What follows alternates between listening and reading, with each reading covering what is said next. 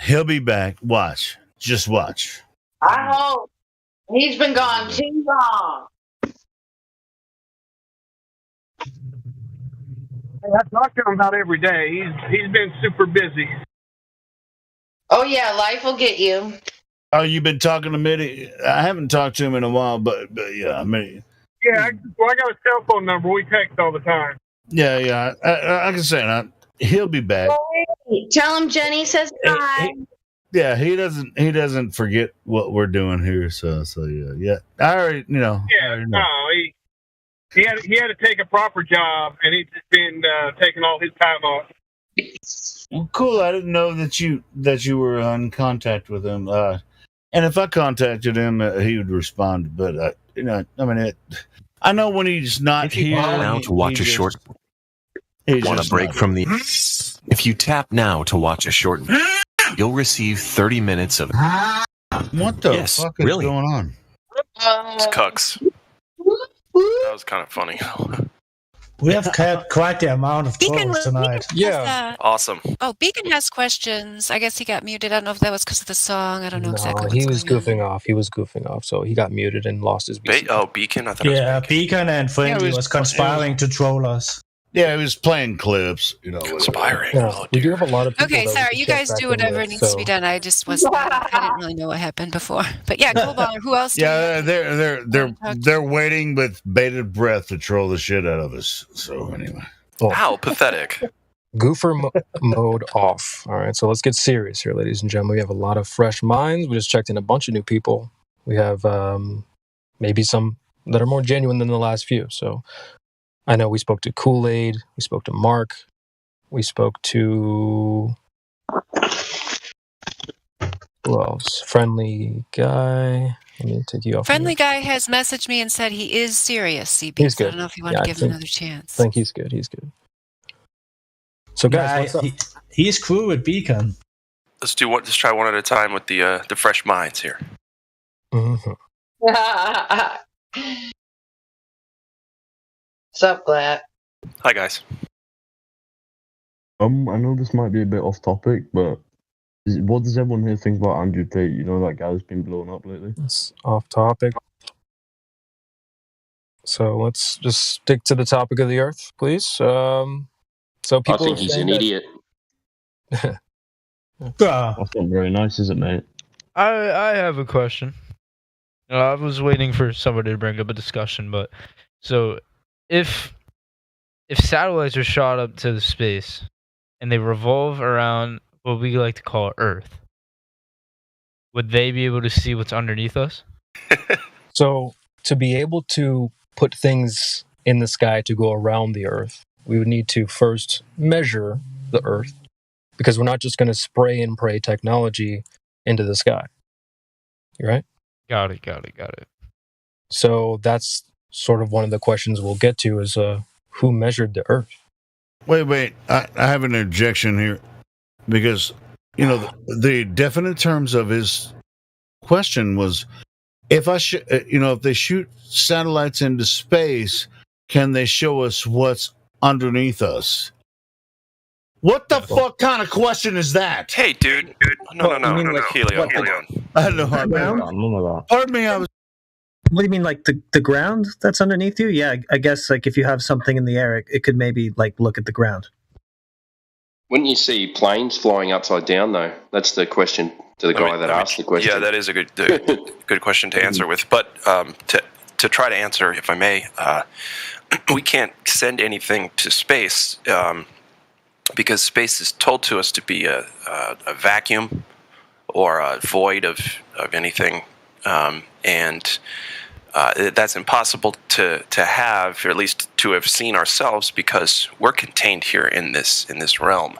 We experience air pressure, gas pressure, and that means that there's a barrier somewhere containing this entire system. We wouldn't have weather. You and I would not be able to breathe with our lungs if we weren't pressurized, and that means that there's a barrier containing us somewhere. Otherwise, we wouldn't have this pressure, because pressure means to press on the walls of a container. It wouldn't be the word pressure if it didn't press against walls of the container, right? So it's a container. So I wonder how it would be that we could get a tin can, through whatever barrier there is there into what we call a second law of thermodynamics violation.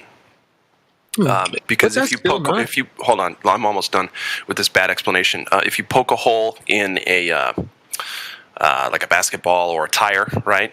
Eventually that'll empty out, right?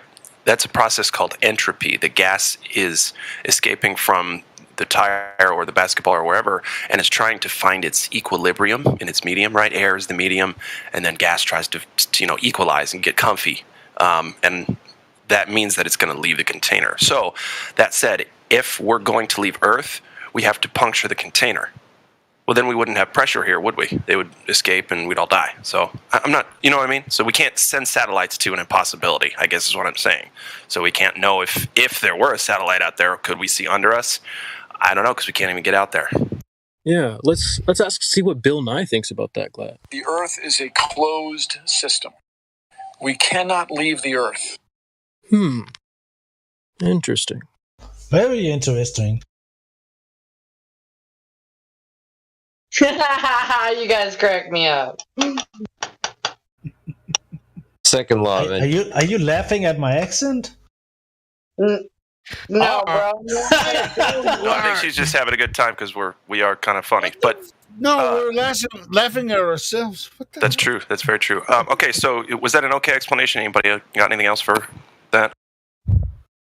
Any questions, critiques? No, because when you try to explain the globe to a globie that's just religious, I mean, it's just like, it's funny anyways. I'd like to hear his response. He asked about satellites. I'd love to hear his response to what I said, please. So, I fully understand on what you're speaking of, like puncturing a hole. If you think about it, there would be like the flat tire explanation. That was a good explanation. That it would eventually seep all the way out, and we'd be dying in our own bodies just without any air. But the thing I'm confused about is I totally forgot what you said, but how they get it on the other side of the container. Because my teacher taught us, like, it was like a weird conversation she had with us because most of the kids didn't understand it. But it was my senior year, which was two years ago.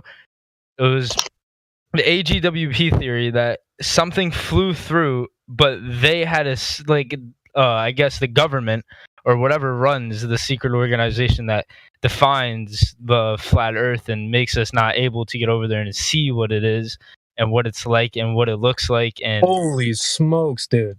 The environment. All right, so what's the question? The question is how the hell the satellite gets there in the first place? How? That's what we're trying to say. That there's nothing out there, quote unquote, out there, because no one can get, quote unquote, out there, right? We can't puncture the container.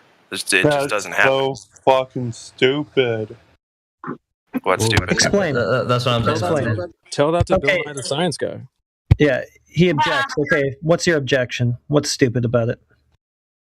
The fact that we have satellite imagery, the fact that we can witness satellites going over our head. Really? Oh, it's smooth. Everybody jump down his neck. One person. Yeah, one at a time, please. I'm going to go away. Thanks for listening, guys. Okay, satellite imagery. Such as what? What imagery? He got muted. This guy's the AGWP theory is what Dude, you guys have been saying that in this little code for the last couple hours, so it's... Do you guys think I can also the AGWP theory is? Because I've got no clue. Yeah, no. I don't care. It's just a theory. AGWP is like the Earth, you know? Yeah, no. Doesn't matter. What? Anybody that's say AGWP, you're getting it. What's going on over here? What's going on Well, there? somebody invoked satellite imagery as proof that we live on a spinning ball, so I was just hoping they would elaborate. Okay. That is proof that satellites exist. Okay, so there's something in the air taking pictures? Mm-hmm. Okay, what does that prove exactly about what the Earth is? Well, it proves that satellites exist. Okay, so satellites defined as something in the air that can take pictures in this case. Yep. Yeah. Okay. Control. Now what? Do you agree that satellites exist? Define satellite. An object that's not on the ground, right? That takes pictures of the ground. Does it do that from a thermodynamics violation? Could be. I'm not stating that. You asked me to define it. Define okay, it. No problem so far. And does it require? Do you agree that satellites exist? Yes or no? Well, I'm getting you to define them first so that I can answer the question. Agree, yes or no, answer with specificity and show your honesty. Yeah, the purpose of getting you to define it is so that we'll have the specificity so that I can I'm answer. asking So you. It's not necessarily in a thermodynamics violation, so I have no objection there. And does it require a measured... Your definition, do you believe that satellites exist? Answer of honesty and specificity. Yeah. Okay, so does it require a measured globe radius satellites? No, but do you believe that satellites exist? Yes or no? Okay, then sure, no problem. No problem. Then satellites, as you just defined them, they exist. Okay, perfect. So what satellite would you like to talk about? Whichever one you think proves whatever it is you think the Earth is. Sure. Okay. I'm going to show you satellite tracking imagery, right? Where we're going to track the orbitals. Hold on. Allow me to finish. Show your maturity and allow me to finish. Do not interrupt. Dude, this guy's a troll, guys. We're going to look at a light in the sky? I want that satellite. Or interrupt me. Either way is fine. Have genuine people here besides this Listen, if you show me that data from that satellite, that means that Earth will be sphere. Is that true? That's not what I'm saying. If you want to hear what I'm saying, allow me to finish. That's the server topic, though. What I'm saying, This is server topic, man. What do you want if to you know? want to hear what I have to say, allow me to finish. Well, if it addresses the server topic, then sure, but it doesn't sound like it does because you just said it doesn't really have anything to do with that. So I haven't why gotten are there we doing yet. this? If you don't want to hear what I have to say, mute me. Mute me and ban me if you don't want to hear what I have to say. Oh my god! Twist my. We want to hear what you have to say. We just want it to be on Then topic. don't interrupt me if you want to hear what I have to say. Yeah, but there was a qualifier there. I said we just want it to be on topic. Listen, I'm on topic. If you don't want to let me finish, ban me and kick me. I'm good with that. You're not the moderator here. I'm not the moderator, which is why I'm saying you guys are free to do as you wish. Can you answer simply fast what that satellite? Here's how I can prove that the Earth is not flat. Right? I'm not proving that Earth is a globe. I'm proving that Earth is not flat. How do you do that? Yeah, I'm really curious about that too. How do you prove that the Earth is not flat? Tell us. Okay. You have to define what flat is, dude. No. I want him to go through his whole spiel. Please, nobody talk over him. Flat Earth troll. Yeah, pretty simple. So if you look at a polar orbit satellite, right, it's unable to be expressed how that satellite works on a flat model. Okay. What model? Any flat model that you have a model. We don't have a model. Have a model. Nobody's presented a model. I'm not saying presented a model. I'm not saying that you guys did anything. So what are you comparing it to? I'm telling you. He's saying that doesn't work on flat Earth. He's saying that. If you want to hear me talk, let me finish. Okay, if not, I can debunk that really quick, though. Kick me if you don't want to let me finish. I can debunk that really quick, though. I haven't finished. Well, you've already started off on fallacies. If you observe a phenomenon in the sky and then say that just cannot work over a flat surface, and then we go measure the surface and it turns out to be flat, I guess you're wrong. I haven't finished. Yeah. Okay. Well, if you want started off. Listen, I'm a college graduate, and I never had conversations like this in college where people interrupt me. But feel free to do it. You were in the EGOs this morning, dude. So relax. Doesn't mean I'm not a college graduate. Maybe they had an overinflated view of your credentials. Let's be in college now. Okay. Come on. Say it. He got muted again. Fuck. Why you people don't want to say this? When we observe that satellites and satellites showing the data that cannot work on the flat Earth, I want that he say that, and when he finish that cannot work on the flat Earth, then we will speak. The ultimate test for that claim is to just measure the Earth and see if it's curved or flat. Because if it works in the sky and you say it can't work over a flat surface, but we measure the surface and it does turn out to be flat, then I guess that's just a bunch of crap. Yeah, I don't know. I don't see how they can go so many steps Well, it's forward. like just because we already know what the fuck. Somebody talking. Oh, okay. Sonny, just because you guys are just repeating yourselves. Just because we already know what he's going to say doesn't mean we shouldn't let him say it. Don't be a dick. All right. Well, okay, maybe I'm being a dick. Fuck it. We already know what he's going to say, but you don't even let him get freaking 5 seconds into what he's going to say. Okay, so I disagree. You guys have at it. Thank you, Helio. Appreciate it, buddy. I agree with Helio. We need to give him a chance. Thank you. Okay, let's give him a chance. You guys can entertain his fallacies then. Oh, I think it would have been good for the live stream at least. I mean, it's good sometimes to hear these people and the nonsense. I think for other people, yeah, man, there are dozens of people listening and listening back on the live streams, and to hear like 10 flat earthers not even let him get freaking 5 words in. I think it's unlistenable. I'd like to listen. Let him do it. I'd like to see how quiet everybody can be when a Glober's talking. I'd like to see that. Can we be quiet for 2 minutes? He will explain everything in 2 minutes, what satellites do, and then we will speak. And honestly, I think it makes us look bad when we. Okay. Enough said about that. Let him take the floor and do it. Hey, thank you, deep-voiced man. I appreciate that. I do think it makes you guys look bad if you interrupt. So what I'm saying to you is that we already established that we both agree satellites exist, right? We're not describing where they exist. We're just saying that satellites exist. So the question only. Sorry, question. All right. Satellites, but you, so only question. Already. Sorry, really? Only question about satellites. How many words did I get into that? Stop. We agreed together now that we're going to let him say what he give him a spiel, and he was like, when he says I'm done, and he's done, then we can respond. I don't agree on satellites, but go ahead. Go on, Smooth. Thank you. Of course, we don't agree on satellites. I just want to give him. I want to give him time. To start off with, we agree on satellites. We don't. So go ahead. Oh, okay. Would you like to address that point? Can satellites exist in your belief? Well, I just said that absolutely. The way you define them, there was no problem.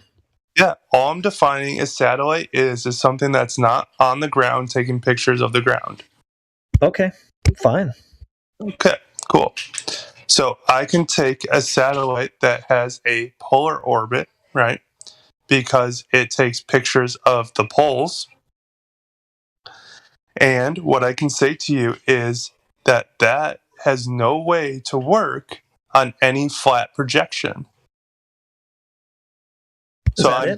I'm proving, because what I can do is I can watch this satellite take pictures. It doesn't have to be in space. It could be in the dome.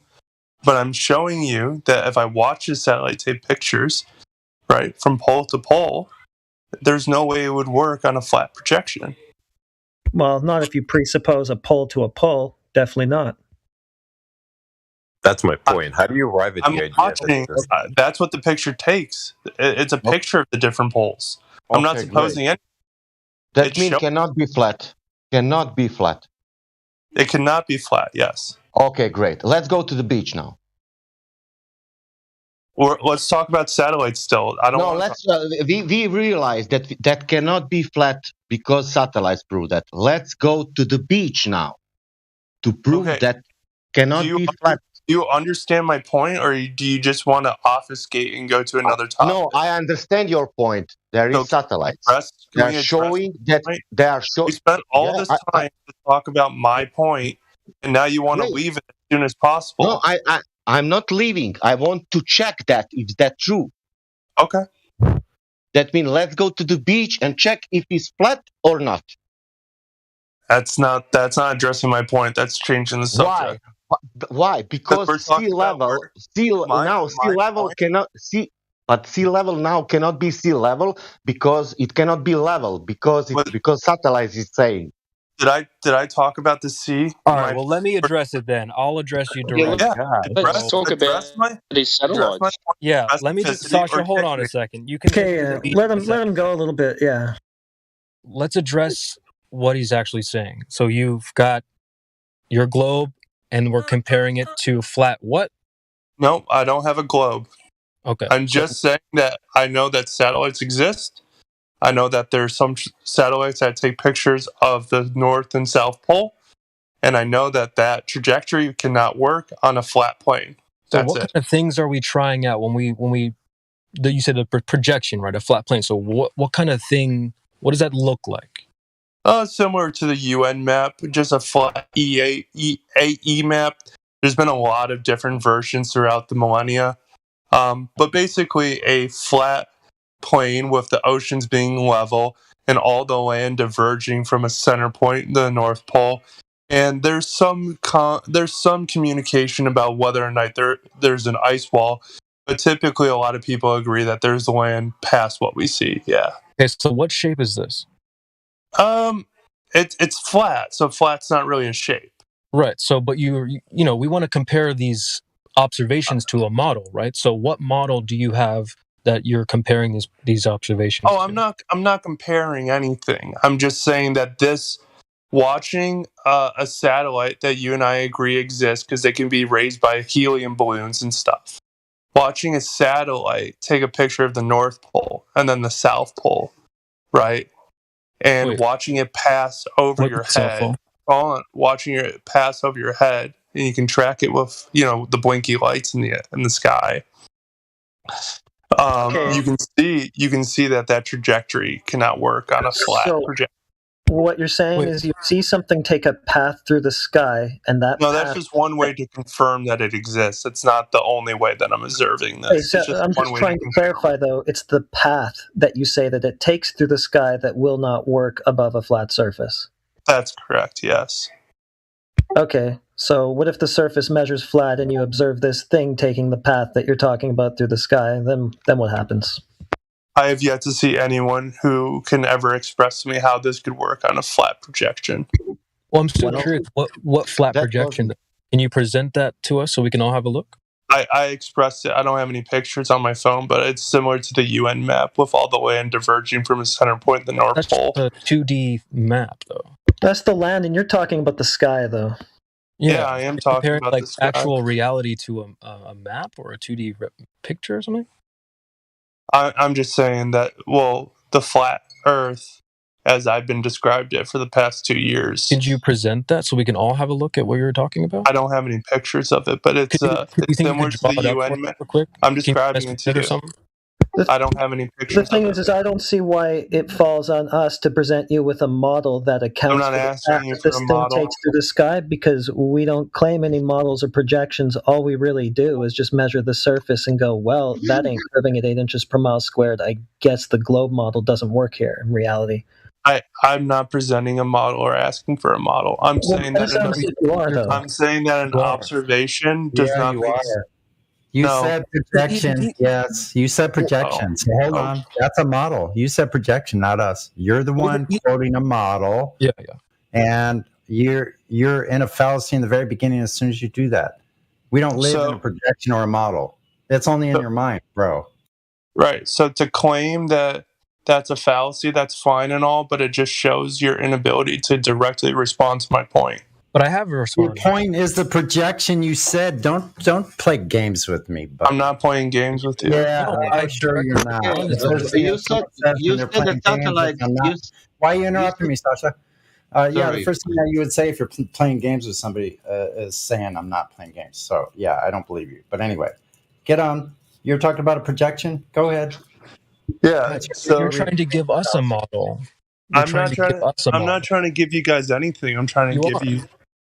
And retract projection.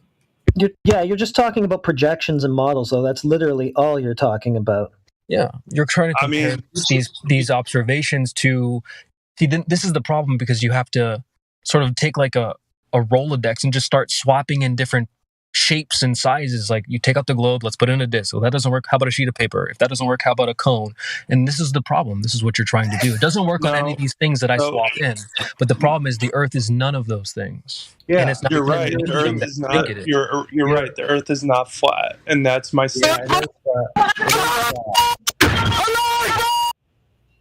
Wow, that's cute. Who unmuted him? Who unmuted him?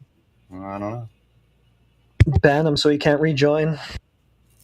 Red eye. So one of them talked me into unmuting them. Which one did that? Was it the vegan guy? Oh, okay. That was that was not me, all right, Sonny. Don't even do that. Sorry. I'm sorry. I know it wasn't. I apologize. I muted anyone that yeah. anybody knows who that was, I can ban them. But I thought it was the Beacon guy that did Allah Akbar before, wasn't it? Yeah, Beacon? I saw it briefly. Their crew has been a trolling crew. Like the UK crew the other day. I checked the voice log. I got him. Don't worry. God, thank you. Was that Crow or Crux or whatever? It's the AGWP crowd. That those goofballs. And CB, Can I ask who are we talking about? Crux. Can I ask some questions to the centrally observed points with respect to the 2 poles, please? Yeah, the 2 poles. So my questions are: how can you confirm that in fact, the satellite that you refer to are, we think, satelloons, because there's balloons that are attached to these things that fly, so satelloons took pictures of this secondary pole you're referring to. How can you confirm that? I can visually track it with its blinking light from pole to pole. Well, that's fine, yeah, so that's a confirmation that you've made, but you don't have any evidence of for us to consider at this point, correct? Well, what I'm trying to express to you, right, is that as I've been described it, and sure, if you wish to say that you don't adhere to my understanding of the flat projection, that's fine. I guess I'll limit my statement. Not a projection. Hold on, I really need some space with this right now for the 2, because I have an issue with these 2 binary poles. If I need a minute here with him, please keep going. Yeah, thank you, sir. So what I'm trying to express to you... Please don't call me sir. Please don't call you sir? That's right. Okay, ma'am. Damn, we got you, Huey. Well played. Oh my god. If somebody's not sir, it's a man. Oh my god. Anyways, keep going, my guy. Don't call me your guy. Keep going with your explanation, my friend. I'm not your friend, pal. Anyway. All right, well, you're going to lose your VP. Go ahead, weirdo. Keep on going. Let's hear it. You can visually track it. Keep going. Yeah, as I've been described, the flat projection is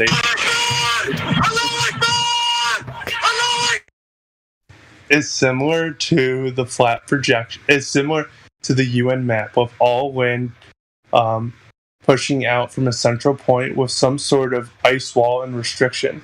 And I know the ice wall is in contention, and I'm fine with that. But a lot of people agree that there's a path to the other land near New Zealand. Right? Okay. Here's my point. Let me just finish. At this point, okay, I don't want to get off in the weeds. I just want to get right to it.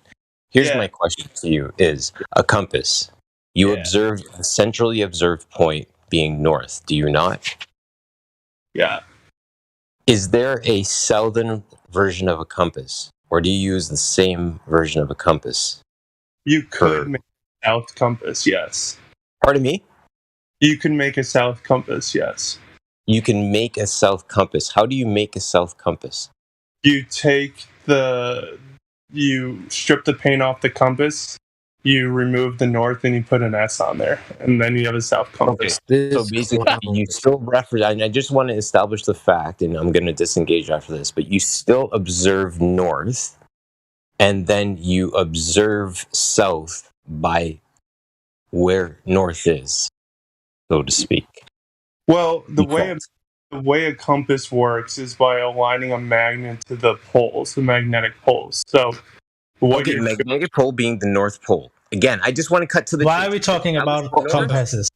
A magnet has 2 poles. So if you're going to have a magnet and you're going to have a North Pole, then logically you're going to have a South Pole, because that's how magnets work. Show me a magnet. You're presupposing the pole thing, bro. Are you kidding me? You don't have a measurement of curvature. You need curvature, bro. All this guy is doing is he's just giving us a 3D model globe projection of the Earth, going, "Hey, look, this satellite trajectory works with that." Whereas your 3D model, that's all.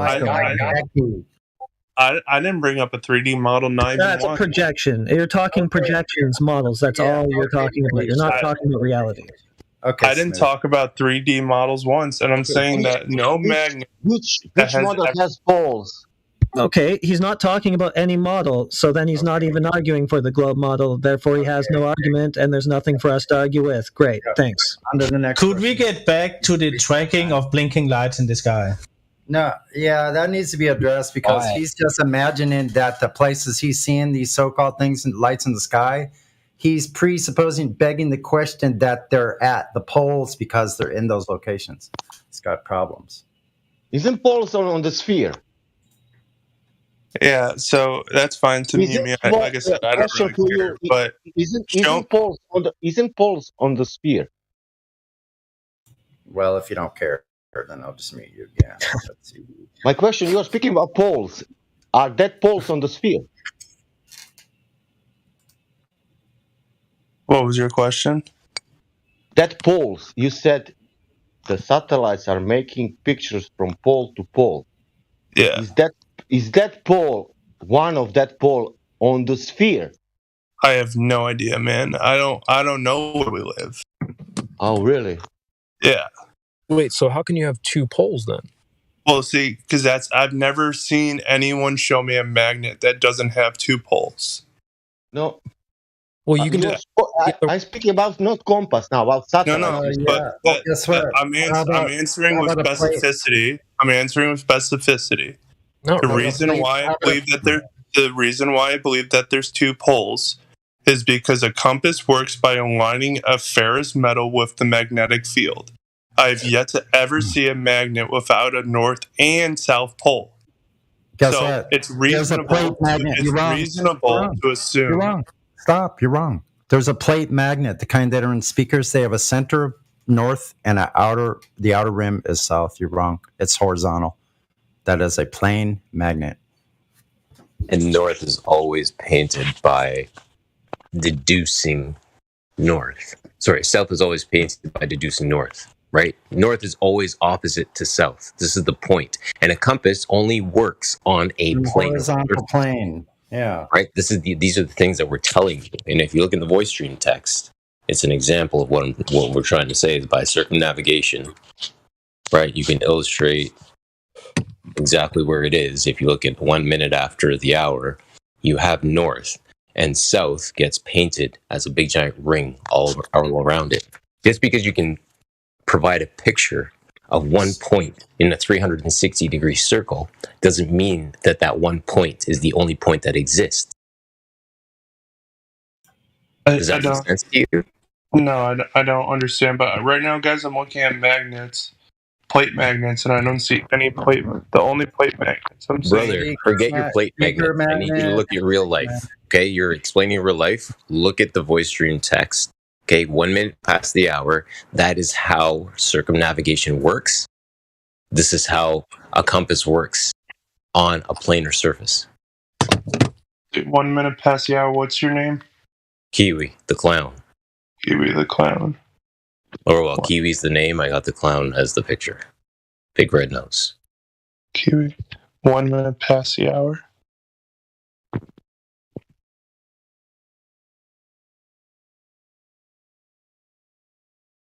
I'm sorry, I don't see it. I see indigo wrong. Am I in the wrong chat? I'm in debate text. Is that the right one? You want live stream voice text? I'll ping you. Voice text. It's right above this live stream. There's a hashtag live stream voice text. Live stream voice text. What kind of roles do you have? Let me see. You should be able to see it if you're VC verified. Are you watching it take picture of flat Yeah.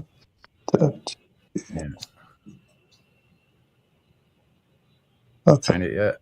Yeah, North Pole circumnavigation. Right. And this is the point, is that in circumnavigation, you cannot have an opposition of south being a point. So what is in the... So I see the stick in the... Is that just a normal compass? Mighty guy. I'm asking some questions for one of you knowing. And I'm saying to you that when you have a centrally observed point, and we're going to say that centrally observed point is north. Yeah. Everybody has a compass that's walking on that flat plane.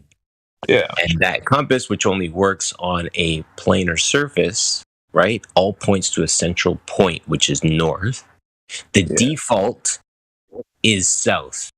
So if you have a centrally observed point being one point, Again, what's in the middle of navigation? All around you, it's south by default.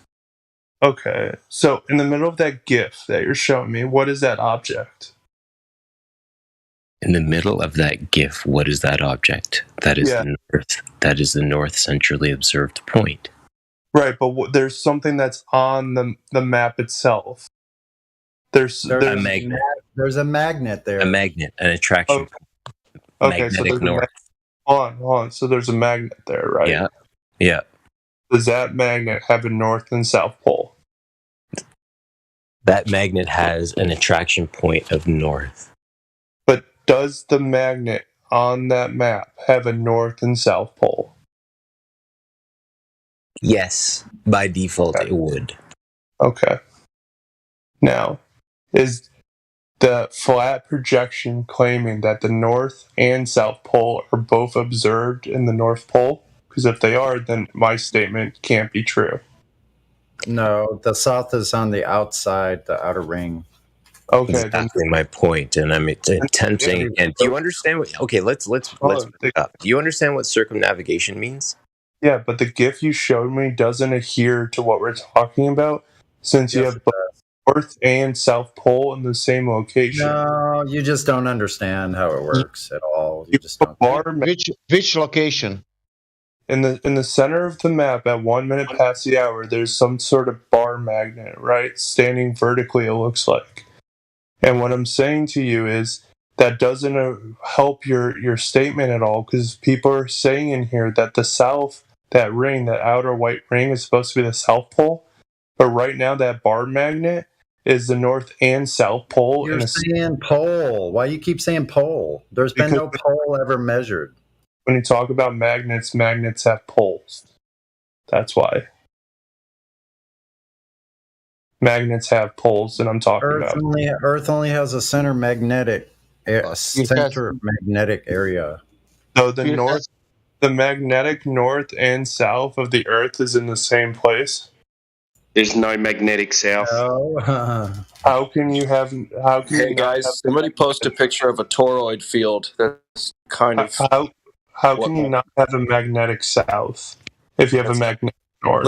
Listen. What might be happening is a toroid effect. So it's got a middle magnet and then outside activity. And the toroid goes constantly from, it circles from inside to outside of the middle from the middle circle. It's hard to explain, but if somebody posts a toroid field, that's more like what might be happening, and because then you get your magnetic duality that way. Right. You see this toroidal field posted by the Buddha bot at 7 minutes past the hour? Hang on, let me check. Yeah, I see that. Yeah. Do you see how there's a top and bottom to that? Yeah.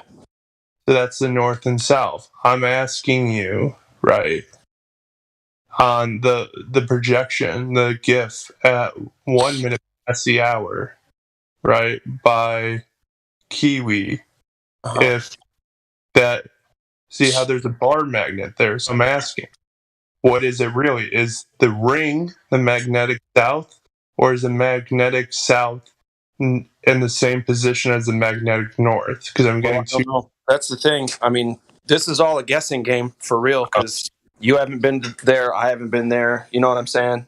There's no real way to know. But my guess, just my guess, is that we're in the center of that, like on a disc in the very middle of the toroid. Toroid's doing its thing, right? Still has the south input down below and the north output up above or whatever. Yeah. You know what I'm saying? But we're like on the middle. So that means in the middle of that. That's not even my opinion. That's just like how to visualize it, I guess. Thought experiment. I don't know. But if we follow that thought experiment, right? If we if we observe the GIF posted at 7 minutes past the hour, the toroidal field posted by Flat Earth Buddha bot. Right. If you're saying that we exist in the middle of that toroidal field, that means that the north and south, magnetic north and south of that toroidal field are in the same location. Is that what you say is happening? No, I'm not. How do you reconcile the fact that you can't have a north and you need a south pole if you have a north pole? I can't reconcile that. That's the thing. That's why it's hard to talk about, because we're not making any claims that we know one way or the other. Well, I'm making a claim that I know that the Earth is not flat. Well, you can't do that. Sorry. Easily, I don't know I what can. that means. You would That's have what it comes you down would have to. to have You a don't know what measurement flat to means. show that it was You got to curved. measure that. That's the thing. You got to first measure You have it. to have a And measurement. Can't use secondary means. Here's the deal, too. It's like getting past the fact that there's no measurable curvature where we live on the ground. That's the first hurdle. Then after that, it's like, okay, so now what do we live on? Like, now we can actually start to try to find that out. But Well, I'm telling you that it's not 100% flat. I know that for sure. Right. It's not. Oh, we have topography. That's not what we're saying. That's not what we're saying. We're not saying the Earth, every inch of the Earth measures 100% flat. The number one thing that at least I'm saying is that the globe math does not comport to reality. We see far too far than we should be able to, given the globe math. That's it. If water is not flat, what it is?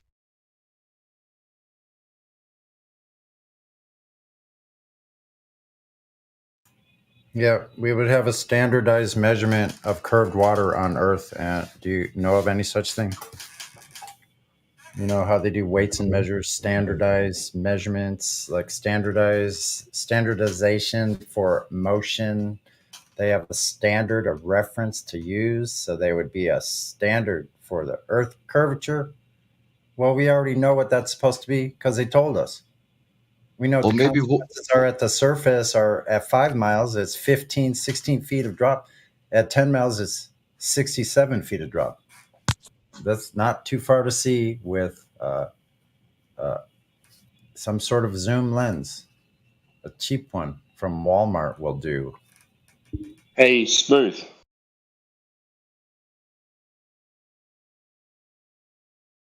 Smooth.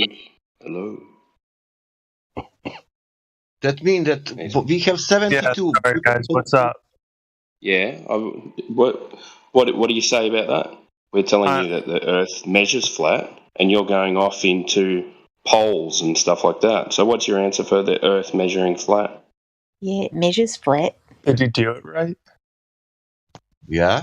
Are you sure? What do you mean? Did we do it right? I made math like this. There is an object 9 miles away, and that object is 9 miles away, and I saw the object 9 miles away. That's it. Yeah, and that object should to be 66 foot behind. But if I take a theodolite and create a reference point, and then take a picture of a sign a few miles away. We are not going to the sun. We are on the beach. We are on the beach. Sign. I said sign, not sun. Okay, sign. Yeah.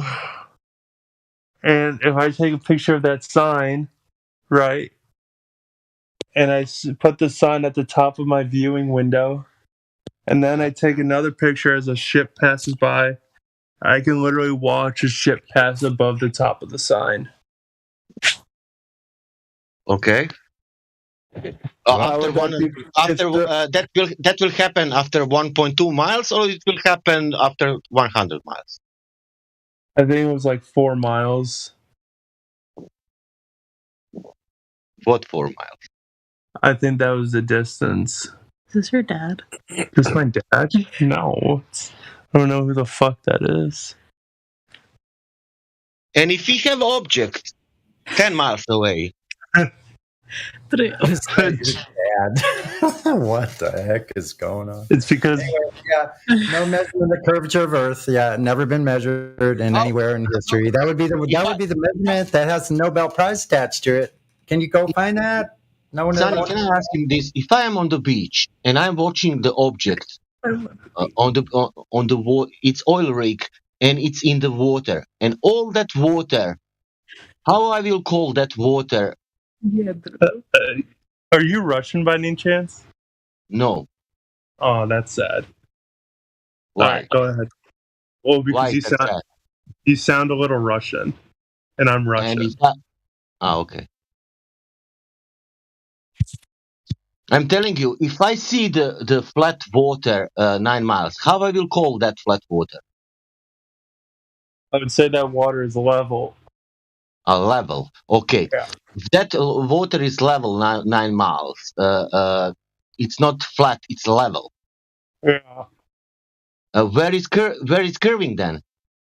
Well, you can take two bearings and suspend one of the bearings in a magnetic field, and the distance between the two bearings will be equal and unchanging. You can say that those two bearings are existing in a level state. Level doesn't have to mean horizontal. Oh, really? Is level curved? Oh, really? What level means? Level means perpendicular. To what? To a point. To a point of what? Point where? To a point. To an no, baby, where are you going? Imaginary point. Yeah, where are you going, baby? Come on over here. You're at the wrong guy's house. Anyway, he's a girl.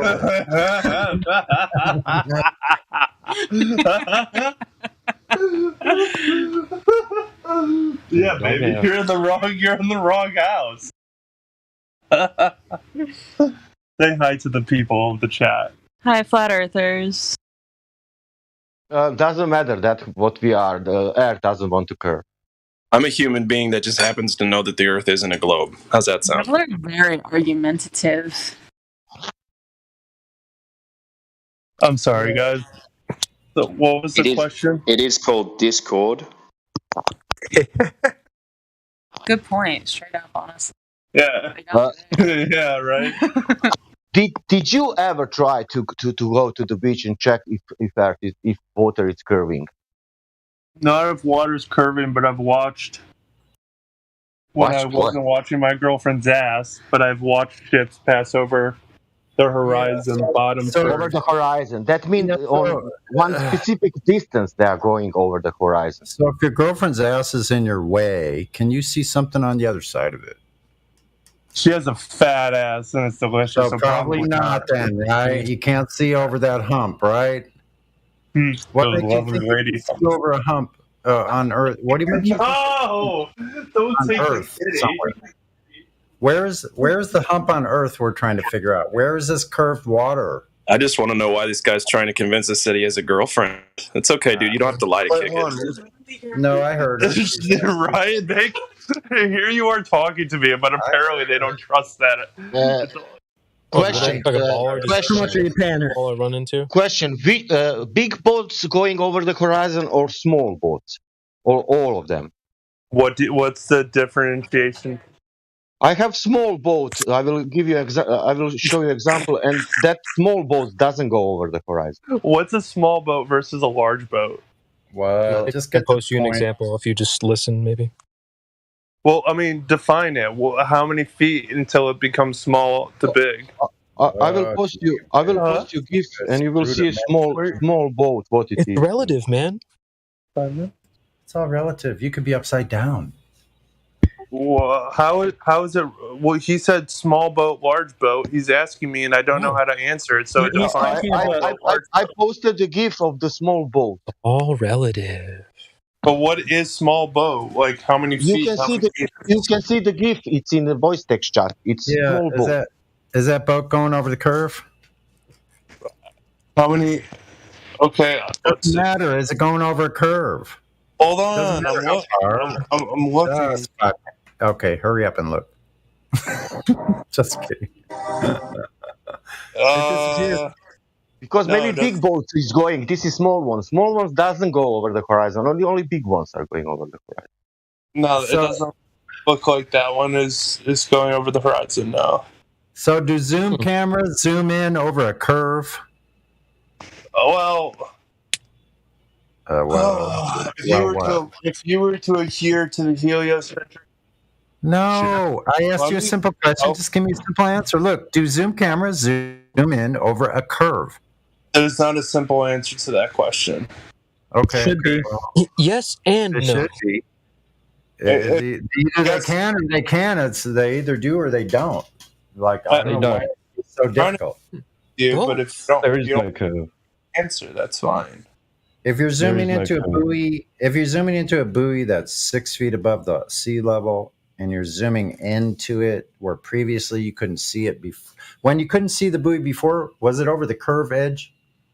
If you're like, let's say you're on a sailboat and you're going by a buoy and you get further and further away until you can't see it anymore, is the buoy disappearing because it's going over a curve edge?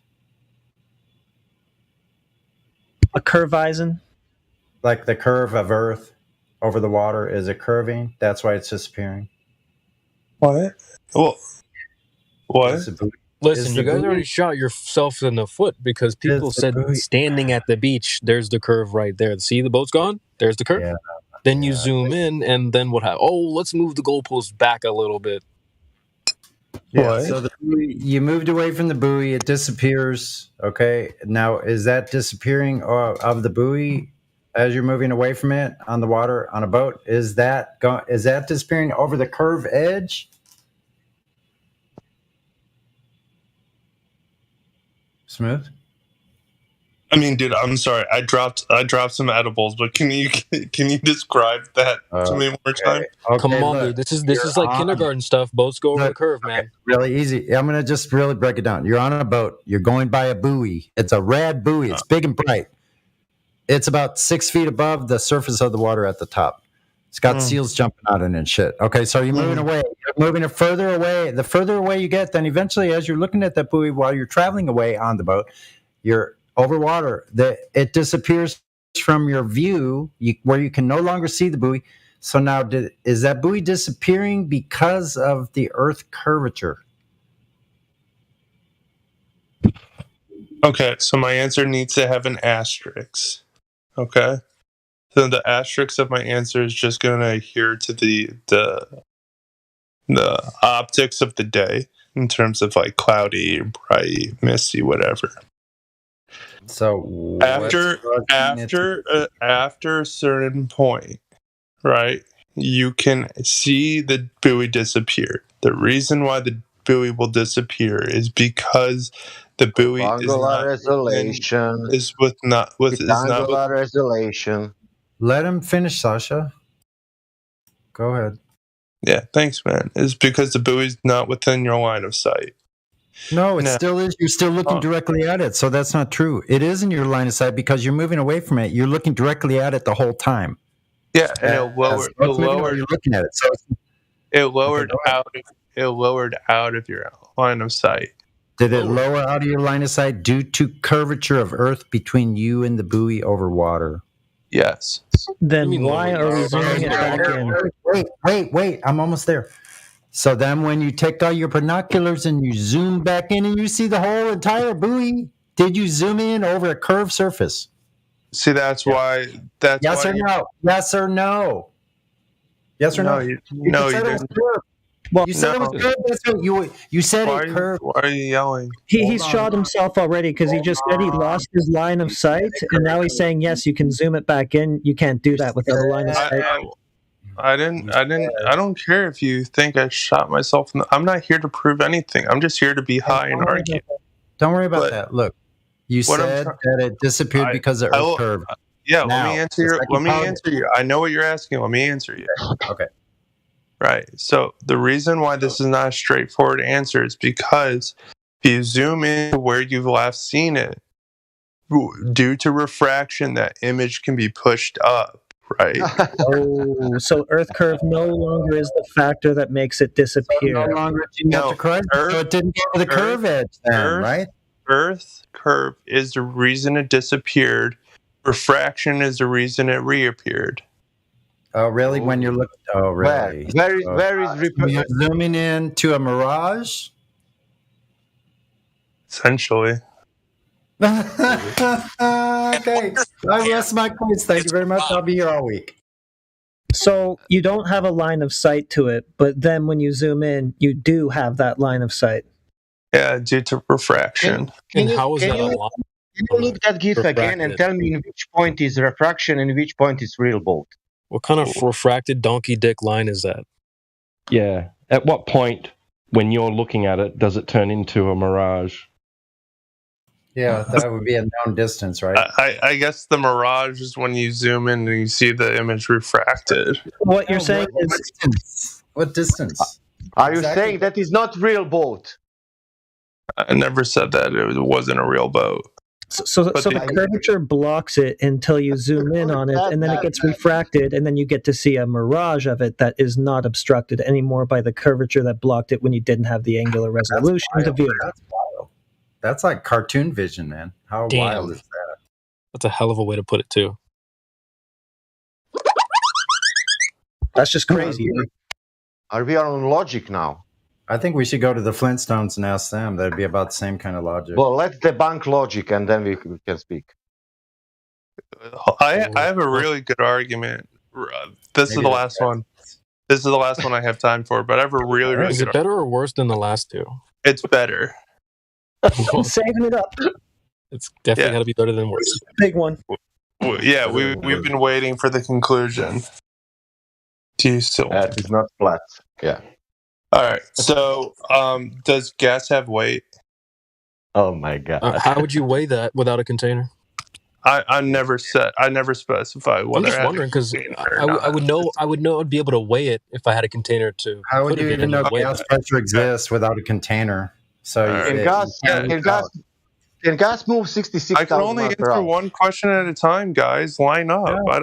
I'll answer all. Yeah, I was first, guys. Yes, it has. I can only answer one question at a time, so. It has weight, but you need something to weight. Let him lay it out. Okay, so it has weight, right? How you can weight gas?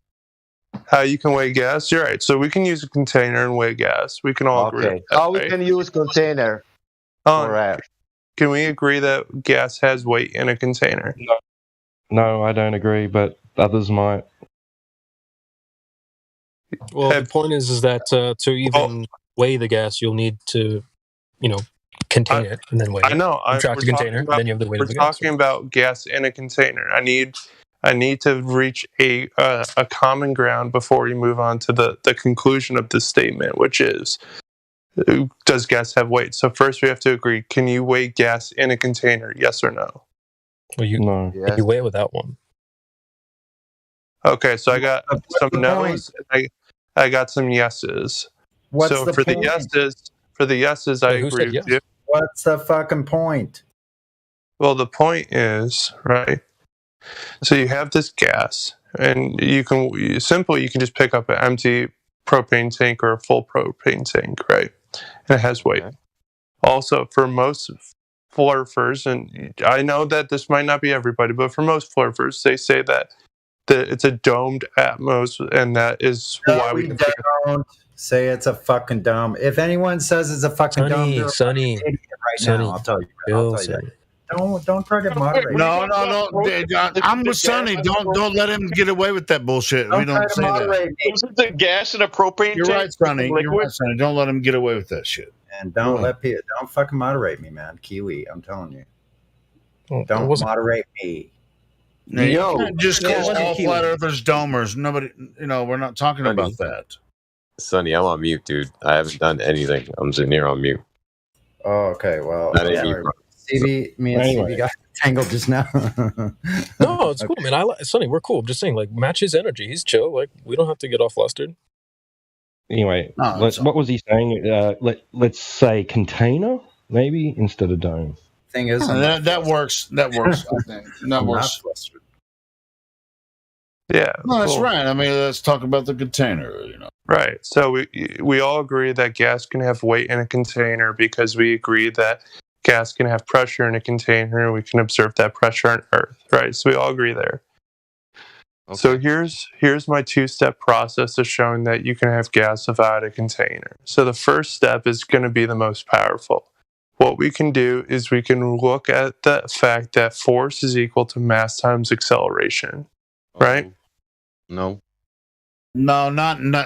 It doesn't apply to gas. So this is where you're wrong from the step, from jump point. What is mass? You can't apply gravity to gases in nature. Wait, hold on. How did you know what I was going to say before I said it? Because I've been listening to you assholes for a long time. But and I already know what you're going to say before you're going to say it. All right, I'll shut up. You quoted an Einstein formula, so there's that. Yeah. No, that was good input, son. That was good input, Helio. You're good. All right, all right. Since you're going to say it, go ahead and say it, and then we'll see if I was right about it. He thinks that he's the first one who will say this.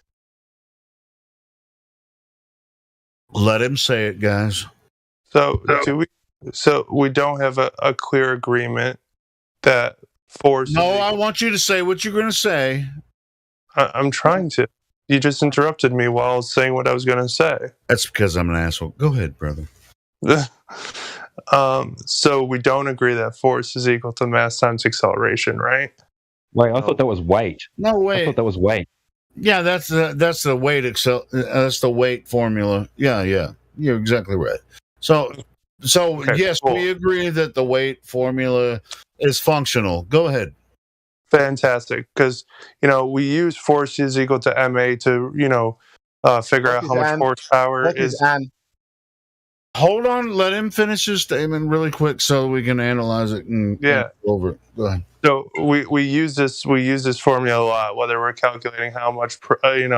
Yeah, it's used in physics, on a daily basis. Go ahead. Yeah, Mike Tyson physics, horsepower, everything, right? So what I'm saying is, if you get a scale, hypersensitive scale, and you take a air compressor or a leaf blower and you blow it at the scale, you will get a reading, right? And then if you think about this, that reading has to be some type of force pushing on the scale, right?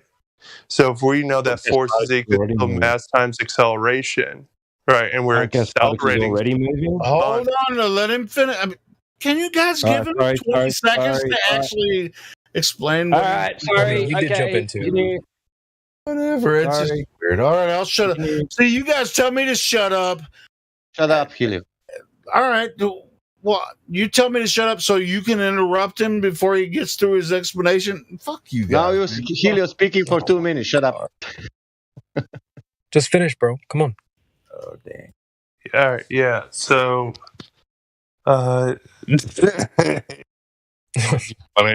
we'd like to respond. So you got to wrap up your point. Yeah. Sorry. My girlfriend's getting pissed. Okay. Final statement. So you take an air compressor or a leaf blower and you blow it at a hypersensitive scale. You see a reading, right? That reading is something that you're pushing. So if we say that's force, and we know that force is equal to mass times acceleration, right? And we know we're accelerating something because we're pushing something, whether it's an air compressor or a leaf blower, then we know that there has to be some mass that we're accelerating at that scale. That's called air. Exactly, which means that air has mass, which means that air has weight. Thank you. On Earth. On Earth, which is where we are. Yeah, that's where we are. Bravo. Okay, so that's how you can show that.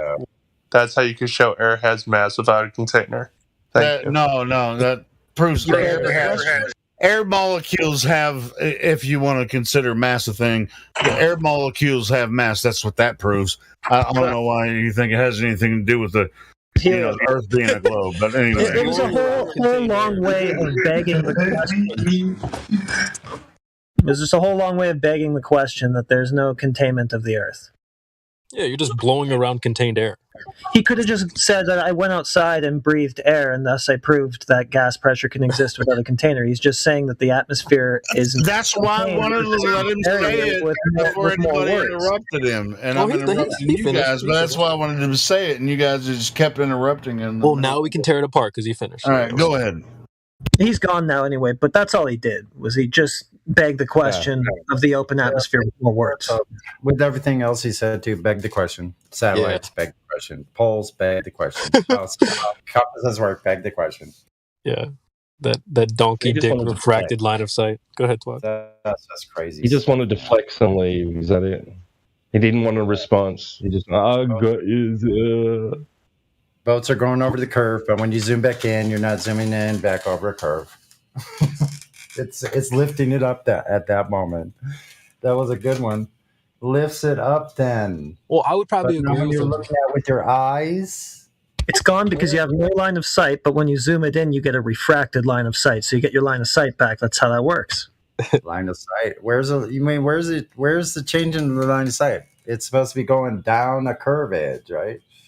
It's slightly looming non-standard refraction ray in a holographic projection of a clock from behind the reified, now debunked sphere edge horizon, formerly known as Earth curve. Now debunked, yeah. Earth, formerly known as Earth curve. Well, I love that, dude. That Earth curve was never known by anyone. No one ever has known it. Slightly looming non-standard refraction. Hyena. How do you know it wasn't squatting or squishing? Don't they? Well, he didn't specify whether the buoy was at a distance that was far enough for his eyes to be unable to resolve it. So, there's all these other factors involved in that analogy, but that they have to discount, and they have to make it a static world in order to have their refraction. With this it's funny. The refraction is happening once you zoom in. That's just hilarious. Yeah, isn't that wild? Isn't that crazy? Sonny, he said your buoy example. He said the buoy was lowering. It's going down. Since when do buoys go down, bro? That's the whole point of the buoy. The buoy go down? No, I said down. From your view. Didn't he say it's going down? Yeah, he did.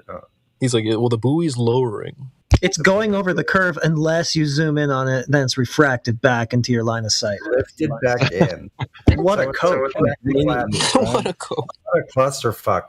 So it looks exactly, no matter what condition they're talking about, makes it look, everything they say makes Earth look exactly as it is, flat and stationary. And they just use all these excuses and cattywampus crazy nonsense with a ball in the background of their minds. The whole I'm still thinking about his first example. He's like, well, the Earth is not flat. It's like, well, it's not flat the way you think. Of course it isn't. And then he like also starts describing reality, It's like, yeah, I don't know. But it's funny to hear him try to talk about the horizon. I put like this: if Earth is observably flat, then it's curving, because observably it's flat, but it's curving. But let's put it like this: if Earth observably curving everywhere, that must be flat then. Right. Exactly. You catching on. Very good. That's Earth could be flat only if it's curving observably. The rain in Spain stays mainly on the plane.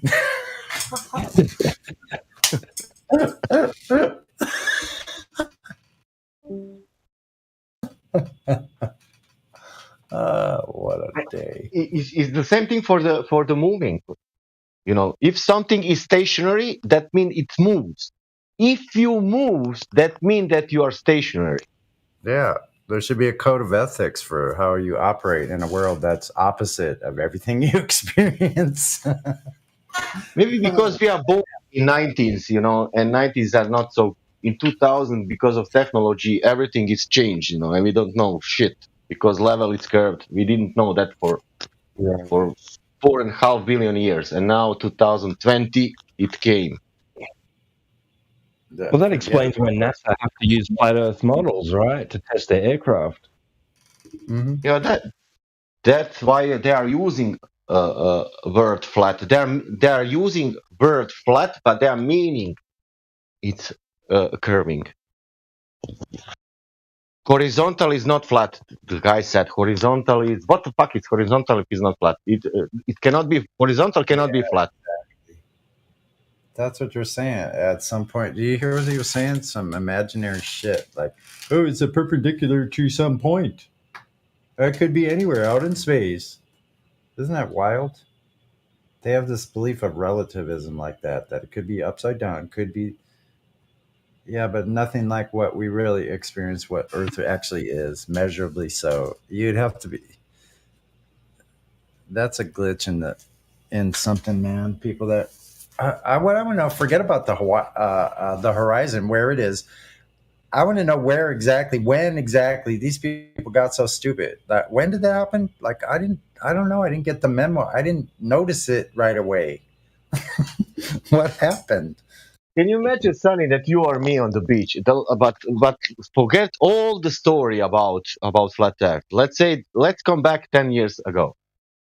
We don't know anything about flat Earth, and you and me going to the beach, and I telling you, look at this, how flat it is, and you saying, Sasha, you cannot use that word. This is level.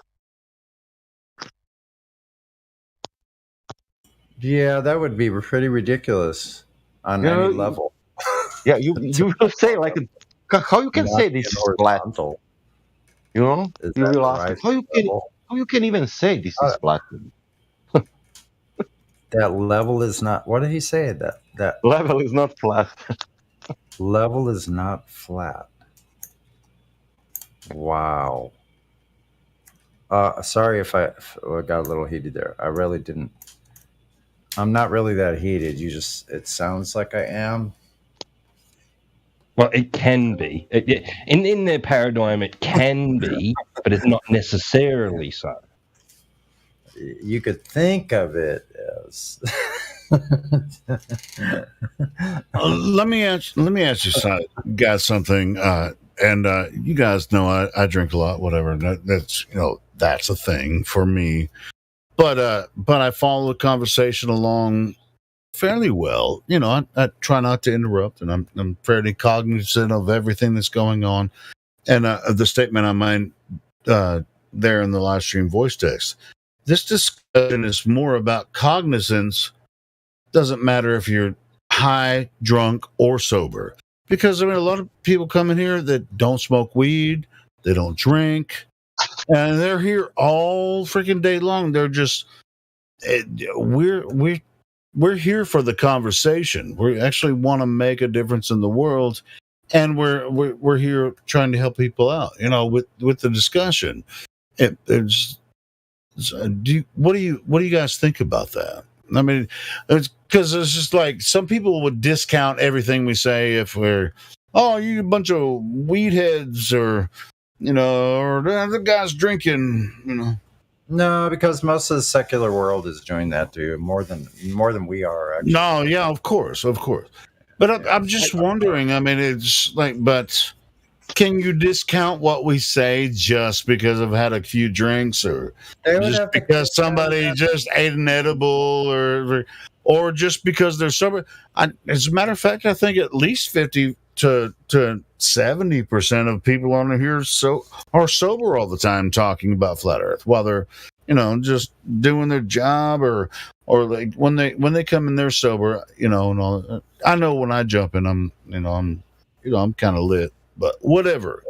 Well, it should be taken. It should be taken upon its merits. Our information should be taken upon its merits. The words. No, and then your behavior can reflect. On and I've been a dick. Through sometimes when I have been over the top or whatever. But as far as the information goes, I try to follow the conversation the best I can. And so does everyone, even the sober people. And as far as the information goes, and what we've come across, people think, hey, well, it's flat Earth. It's just kind of like a willy-nilly thing. It doesn't matter.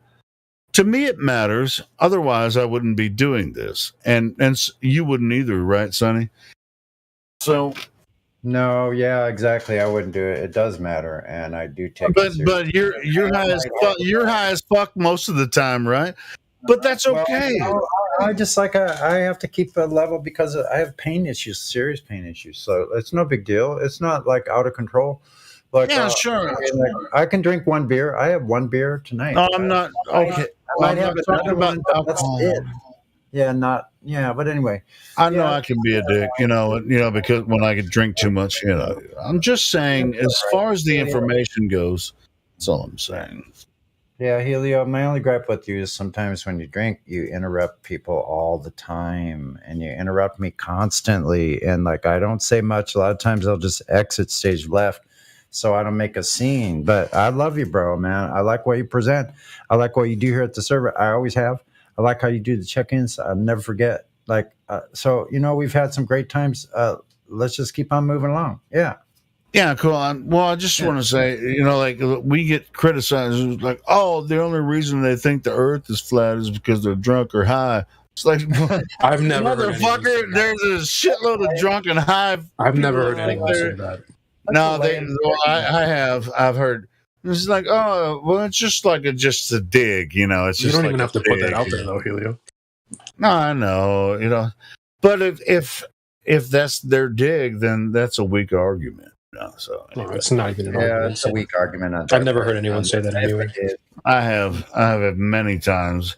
Well, as a matter of fact, the only reason I brought it up is because somebody just brought it up, like in the chat, and saying, "Oh, they're all high, and that's why they think the Earth is flat." It's like, no, bro, that's not why. It was a Glober with the disillusioned girlfriend in the wrong house. She was.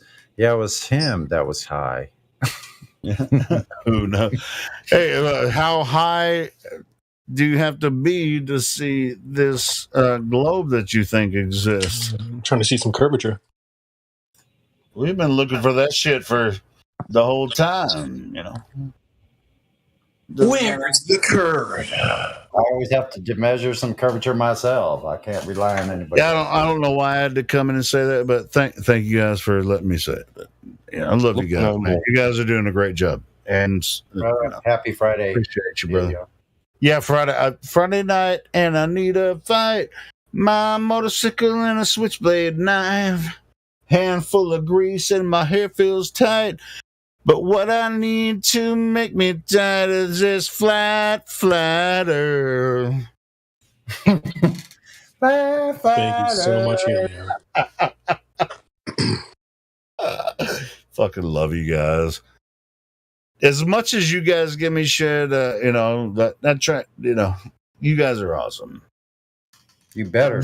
This wouldn't happen without any of us. We're all doing this as a community effort.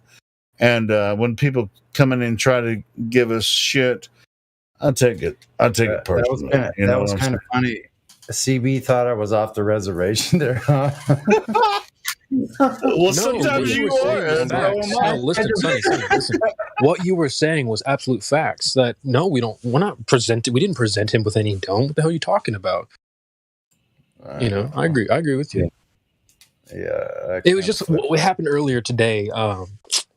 Me and Negator and Geos, right? I came in all cool, collected. He's like, "What the fuck are you talking about?" Like, dude, what the hell? Like, relax, dude.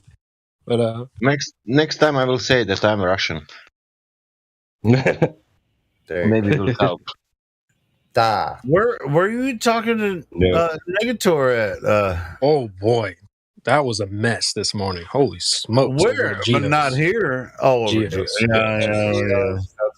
That's why he's not allowed here. Man. Rock hard hate boner for your boy the whole morning. That's where all the snaggletooth trolls hide. Let's not even bring it up. It's not even relevant here. So yeah, we do something else over here. It's all good. He made my point for me. So yeah. Anyway, I already know. I've been through my shit with that motherfucker too. So don't worry about it. Well, we have one man standing, maybe two. I think Mark is still with us. Maybe. This kind of might have been spiraling in the chat a little bit, but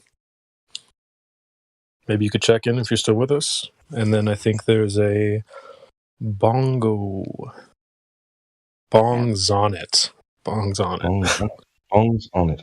The bong is on it. Bong's on it. We have Mark has a VC verified. I think he just opened his mic. Mark, you want to talk? I checked them in. What's up, buddy? You still with us? This guy's been on 2017. What? Yeah, I'm here. Okay. I'm imagining you're inside right now. Yeah? Yeah. Do you think that room is moving? No.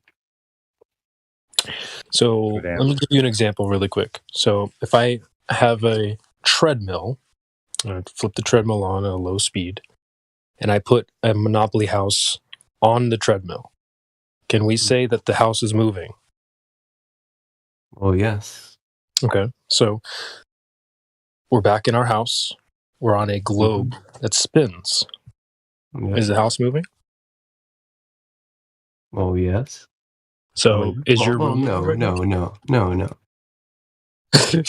But it depends. You're comparing a little plastic house to a big size house. Yeah, I am. But objectively, on a globe that spins, the house would be moving. I would say that. So would you agree? Well, if there's gravity pulling the house down, the house isn't trying to go anywhere else, bro. It's attached to the earth. That's why. It's attached to the earth being pulled down. That house that's on the treadmill. It's not is trying to being go moved. away. Listen. Hold on a second. It's being forced away. Your it has house no option. Okay, thank you. The house that you're in right now isn't trying to go anywhere. So gravity doesn't have anything to do with this. Your house isn't trying to fly up, bro. It's attached to the ground. That's the whole point, is that since it's attached to the ground that moves, we could say that the house was moving on a globe. Wouldn't you say that? Okay, well, then yeah, it is. Okay, so and you have proof of otherwise? No, I'm just wondering. You said when we first asked you, you said no. So, but now you think it does, or what? You have your vestibular system. I don't know. The way you word it, no, it technically doesn't. You have proof. Do you feel any motion? Nope, I currently don't. Okay. Well, do you feel every other motion? Yeah. Always? Yep. There you go. That's See, it. instinctively, you wanted to say no. Yeah. Yeah. Well, it's not like I asked you if the house was walking down the street or anything like that. Oh, yeah. Yeah, so, I mean, I'm going to be 100% honest. That is the first, good example, that I've heard all about. That's what I do, baby. It's what I do. Yeah. It's very good. It's good. You're listening. That's good. Yeah, I've been listening the whole time. I've also been typing in the chat, and it seems my question that I've been asking in the chat is, and all of my examples have been used to get away from. He cut out there for me. Did you guys catch the end of it? What he was saying there? No. Oh, my examples have been used as ways to get away from answering the question, if you know what I mean. Do you want to ask it again? Okay, so I said, if, during this, I heard someone say that there's higher-ups that oppress people who believe in flat Earth, yeah? Why do they allow people to publicize, flat earthers to publicize their findings, their research? Well, here's actually they had a court hearing about this. Here's what they said, actually. So we're hold on one second. So we're introducing boxes that provide factual information at the top of results that have shown themselves to turn up a lot of information that is counterfactual, such as searching for the earth is flat on YouTube, where you see a lot of... Your response is to put a box saying, nope, the earth is not flat. Correct. So in a way, they kind of are. I mean, and then when you go to Google or YouTube and just search flat earth, you're going to get a space pizza pancake that's flying with water falling off and stuff like that. Okay. And then we have our friend Obama, our good friend. At least the first 200. Oh, sorry. Well, he was plugging this. He was literally plugging this cartoon space pizza pancake. We don't have time for a meeting of the Flat Earth Society. And so it wasn't just a one-off as well. Apparently, he plugged in 8 different speeches. So even he was in on that as far as the false idea of what flat earthers believe, that the first about 200 pages you get when you do a search for flat earth are all going to be fake stuff. If you can find anything real, actually, I'd be surprised anymore. I would be too. The address. It won't come up. You can't even search for exact names of YouTube channels that have flat earth. They won't come up. Yeah. I mean, it's shadow banned. They're not wiping us off the earth, obviously. But, yeah, definitely shadow banned on the social media. Yeah, and then deprioritized. Okay, if it's not banned... Oh, okay, if it is being oppressed, and if you search it on Google... If you go on Google and type Flat Earth Discord, it's not going to pop up with a bunch of anti-Flat Earth. It's going to pop up with this server. Oh, well, that's specific. Well, yeah. Yeah, it's specific, but it's still an example. We exist. You can get to the Flat Earth Discord, but you have to know. Yeah, you can, but you're not being oppressed to find it. No, but you have to look for that. This server may have information, you guys, who would be able to change people's mind about what they believe. Yeah. The information is out there. You have to know what to look for. You had to know to search Flat Earth Discord. That's not just going to pop up. Yeah, well, if you're looking for a flat Earth Discord, you're gonna type flat Earth Discord. Yeah, we're one of the biggest ones, right? So it's like, yeah, of course that's gonna pop up. Discord doesn't have a problem with us. I'll give you an example, okay? So I checked someone in a few months back, and he said that he was interested in the topic. He'd heard about it, just like very vaguely, and then so he wanted to search for it. He tried Google, he tried YouTube, he couldn't, and he was just stumped. All he could get was the Professor Dave stuff, the anti-flat Earth stuff, just oppose the opposition, and he really wanted to hear from our side, right? And he just couldn't find anything, no matter how hard he tried. So he had an idea. There has to be a live stream, he thought. There has to be somebody out there live streaming actual flat Earth content. So he typed into YouTube, flat Earth live stream, and he found this place. He found the YouTube live stream from here. And that's how he got it. So by actually using the algorithms to deprioritize, the results, like actual flat Earth content, they're forcing people that actually want to know about it to use their brains and find us. So they're actually doing themselves an injustice, really. They're not helping. They're not helping their cause. It's like, don't go into this room and lock it up. Yeah. Try this. Go to YouTube and type black, then type white, then type whatever you want. And then you will get so many options. Type flat. Immediately will stop on flat. You will not get options. What do you mean? I mean, if you write, what options would I not be getting? I think he's talking about predicted searches. So when you go and start typing in a search bar, it's like it starts to predict what you're going to search. Is that what you're talking about, Sasha? Yeah. So I'll try this right now live. Well, it depends how far I would like to go. If I type FL, it's not going to pop up. If I type FLA, it's going to pop up. That's the same with anything. Listen carefully. Write black, and you will get black something. Black. You will have 20 examples. When you write flat, you will not get any example. True. Wow. I'm only getting the things that I've searched. So Mark, is your position that search engines are completely unbiased in information that they put out? Obviously, they're not unbiased. It's known that if you search for, what are you arguing for here exactly? At the fact that why would people? No, sorry. Why would the uppers? My original question was, why is the people up and the people that control the media and money, why don't they fully oppress people who try and prove that the Earth is flat? That'd be well too obvious if they did that, Mark. They have to have a bit of it would. finesse. If it's way too obvious, the man who invented. Can I answer that real quick? Yeah, I would say that the reason why they do that is so they can control both sides. Yeah. Okay. That's why Obama's plugging the Flat Earth Society. I can give you an example. It may not be on topic of flat Earth, but I can give you an example of oppression, research, and stuff like that. If you are okay with that. Like, why would Obama bring it up if they want to oppress it? I mean, I don't know. Right. Obama did a lot of things that the it's called controlled opposition, like they said. Well, you control it's both arrogance too, because he's so arrogant. He thinks that people are automatically going to then flock to Flat Earth Society, just join up with whatever they're pushing. But most people are going to dig a little further than that, and most people, I think, are smarter and realize Flat Earth Society is bullshit. So I think it backfired. Oh, definitely. And the question is, what he's asking, it could be very deep. It's like, what if it is intentional, Mark? So that brings up a whole nother set of questions. But this is getting into like kind of a speculation. Why are they doing X? Well, you'd have to ask them, bro. We can't tell you for sure, but what we can tell you is about the evidence. But go ahead with your question. Okay, he just said they would be too obvious. I'm going to use an example of the man who founded and invented the water-based cell for like fuel, like water fuel cells.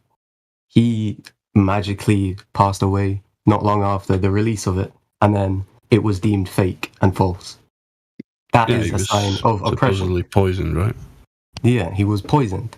He was oppressed by the people who control the media, the money, because his invention, his foundings, would have put the oil Yeah. it would have damaged oil money and stuff like that. So you're saying it would be too easy. They have done it before. They've done it several times. That was a single man. Who are they going to kill? I was a single. Well, I mean, obviously they're not going to kill every single person, but you're saying that it would be too easy. Who would that be? There's no leader. There's no representative. Who are they going to kill off? Just some random flat earther? That'll stop them. No, it won't. They won't kill one single person. They won't kill anyone. He wasn't probably the man. He was probably the one who publicized it. If there is one person who believes in flat Earth that makes a groundbreaking discovery and publicizes it, if it is proving that it is against what the media portray, then it works the same way, no? A team of people work, one person publicizes it. If it goes against what people want, what certain people want, the higher-ups, people that control the money, the media, then they will do whatever they deem necessary. Same as they did with the man in 1940. Yeah. So what stops them from doing it again? The message is out there.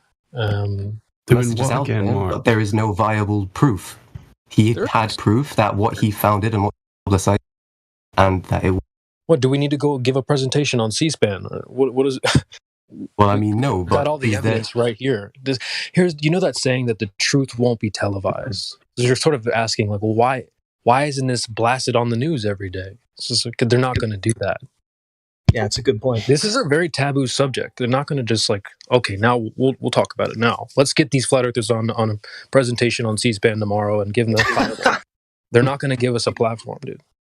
So this is a very shadow banned topic. I mean, YouTube removed an entire fucking metric in response to flat Earth. Back when it was really trending early on, and it was like, what? Taking over Trump in searches. You know, it was like the second or third most searched term or something at the time. And YouTube just removed their numbers, recording that stuff in response to it. Well, and if you go to YouTube, the first 1,000 videos debunking the flat Earth. Absolutely. What, if I was to type flat Earth, the first 1,000 results would be debunking? They'll be like debunking a space pizza pancake. Yeah. Of course. All of them. Dave will be the top thing. Yeah, they'll all be this little like ice cream cone in space, or some sort of water falling off of a disc, a magic carpet, like the cookie, you name it, dude. Not find like Earther observations, you know, somewhere there, 35th video. Oh, it's there. Oh, I will look at this. No, you will not find that. You need to know who is doing that, then you will find.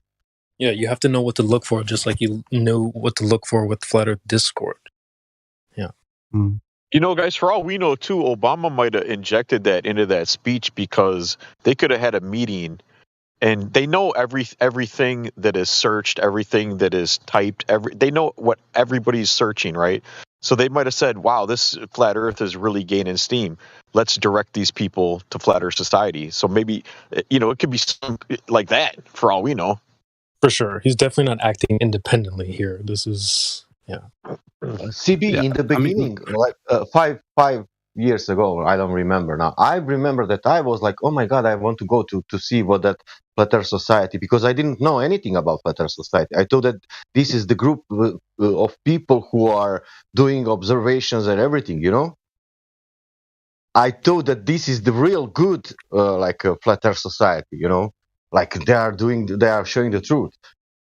And then when I watched that was like, what the fuck is this? Yeah, that's the exact point, Sasha. But mostly people are watching and saying, yeah, this is ridiculous.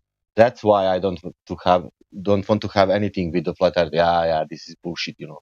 And that's why Obama, I think, said that, because some people wanted to go and don't look what we don't have time for Flat Earth Society. That means that some people thought, well, let's go to see what that Flat Earth Society is saying. And they are seeing what they are saying.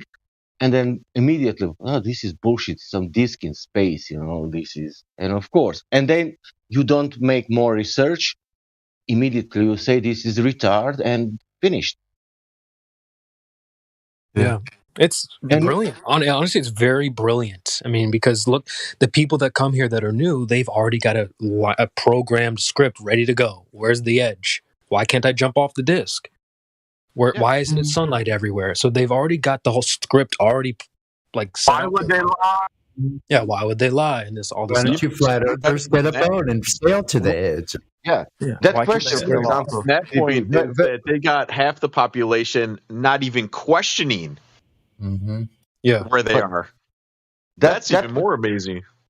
That question, where is the edge, the best one example. Because we are not using that. We are never claiming that. And there are people coming, where is the edge? What the fuck you want? You're coming to football game, you know, and you're asking, where is the water? Yeah, right. Yeah. Well, it's like they come up with an idea and pretend like we gave them that idea. And the dome, dome thing that pissed me off tonight. That dome thing pissed me off, and the projection part.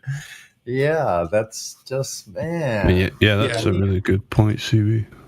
There's a Brazilian doco, isn't there? That where these guys go out with a bunch of physicists and they do all these laser tests and radio wave tests and measuring between buildings, cities apart, and all that.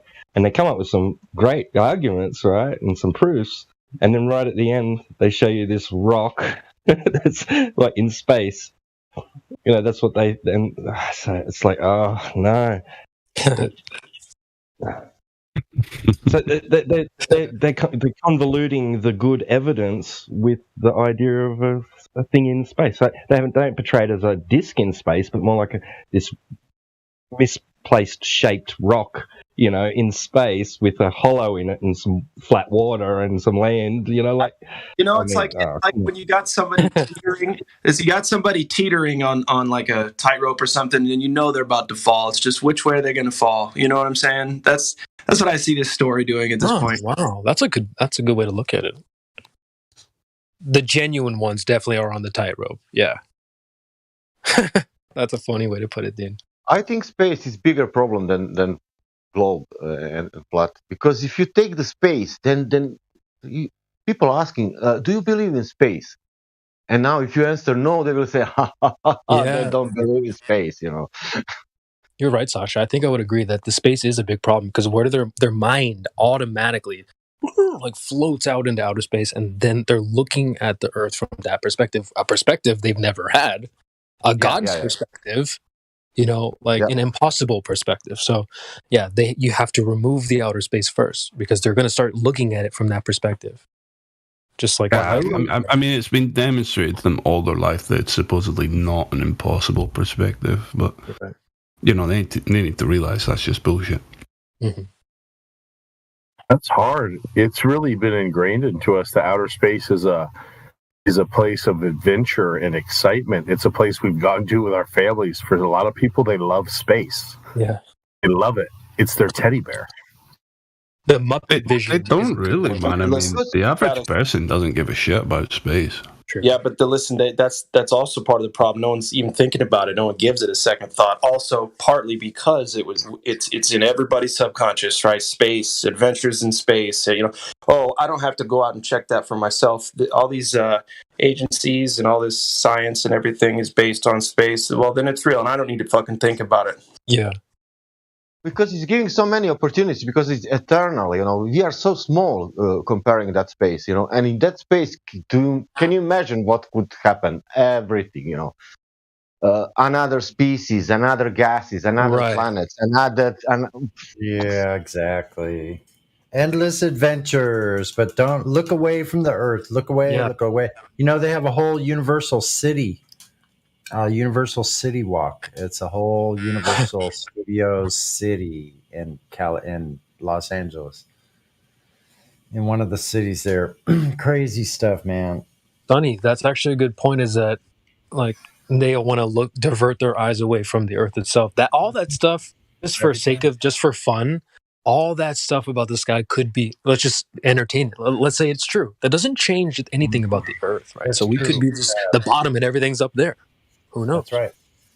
But yeah, I don't agree with that, but it's just even if space and all that was real and the potential for fucking adventures and colonization, you still have to be like somewhat unhinged in the mind to be putting that as any kind of priority right now. Yeah. You know what I mean? It's pure escapism because nobody wants to deal with the here and now and the big problems that are happening in this world. Right. Instead of trying to fix this place, we're just going to fuck off from it and try something else. Like, no, what? Why would you? Yeah. Why would anyone ever fucking do that? Like, what are you doing? Do you believe in space? Yes, I believe in space. Okay, what now? Yeah. Well, let's go back again to the ground. We'll sort everything out once we get to space. You know, people watch Star Trek and they think, right, once you get out into space, your civilization just becomes enlightened and peaceful and harmonious. You know, it's like, fuck off. They've convinced everybody that there's resource scarcity because it's only a certain size Earth. They've convinced everybody that humans are becoming the detriment of the world, right? As if we could ever have that power in the first place. Yeah. But I digress. So everybody's convinced that we're making a mistake. We got a chance with this Earth, but guess what? We fucked it up. But maybe the next thing that we go to, we won't fuck up. Like in the first place, we're not fucking anything up here, folks. We can't. This place is not fuck upable. Ants and anthill trying to fuck up the whole house. Like, no, man, it's not gonna happen. This place would be nothing without us. It would serve no purpose. That's the funny thing, Glad. It's they want to run away. It's a hilarious thing. They're like, oh, we're destroying the planet, so we have to run away from it. Oh yeah, that's right. Oh, we're the ones destroying it, and we're telling you that we're destroying it, and we have to run away. Oh yeah, but we have to kill as many of you guys as we can. Problem reaction solution, and they're going to get their teeth. They're going to get their teeth and tongues wet with blood while they do their problem reaction solution. Okay, I'll go. No, I wanted to touch on something about how most people don't even really care about, like their world review anyway. But it made me think about a question that Crit asks in his, he has some housekeeping questions. One of them is, the U.S. government spends $100 million every 39 hours. Is that too little, too much, or just right?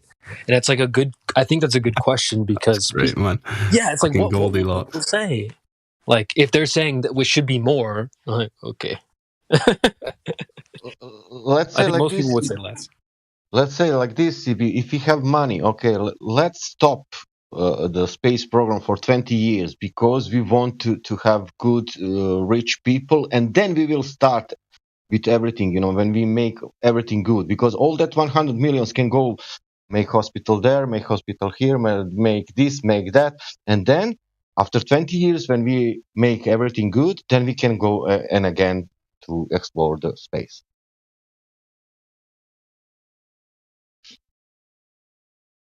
That's if that amount of money actually exists. What is cheaper, to send a rocket in the space, to put, or to make that everything in studio? People are asking, they are spending all this money, But we calculated the fuel, Sasha, so that's how you know. Yeah, that's the biggest cog dissing people when they tell you stuff like, it would have been easier to just go to the moon for real. Crazy, dude. I know people do stuff. It's just easier just to go. Yeah, we had the tech to go to the moon, but we didn't have the tech to film it in the studio, Right. It's like, what? Who do you think was the first? Who do you think the first numpty was that decided? Yeah, we'll go to the moon. We'll tell everybody we're going to the moon. Who was that one? Jules Verne, maybe? I don't know. We lost technology to going to the moon, but we made technology to go to the Mars. I don't know. That sounds like a group of people got together and did some collective hallucinating. And then, I don't know, dude. That's crazy. And Mars, they've been going all over the place. They think they have something going around the sun. No, because it's hot. That's wild. I think it was Werner von Braun and Disney and L. Ron Hubbard. I think they're the ones that decide. And what's his name? Parsons. That Brown, that Nazi guy. Werner von Braun. Yep, that's right. That's hilarious, you know. That's hilarious to have him for the. He's the one that said we'll go to the moon. So that's what happens when you go with the words of Nazis. The fact that they have to continue to reinforce the lore continually, like on a daily basis. I mean, you can't even open your Google or YouTube or something without seeing some sort of like, we just launched a rocket, or you know, it's continual at this point. It's like the Christmas decorations ain't coming down. So it is interesting though that they have to continue this. I wonder, like, they must feel like they have to keep it up, because if they don't, maybe people would wake up. They have to reinforce things like the moon is land, rock. We collected some stuff from there. Things hit it. Something just hit the moon today. I mean, You over the can watch last... that CB, that movie from 90s, Voyage to the Moon. I think it's French movie. But it's mute movie. Do you know that movie, old one? What's it called? Silent movie. It's, without sound. I'm not familiar with that. Oh, wait. Oh, yeah, that's right. It's the first one, silent film. Hold on a second. Yeah, silent film, yeah. And in that film, you have it's a bullshit. But on the end of the movie, the rocket it's falling in the sea, you know, and they will pick up that rocket from the sea. A little bit of truth in there, huh? They have to keep reinforcing the lie. It's the same thing with like Pepsi and Coke, right? You think everybody knows what Pepsi and Coke is, but they spend more money in advertising than any other soda brand in the world. Why do they do that? Why do they do that? To stay on top, to stay, you know, if they didn't, people would forget about Pepsi and Coke. Fresh minds are always coming into the world. So True, that too.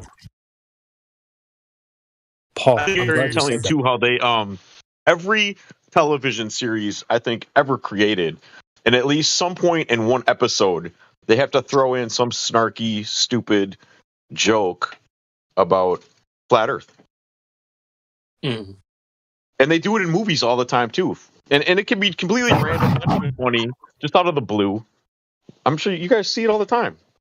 Yeah, I do. I don't watch a lot of that stuff, and you know, Hollywood stuff and TV series and stuff. But my wife does, and I'll be sitting there like on here or whatever, and I'll be hearing it in the background, and there'll be something. Just every now and then, there's just something mentioned. Like, what? Ears prick up. In the Great Depression, one of the first expenses for a lot of businesses to go was advertising, like it always is. And Coke during that time, before they were Coca-Cola that we know, they decided to go full bore and double or triple their investment into advertising. And they came out of the Great Depression just roaring, their business model. And maybe that's what NASA's doing, because there's more people now than ever that don't believe what they're doing. And you guys are right. They're like working overtime now. There's a rocket launch like every week. Yeah, the advertising. I've never thought about that, but that was an excellent point that sort of reinforces this topic. Yeah, man. That really is. I did not think of it like that before. You've got like car companies advertising their motor on the fucking moon. It's like, what's your car got to do with the fucking moon? You know what I mean? Yeah, exactly. That's why they had to let these private space companies into the mix too, because nobody was believing NASA anymore, and they knew it. Yeah. Yeah, that was happening back then. Apparently, I didn't know that when the moon landing was supposedly happening. There was a lot of dissent back then. Well, they have to give the impression that you could be part of this, you know, this false hope. Yeah, that's why people come in here. Well, just wait. We're going to put you flat earthers on a rocket because space travel's coming. It's like, yeah, they do feel like they're going to be a part of it one day. Well, that's why they staged the Challenger disaster, because that was the first mission that had like an average everyday person on the ship, a school teacher. Like, it could be you next. You could go to space. No, they got that fantasy out of people's heads immediately with that explosion. People said, Dude, that's maybe I don't wanna go trauma-based to mind space. control. I watched that explosion in I think I was in third grade. My whole school watched it, and as far as I know, all the schools in my district, they hauled televisions into all the children's schoolrooms. I don't know if you guys remember that or if you're as old as I am, but yeah, man, there was people crying. They had to haul all the children into the what do you call it, the assembly room.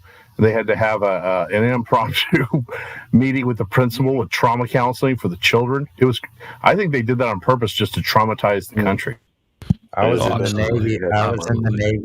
I was in the Navy. I just got on board my ship not long before that, and then I was in the chow hall in the morning, and they always had the news on, and boom. Yeah, and that also reinforces more of their stuff as well, doesn't it? You know. Well, that reinforces really how think they could be dangerous these it is, people because I'm died? sure people, there was a lot of chatter. People saying, "Hey, how come we don't have bases on the moon? How come we don't go to the moon anymore? How come we don't do this? How come we don't do that?" And I'm sure they were noticing that. So they're like, "Okay, let's do this." And then people realize, "Oh, well, I guess it's not as easy as we thought it was." Look how much they... Sorry, Tom. I was just going to say, she's the only one that had life insurance on board, as far as public records are concerned. I know people that say that some of those people are still alive today. Actually, somebody told me one of them is a professor here at the University of Wisconsin. One of the astronauts that was supposedly on that shuttle. Yeah, I think all of them except one has been located.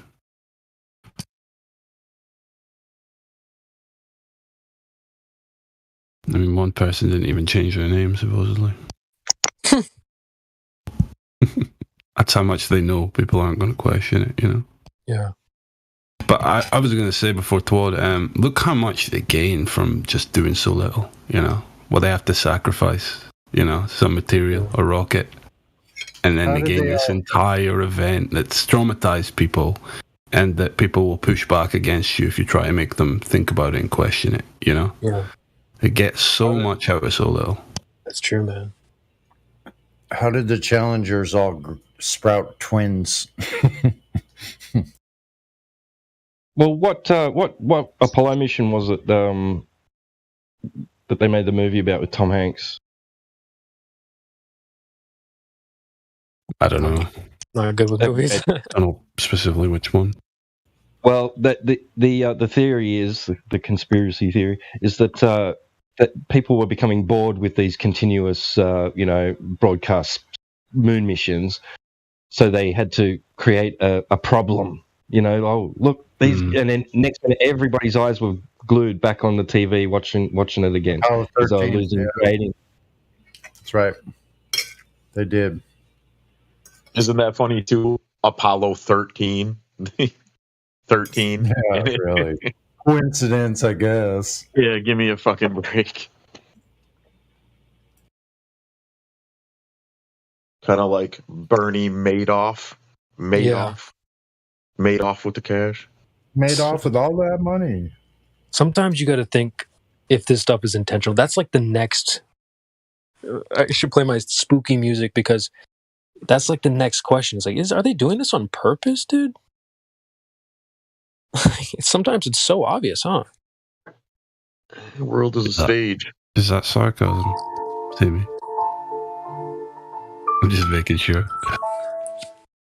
Yep. I kind of think it's like Mimas would say a lot of times, is that they're not in control, actually, that no one is in control, and they don't really know what's going to happen. They're just tweaking the edges out in the here and there every now and then. They can't, like it's a train that's on a runaway. As far as like what's going on in the world and all that stuff, like with us, like they can't stop us. I thought about it like that for a while, Sonny. It's like trying to be in charge of a runaway truck. Who wants that job? Yeah.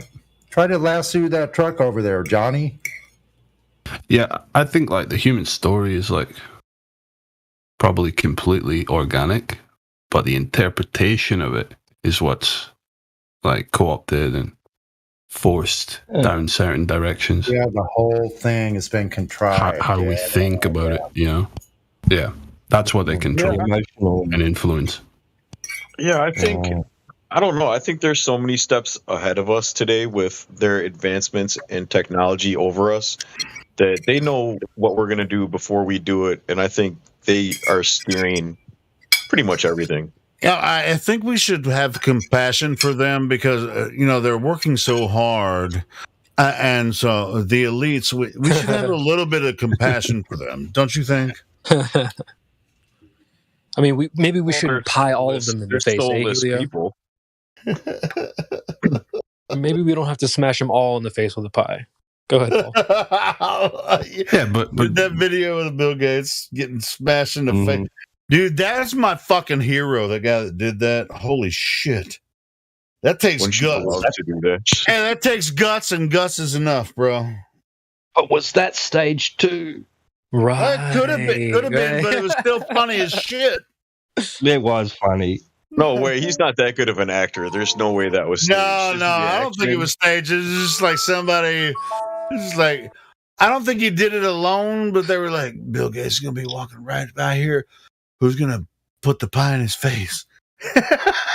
It's just like, who's going to do? It's like, I want to be the one to do it. No, me. Damn, Twad, now you got me thinking, like, dude, they want to create a little bit of sympathy for him. Fuck that guy.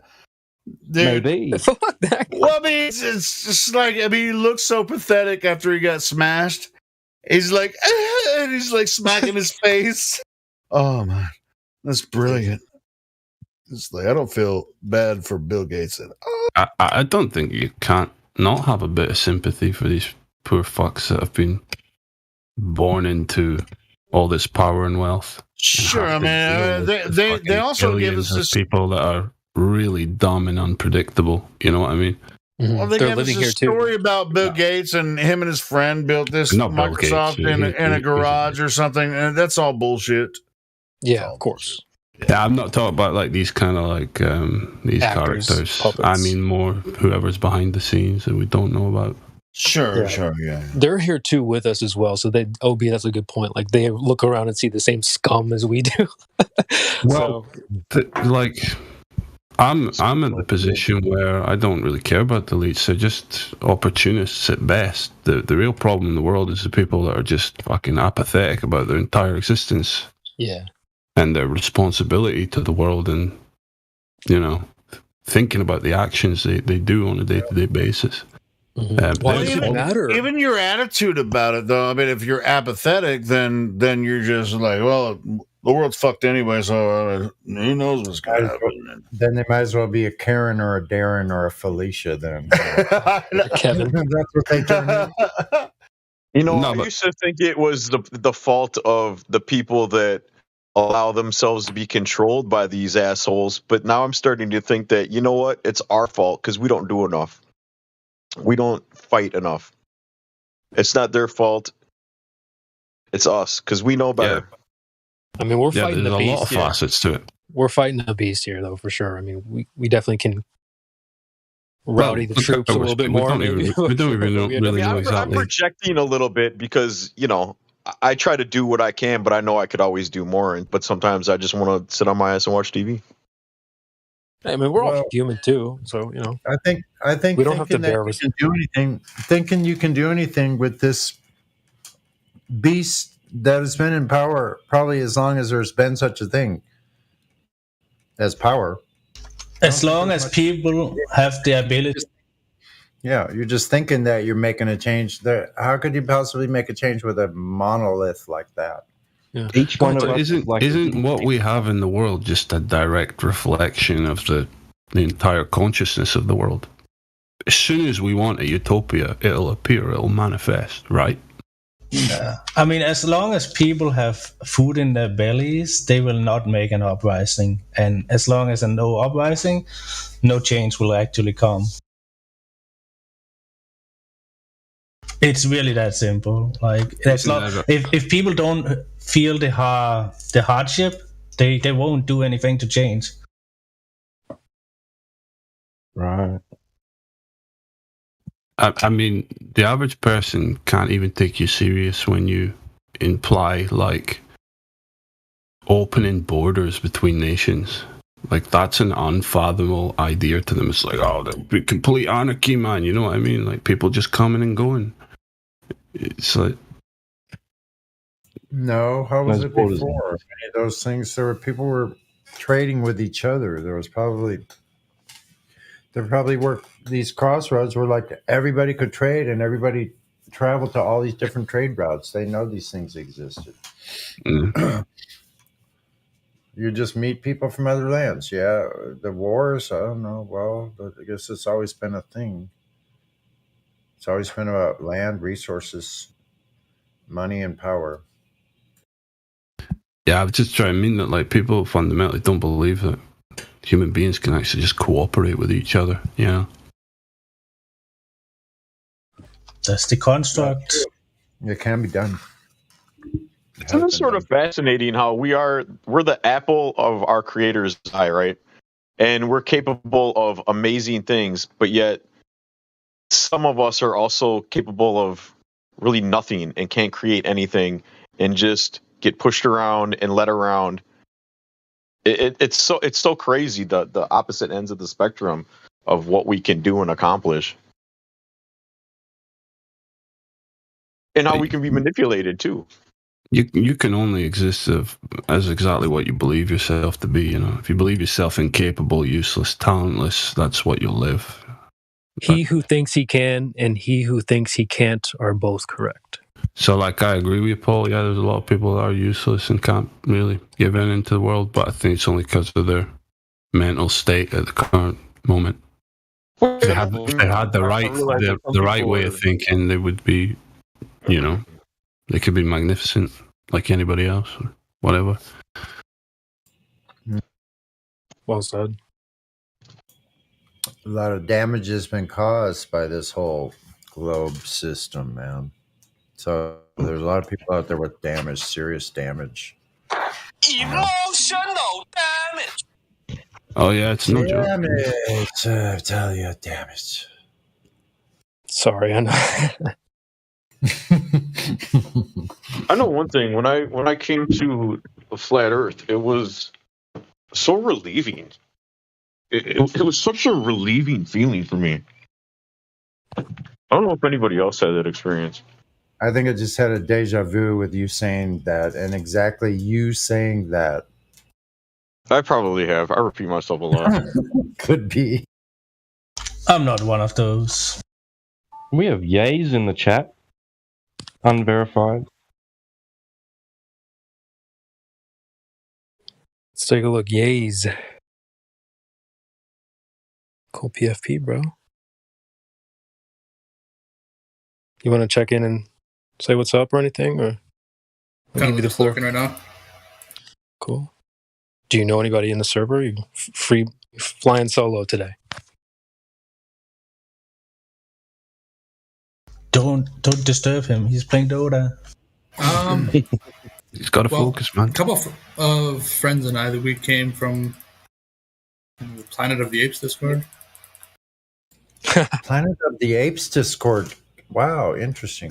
That's a pretty good summary, I would say. I never knew that. No offense or anything. Cool movie. Yep, I watched all of them, I think. I recycle them after a few years and I'll start watching them over again. Still watch Planet of the Apes. How would you feel, Yays, if I told you that we don't live on a planet? Or I'm curious. I would just be like, okay, well, what do you think's going on? Yeah. Well, I look up in the sky and I don't see anything that resembles the Earth. I certainly don't see any trees up there. And then when I look around this Earth, I don't see anything that looks anything like in the sky. But people always want to compare the two for some reason. What about the other planets, as if we're on a planet?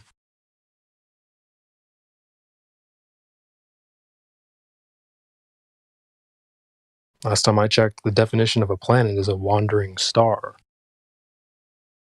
Last time I checked, the Earth's not a star, and the Earth doesn't wander.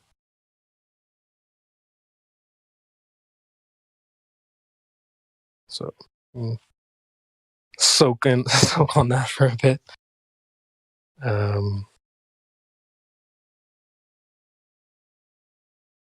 What game is he playing, Tim? What's Dota? It's like the precursor to League of Legends. Well, the original, pretty much. Not the same creators. Dota was like a what is it called? A game mode that was created in in Warcraft back in the days, where you could create maps, and some people they broke out and they made their own Dota game. And the idea about the whole setup of Dota, the creators of League of Legends took and made what they have now. Oh, nice. The same guy who made Dota also made League of Legends. Oh, yeah. Okay. Well, a minor detail, but I must have forgot that. But yeah, I mean that was pretty much the evolution of that game genre, from a custom mode that was created in another game into its own game into a very successful game mode. Nice. As you know, I'm kind of a gamer. I remember one of my friends who, probably one of the most successful friends, like, you know, in the world's eyes, went to work for SpaceX and Tesla and stuff like that. He was trying to get me into League of Legends. Like, dude, you got to play this game with me back when it was kind of hot when it first came out. I couldn't really get into it. I'm not much of a gamer, but I tried. That was a time I played a lot of games. But speaking of that friend, though, I definitely remember having conversations with him about like Michio Kaku and how there could be advanced civilizations and stuff like that. This is the kind of stuff I definitely believed in, and obviously this guy still believes that he worked for Tesla, SpaceX, and stuff like that. So I'm sure that's reinforcing his beliefs. But yeah, I mean, Michio Kaku. What kind of... That's a hell of a name too, huh? Mr. Don't use the scientific method, man. He's just given us so many good clips. Oh, I remember listening to that dickhead like 15 years ago. And the way he talks. You know, taking his words to heart. In science, we always say that you make observations, you have a theory, you go make more observations, and it's a very, very tedious process. Wrong. Nobody that I know of in my field uses the so-called scientific method. In our field, it's by the seat of your pants. It's leaps of logic. It's guesswork. Oh, God. Leaps of logic. Yeah. The way he says it, dude, the seat of your pants. Seat of your pants. I mean that should be immediate eyebrow raise right there. Yeah. Anybody that says using leaps of logic is their like basis? Leaps of logic being led around by the seat of their pants? That's a funny image I get around the halls of academia. In cosmology, we're off by a factor of 10 to the 120. This is the largest match between theory and experiment in the history of science. No one even just bats an eye at that, do they? I mean, well, it's because they speak like this, Sonny. It's amazing. 120,000. You know, like they always speak in such magical terms. When you it is magic, yeah. Exactly it's supposed to be how everything works. That's how you do it. Turns out there is a magic speed. I mean, it really is magic. When I think about it, and how many experiments I was shown to prove the ball Earth with like water in a bucket and the teacher spinning around. You guys know all the experiments they've shown us, all the bull crap. That one's so dumb, the water bucket. Yeah, it's super dumb. The point to it is all the optical experiments they offer us are all magic tricks. They're all spells. Wizards. Somebody brought up that Moon movie a little while back, and I remember in that movie the guys are actually in like wizard costumes. The guys that like make the rocket or whatever go to the moon. Hilarious. Which one, Paul? It's a silent film. It was like one of the first movies ever made. I can't remember the name. The one that's. Oh, is that the one Sasha was talking about? Yeah. La Lune. George Melly. Do you believe that our moon landing in 1969 actually took place? What the fuck y'all talking about? No, I don't. But thanks for asking. The moon landing. That's bullshit too.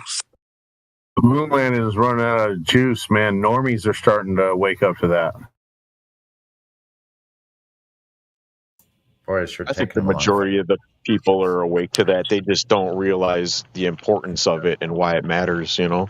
Yeah. That's I didn't though either, because like I was heavy into the globe, but I never bought the moon landing, but it didn't make me question outer space though. I was just like, nah, that's capped. They didn't call the moon and all this stuff, but I mean, there was a logical reason for why it could be fake, and that was that whole Cold War race. Yeah, exactly.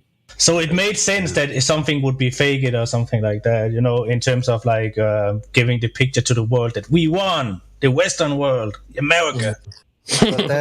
But then to continue the fraud for decade after decade, I mean, nearly 7 decades, right? That's just unconscionable, in my opinion. Yeah, that goes back to the Santa Claus thing, Sonny. It's like they're never going to stop. Oh, I'm sorry. No, go ahead, Paul. Oh, I was just going to say, I just thought of, too, how they changed their stance on the whole UFO situation. They used to deny, and ignore, but now they're like trying to do all this disclosure shit and releasing supposed footage that was taken by like the Navy saying that they were tracking a UFO. Right offshore here. Where I live, where I saw weird lights following me around at the beach. Yeah, but anyway, I digress. Paul, great point, dude. I remember kind of looking into conspiracy stuff at a way younger age, and one of those things was UFOs and aliens and stuff, and people would be like, dude, that's crazy. But then you look at CNN, and now it's plastered all over CNN. UFOs confirmed. Like, what the hell's going on, man? Seriously. I'm surprised they haven't rolled out some kind of mutant, half-human hybrid thing and try to pass it off as a extraterrestrial. Coming soon? Question mark. Who knows? I mean, I really can't wait to see what they're gonna do. I mean, I do think there is videos of stuff like that where they are dissecting one of these small green men and stuff like that. Yeah. Gray. I've seen a lot of stuff like that. Stephen Greer's shit, Tim. Yeah, maybe. I mean, I'm not saying it's true. I'm just saying it is out there, you know, for consumption. But yeah, that's Steven Gerrard. He is a lunar. I remember I saw one of his YouTube videos where, and we sat out there in the field in a ring, and suddenly a light from the sky came down, and everyone, we were so, we felt so in touch with, oh my God, that's, what about your mind control? You guys remember that? Yeah. I wonder if the folks that claim that they've been abducted by UFOs, if they're just flat out lying, or they actually believe that they were. I don't know. That's interesting. They could have been abducted, but maybe not by aliens, but people in full hazmat suits, and they have been given like LSD or something stronger. Yeah, like some kind of government program that exactly random test on people. Remember, it was them that put the whole alien thing into full gear with Roswell. Mm-hmm.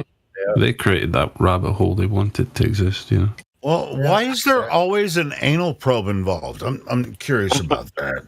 I don't know why. Because the aliens have to be perverts, Julio.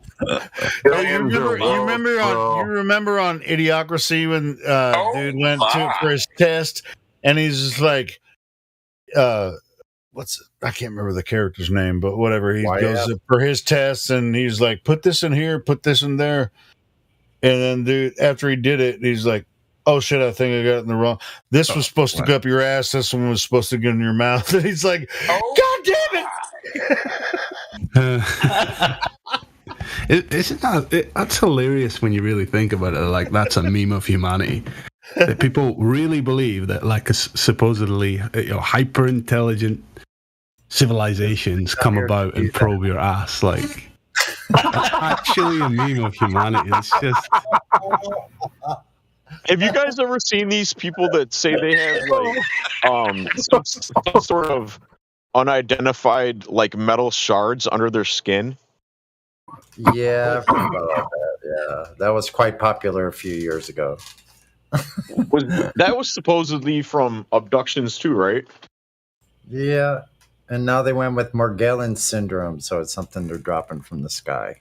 Mm-hmm. Some kind of yarn that morphs into your skin, y'all. Hey, I think there's something to Morgellons, but I don't think has anything to do with chemtrails. But yeah, there's something to Morgellons. But that's kind of old news, I guess. But I think it's Mandela Morgellons. Anyway, never mind. It's Mandela Morgellons. Is that the thing with the videos with them worms coming out of like the grasshoppers and shit? Nah, it's like fibers. Yeah, it's like fibers. It's like hair-like fibers that get in your skin. Anyway. Well, I wanted to reassure all the Globers out there that believe in aliens that the Earth is flat and contained. So what that means for you is if those little alien things are somewhere, they're not out there.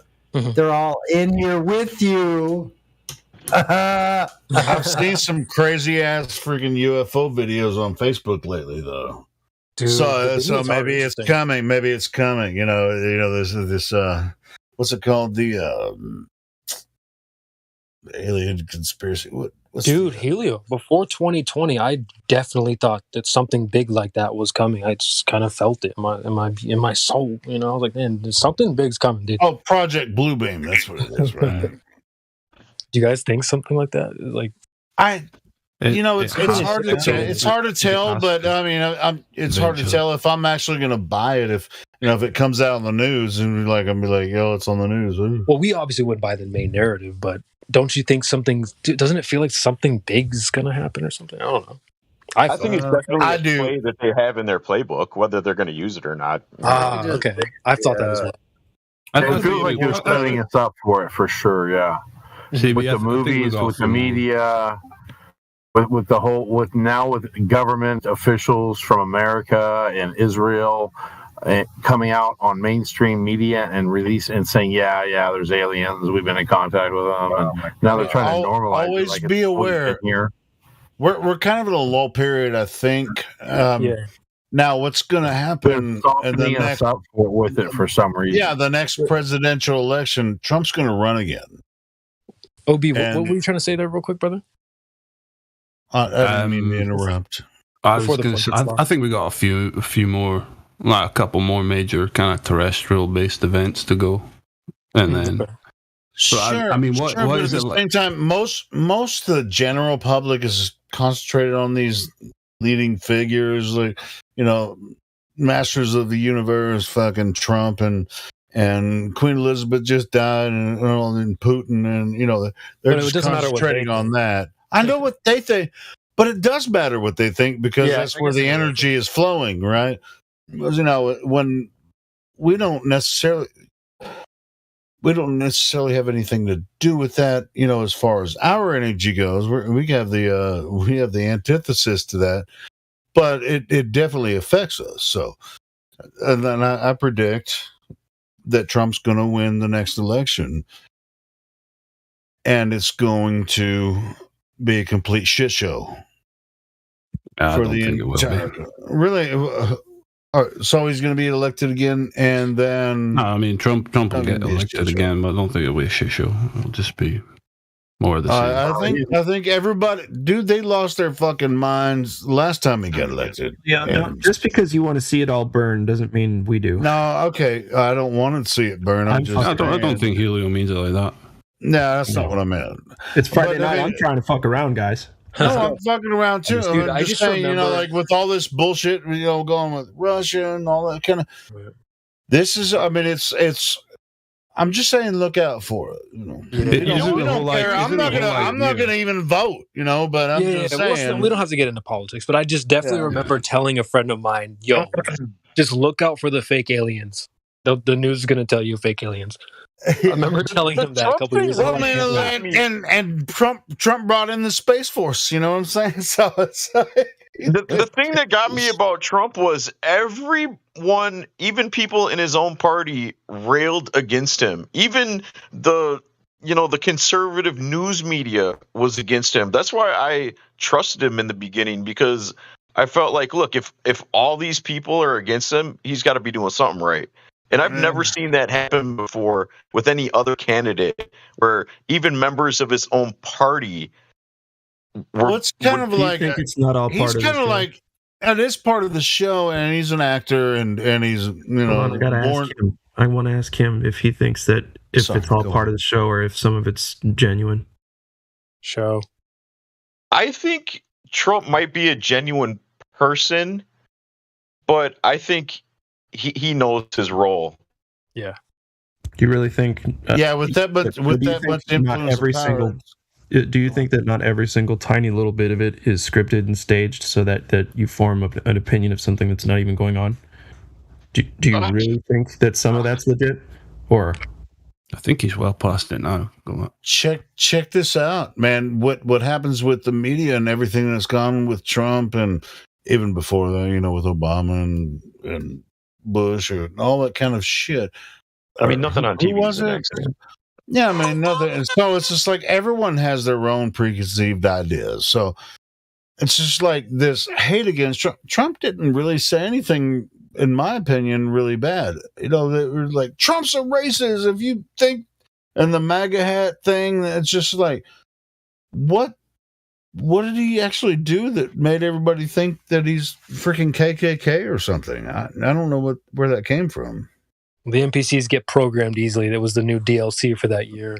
Yeah, it's weird, man. It's so fucking weird. But Glad, what was your point though? I was trying to follow along. Which one did you agree with though? Oh, of the question I asked. Yeah, like you were saying, like, do you think everything is, or is there a hint of genuineness? That's a good question. I'm kind of over here thinking about it. Like, what do you think? I don't want to be stupid, so I have to write it off, all of it, as like irrelevant, part of a stage kind of deal. Because if I focus in on any of it that I try to prove to myself, maybe it's real, I'll get confused. Yeah, you live with these people, though. I'll get confused.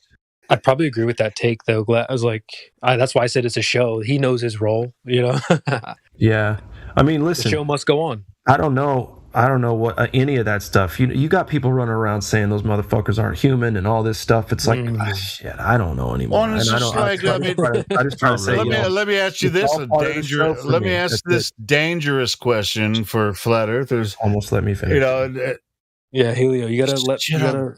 Fuck, I'm so sorry. I totally forgot the ending, but anyway, I think. Well, I just wanted to say, Helio, you can go, but I just wanted to. Helio's got like a rumpus timer set at 10 seconds on the desk, Before you jump in, Helio, you guys just made me think of Kennedy. So was he genuine? I mean, because why did they have to take him out? Come on, dude. It's it's all a show. If you really just boil it down, like don't let him pull the wool over your eyes, man. If it weren't all for show, you wouldn't pay so much attention to it, man.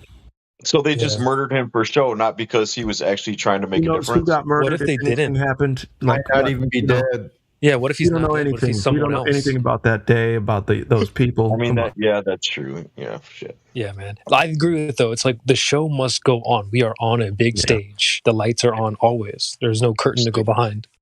Where's Epstein? Is he dead? If he was even a real person. Oh. Yeah. Can I say what I was going to say? Yeah. Yes, Helio. I'm sorry. No. You guys didn't want me to say it like 10 seconds ago, but no, Glad just wasn't finished. Go ahead, though. Yeah, I'm sorry for interrupting you, Glad. I don't even know why I do. You're good, brother. I love you. All right, check this out. So this this idea of Trump being this figurehead, which how could this? Anyway, everyone that it's not even Trump. It's the idea of Trump. Trump. I don't think Trump as a person is what everybody thinks, you know, and it's not. Trump, to be, every time he's like in a speech or whatever, he's just like, bitch, I'm going to say what the fuck I want to say, and I say it every time.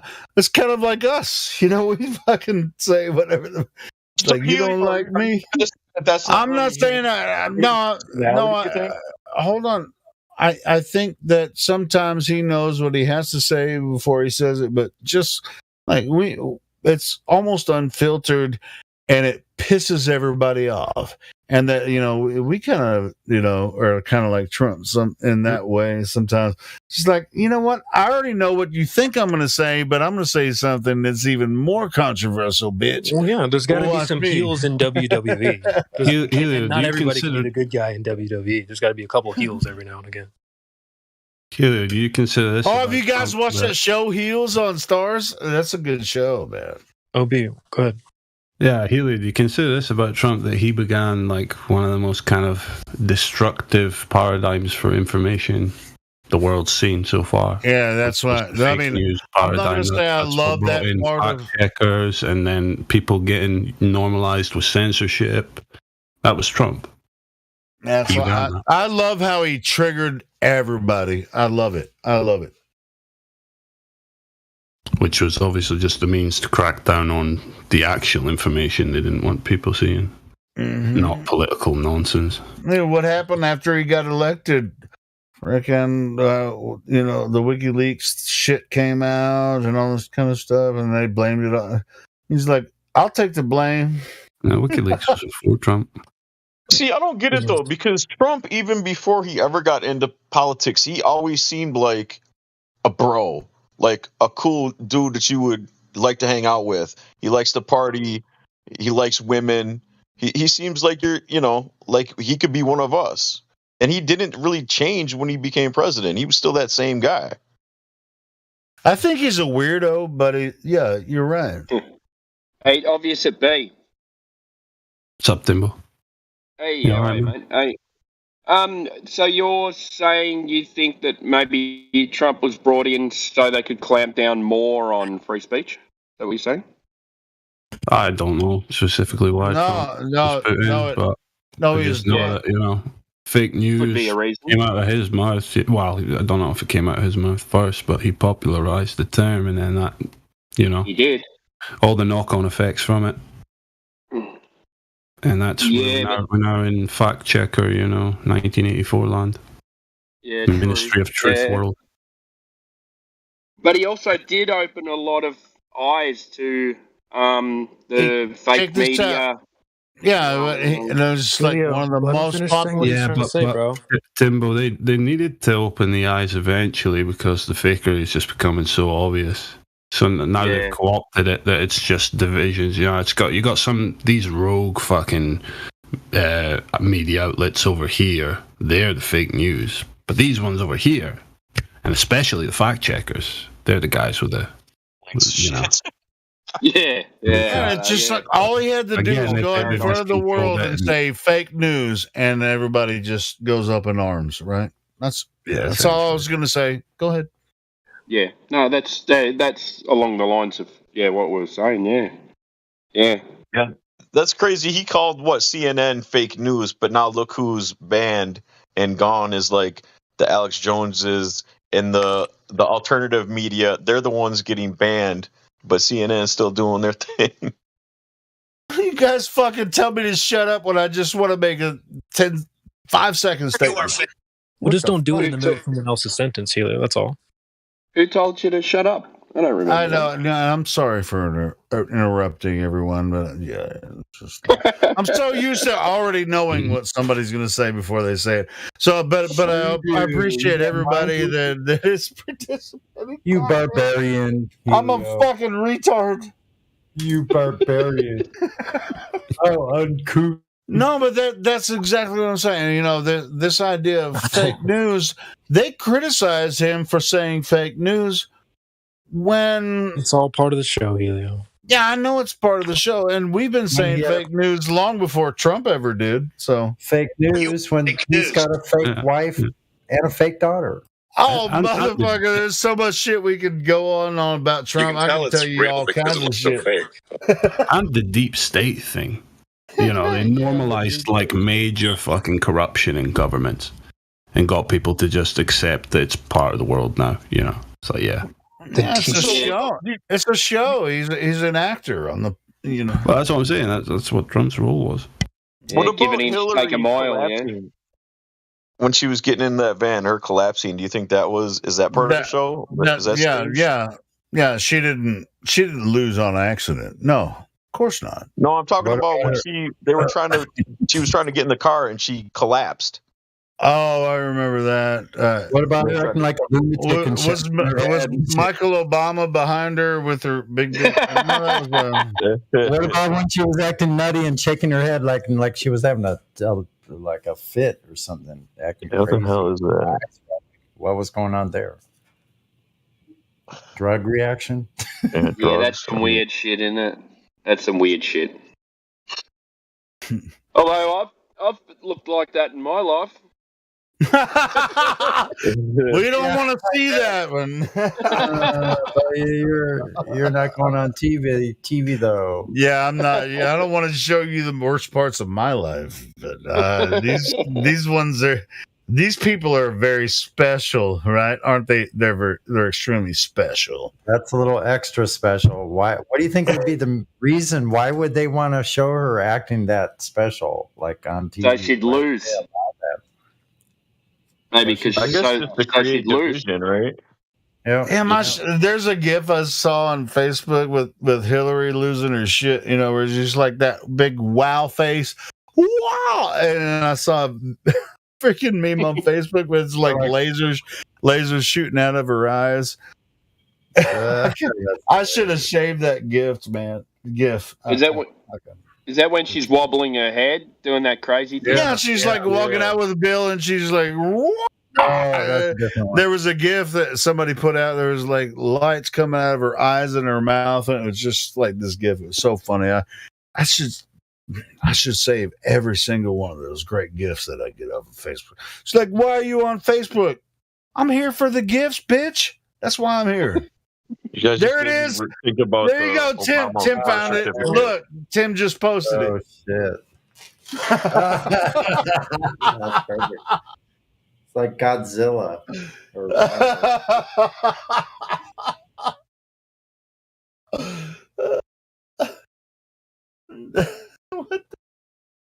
She's like, "Hey, I'm here with Bill." It's like, wow.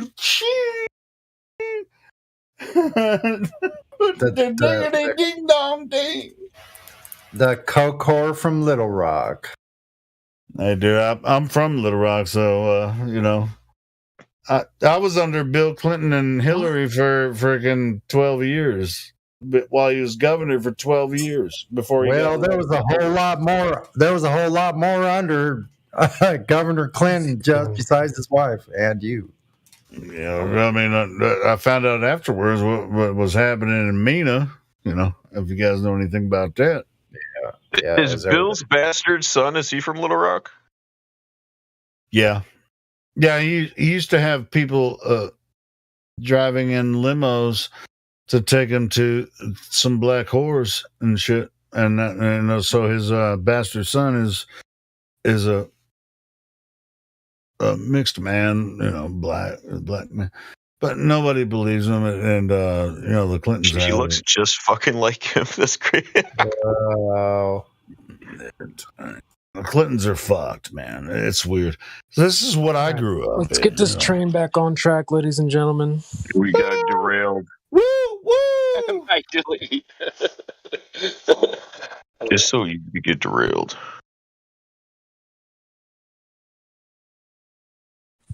What was the original discussion? Oh, we were talking. We were talking about Trump and politics. Let's get off of politics. Yeah, all together. Thank you. We were talking about space and UFOs and all that shit. And then we spiraled into politics somehow. Mm-hmm. But yeah, crazy. Isn't it crazy? I mean, just for the sake of this, that it's like there are hundreds of Discord servers where people will just bitch and moan at each other. Democrat, Republican, all kind. That's the purpose of it. It's for division. Whereas, whereas here, I know people might say the flat earthers are conservative. Well, that's not necessarily not true, right? Because we are conservative, but it's not in a political sense. I think it's more in a spiritual sense, right? Because spiritual and ideology, yeah. Motherfucker, I'm just looking for that curve. Yeah. Yeah, hell yeah. And I'm looking conservative for flat earther. I'm looking for people to act like they have any common sense at all. Hey, when Globers talk about refraction, so do snipers? Do they have to deal with that shit? Whoa. Some of them are hitting targets miles away, right? Question, bro. They have special anti-refraction scopes. Anti-refraction scopes. Anti-refraction. I mean, I know when I've looked through my scope sometimes on a hot day, I can see mirages in my scope. Can you see Chicago? I've never pointed it. I'm joking. Yeah, don't point a gun at a city. It's a mirage. Probably not going to end well. Well, you're not really pointing it at the city. You're just pointing it at a mirage. Yeah, it's not actually there. And what you're saying... yeah, exactly. And I guess if you were going to point a gun at a city, that would be a city to start with. Hey, shut up and change the subject right now. Shut up and don't talk about that. We're already back on it. It's like, how ridiculous can we make their stupid baller arguments? There you go. You get another Hillary twisting the head and like, okay, but fucking, fuck that shit. Whatever. I wonder what the farthest shot is, though, on record from a sniper. What's the farthest distance? I actually just Googled that. It says since 2017, one Canadian soldier held the longest kill confirmed at 3,870 yards. I guess the previous record in 2009 was 1,000 meters, shorter than that. Wow. About 2 miles in a bit. So it says 3,450 meters. Previous one was 2,450. What the fuck? It's 3,000. Can you send a link to that? Because I'd like to take a look at that. Yeah. That's 9,800 yards. That's nearly 2 miles, almost just short of 2 miles. Yeah, holy shit. Yeah. I did the math. I got 2.2 miles. Maybe I did it. Yeah, I was thinking it's a little. You're probably right. Miles. That's probably right. Wow. So how much refraction? How much refraction or curve do we? Can you do that on Walter Bislands? No, actually, I mean, since he came up with the information, I'd really like to see the article. Cool. There's that. I mean, that wasn't a dumb question, was it? I'm not an idiot for. No, that's a good question. Well, man, this article, if it ever comes up, in a conversation, just like, hey, man, I have this article in the world record of a headshot where they killed somebody. Says the previous was an Australian sniper. Sorry, guys. Canada got you beat. Oh. Wait, I thought that they were polite. All right, yeah, maybe the Australians are a little more polite than the Canadians, but they killed somebody at a shorter distance. Sorry. Oh no! Sorry, mate. Previous, okay. Dang, sorry, mate. Sorry about that. Sorry about that. No, it's not sorry. It's sorry. Sorry. I can't even do Canadians. Down a few notches here. We usually have some Canadians in here, so but I don't think there's any in here now. They can say sorry in a Canadian way. Well, you're gonna have to say sorry now, Healy. Anyway, in the article here, it does say that the sniper must have the ability to accurately estimate the various factors, such as trajectory, point of impact, the shooter's distance, wind direction, wind speed, air density, elevation, and... Don't say Coriolis. Coriolis effect. Oh my God, that's bullshit. Let's click that. So you're telling me before this sniper pulls the trigger on this guy, he's pulling out a pen and a piece of paper and he's doing all these calculations? Hey, he did a Goodwill Hunting. Where's Owen Benjamin's little He did a good hunting. Oh my God. What a bunch of dinkwads.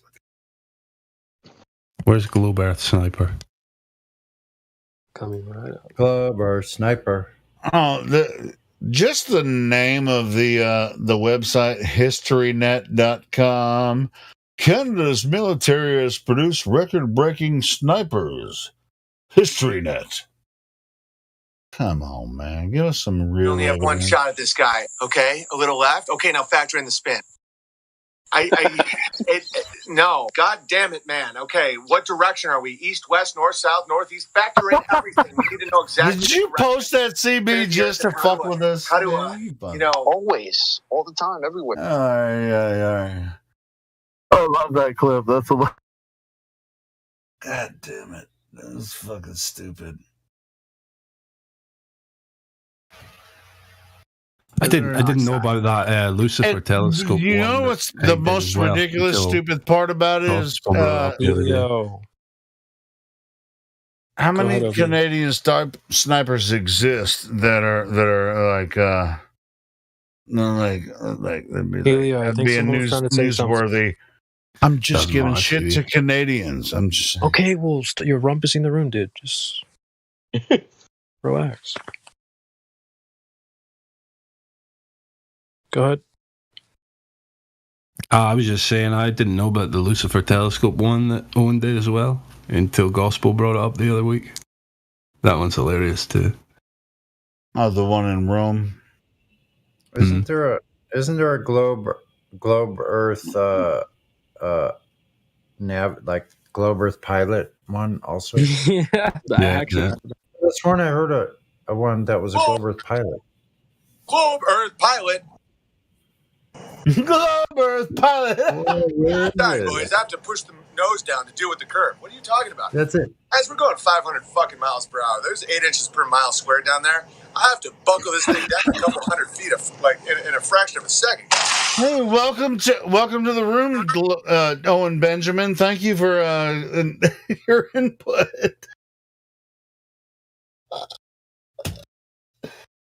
Shut up, Helio. Yes, Helio. Damn, go take that smoke breakers on, dude. I'm about to. I fucking love you guys. You're awesome. Why don't you bong load some of that? Yeah. No, I definitely. You don't too want hyper me, right now, man. You're too hyper. You don't want me to be here on weed. I promise you that much. No. I mean, bong load of your Marlboro. Just kidding. I'm joking. I think you should take some weed. Yeah. No, I promise to God, you don't want me to be here high. I promise. I don't know. Is it better than drunk, Helio, or what? It's yes. Not better. It's worse. Well, it's better for me, but it's worse for you. If you want to, if you keep down. How's it worse? That doesn't. I'm smoking too. It's just like I can't shut up. If I get high, I can't shut up. So take a smoke break. Wait, you can shut up? I can shut up right now. I'm gonna go smoke a cigarette as per recommendations from the rest of the room. I'll go smoke and I'll listen. But yeah, if I was high, I'd be like, dude, there is no telling what I would say if I was high. Okay, well, thank God.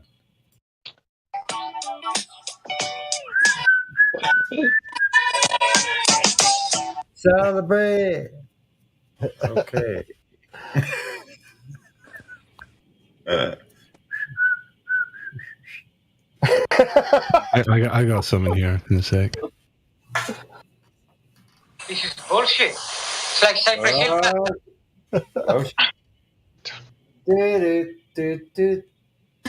This makes me want to do it one night. I'm going to get high one night, and I'll tell you. You guys will know the difference. I promise. CB, we need to change this meme I just posted, but like the top picture is like good conversation going on in Discord, and then the bottom's it's Helio with his hands like. I'll work on that. I can do that. NASA discovers door on Mars. What the fuck?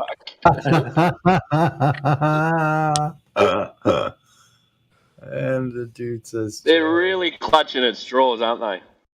Just door on Mars. That's hilarious. What's behind door number one? Died down on here since it first started. I think straws have too much substance for this category right here. What'd you say, Paul? I was wondering if the traffic has really died down on here since this Discord was first started, the 24/7 Flat Earth. Yeah. I mean, I think there's probably multiple reasons, but yeah. There used to be an arena that was on every weekend. I was thinking about the arena too. So we smashed them in the arena. They don't want that smoke anymore. The tides aren't going, it's not flowing in their direction, it's flowing in our direction. So the people, the literal amount of globe earthers is dwindling. So that's two reasons. Now there's a bunch of anti-flat earthers that have formed up. It's not like the anti-flat earth crew existed in 2017, as far as I'm aware. So Kind of encouraging then, to put it that way. That's all right. You made a difference. We're in here just doing victory laps at this point. But you don't have a working model. Well, my model can beat your model. Well, the arena can't. The arena can't exist anymore because we don't have any contenders. So it's kind of like So I wish I would have been around for those days. It was the bomb. It was pretty fun. But it's like, yeah, there's nobody that wants to come and get thrashed. But unlock Professor Phil. But also, when a Glober does come in here, everyone wants a piece of him. Yeah. I don't. That motherfucker messages me at least once a week, and he's like, "Can I please come back?" And I was like, "No." When they would get thrashed in the arena, did any of them actually like concede and No, it's not about. They ever did concede, but it's just like it's not. How many good fights? How many good fights were there? Listen. It's not set up to get a concession out of them. There's a whole coliseum, right? We're all watching this dude get slaughtered in the arena. So it's for the people watching. Yeah. Well, that's what the coliseum's for. We need that person for the whole show to be even there in the first place. So it's not for them. I heard you guys talking about Forte earlier. I think he was in the arena at least once. Yeah, has he been here? Yeah, I mean, he's been around. He's been around for a while. Fucking, he's a dumb shit, man. Yeah, I know, but I think he's been in the arena. It's just like he's an obfuscator, but whatever. Hey, Helio, are some of those same things in the archive? Are those some of those arena talks still in your archives in the old? I'm not sure when the arena stuff was going on because when Miggy was doing that, he did his own stream. There may be some, on my live stream, but it might have been different. It might be a different room. But you can find it on Miggy's channel, I think. I think Matthew's newer. Matthew was around back then. Yeah. Oh, he was? Damn. Yeah, he's been around here for a long time. Longer than me. Damn. I didn't even find out about Flat Earth till 2017. Me too. I'm in the class of 2017 as well. Yeah. The second wave. We're the second wave. Yeah, I'm about there too. What was the first wave? I was like late 2015, late 2015. 2014, 2015. That's the first wave. 2013, 14, 15. Like right after Eric Dubay, I guess, published his book or something. What does that mean? I mean, when you say first wave, I mean, as far as all that goes, wave. It's like timing. Well, people were already in it before I got there, so there had to. You know what? Did all of us find YouTube videos and just like, oh shit? Because the first time I saw Flat Earth, I was like, this is nonsense. Because I was already doing, other conspiratard bullshit. But then all of a sudden, Flat Earth showed up, and I was like, well, I'm a conspiratard, but I'm not that conspiratarded, right? And then all of a sudden, Flat Earth popped up, and I was like, you know what? The people I was watching before that are talking about Flat Earth, I don't want to see that shit. And so I ignored it, for a while. And then eventually I had to look at it, and so it just hit me. And then it was Dubay, and that's when freaking Mark Sargent and Dubay and all that shit. I was just like, all right, so I'm going to watch the videos. Boom. There it is. I mean, that totally makes sense to me. I'm not saying everything they said makes sense to me, but I'm just saying, yeah, flat makes sense. Helioskeptic, ladies and gentlemen.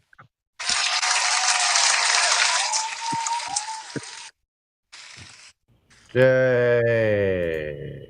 Bro, don't act like the shit didn't happen the same way to you. God damn it. So look, no, it did for most of us, I would say a lot, just with minor variations because of our individuality. But 200 Proofs, the video came out in 2015.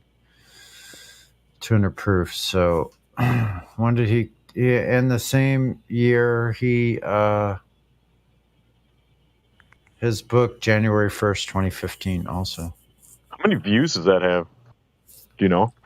It's hard to tell because of his 6 accounts that has been erased.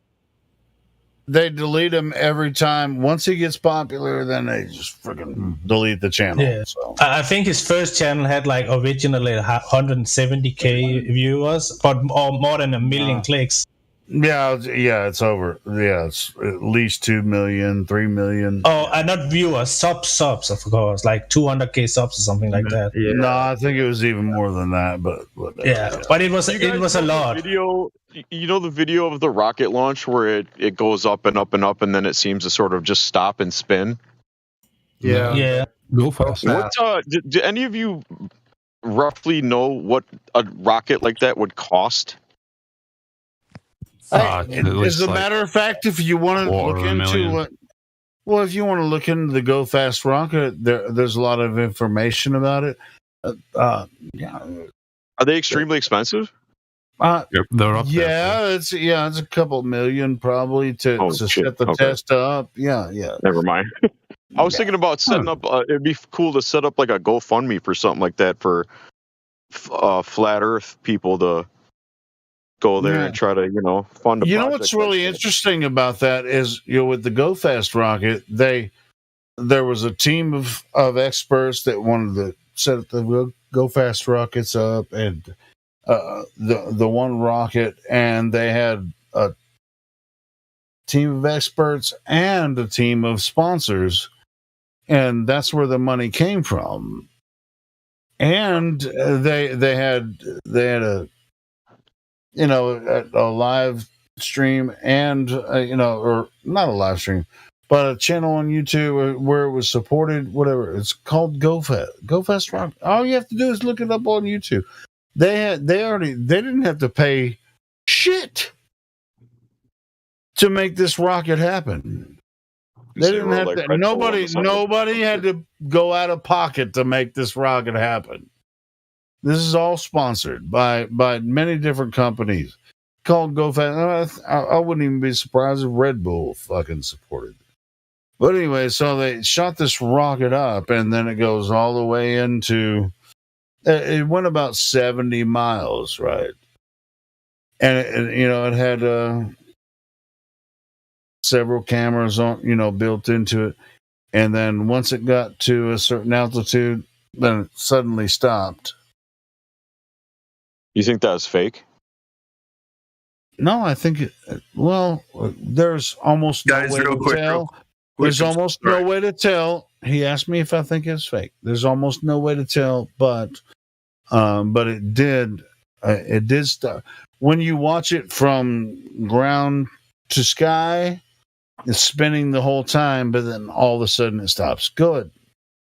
That's true. It's a weird anomaly that happens there at the end of the video. But I just wanted to say, no matter what anybody tells you, it's not gross if it's getting the job done.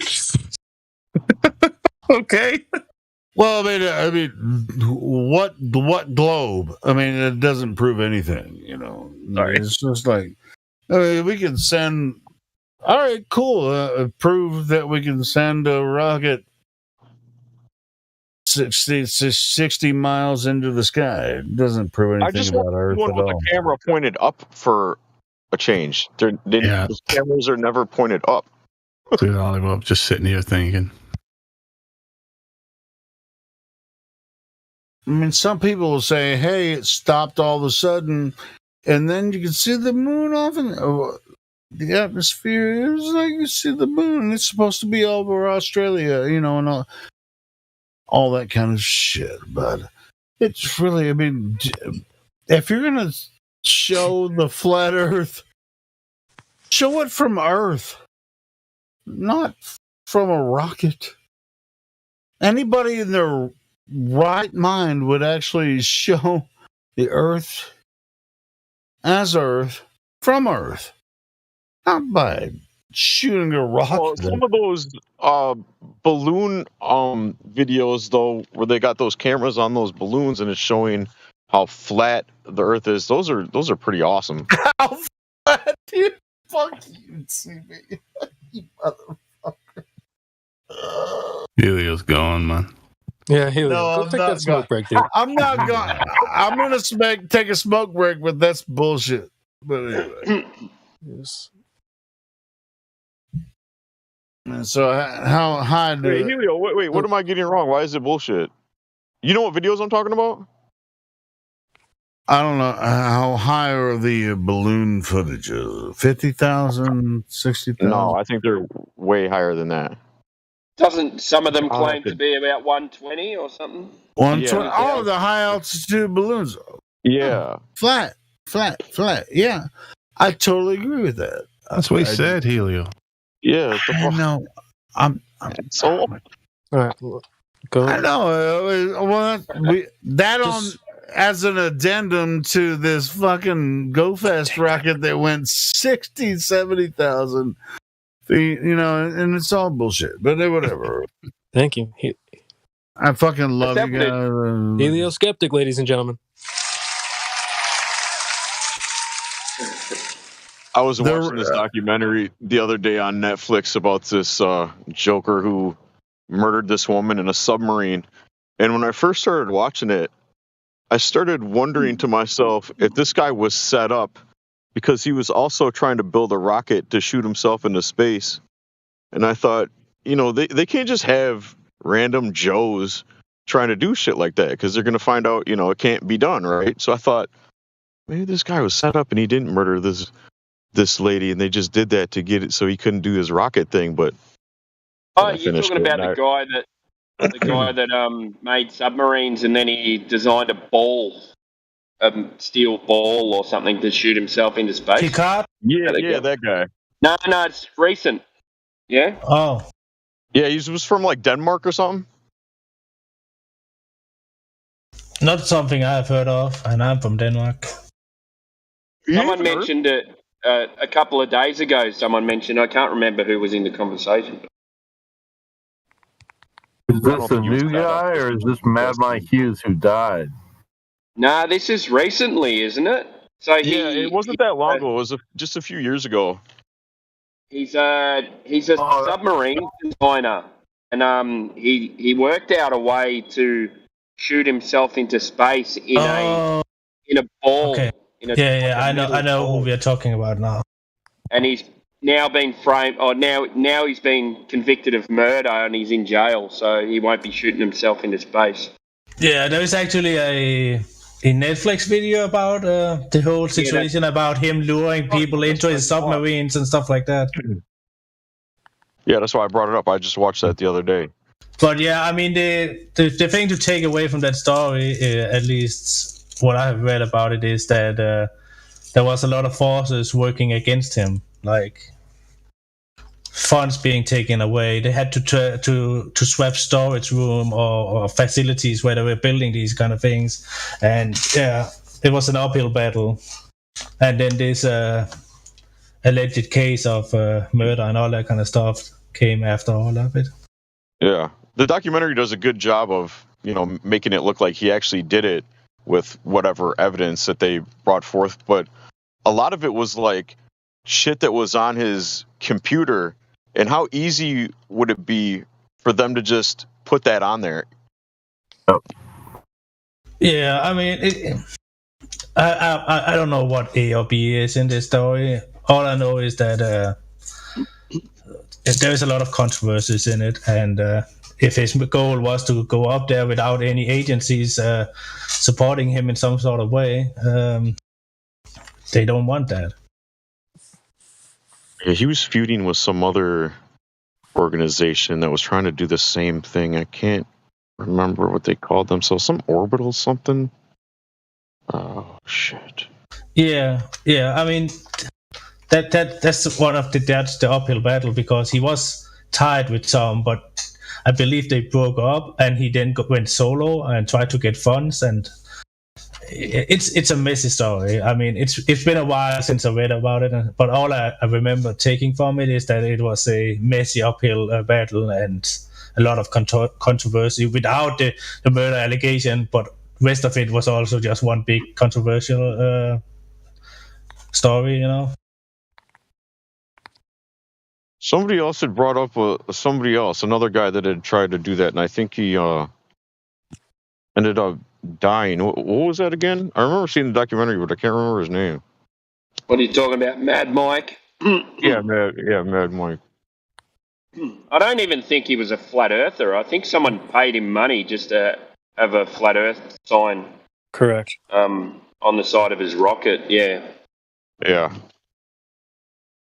So that was part of the GoFundMe, wasn't it? He was just a nut job stuntman, right? Yeah. Yeah, I think so, yeah. But the media made him out to be this crazy flat earther that was going up, as high as he could to get photos of the flat earth. But that wasn't the case. 1,800 feet, Timbo. Oh, was that it? That was it, yeah. It's like flat earthers are going to prove the earth is flat by going up 1,800 feet. It was, what a show, man. 1,800 feet. Right. I didn't know that part of it. None of us know about fucking planes. Yeah. What does that 70 miles equate to in feet? The Go-Fast rocket? No, it's way more than that. I thought 60 miles was like 350,000 feet.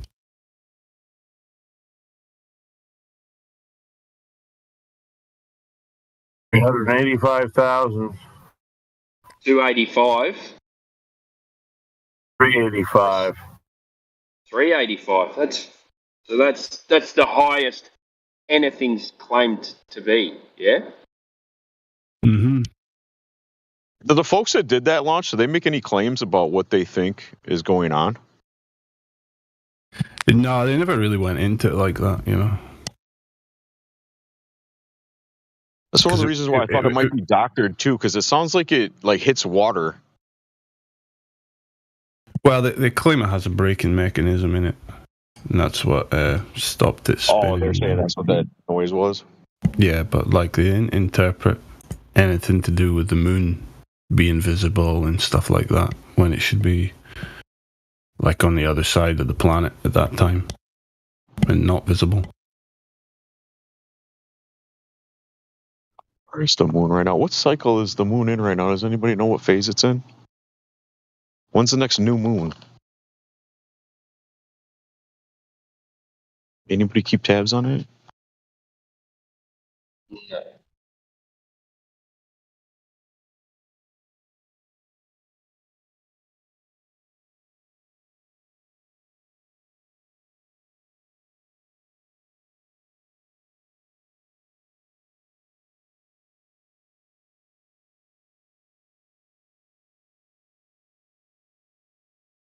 And yeah, Dimbo, that's just how disingenuous the media is with anything to do with flat Earth.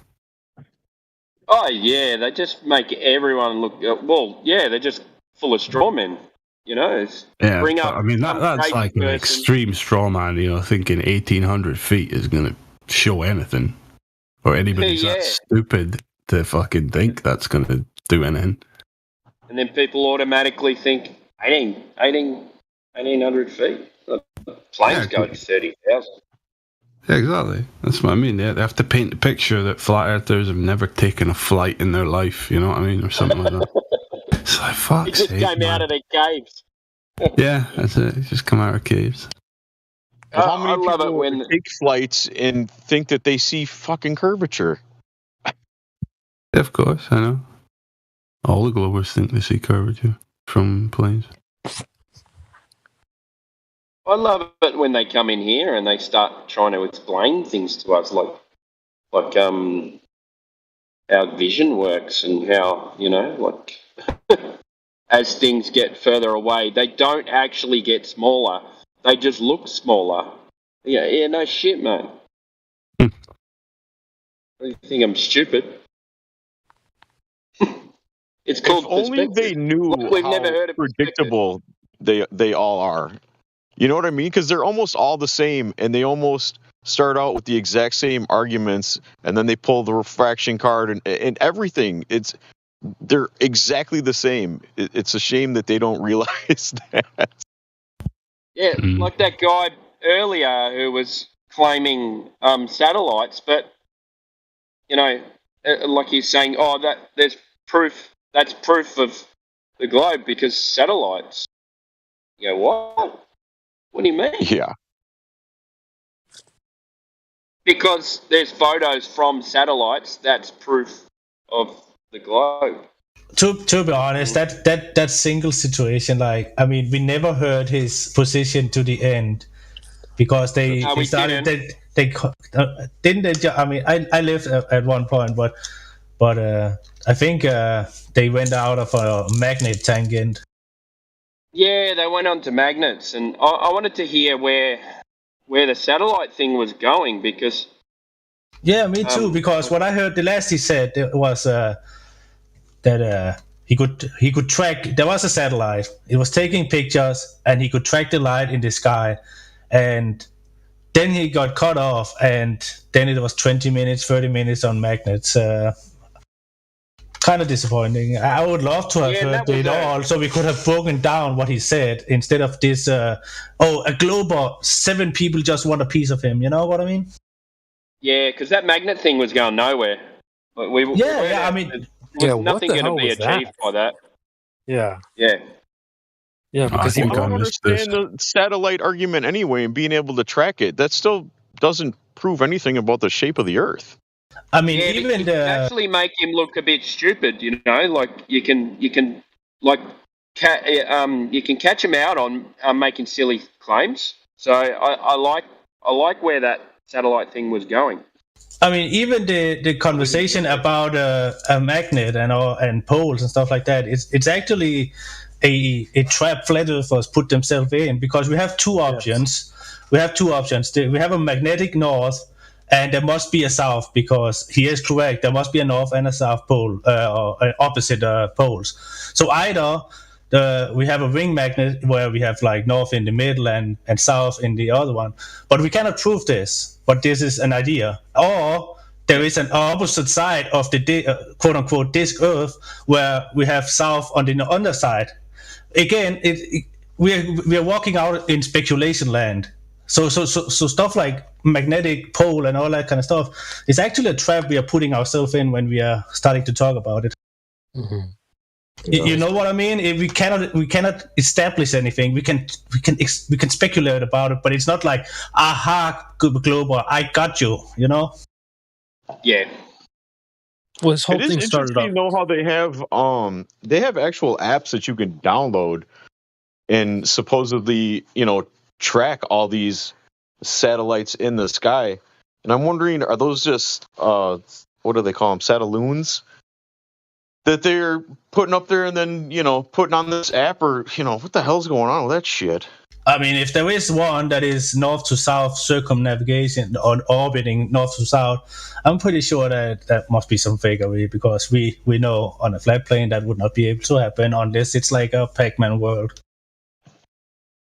Do any claim to go north-south? No, I'm saying, like, I mean, how would you be able to go down to south and come up on the other side on a flat plane?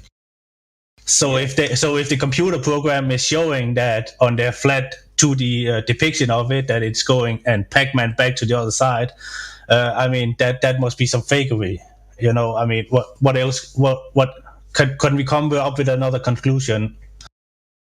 Yeah, well, you can fake anything on a computer program, really. Hey, to be honest, no one that understands at least a basic portion of orbital mechanics, they wouldn't claim that they're launching a satellite to orbit north to south. I just want to cut that. Yeah. No, yes. That's not what they claim. That's not what they claim at all. So if they're just going east to west and there is no up and down in space, that's not what they claim either. That's not what they claim either.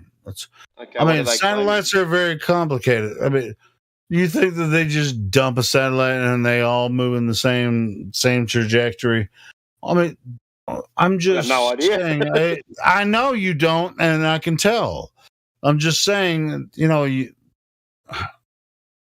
all right, yeah, I don't think that they do what they say they do, but if you say that they can throw a satellite up and it's going to orbit Earth according to the heliocentric model, north to south, that's not the way they do satellites. That's not the way it happened. Just wanted to point that out there. Anyone else? Go ahead. Mm-hmm. I just want to make sure that we cut that. We just nip that in the bud. What do they claim? I don't know. They just up there. Hey, it's really easy. Look up Wikipedia, man. Look it up, everybody. Yeah, fair enough. Look it up. Yeah, I mean, just look it up. This is what they claim. I mean, I'm not going to sit here and preach satellites all night and give you their idea of satellites, and I'm not. I don't have time for that. Yeah, something to look at. But I mean, NASA even says there is north to south orbits also, so they do have. No. I mean, I'm on their side. I'm on their webpage. Don't say no. I'm on their webpage. All right, but due to gravity, they have northern. I understand the complexity in it, and I don't say it happens. I'm just saying that they claim it happens. All right, show me the article where they claim it. Show it to me right here in the live stream voice text. Show it to me.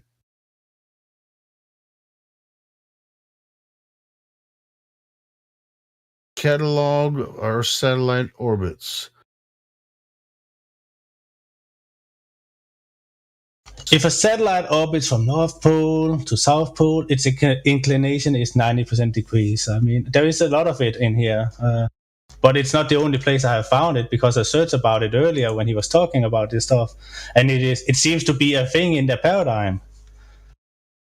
But I mean, when I am trying to wrap my head around it, it seems to be very hard, because that goes against the fluidity of what an orbit should be because of this. Right, exactly. So I understand. Even if they tried to do it, with north to south with their stupid claims about dumping a satellite in space with a rocket. It's just like, where are you going to dump it off? And it's just going to all of a sudden just go, gravity knows what to do. Just like, we'll see, we'll see what happens. We have plenty of math that's going to figure it out. Once you get it, in a certain trajectory, it's going to figure this shit out itself. And it's like, well, everybody on the Earth, all these orbital mechanics scientists figured it out before the rocket goes into space, and it's going to dump it out in the right place, and then it's going to start falling around the Earth in the right trajectory. And yeah, I just clicked on the article that you posted. That's not north to south. Not the way that most people would actually think of it. No Gestapo. Yeah, and I'm not blaming you for that. I've been looking at this for a long time, because these satellite orbits, which don't exist. It's ridiculous. I mean, it's all mathematical calculations, and they really don't have any physical evidence that what is the satellite for? I don't really think they're existing in space. Some of them may be on balloons, but for the most part, it's just it's a fake story. Do you know about Gestapo? I know about Gestapo. Yeah. What about it? The modern Gestapo? What does that have to do with okay. Well, I know about the Gestapo in freaking World War II. What do you mean? The modern Gestapo? I don't know what you mean by that. Helio, check the locker room. Guys, do you have a topic that you'd like to talk about that's Earth related?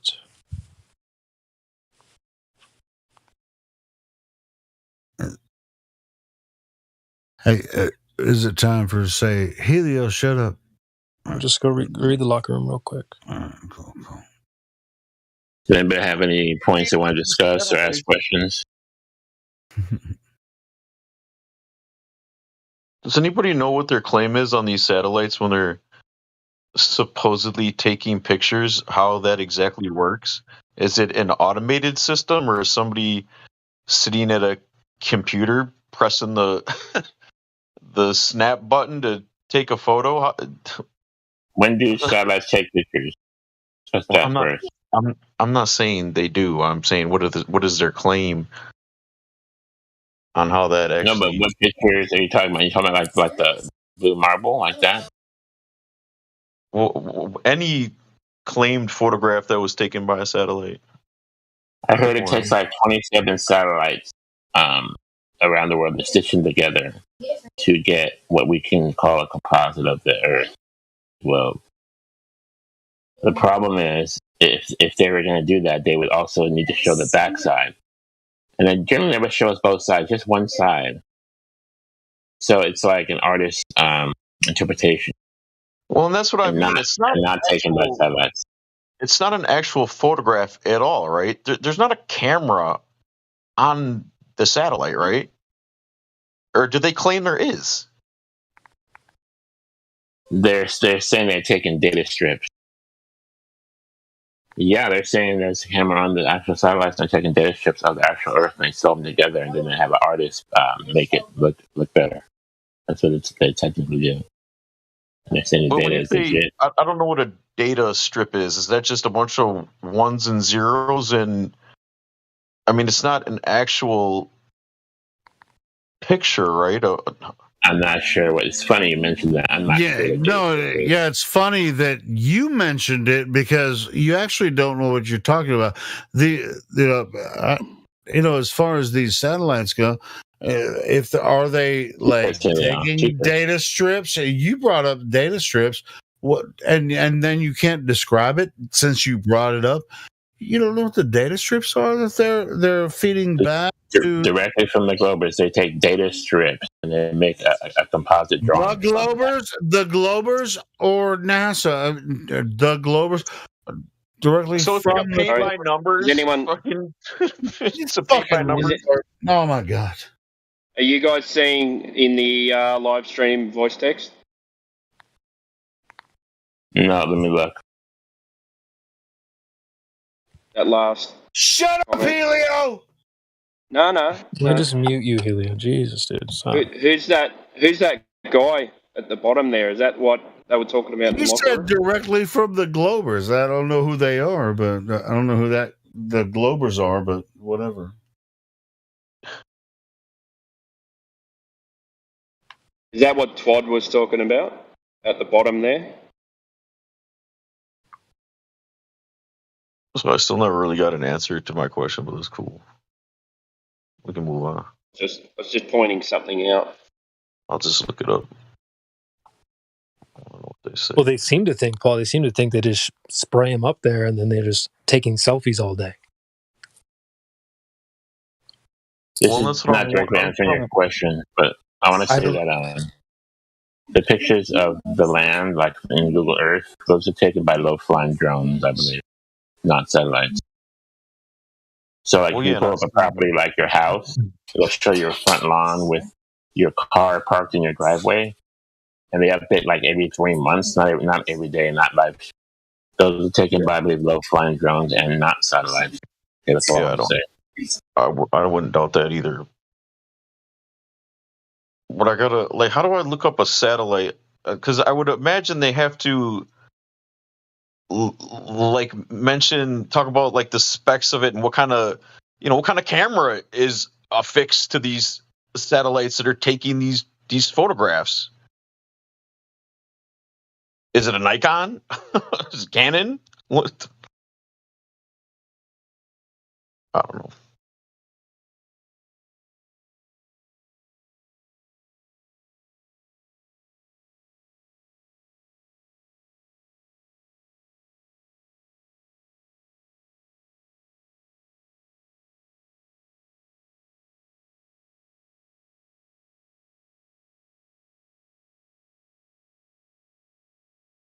Well, I apologize. I didn't mean to kill the conversation. You didn't. I was sorry. I was just in the chat typing. Mark is in the chat with us still. I think he's still in this VC. We're talking about laser tests. And what, Mark, dude? Come on, man. So we're talking about laser tests. And I guess his question is, well, why don't you just try it from country to country? Well, they're claiming that the curvature is way, way closer than that. Only at 1.22 miles at 1 foot off the ground. So you don't have to move the goalposts way, way farther than just that. All you have to do is test that claim right there. And we've done this with laser tests over lakes and things like this, bodies of water. So we don't need to. How much farther do we need to go, I guess is the question. Well, I don't understand why they say that we can't measure curvature on the Earth, but yet they'll make claims like there's flat surfaces on a basketball or some other, spherical object. But, if that's true, then why can't we measure it on the Earth? But they claim you can do it on, other spherical objects. I also want to point out one more thing is like people also will ask you, well, how come, you can't see across to other countries or see to China, this kind of thing. And often I'll bring up, well, there's weather. I mean, there's weather, and they'll say, well, just go on a perfect day. And so even on a perfect day in your town doesn't necessarily mean it's a perfect day everywhere else. And so when I had that at this, and I said, well, you can't control the conditions outside. The response was, just wait.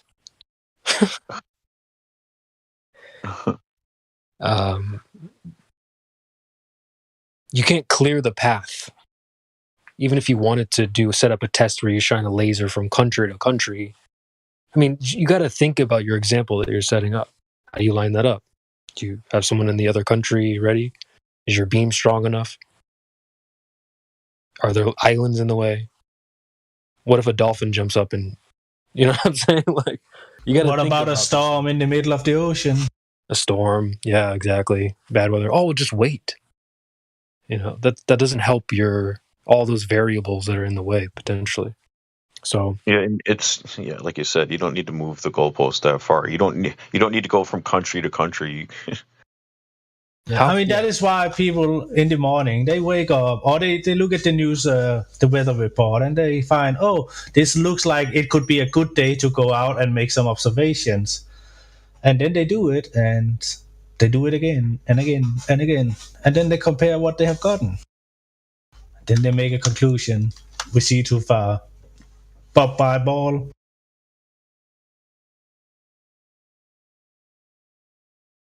I mean, you could do it. You could set up a pretty good test in the salt flats, I would imagine. Yeah, if the conditions are right. But yeah, you're right. The weather thing. Go ahead. I'm just saying, over land, it's a little bit more difficult because let's say that all the land you are on right now is all 100 plus meters above sea level. So even if it's a flat plane, there could still be quote unquote curvature under that flat plane, you know, aligning with the sea curves, the sea level. You know what I mean? Like, so even if you have a huge flat plane anywhere, but if it's above sea level, we have to take that into account. Not only that, Tim, it could be perfectly flat and sloped. And so to get rid of all those variables, that's why we head to the water. But I mean, we should still, why not test everywhere? But yeah, you know, at least the water's not going to have any slopes on it. Yeah, but if again, over land, we have, you know, like, I mean, we can take long distance observations, but it would demand that we are also in elevation. We take account for that, and we have something really high to aim for also, like we see in some of the bigger, the long distance ones, you know. They are high up in elevation, aiming for something that is also high up. But yeah, I mean, conditions, you can never account 100% account for them. Like even over water, you will never find 2 days that is 100% similar. Water, yeah. I mean, just 1 degree in terms of temperature will not offset it all, but it will not be the same conditions. There will be a slightly more humidity. There will be slightly more refractions in near the surface and all that kind of stuff, you know. Yeah, it's just odd that they didn't take in all these conditions into account when they said that the boats are going over the horizon. They never. I mean, they cherry pick. Oh, look at this. The right conditions for a closer horizon. But the horizon is still too far. The horizon is still too far. But it is close enough for them to have that confirmed. Yeah, that it confirmed that, oh, that is within margin of error. The margin of error. Good Lord.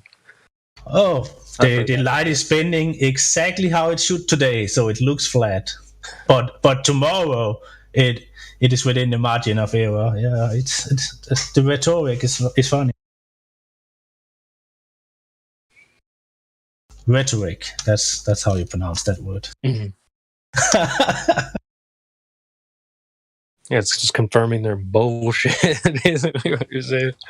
I mean, I see it every single day in Geos. When I wake up in the morning, I log in there. I see it all over the chat. You know, we have these pictures that is showing a closer horizon, but they never attach any information to the picture. Like they have no what's it called, control points where they know like the horizon is actually 5 miles out or anything like that. It's no, it's just like, look at this. The water looks like it's obstructing whatever is behind it. Oh, curvature.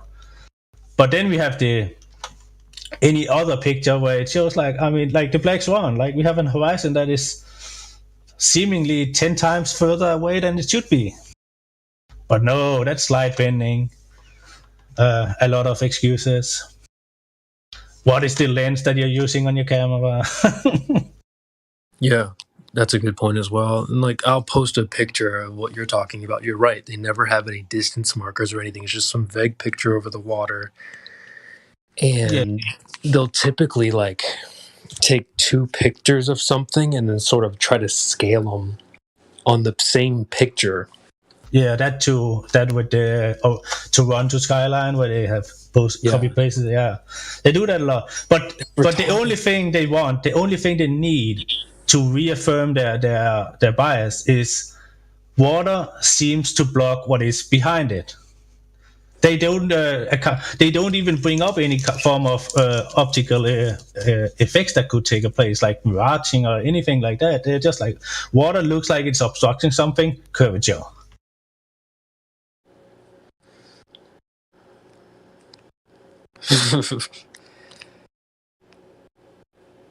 I remember when I first got into Flat Earth, like the only thing that people would say as a response is, no, physics, bro. Physics. And it's like, now I'm saying, that's what I'm saying. It's like, no, physics of the water. I don't care what you think these pictures are doing. Water doesn't do that. Physics, bro.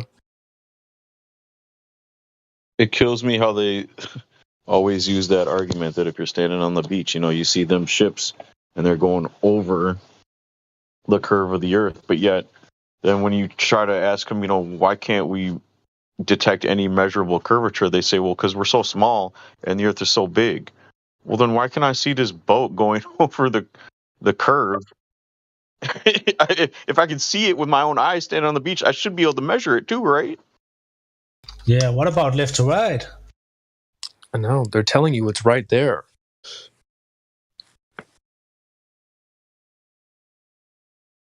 No, but it is funny how they move that goalpost too, right? Because you're standing shoulder to shoulder with someone at the beach. Boat goes over, can't see it anymore. They go, yep, curve right there. Then you zoom in. Oh, actually, it's further back, the curve. Wait, what? Wait, So what? happened? Yeah. Yeah, I've heard that before. So what happened to the curve like 2 seconds ago? I love when I can't remember who likes to do it, but they scale it up. So we have a glass of water, seemingly level surface. We have a hot tub, level surface. We have a pool, level surface. That always scaling up. But like, where is the magical point where water starts to shape on the outside? Yes. Like, because everything we can observe and quote unquote measure, that is, bodies need some sort of container, and if it's contained, it can be a rest and the surface will be level. But how big of a body of water do we need for it to magically start to curve?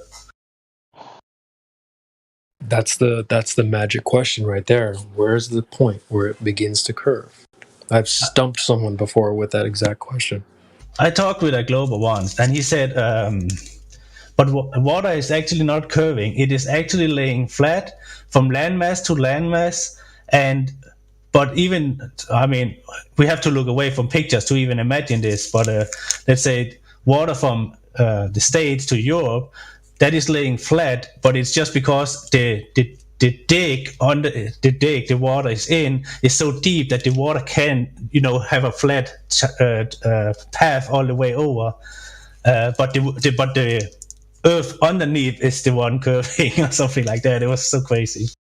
I don't know even if you understand what I'm trying to say, but yeah, that was pretty outrageous. No, I do. That's so ridiculous that even you couldn't explain it. Yeah.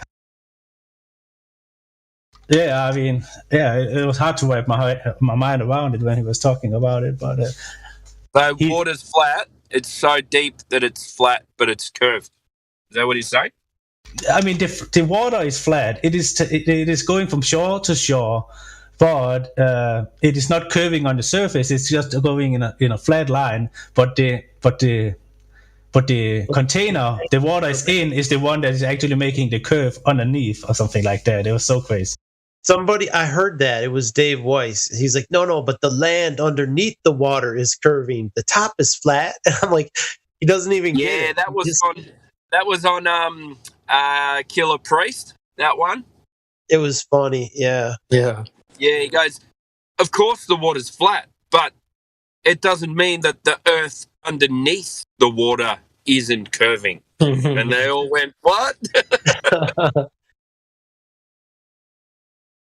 They're only saying these things to try and sell you something. They're not like, that's not even that's not an argument. They're just trying to kind of buy you back in by saying things like this. Because there was another Killer Priest. He did another Flat Earth. I haven't watched it yet, but I think it was like 3 days ago, because I subscribed to the channel, and they did another Flat Earth podcast. I haven't listened to it yet, but it's just like it's probably going to be the same nonsense. Dave wasn't on there, but yeah. Right. Didn't they do one when Elijah was on there as well? Yeah. I remember when Elijah was on there. Yeah. Watch that one. Yeah, it's just like, what if they don't believe it? Why do they keep talking about it? Or why is it a thing? Is it because it's popular, or is it because some people on the show or are really interested? It's like, oh, this is cool. Let's talk about it. Dude, remember we were talking about rivers the other day, and then after like everyone kind of fell asleep, you're like, I'm gonna put something on so it's not just dead. And you put Santo Spinacci, right? I was listening to that. I'm like, okay, I want to hear some more of his stuff. So anyway, I clicked on him, and he was talking about, what's that guy's name? Oh shit! Now I forget his name. Some Walter Russell. And I'm like, okay, I want to hear more about Walter Russell. So I checked out some of his shit. And then it turns out he wrote a letter to some guy in California. He was drilling wells where he shouldn't be finding water. He was drilling wells on the top of mountaintops, like 8,000 feet elevation.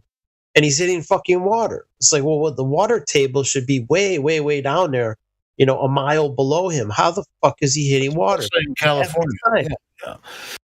Every time he's hitting it, dude. He only drilled out of 72 holes. He only had 2 dry holes. I mean, look what was happening to us. When we were growing up in the 80s and shit. Just like, oh, they can't figure out how to drill wells in Africa. Let's send money to them, and they're just like, look at these horrible people. Well, it's just like, what the fuck? I was making a bigger point. I was going to tie this into a bigger point. He was hitting he called it primary water. I'm like, I heard that from Deborah Tavares, so I looked into it. I'm like, yeah, but that's not primary water, though. How do you know that's not primary water? Yeah, he's hitting something that's untainted, and he's hitting it at high elevations. He went to Israel. He hit it in Saudi Arabia. So these dry, arid places. He's hitting fucking water, even in California. High mountain ranges, hitting high elevation. He's hitting water. The key for a lot of the information about that is Gaddafi, but that's the same there, and it doesn't run dry. It's producing thousands of gallons a day, and it's not running dry. Gaddafi, the dictator, evil freaking dictator in North Africa, and it's the purest water you ever had. It's like it's pure. He's like It's the same with these mountain springs that seem to come from nowhere. Yeah. It kind of ties together with that. Spring water, high elevation, pure water. I read about something about that we think that stone and stuff like that can actually not hold water, but they get saturated over time, and they have these cavities around the place. But as you said, like, it seems like an endless stream of water just coming from seemingly nowhere, and it's just amazing stuff. The rock is not permeable. It's not like if you had a granite countertop in your kitchen and you put water on it, it's not going to absorb. It's impermeable. So it was passing through like granite. He would drill through the granite and whatnot. I don't know how he was hitting it, but he's like, yep, I hit it. I hit water here, here, here. Like, well, how the fuck is he doing it? What if And they- water is produced from the earth and also the oil the earth produced? No, I know that. I'm just saying at these high elevations too. He was wrong on some of this stuff. You know, he was misguided because it was 1985 and he still thought he lived on a globe and all that shit. So he's slightly misguided, but he had some good info.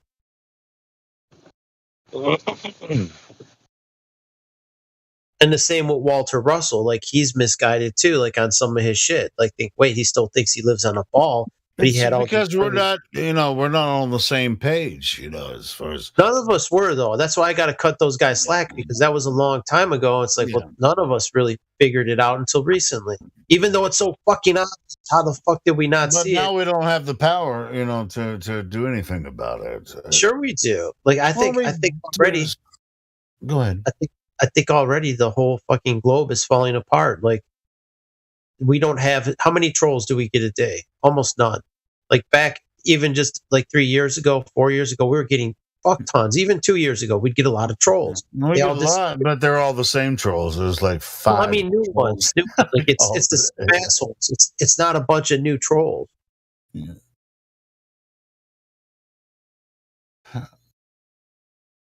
I think we've been effective. That's why there's no new people rolling in, because they already figured it out. They're like, Oh, fucking that's hey, not. We do have new people that jump in here Well, every not day. the volume, We've had like not the volume, dozens. dude. Just today alone, we've had at least a dozen that jumped in here. But I mean, like, if you drew a graph, right, it would be a steep decline in the amount of trolls, and I just think the amount of awareness is like ballooning. We're hitting that hockey stick where it's going. When I said a dozen, I mean new people that jumped in, not trolls, because we know who the trolls are.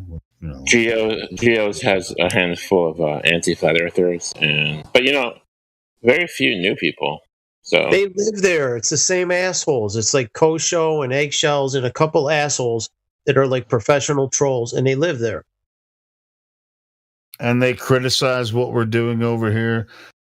Criticize all fucking They day, always but do. do you get new people jumping in there? No, we get the new people. Do you over want here. to argue with the same assholes every day? That's why you get. It's like that's why we would ban him. Remember, Kosho had like 200 accounts. He would keep coming back, and it was like whack-a-mole. It's like, why does he keep coming back? And it goes for everybody listening in the YouTube chat, all you freaking trolls that hang out there all day long. Don't give a shit about you. You're boring at this point. They've passed their relevancy, dude. Like when the trolls used to have an influence on the new people, but now the new people are somewhat aware that it's already flat, and they just need a little more. They need a few more questions answered before they're comfortable talking about it. And that's the majority of people coming here, is what I find. Even young people, they kind of get it. Young people, like teenagers. Yeah, we young get a lot of young people that come in here, man. Yeah, like 12, 13, 14. Like my nephew, he's been a flat earther since he was like 4.5, and he's almost 11. So he's an OG, and he's just a little guy.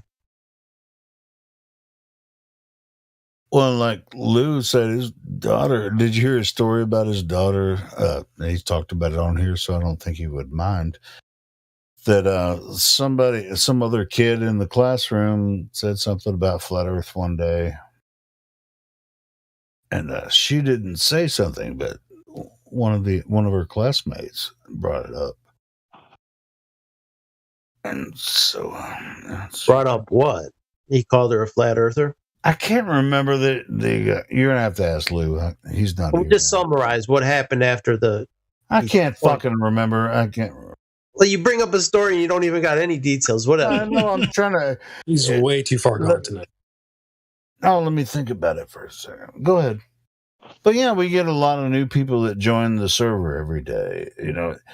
We're not here for the anti-flat earthers. We're actually here for people that are curious. Why do you guys think the earth is flat? I love new people. You know what I mean? I welcome. How many people did I invite to the old server? Thousands. I used to drop that link everywhere. And I think it's running out. We're still doing it, Ron. I know. I'm just saying it's diminishing returns. Like the amount of hours you put in for the amount of new people that flow in, it's diminishing a lot. There's I think we passed the tipping point just by that alone. The amount of I don't know. I trolls. mean, we had at least a dozen to 15 to 20 people that joined today. I mean, and how many were trolls? Maybe 3 or 4. Right. So, You know what it was before? 99% trolls and 1 decent person, and now That's it's what I'm flipped. saying. It's flipped. Yeah, We passed the tipping point, dude. There's your proof. What I'm saying. It might be time to advertise. They're genuinely curious. That's why they We come here. flipped them, dude. We flipped the trolls to the legit people. We flipped it. It was way worse. Now we went over the hill. We're on the other side. It's all good. I like it. I mean, I fucking love new people. Well, it's just like, oh, your channel's small. You don't. You only get 20 live viewers. It's just like, and half of the 20 are the trolls in the YouTube chat. It's just like, okay, whatever. Who gives a shit? And to be honest, I was looking at the YouTube chat earlier, and every time I look at it, I get discouraged because it's the same freaking old trolls in there all the time. It's just shadow banned. It's shadow banned. Nobody knew. It's fine. It's not. Well, I mean, I shut down the YouTube chat for a while, and I knew when I opened it back up, it would be the same assholes in there all the time. But and I shut it down because I thought, I'm gonna have to fight them or what. I don't have to fight them. They actually expose themselves by bringing up bullshit arguments. But the viewership has gone up since I've opened the chat again. Of course. Wants to be where you can't be. Let these idiots fucking talk nonsense all day. And love you guys. Good night. Good night. Sleep tight. Keep it flat. Peace, brother. Anyway, you were shutting down free speech, and you complain about them doing it. You were doing the same fucking thing. Wasn't the issue that they were posting a lot of porn links and stuff like that? Well, they can't post. They can't post on YouTube. Not like that. No. The mods wouldn't do that. He had no mods. He got rid of all the mods, and he let a shitstorm happen. Yeah. Well, there's still a few mods in there, but yeah, it's me and a few other mods that I allow in there. But yeah, for the most part, it's just like it's pretty much the same shit. It's like it might as well be open chat. But I don't get it. Like the same people over and over. Like I know it's just like Bendy Light's in there 24 hours a day. It's like, do you ever sleep? Benny who? Bendy Light, the guy. Bendy Light. Yeah, he's in there 24 hours a day. I was like, do you ever sleep? I actually was fucking with him in the chat, and I was like, do you have a twin brother where you guys just like pair off? Is he a troll? Is he like a troll? Yeah, but he's not rude, Like you know what he is? He's got to be a bot. It's probably not a human because humans need sleep and bots don't. If he's it doesn't necessarily matter at this point.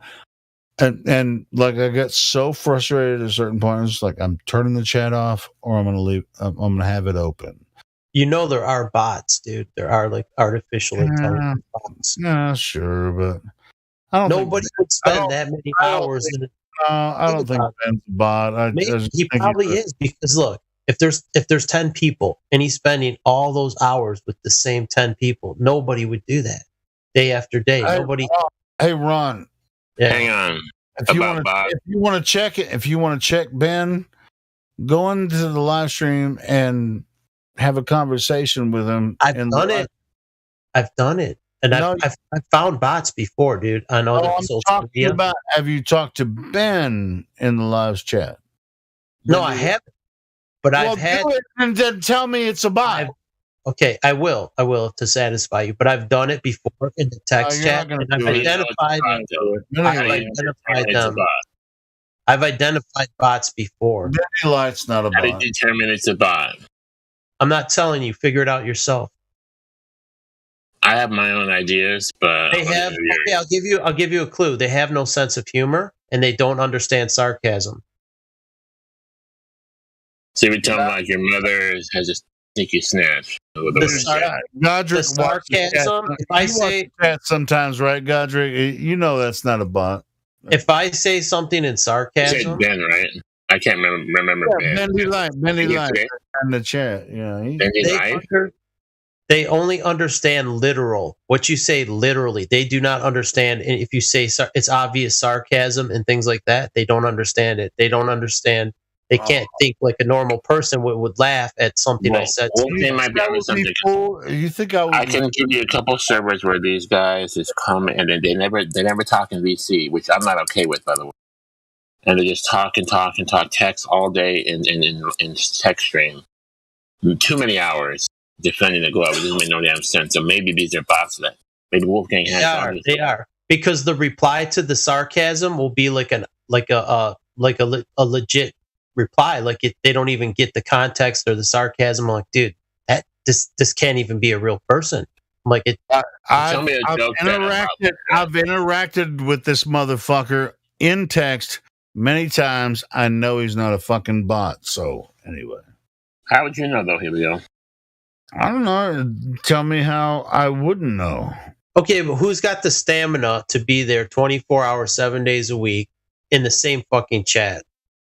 Who could do that, and why would they? I mean, I get like Kosho is he's in there all the fucking time, but not 24 hours. But he joins voice sometimes, so we know he's a real person. He does. But that guy there in a chat with so few people devoting so much of his time doesn't make any sense whatsoever. He doesn't like spread his time out amongst other places. It would be such a waste of your resources to be in there so many hours. Maybe I should be like, all right, Ben, if you want to hang out in the YouTube chat and then do what you do, it's a requirement that you at least talk to one of the moderators here, specifically me, and then I'll let you, talk your bullshit in the chat. And he's never rude. He just brings up all kinds of bullshit. So if it's the same over and over, necessarily mind him being there. That actually is if he's bringing up bullshit all the time, that's a sign of a bot. And it's repetitive. It's repetitive over and over. Same shit. That's a bot. Well, if you guys are saying that it's a bot, have you seen what he's been typing in the chat? Dude, bots are sophisticated. I'm asking you. Oh, I don't watch your goddamn channel, Helio. I don't give a fuck about it. I fucking see it all the time, goddammit. Have you watched it? He's real. He's real. Who thinks that Kosho might be a paid show? No, I'm just asking if you guys think the Bendy Light is a bot. I don't think he is, but if you guys go watch some of the fucking the shit he's been posting in chat, I think it's a real person. I don't think he's a bot, but whatever. I don't remember Bendy Light. He spends 80 hours a week in your fucking video chat, and he's a real person. Sounds legit. Okay. Go look at what he said in the chat. He responds immediately. Whatever. So do fucking bots, okay, dude. He wants you to go vet him, Wolfgang. Go get him. Go vet him.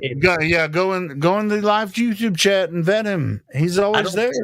I don't care enough, dude. I don't care. Now, well, then quit fucking talking shit about I already said I don't give a fuck. You figure it out yourself. Who's a bot?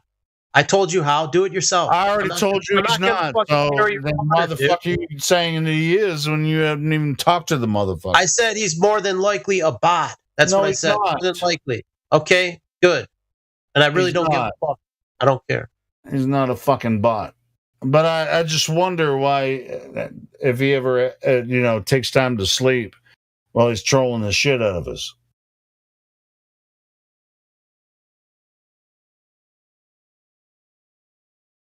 I don't know. He must be on crack or something. At this point, I think there's bots and shields. Now, I idea about a couple of them. Yeah, you've seen Bendy in the chat, Godric, right? That's just freaking crazy. Motherfucker's nuts. Honestly, I've seen the name, but I don't read his shit. I don't have time to read it. Honestly, it's boring, but he's always there. It's just like every time I start the live stream, boom, Bendy Light's there.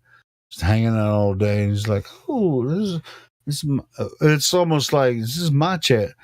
But if I ban him, he's just going to come in with another fucking troll account, you know. It's just like, oh, and it goes for every other one, you know. That's why I turned off the chat for quite a while, and if there really are like official bots, Globy bots or anti-Splattership bots, it's going to be impossible for us to tell because you can have like a real person overseeing like 2 or 3 bots. That's their job, whatever, right? So the real person can jump on if they want to. So there's no way you would know, honestly, if they were smart about it. I mean, you can tell the patterns. As soon as he fucking starts up the video, he's already there instantly. Like, really? And he's there Ron, every time, every day. I recommend, Ron, if you listen to the live stream, go into the YouTube chat and watch Bendy Light. If you think he's a bot, let me know. I'm doing by what you told me. What you just told me, those few bits of info, I would say there's a greater than 90% chance it's a bot. More than that. Like, nobody logs in. I get video updates all the fucking time. I don't click on all of them instantly. He's the first one there instantly. He's there that many absorbent amount of hours. Not instantly. It's not always instantly. That's how I know he's not a bot. Because I know when a bot is attacking my channel, I know. How do you identify a bot? I've told you. Now you tell me. How do you identify? Yeah, I mean, I've seen it happen. You know, as soon as I go live, it you know, there's something jumps in. It's like there's a bot jumps in. It's like, hey, I'm here, or whatever fucking thing they're. How do you know they're a bot? You think it's that obvious? Like, hey, I'm a bot. They're fucking. They'll give you an answer. You ask it a question, they'll give you a fucking answer. It's not like they're dumb. I don't have to ask or answer a goddamn thing. Bendy Light is a fan of the channel and wants to be here, responds to every single person every time they say something, and with a personal response. That's not a freaking bot, man. No, it's not. Okay. Dude, watch some of the freaking footage. Whatever, man. Okay, I don't think you're smart enough. I don't think you're smart enough to find a bot. Really? I think you're dumb as fuck. You're dumb as a box of rocks. Fucking Ron. I'm just fucking with you. And your opinion matters, so I care. Let me talk about shells. Let me tell you something. I think Eggshells is a shell and Kosho is a shell. And I'll tell you why. No, but they're real people, and I think Ben's a real person too. But go ahead. Hang on, but they're shills though. Let me tell you why. Kosho is a professional bullshitter. He can bullshit his way out of anything, and he has no substance, just bullshit, word salad. Okay. Eggshells. He doesn't know enough about the discussion. He's like a substitute teacher. That's why I think he's a shell, and he seems to be well to do. And Kosho, they're both here all the time, or as much as they want. That's why. They all are. There's like 3 or 4 that are riding on eggshells. Kosho, they're professional shills, but if that's what he wants, if they want to hang out and argue with shills all day, whatever. And it's the same circular argument back and forth every day. If you want to beat your head on the wall arguing with the shill who has no logic, it's like, wait, I just smashed your fucking stupid argument, and you're bringing it up the next day or the next hour or whatever. And you're still going to be here for 14 hours. Nobody does that. Like, no one's time is that unvaluable. We also have Ruhif and Doofus. Those are I'm going to call them anti-flat earthers. It's actually worse over there. It's the flat earthers. They're talking about things, and then they're like, "Oh, let us bring it past Kosho or something like that." It's like, why? Why do that? Kosho's very charismatic. People like him, both sides. He's not that bad. Like, me and Helio, like, we laugh at him. He's not the worst troll, but he's obviously someone's paying his ass. Nobody has that amount of time to devote. Ron, look at the YouTube chat, and when Bendy Light comes in there, type some shit in there and talk to him. No. And You told me if you think it's a fucking bot, then you're real. You told me he's real, so you're right. There's no, you can't, you figured it out, so there's no sense of me investigating. I'm fucking Dude, I've been stupid. dealing with that motherfucker for at least 2 years now, so I'm fucking, what the fuck are you talking about? Anyway. You've got one fan. He's always, dude, we have several anti-flat earther fans that just hog up the whole fucking chat. That's why I fucking turned it off. And I don't think any of them are bots. I think they're just anti-flat earth retards. But that's why I turned it off for a long time, because I just got tired of dealing with the bullshit. The government wastes money, but it's like they got money to pay. I don't think they're paid. I think they're just they're sad individuals. That's what I think. Talk about diminishing returns. You pay someone to be in a chat with 10 people. You're going to be in this chat with 5 or 10 people for 14 hours. It's like, why? That's what I'm saying. They're not paying that. That's why. I mean, it's just really sad. Bots, dude. Bots, why are they obsessed with talking to some flat earthers on Discord? I really have no idea why they're fucking even here. A bot doesn't require pay, and it doesn't need sleep, and it's always there. And you. Oh my God, Ron. That's not what I'm saying at all. You're fucking out of your mind. I mean, obviously, there are some live people, like in the Discord chat. Yeah, all of them. The reason they're there was to. I haven't met a bot on any. I don't trust anybody that does not go in VC. They don't go in VC. I don't trust. Period. No, I don't trust them either. But I think I would know a bot. You don't even know how to identify. I just told you how, but you didn't know yourself. So that's why you assume they're real. Oh, it's chatting back. It's answering my question. It's chatting with me, so it must be a real human. It's like, well, it's not going to answer my question in the right way. The bots will beat you at chess. They can do a conversation. The bots are sophisticated. They have one Achilles heel, and I told you what it was. Hey, Ron, since you know so much about it, go in the fucking YouTube chat and tell me which one's the bot. Dude, I don't care enough. I don't care enough. I don't. Give me a question that That's why I didn't care when I fucking turned it off, because there was too many fucking trolls. Like, right now, I'm not even. I'm fucking resting my eyes because my eyes are fucking killing me, and I'm not gonna go read chat. Give me a question that Wolfgang bot can answer. Ooh, that's a good question. Give me a question. A priest and a nun walk into a bar.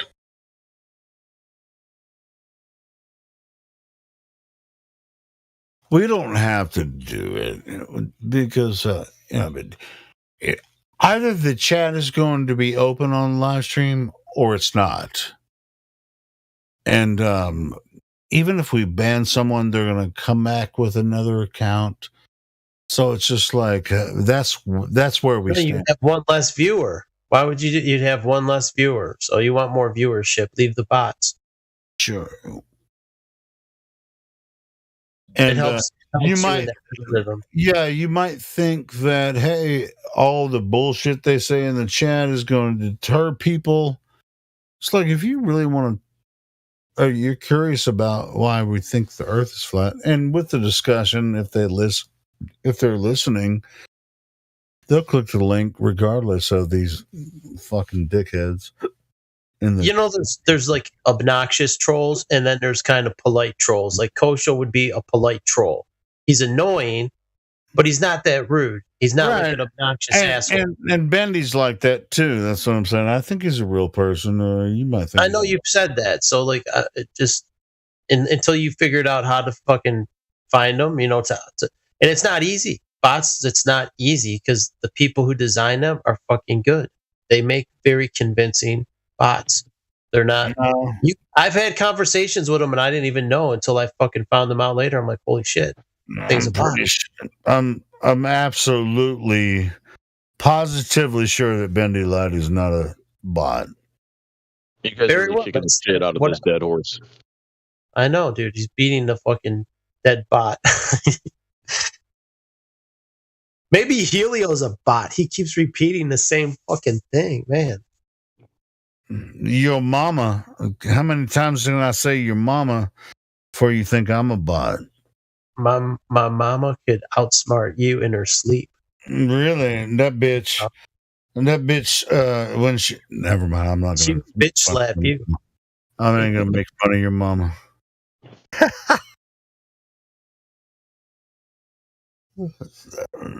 Damn, I can't believe you went to fucking boss on a YouTube chat. Ron, What about clones? Do we have to worry I about thought clones? I was black pilled, but this motherfucker's all the way black pilled. You haven't discovered any bots, dude? In any YouTube chats? They're everywhere. They're on every social media. Even Twitter, like Elon Musk said, half of the people are Hey, but check this out, Ron. I've been following my own goddamn YouTube chat for years, and you just admitted that you never go in there hardly, and you don't even know who the fuck I'm talking about, and you're saying, well, they're all bots, and so just fuck them anyway. Did So I say fuck all you, are Ron. bots? You Did I fucking say asshole. all? I said one of them. Okay. He's offended because no one watches his stream. There's 5 people watching it. And well, fuck you anyway.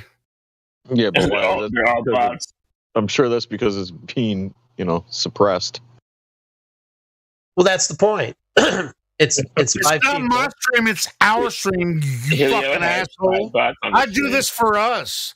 And I'm telling you, I don't think Bendy Light is a fucking bot.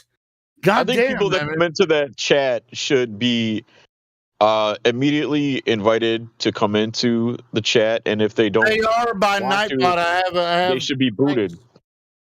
None of them come here. That's the point, too. None of them ever come here. They just camp out on YouTube. Hey, what? I was telling the other guys. That's absolutely not true. That's absolutely not true. If they don't come in VC, I don't trust them. Go get Bendy Light. Go get him in here. Get him in here. Let's prove he's You're not a not bot. going to get him in here. I know he's not going to come in. Right, Talking because he about can't. God damn it, that's not what I'm saying.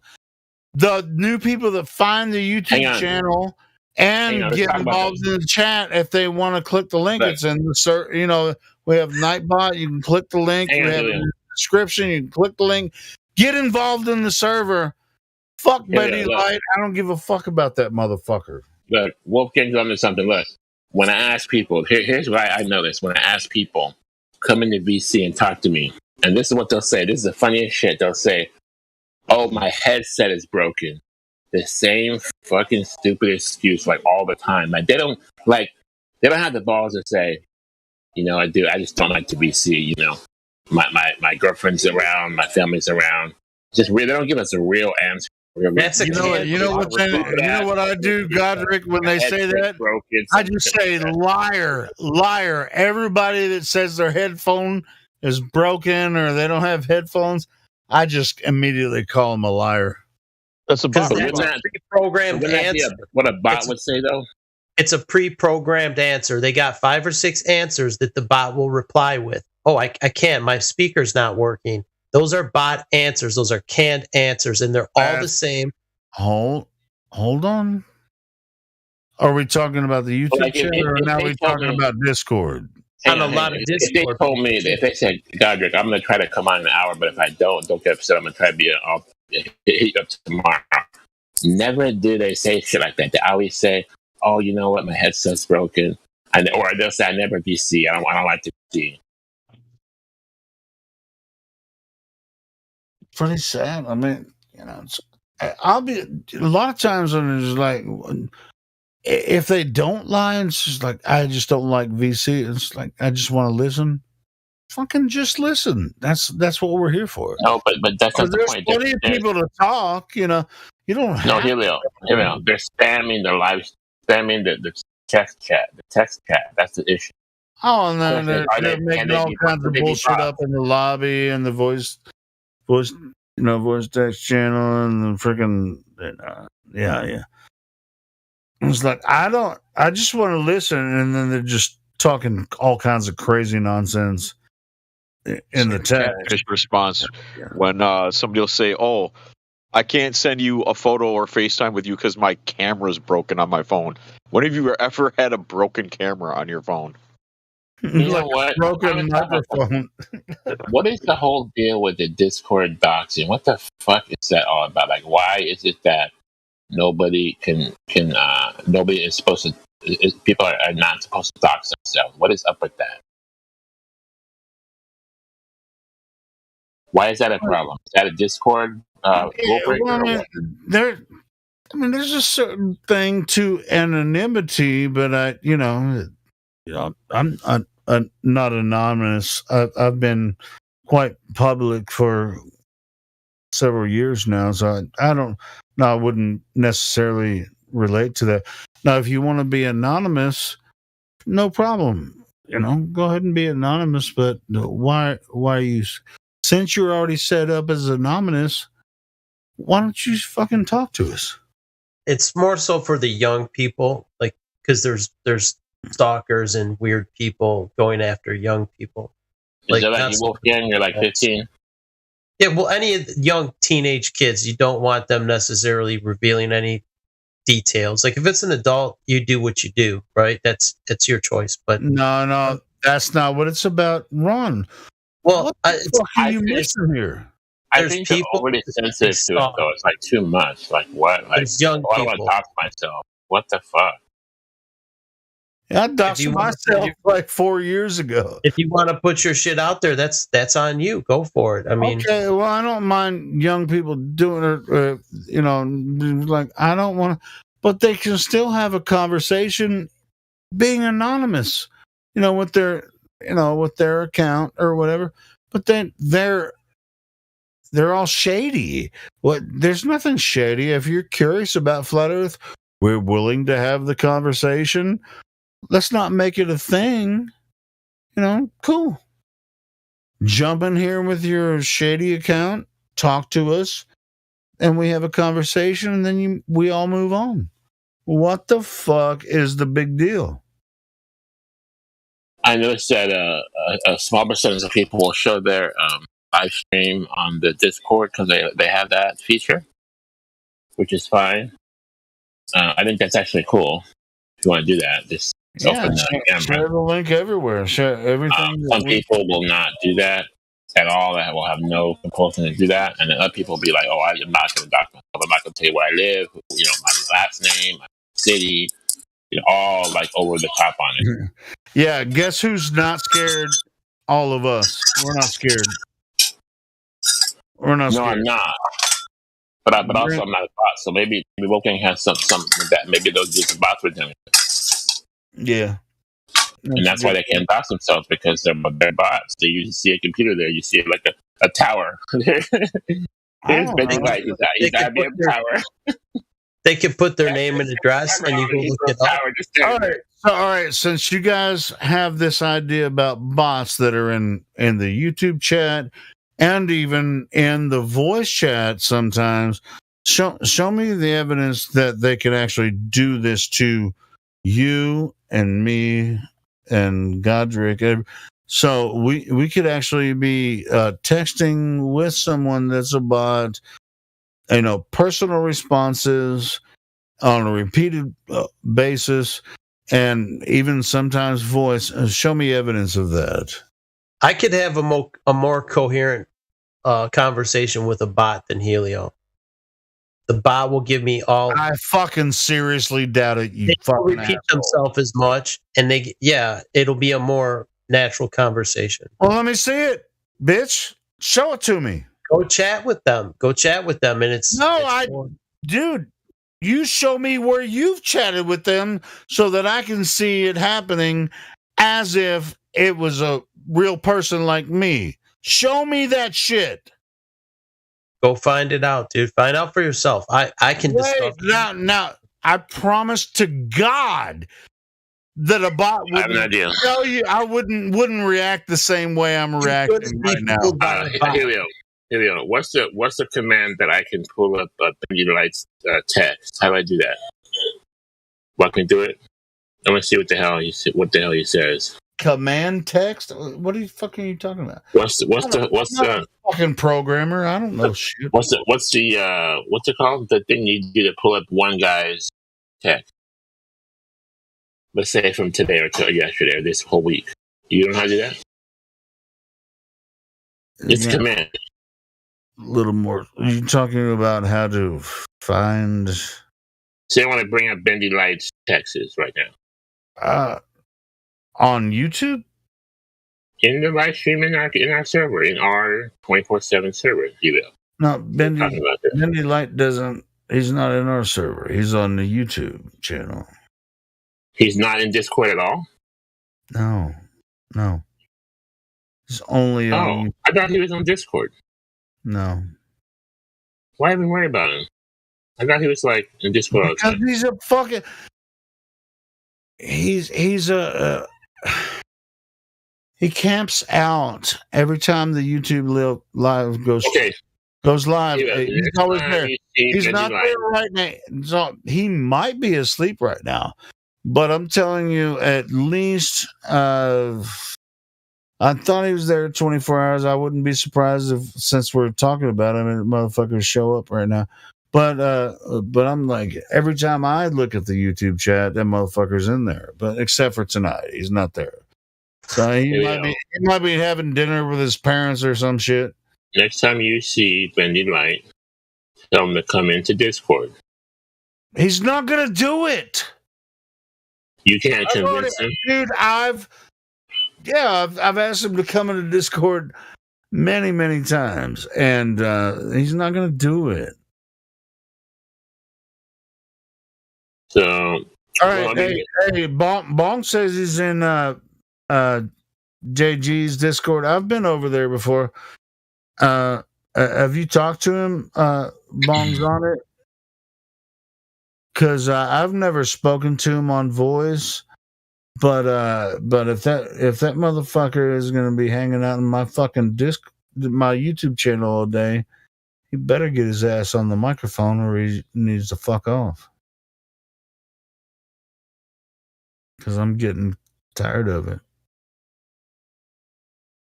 Yeah, Bong's on it. Says he's heard him in Jose JG's Discord before. I mean, he's kind of a piece of shit, but I just let him hang out because he's not overtly rude. He's just like hanging out. He likes hanging out in the in the YouTube. Okay, so obvious it be was nice enough to give us some what you call program responses. Okay, and I will post some for you guys, especially for Helio and Walton. Okay. Cool. I'll check it out. See if this makes sense. I think it probably is something, but I wasn't expecting this. Like, I've been following the YouTube chat on my channel, and Ron saying, "Well, you wouldn't even know if it was a bot or not." Bitch, I know because these motherfuckers have been following the channel for freaking 3 years. I fucking know. Go ahead. I'm sorry. I take a look at the live stream. Yeah, one more. What the? I can't even hardly see that. This might help you. No, you have to touch it and then make it big. You know how to do that? Well, I know how to hit control and scroll. I wish you can't see it from there. You have to enlarge it. Do that? Yeah, I'd have to download it and then. I'm not talking about your dick either. What are you trying to show me here? This is my idea of a bot. Like they keep saying the same shit. Same shit. Yeah, repeated responses. Yeah, the names. So since you're saying sort of the same thing that Ron was saying, in the 24/7 live channel, which ones do you think are bots compared to the other ones? Okay, look. Actually, this is probably legit because, like, I'm looking at the one Can't See China. Like, if they actually were saying this shit, this is classic bots because they're asking stupid questions and they use the same. Is this a capture from my YouTube channel or somebody else's? No, we don't know any of these people. This is an example of bots responses on Discord, and this is how you know. So it's not from the 20. Not from us. No. These people are even winners. I'm telling you, I watched it all day long, and it looks nothing like that. Colette the Shitbox Pilot, Jimmy X. I know Is what that the bot is. I know what the fucking bot is, and these people that respond, they're not bots. They're people. Honestly, Hilly, I think you need to. I'm not saying you won't know what a bot is. I'm saying you gotta look How up. about how about and if you're gonna say no, you go in there and talk to him and see what happens. If you think you can't tell the difference, then we're already fucked all the way around. Is he in YouTube right now? Who? What? Is he in the YouTube right now? Here, do me a favor. Put a link of the YouTube chat right now, can you? In live stream, please. You say type something in there? Put a link that will take me to the YouTube chat, please. Oh. Because when I click on my YouTube, it gives me like a 3-hour-old live stream, but it says live. You're not subscribed to the channel? Yes, I am. Why would you say that? I'm just wondering why you just can't hit subscriptions and it'll be at the top of your list. Anyway, I'll give you that. I go on my phone. I have link to it, and it never gives me live. It always gives me 3 hours. Share, copy, live stream, voice text. Here it comes. Okay, here we go. I'm gonna tell you where this takes me right now. Yeah, that's happening live now, and I started approximately every 12 hours. I stop and restart it. Now, like I said, Bendy's not in there, but you and Ron can be my troll observers and tell me which one. No, bot observers. I mean, they're all trolls, but not all of them. I'm giving shit. Chow Young Cat, love Chow Young Cat is awesome. Affluence is cool. Let's see. John Curley is a troll, but is a real person, not a bot. Let's see. I can go back through this. For the truth is totally legit. Who else is in there? I mean, we've been talking shit for a couple hours now in the chat, and so it's just like a couple people talking shit back and forth. But you can also like look at previous videos. I have the live chat streamed, shared. You can go back and say, "Oh, this. Show me which ones are the bots." Message me. Okay, I think Chow Young Cat. See, this is the kind of shit that a bot would name themselves. Chow Young, like I know for a fact Chow Young Cat is not a fucking bot. Hang on, I'm gonna ask him. Prove you're not a bot. Let's see what he says.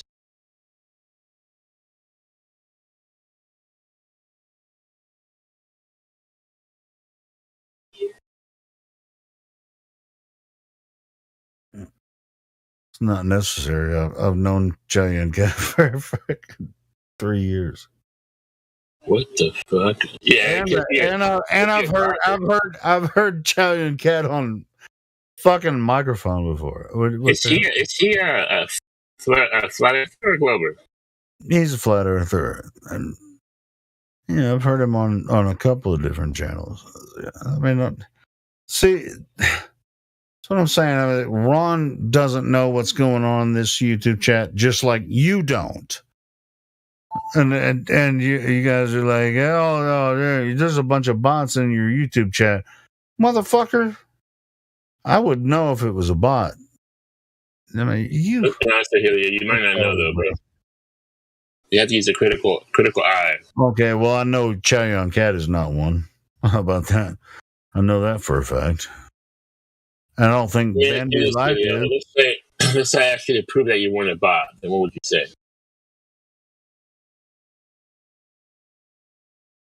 How do you prove you're not a bot? I'm just thinking out loud. How about this one? The one that's live stream now. 2 Celestial Poles. Do you think that's a bot? Two celestial poles. Is he talking right now? Yeah, two celestial poles just typed in the chat, said hello. That's it's obviously a troll account, but is there a person behind a keyboard that created an account called Two Celestial Poles? Hey, Two Celestial Poles, are you a bot? No, Two Celestial Poles says, no, I'm not a bot. Let's see if he can get a joke, okay? So let's tell him a joke. Why don't you talk to him? I'm looking at him. Two Celestial Poles. Obviously, this from person. Norway. From Norway. Let me see. From Norway, right? What language do they speak in Norway? Norwegian. And say something, please. Don't tell me something either.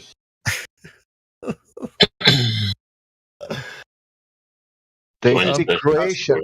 I'm sorry for these fucking paranoid flat Oh earthers. shit! Nightbot. There's a Nightbot here, dude. That's a bot as hell. If I ever saw a bot, bro. No, that is a bot. That's my bot. I fucking created that one. I'm on to Nightbot, yo. I'm on to him. Yeah, I admit that bot is my bot. I created that one. It's Nightbot. But other than that, let's find the real bots. They're listening to you. Two Celestial Poles is one of your biggest fans here. We're trying to figure out if Two Celestial Poles is a bot or not. Joke, please, if you can. See. Any bots in the chat that are gonna come clean? All right, I've been fucking with you the whole time. I'm a bot. I actually proved that you weren't a bot. You didn't say nothing, so. I'm just gonna say, like you and Ron coming in and saying, "Oh, you could have some bots in the YouTube chat that aren't real people," and you wouldn't know it. And this is like, I don't think that's true because I've been following the YouTube chat the whole fucking time since I created the channel. I would know if it was a bot or not. So, and then you're gonna jump in like 2 or 3 seconds and be like, "All right, send me the link and I can tell you if it's a bot." Like, man, I think you're full of shit. You know why I think these are bots, some of them? Because they never make a damn mistake typing. I make mistakes typing. That means I'm not a bot. They're fanatics. You know what a fan of Flat Earth is?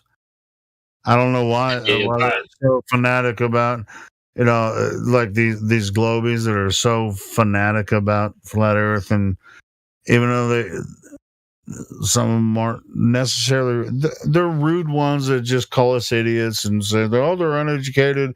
They do that because they're actually they really don't feel comfortable themselves, and they don't want to go into the real arguments.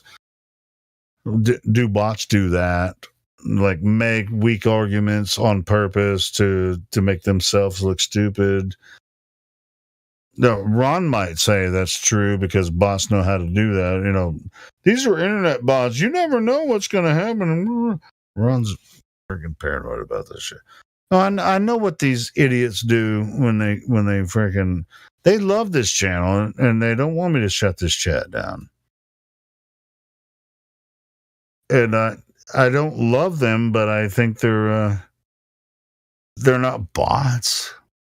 I'm suspect the chat right now. Who would say all that shit just because I said that? Well, I'm telling you, watch the chat. I'm paranoid. Watch the chat and interact, and you'll find out those are real people behind a keyboard. And it doesn't matter what they say; they're definitely not some fucking AI bot. And Ron saying that you wouldn't know. Okay, well, sit your ass in front of this fucking YouTube chat and see if you think they're real AI bots. Ask them any fucking question you think you can It's like, try to trick them, you know. Look how dumb they are. I mean, you can freaking just type anything and they'll fucking respond, and you know, they can show you how dumb they are.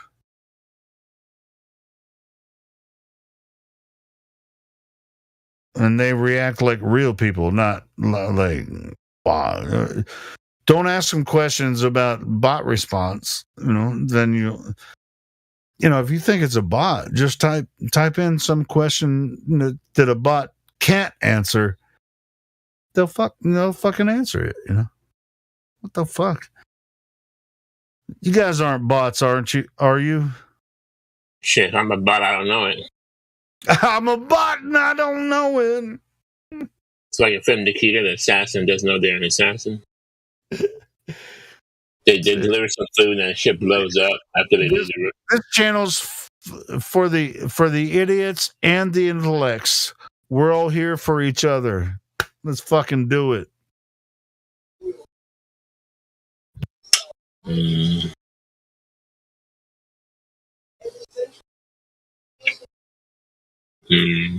on a second. Let me talk to Chow. Chow. Okay, now, please elaborate on those two. Please explain. You mean this is bot detection 101.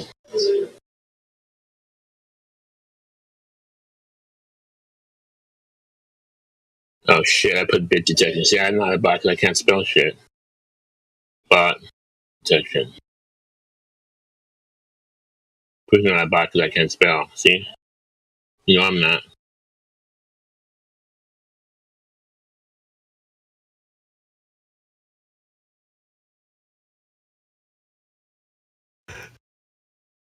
Yeah, as far as spelling goes, it's definitely not a bot if they incorrectly spell something, because there's fumbling when it comes to like phones and PCs. Sometimes you type fast and you get a message like blah, blah, blah. I'm just messing with everybody. But I definitely don't think anybody in the YouTube chat is a bot. I don't know why I would. You know, the hardest thing is to admit that we're full. You know, that's the hardest thing in the world. That's why you have Glovers. Anyway, to be honest, I kind of find it a little bit funny, but I don't know why Ron left. Maybe because he was afraid to actually go in the YouTube chat and talk to some of these guys. Whatever. They love this place. That's why they're here, and they like to talk a lot of shit in the chat. As long as they don't get totally fucking overboard, they can have at it, you know. But yeah, you're not gonna find a freaking AI bot in the YouTube chat here. I see what's going on in there, and I allow most of it, you know, and it's fairly casual, you know, but everybody's got thick skin here. We know what's up. And that includes the Discord too. When we talk to each other here, we got a lot of thick skin. We talk shit, you know, even amongst flat earthers, globes, whatever. We have a lot of thick skin. We want to make the conversation plausible, delectable, which a lot of times that refers to food, but the conversation should be something that that is palatable. There's another reference to food for everyone to listen to, and it should be make sense. So saying that everybody in the fucking YouTube chat is AI, I think that's a fucking crock of shit. Anyway, I'm done with that.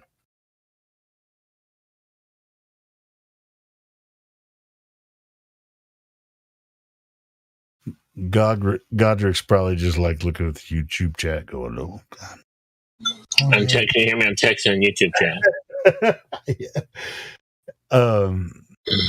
It's not as bad as the lobby here, so that's a plus. I'd never go into the lobby in Discord, in the 24/7 Discord.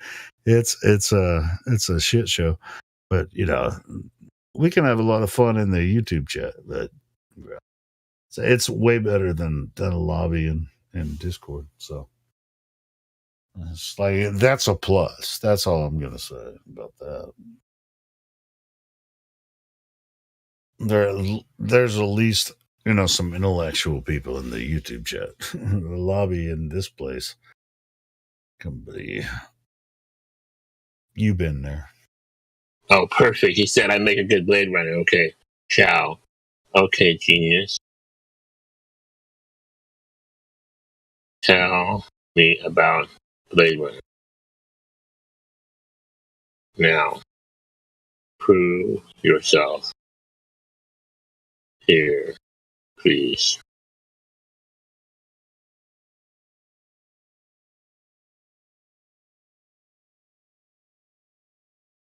Blade Runner. I know about Blade Runner, so let's see. This is why I think Eggshells is a chill, because he doesn't know shit that you should know. He's a very just circus person. You say Eggshells? Yeah. Well, Eggshells has been on here on Voice. I'm saying NASA shill for him, a real shill person. But that's not what we were talking about earlier. No, we're not. That's not a box.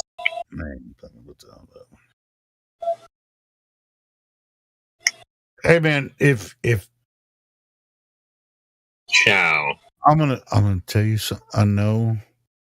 See, Chow likes to argue, man. I'm just telling you. Cat. Just telling you, I don't know. Your tongue.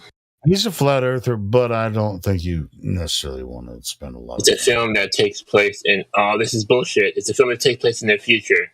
Replicants are hunted down by Blade Runners. The film stars Han Solo. This is. You would never write that. Come on, Helio. Listen to what he wrote. It's a film that takes place in the future. Replicants are hunted down by Blade Runners. The film stars Han Solo. That's some shit that would be right off of Google, and he switched to Han Solo from Harrison Ford. That's all they did. Super sus, bro.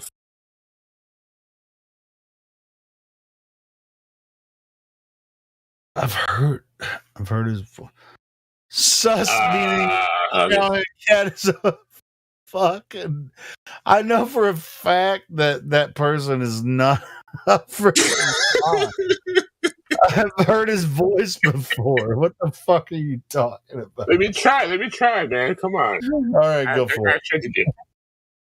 All right. Yeah. How do you become a Blade Runner? Here we go. Man. Ron left, so now we're checking for bots on YouTube. Ron left. If he left, that's a good sign. We're checking. No, he's not gonna leave. He's talking to you, bro. This is fucking crazy.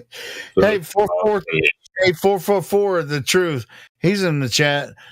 You've heard Chow Young Cat talk before, right? I mean, person is not a freaking AI bot. Let's test this. Put him to test, man. What the fuck? You apply for the position. I don't think they told us in the film. Now since we're talking about it. He didn't see the movie. Hang on a second. He didn't see the movie. Ciao. dude, how do you become a Blade Runner? Let me see. Got to press him to the max.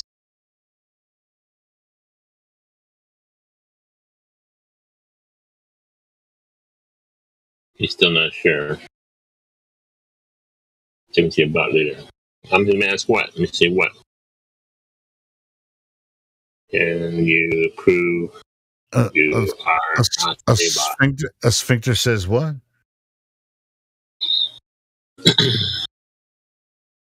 I already asked that. Why would he say that? I mean, obviously I asked that. He's just telling me shit that I already know. It's like a time-wasted question. All right, let me try this. Chow. How do you become a replicant? Yeah, I see Flat Earth Dude in there. Flat Earth Dude knows Chow Yun Cat. That person's been in different Flat Earth servers Flat Earth YouTube chats for at least 4 or 5 years. Same account. Come on, if he's not a bot, this is just entertainment, right? But if he's a bot, if he's gonna slip, I'm gonna catch it. You don't mind if I question everybody? Okay, good. Okay, that's 1 star. Oh, look, satisfied yet? Look at that. Am I satisfied yet? Chow. 1 star. 1 star. 1 star for Chow. Why did you give Chow 1 star? For answering that you don't become a replicant. They're manufactured. Okay, but there are people live listening, so they may not be watching the chat. About the how do you become a replicant, right?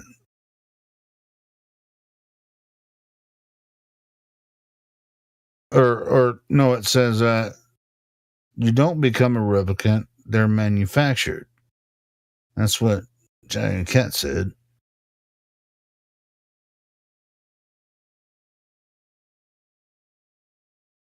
Yeah. The newest bot in chat is Flat Earth Dude. Let's check him. See if Flat Earth Dude is real or a bot.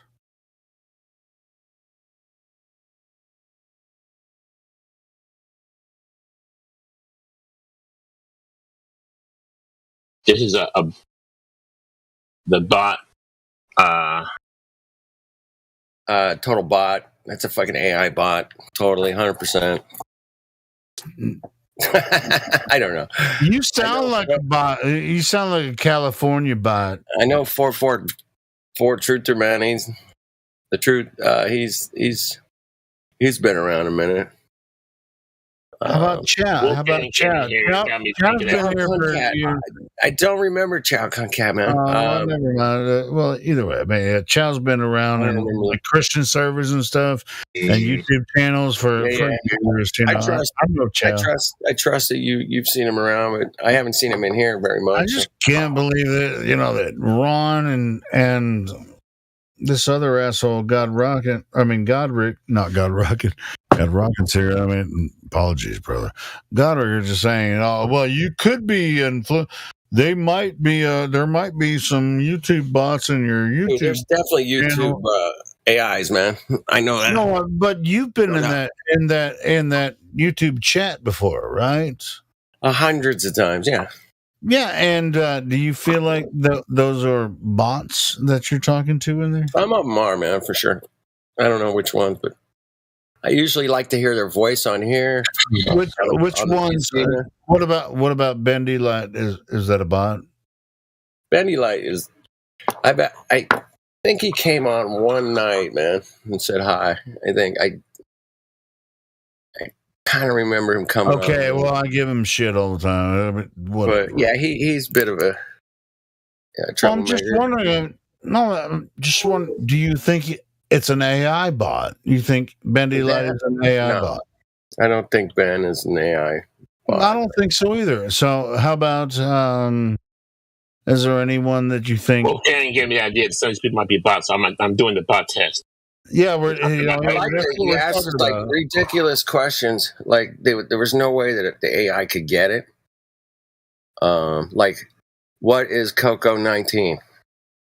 I'm just like, it's like I was talking to give me a question that, I was talking to Godric and Ron Sheckleson. Like, how do you know that these bots aren't just in your YouTube channel? It's like, we only get like 20 people watching it at a time. Why would they give a fuck about a bot in my channel? And not to mention that I know who the fuck is in the YouTube channel, in the chat, all the time. What I don't even consider the bots, and it was like, well, you wouldn't know. It's like, would it make a difference if they are? I mean, I'm pretty sure Ben's not a fucking bot because I talk shit to him all the time, and I call him a dick. In the live stream, and he's like, well, I'm doing the best I can, or whatever the fuck.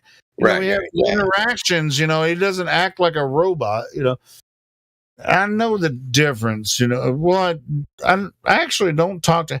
Apparently, Ron and Godric talk to AI all the time, and they're really scared that they might not know the difference between talking to an AI or a real person. I've gotten on and some DMs with I think were AIs. I'm like, what the hell? What the fuck is this, man? I'm not that paranoid yet. I'm like, I think about half the news stories you read on like Google News or Yahoo News are fucking written by a fucking AI. I swear to God.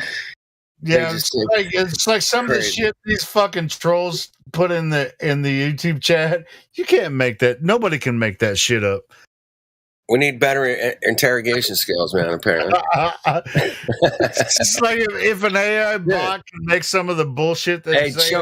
Just when I was getting warm. He tries to quit. Look at it's just like they're smarter than all of us if they can fucking create all the bullshit they bring up. Fucking Mongos. Fuck. All right, who's hot mic in there? Godric. Oh, let me close it up. Sorry. No, you're good, man. You're good. You're too loud.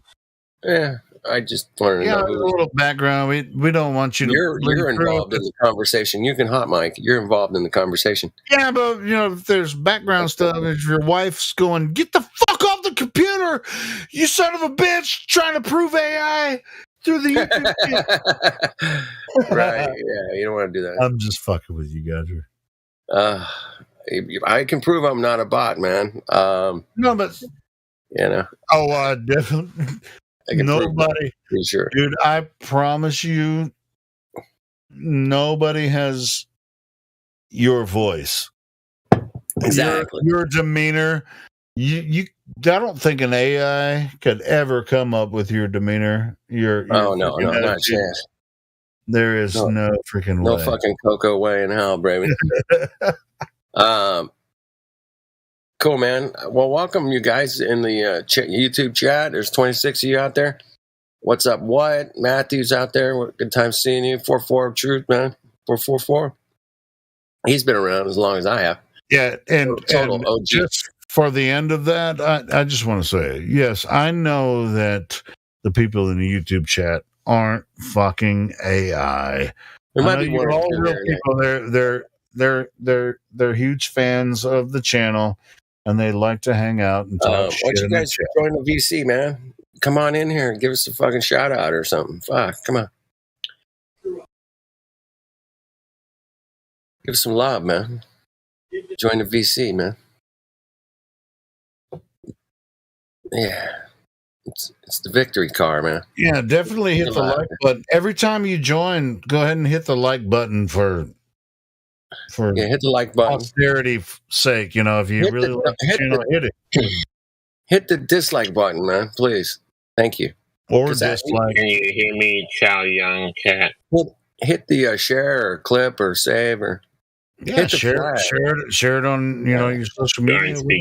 Okay, you can hear me. I can hear you, man. Sorry, we're just chatting over you. Go ahead, Governor. I'm just testing these people. See if they're legit. Chow's trying to quit, so I'm sus right now about him. Yeah, he says you sound like a bot. Yep. So you said about Chow Yun Cat still? Okay, I love that kind of sense of humor right there. That's good. Edward James Olmos. Okay, what was he best at in Blade Runner? I don't know his name. Agent something or other. Yeah, he was R2D2. Hold on, he's asking Chow Yun Cat. Let him know. Don't say R2D2. It was R2D2 and that's hilarious. In the Matrix. Well, I know 444 is not a bot. But 444 is not a bot, man. I'm pretty sure I talked to him years ago on a hangout or something. Pretty sure. I know he heard me. Hey, with James Olmos, what did he do in Blade Runner? They did not see. He didn't see the movie, or he's just googling shit. Yeah, he ain't seen the movie. Hey, Look, AI. Edward James Olmos, whatever the hell he was in Blade Runner, he was a Blade Runner, right? He was a second to Harrison Ford. But what did he do? The coolest thing he did in the movie. He had a sucky ass role, anyways, but something he did that stood out. He doesn't know that. See, a bot wouldn't know that. You'd have to watch the movie to understand. That's what I'm trying to say. Exactly. You'd have to watch something to figure it out. That's a pass, right? Pass. That's bullshit. Hey, wait. I don't know if he passed. Helio. I don't know. I didn't even know that shit. I don't know. I mean, if you ask me, I'd be like, I don't fucking know. He just said, yes, he made origami triangle thingies. But if he just said that the first answer, you'd have been legit. But now you have to ask your controller, who's probably a shill, to tell you what that answer was. Maybe Chow's a fucking huge fan of Blade Runner shit and knows everything about it. On a scale of 1 to 10, what was Sean Young in her prime? Nobody answered. This is for Chow. Sean Young, 1 to 10.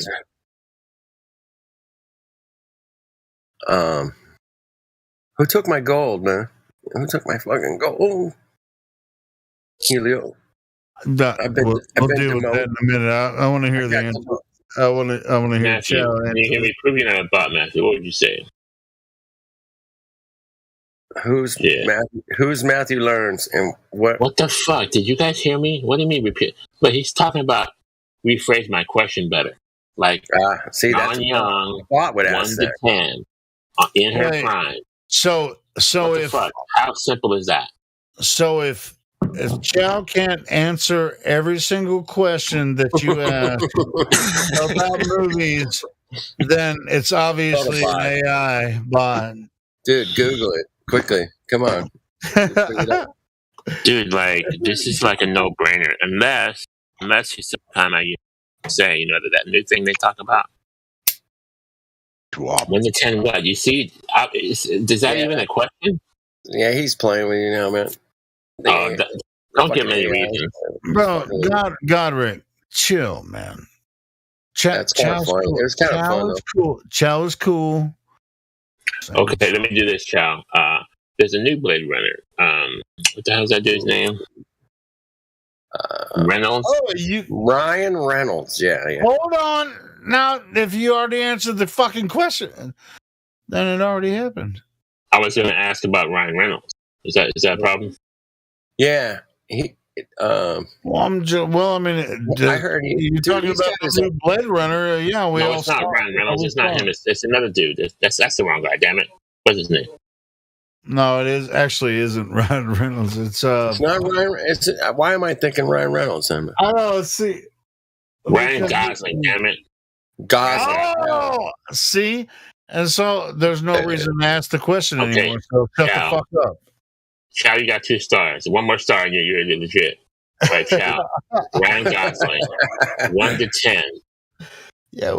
Rate Ryan Gosling 1 to 10. I'm a bot. I failed the test. And why? Tell me why, and you're good. Yay. So he said. Try What's going on, guys? I can't even remember what I was going to say now. What were you going to bring up? Godric, just get off that tip. Dude, I'm paranoid as fuck right now. Hey, man, you've been smoking that too much heavy weed, man. Yeah, that's kind of boring now. What were you about to bring up, Flat Earth? Hey, man, I lost my gold pass, man. Right. Oh, yeah. I wanted to put my stand up, but the way he answered that. Jesus Christ. Which Mongo, egotistical Mongo, took my gold away? Okay, now, I'm going to give you 3 stars. The phone here. I'm just please. Hang on, Now, just tell me about Ryan. I will look into it. Shit, not Ryan Reynolds. Ryan Gosling. Tell me about Ryan Gosling. Just like anything that I probably wouldn't say. What the fuck is wrong with you? Why can't you shut the fuck up when other people are talking? Hey. Wow. He's trying to talk. We already said that. We already said Ryan Gosling. Yeah, we were doing that. I mean, then we got it. We got it back on track here, Helio. Get it back on track. I don't mean to be rude. It's just like you didn't hear me talking. You're just like, oh, I'm on this. Yeah, maybe under my encouragement going through it, whatever. I'll definitely take a look at that. No, God, it's all right, man. Don't worry about it, Helio. I don't give a fuck all, man. I was just being kind of like, hey, man, I just noticed it. That was all. No yeah, it's kind of weird. I'm kind of worried. I'm not worried. I'm just wondering about it too. All right, so Godric, continue your. I'm gonna say Matthew is not a bot just because of the way he answered that, and honestly, I don't know about Chayan. I really don't know. He says the same. He says like shit you Google. He's like a Google repeater or some shit. He's parroting Google like all his answers. Godric, I get the paranoia, man. I get it, man. But you got to let it go because we can outsmart that fucking AI so easily, man. If I say like, Cocoa Pebbles, man, they don't know what the fuck. Hey, but according to Godric and they don't even know what Cocoa Pebbles is. I wouldn't know the difference between AI and a regular person. Okay, Chayan, just walk with me, Chayan. One more time. I'm gonna make a move, okay? D2 to D4. Now, what's your move? Oh wow, that's an easy one for AI, dude. Come on. AI will break that in 12 seconds, man. I just mentioned 2 films. You know what? Google that shit. Check this out. This is the first time that Godric has met these people, but we've known that me and you, Flat Earth Dude, have known these guys in the YouTube chats for years. And but now he's trying to say, hey, we're going to challenge whether or not you're AI. So I get it, man. Good fucking luck, Godric. It's a fucking. Okay, I'm at my match. I'm gonna give up. I'll be back to you guys. Thank you, Chayan, for entertaining me, but I'm not convinced, bro. Can't give you the pass just yet. Well, you're thinking some better, more. Are you thanking the AI or the real person? Yeah. Thank you, Chow. Thank you, Chow. I bet you any money Chow is sitting in front of his fucking computer just cracking. He's just going, how the fuck did this happen, man? What the hell?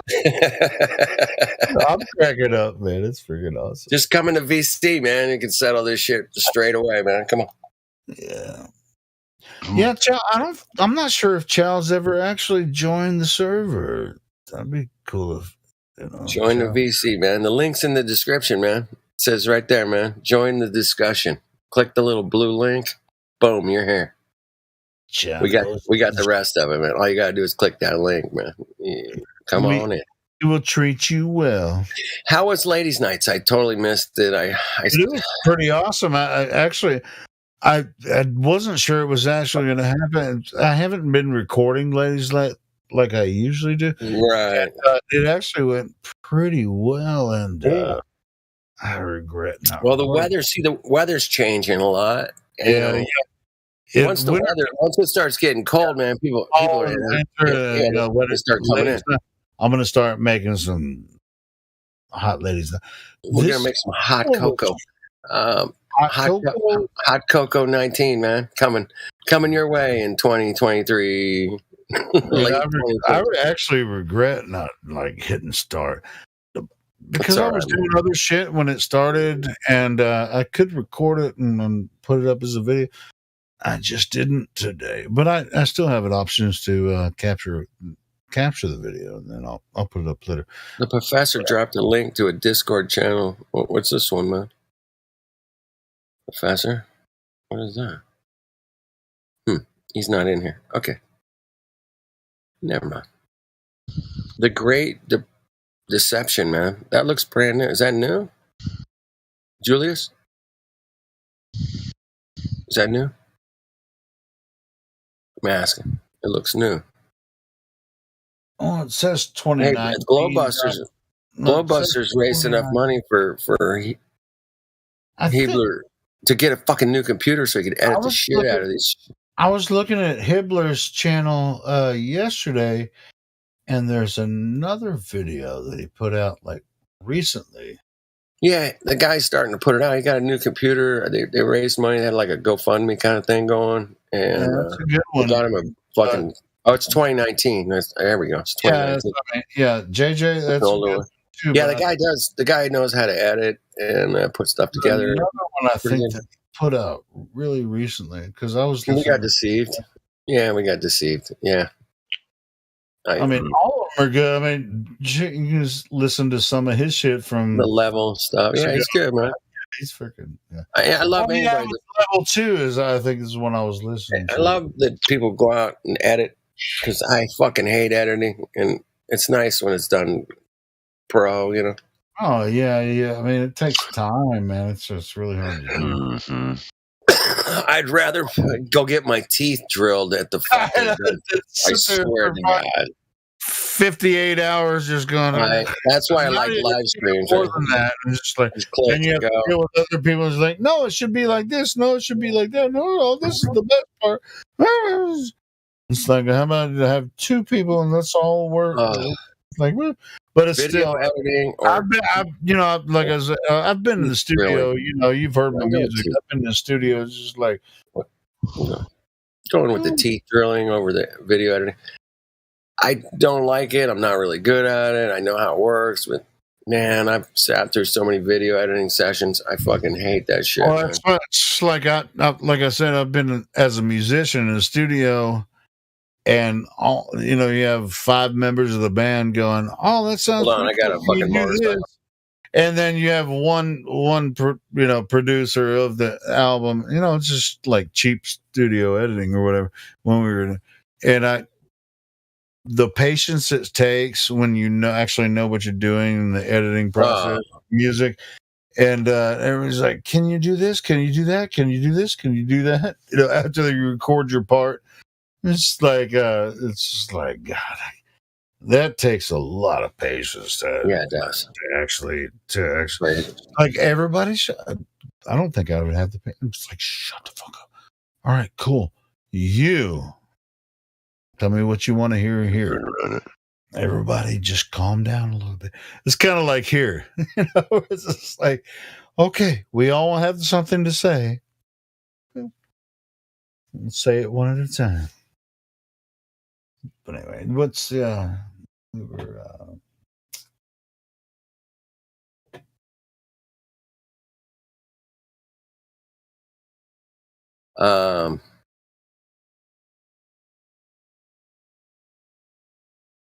right, I'm in. All right, live stream locker room. I'm in live stream locker room, man.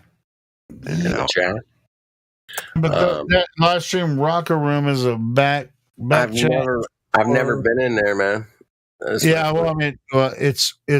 a back chat for metal members and stuff. Okay, cool, man. I'm in there.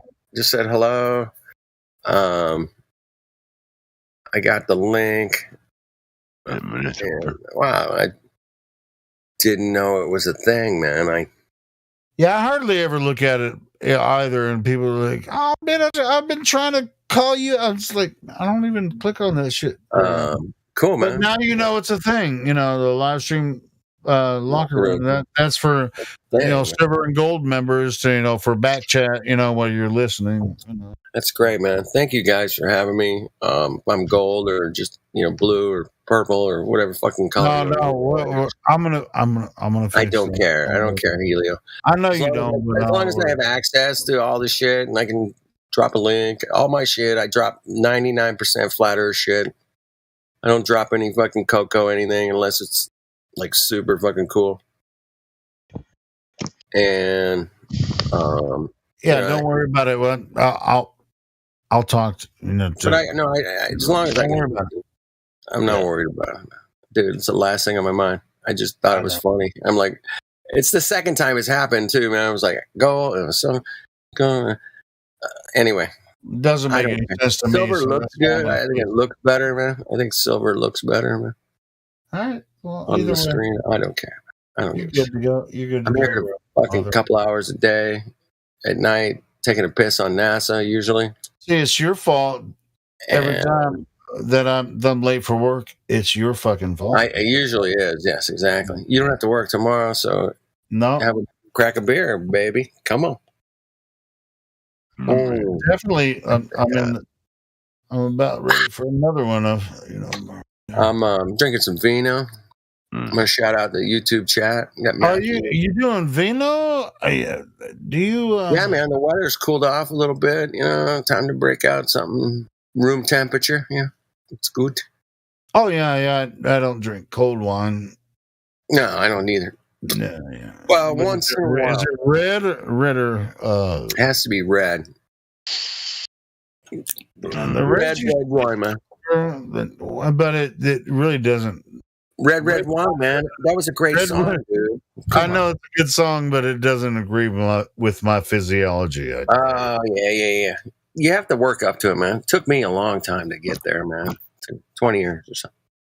Okay. But, yeah, well, man, you're a California born. I mean, hey, guess what, man? Any kind of wine, and California grows. I can't even drink any wine that agrees with me. To be honest. Don't do it then. Don't do it, man. Yeah, I did. I tried it for a while, and then I was. I'm not going to tell you what it did to my bowels. Yeah, you don't want to. I don't want to. Yeah, I can only imagine. You're talking about gas pressure without a container. I'm pretty sure. No, I have a container. With a container. Gas pressure with a container. In, one goes out. That's fucking hilarious. Yeah. Old dude. What's up, man? Like I said, wine doesn't agree with my guts. That's all I didn't say about that. It gives me the wins. Totally. No, it's even worse than that, but whatever. It's worse than that. It gives me the wet shits. Well, you said you didn't want to know. I'm not going to go into detail. I could guess. Like I said, I got an imagination. I can, think outside the box. It was anyway. We're not going. That's hilarious. All right, so the question I've had, and I'm going to drop a picture here in the chat, man. Okay. Now, if you guys remember that Neil Armstrong did a test flight, and he of the lunar lander, and he had to eject from it. Do you remember that? There's a picture of it here. Right? For the ejection from the he had to eject from this thing and hit the ground, man, like 100 feet in the air, man. He ejected, and it was not going well, man. He couldn't control this thing, man. But at the bottom of the lander feet, right, were jets. There was jets coming out of the bottom of the lander feet. Oh God! Now, my question is, did the one that landed on the moon, did it have jets coming out of the lander feet? I don't remember that. I just don't. Talks about it with such conviction that, yeah. I just don't remember that Oh The man, jets, I they wish had jets I at the wish bottom Dave of the Hinkle. lander. I can hear Dave Hinkle's voice right now going, "God damn, that's some crazy." In his Kentucky accent, and be like, "That's some crazy ass bullshit." That's some crazy ass bullshit you got there. Can't you hear Hinkle just in here going, "What the hell is that?" I'll tell you guys, this thing over there is not doing what's supposed to. I'm telling you. Anyway, my question is a legit question. Nobody's ever brought it up. I never heard it brought up. I've never seen it. I mean, do you haven't? You've never seen the fucking Neil Armstrong testing the lunar lander, and it fucking and then it fucking Talking about he had thrusters on his had thrusters at the bottom of the lander feet, man. Had thrusters, man. Oh, I thought you were talking about Swear to on God, man. on his astronaut suit or something. No, he was here on Earth. He had to eject. He ejected. It was on Earth. Fuck, I ain't gonna be able. I have to go back through my history. Okay, no, never mind. Hold on, let me go back through my history today, and I'll find the video. I'm gonna smoke a cigarette while you're looking for that shit. I'm just I'll find it here. I'll find it here. NASA fakery. Hey, wait a minute. God Rockin's in the house. God Rockin is in the show, man. Utah represent.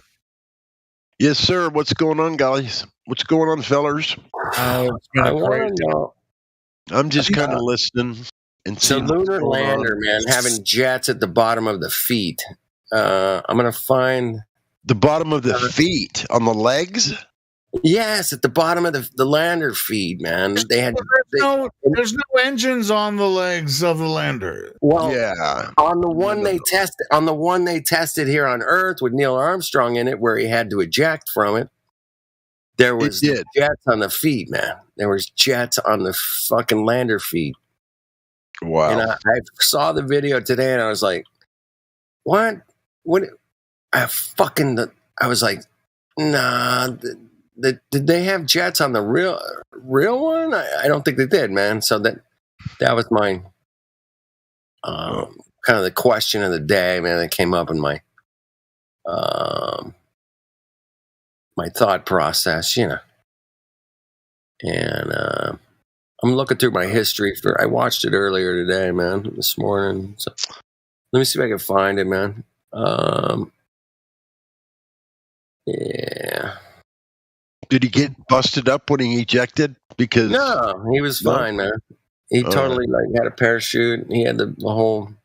Dude, I swear to God, I can't believe you guys haven't seen this video, man. Of the lunar lander on Earth getting all sideways and shit, and Neil Armstrong's like, "I'm out of here."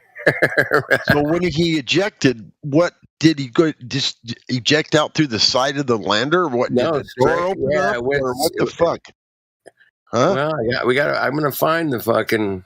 I'm gonna find the video here in a second, man. Hold on, give me a second, man. What they do? Blow off the door first, or what happened? I mean, I'm not seeing it.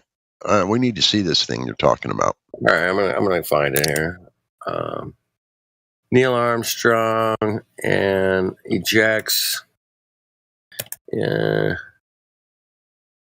From the lunar lander on the Earth mission. He did an Earth mission too, I guess. Then, right?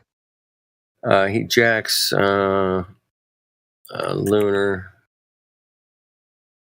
lander. Hold on, man. Let me find the video. I never heard that before. No, this is all Neil news. Armstrong ejects from the lunar lander research vehicle. It's 2 minutes. Hold on, man. Let me find it.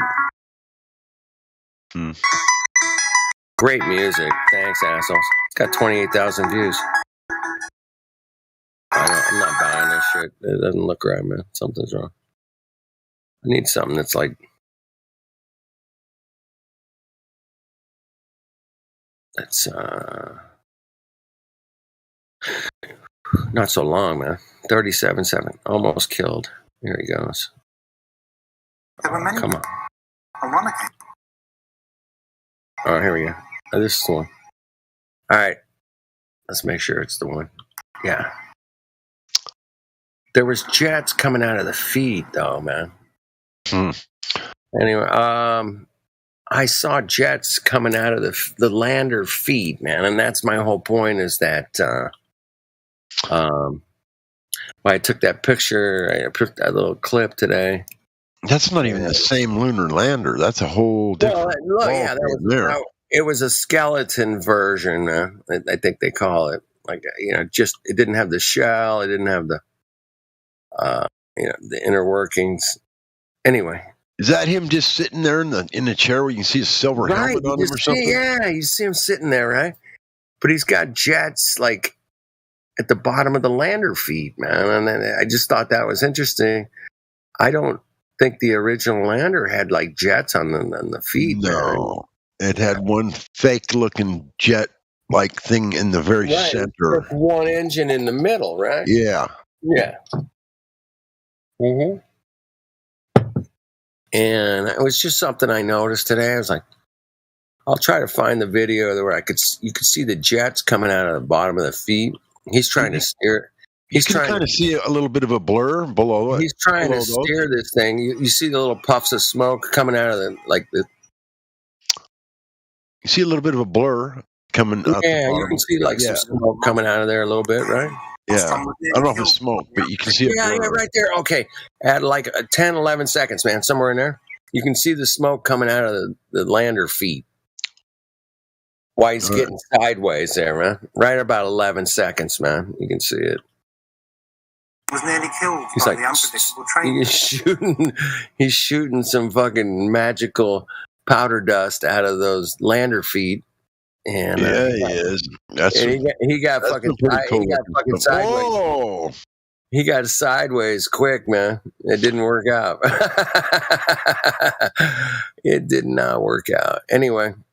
There he is, just floating down to the moon. How about that, man?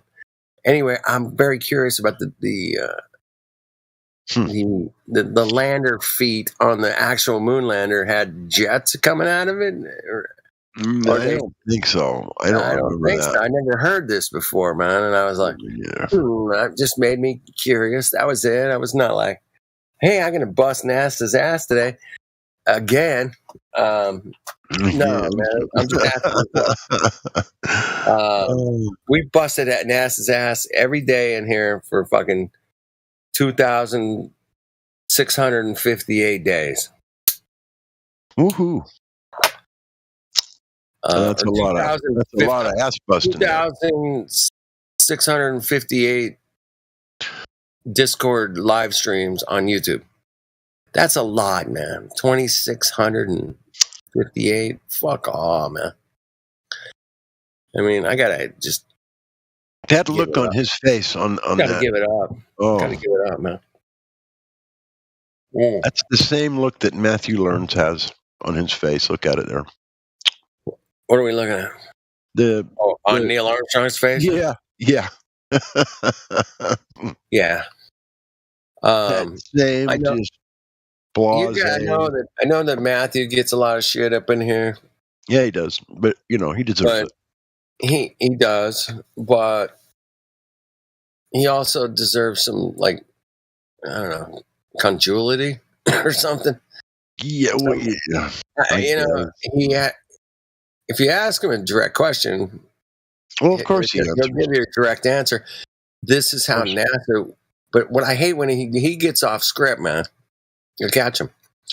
He's like, "Well, I think they would have done it this way," or "I think they would have." Yeah, you gotta, But you guys are great at pinning them down, man. It's not like I'm. Yeah. But yeah, if you pin him down, man, he'll give you a straight answer. And he won't dick around with you like some of those other Mongos and some of those other Discords do, man. The anti-flat earthers, man. Matthew's not an anti-flat earther. He gives you the answer and will tell you that the airplane is spinning with the air and the earth all at the same time. And it's flying flat and level. That's their answer, dude. It's not, we didn't make it up. He didn't make it up. This is their answer. He's really good at giving their answer. I want you guys to catch on to that and say, hey, man, give him a little space to let him answer your questions. because those are the answers that those fucking anti-flat earthers and Mongos from NASA are going to give you. He's really good at that. Yeah. Matthew never loses face when it comes to that. He never does. Never. And it's cool. He never gets like I start yelling at people sometimes, you know. Exactly. But I've yelled at Matthew. I've yelled at Matthew, dude. I'm like, dude. I know, and he's just like, okay. I'm like, dude, don't you be bringing that bullshit. Come on. I mean, he'll bring up the most obvious shit, like, oh, the boat definitely disappears from the bottom up, you know. And I'm like, oh fuck. No, just like don't go there, man. Hey, check this out though. I was thinking about this while I just went and had a smoke, and I was listening. Yeah. Where do people go when they want to drive as fast as they can on land? To the Salt Flats. Where? In Utah. How about that, God Rockin'? And he knows about this shit, right? Well, he lives there. Yeah. Well, he knows about. He's a fucking mechanic too. So tell us about this. Hey, God Rockin', man. I've been there. Yeah. I gotta say, God Rockin', I never did thank you for going out to the lake and taking a couple videos, clips. Did you see him? I did. Yeah. This was months ago. Yeah. Back when the lake was totally dried up. Is it still totally dried up, or is yeah. Nothing's changed out there. Nothing's changed. Okay, cool. Just checking it. It's not totally dried up, but it's extremely low. Extremely low, right? Exactly. Yeah. Do they still take the fastest cars that ever are built? Do they drive them across the Salt Flats in Utah? That's almost the only place they could ever do it. Yeah, there's another spot. There's another spot back east somewhere, and I can't remember where it is, but I mean, it's not Bolivia, right? No. There's one more spot in the United States somewhere, and I can't remember where it is. But they go. I can't remember almost 700 miles an hour. They go almost speed of sound, on land. Yeah, I think they have. I think they actually have broke the sound barrier. I'm not really. Wow! Yeah. Oh shit! Yeah. I'm gonna look it up because I think he's gonna Google it, man. Fucking Google that shit, man. So yeah, man, they ran really, really fast cars on the Salt Flats.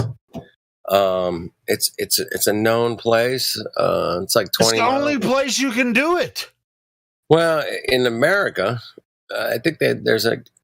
Where else can you do it? Brazil has a fucking pretty good flat spot. Yeah, there. but sometimes the Brazilian but they don't have the resources. They have a layer of water over it, so you can't drive a car. Isn't Brazil like the third largest country in the world? Second. Well, it's the largest. It's huge. It's the largest country in South America, but no, I mean it's like population wise, they're fucking. It's huge. There's like 1 billion people there or some shit, right? Don't you wish we could get more Brazilians, people from South America in here that can speak English, and that would be awesome, man. I know there's a shitload of South flat earthers in South America, but dude, there's a boatload in Eru from Globebusters. He's on there a lot. Man, that guy's so sharp, dude. Yeah, he's very. There's a shitload of flat earthers, and he's like, dude, man. Every week he's like. Yeah, there's like millions of us over here. And they're bilingual. Why don't they come over here and talk to us, man? We got to find a way to get them in here. A lot of them aren't bilingual, man. They just, but that, most of them, even Eru sounds like shit talking English, man. It's hard to understand. Looks like we have. Sounds like shit. That's not very nice. Well, it's not nice. No, but we have Miguel Souza. He's from Portugal. He talks in here often, and he speaks very well. Miguel's amazing, man. Yeah, he's great. Fucking awesome, man. I love Miguel's the shit, man. And so he's and a lot of people from Brazil. It's almost like half of Brazil speaks Portuguese. Most of Brazil, I think, speaks Portuguese. So it's kind of like, why can't no? So all right, here's a task for you, Miguel. Get the people in Brazil that speak English to get get their ass in here. Yeah, man. Give them a link, man. Drop a link somewhere, man.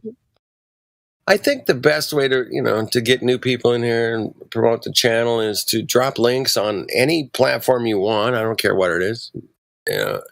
Pick your face fucking plant or your Insta fucking fart or whatever. Just drop the link, man, to the Discord, man. Or drop the link to the Discord and the live stream, both. You can do both. You know what's really interesting about what we're doing? What we're doing here is we're not here to make money. We're just spreading information, and we're very curious about the top. What's going on in the world? What you think is going on in the world. Helio, were you here the other night when this dude Gregory, not the Gregory we know? Yeah. It was a different who's a really cool dude. Which is Gregory's amazing. He's fucking awesome. I love Gregory. Anyway, great guy. Real well spoken, super calm, great voice. He's got a really good voice. Anyway, there was a different Gregory. He came in here and goes, "I'm here to make fun of flat earthers because I run a show and a podcast, and he's like, I'm just here to really hand it." So he honestly said, I just want to make fun of flat earthers, and he then did, man. He came in with this straight away, man. I was here, anyway, he laughed, going, "Dude, you guys are so cool." And we fucking nailed him on the Star Trails. We nailed him on the fucking water. We nailed him on, gas pressure without a container. I mean, he had nowhere to go, man. He was getting fucking hammered in here, dude. And he didn't have answers. And it was so obvious, man, that he didn't have fuck all evidence, but he was coming in here to make fun of us. And we turned the script on him, and obviously he didn't know what the hell he was talking about. And it was fun. It was a fun night.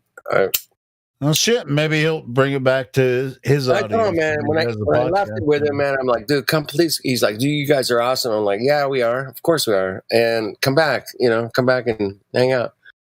We'll have some more laughs. And he's like, "All right, I will." I hope he comes back. It used to happen back in the day with the trolls. Like 10 trolls would jump in, and then one of them would stay because he heard something that caught his interest, and he would stay in the chat for an hour or two. And it's like, man, I just came to troll you guys, but fucking hey, you guys really showed me a lot of stuff that I never even thought about. Yep, and that's what we do here, man. That's our specialty. That's why it's good not to be. Yeah, that's why people come in. Just give them enough rope to hang themselves. Don't be a dick or anything. And let them. Just the general intent, of them. It's like obviously the flat earthers are wrong because we all know the Earth is a globe for reasons, right? But they don't have any real. He was on the Star Trail thing, man, and I just kept bringing it back down. Dude, you got to come back down here where we live, man, because where we live, right now. We can check out where we live because we live here, Mongo. I mean, prove me wrong. Dude, I didn't mean to interrupt you. I was just curious if there was any. No newbies, man. I've been checking. No, I don't see anybody. Is it all right if I got Iron Horse? I got Iron Horse. Can I hijack the conversation for a second and put it on myself? Can I ask you guys a personal question that is not flat Earth related? Okay. Since there's no. Okay, so my fiance is 6 months pregnant. Yeah. In the first 3 months, I was really excited and really happy and extremely attracted to her. And, I was the, typical, happy guy and doing all the right stuff. The last 3 months, I'm distant. I can't, I don't know. I feel disconnected from the situation. I don't want to touch her. I don't want to. Wait. Feel the baby kick.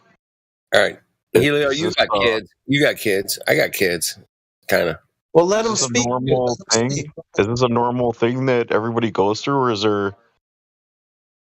Dude, I ain't gonna lie. I mean, I still want. I was attracted to my wife. When she was like close to, anyway. I mean, it's not. It's not. It wasn't.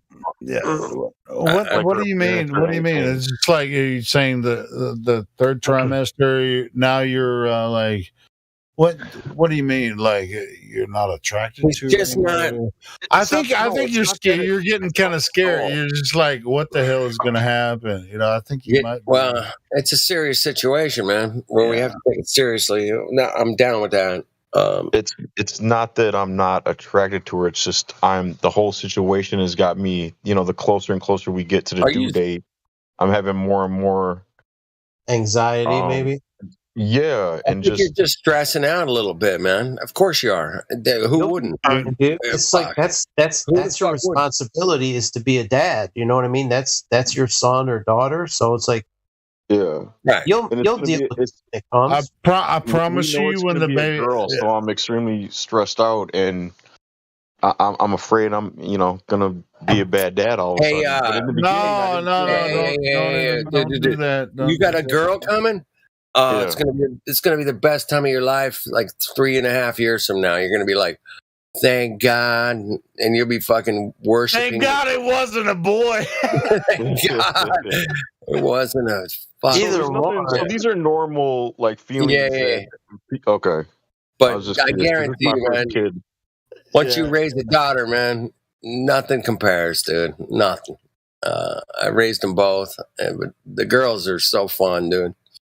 I love the way I love the way their minds think, and it's you can see the you feel like you're neglecting your wife. It's just like all men want to have a son to for progeny. Because I'm not being there for her right now.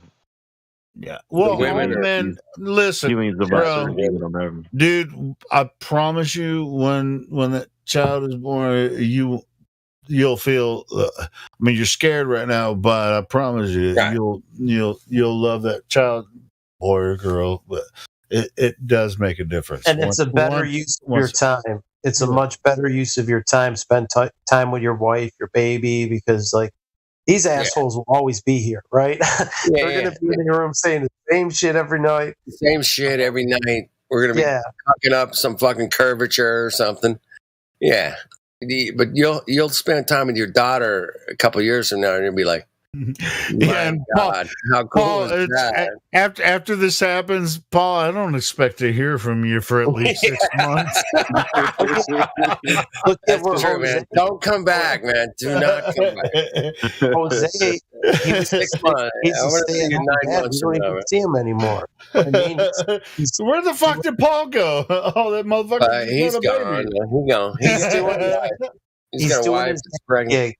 Like Jose. Remember Jose? He used to be here all the time, and he was a stay-at-home. That's right. That's right. Jose's a great example.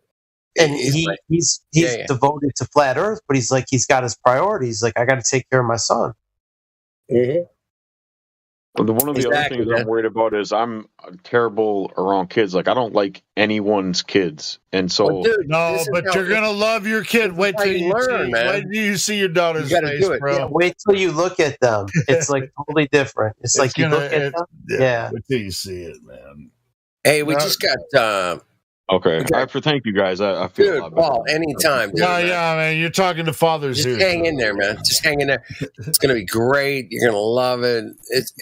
It's going to be the best time of your life. You're going to be freaking out. You'll be a different person after. Congratulations, though. Congratulations. It's awesome. I mean, are you going to be in the delivery room? Dude. Go in the delivery room. We're actually doing were you guys in the delivery room? Doing it home. It's the most amazing experience you'll ever see. Hey, Paul, man, go check out Witsit's Witsit Gets It on YouTube. He just did a whole thing on birthing the other night, man. Check it out. He hasn't seen that shit in real life yet, either. Yeah, but I have. It's been and it's amazing. My fiance just told me yesterday that I haven't been, complimenting her and telling her that she's pretty, or you know what I mean. And she, I get it, man. That's a woman's. Said that women do that. They get they get insecure too, man. The women. Yeah, there's a lot of hormones involved, Just, and there's a lot of hormones involved. Well, I mean, keep in mind that you have a lot of hormones involved too. I mean, you love the woman and you love the child that you are, that's about to happen. Disconnected. I mean, yeah, don't, dude. It's a very difficult situation. I mean, my anxiety and just fear of support being a bad father is, No, don't worry about that. You got nothing to worry about. I mean, that's like, you got nothing to worry about. Your child will love you regardless. Like, as long as you're not the worst piece of garbage, they're going to love you. Bro, I mean, you sound like a cool dude to me, man. You're about to choke me up thinking about it. The dude's a flat earther. I was a bad father, but my son's kind of turned out okay. I don't know, bad. I don't know. I mean, but when I don't know. I mean, everything gets weird, but it's the closest. I mean, don't be scared, man. You got this. My nephew is kind of like, my son. He's not mine, but it's my brother's kid, and I basically grew up with him. Like, I was almost like a second dad for him, and it's like, they get attached to you, and it's like, I don't know, like you raise them, and they get attached to you. A flat earther since he's been 4 and a half. They get excited when you walk in the room, dude. They get it. You can't replace that, man. I don't know what. It's fun, dude. It'll be fun. It's fun. You'll forget about everything, all your reluctance right now. You'll forget about all that when you see your daughter see your face, and you're like, it lights up. Dada. I mean, it's just like one of the other problems that I'm been dealing with is the idea that, because I feel like it's doubly hard for us versus normies because of everything that we know. Right. And you don't have to worry about that for you guys would be great, dude. You got that bond. Wait. You guys are both flat earthers, right? Yeah. Well, you got that bond. You guys will be solid, man. I mean, you got a huge advantage.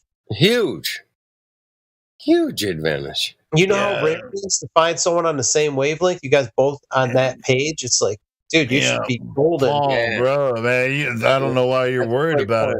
I mean, I understand that you're nervous about it, but bro, if your wife's a flat earther and teaching, because I'm not a great teacher and I'm not a great.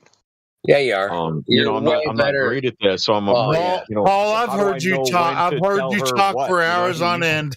You are a good teacher, so yeah, you're good. You're a great teacher, man. 3 months from now, you become a dad. So, congratulations, and you got to let us know after everything goes smooth. And definitely, we'll be spending less time here. But you know what? Put a crypto address. I'll send you a gift. Okay, thank you. You're welcome. Yeah, definitely keep us up to date with what's going on, man. I mean, and when your daughter's born, send us pictures, man. That's freaking awesome. It's your first child, right? It's going to be awesome, bro. It might pay for her college, like if it does like a Bitcoin, it's like, bam, this donation became a college tuition. But I don't know that you want to send her to a college to be brainwashed. But that's hey, don't put that much stress on him. Fucking Bitcoin shit. That's a long time. Monetary system and all that kind of shit. No. He's going to have a daughter. We have a lot of shit to figure out in the next. We need people like that having children. We need red-pilled people having children. That's true. A good thing. That's true. Well, we've had a few. Witsit's going to have one. We got one. Paul's going to have one now. Paul's going to have one. That's 2. I'm missing somebody, man. Somebody else. Damn. That's really awesome, Paul, man. I didn't know that. That's cool. Jeranism has a red pill baby. What do you guys think about the idea that, so I was raised Catholic and I went to a private Catholic school for 8 years, right?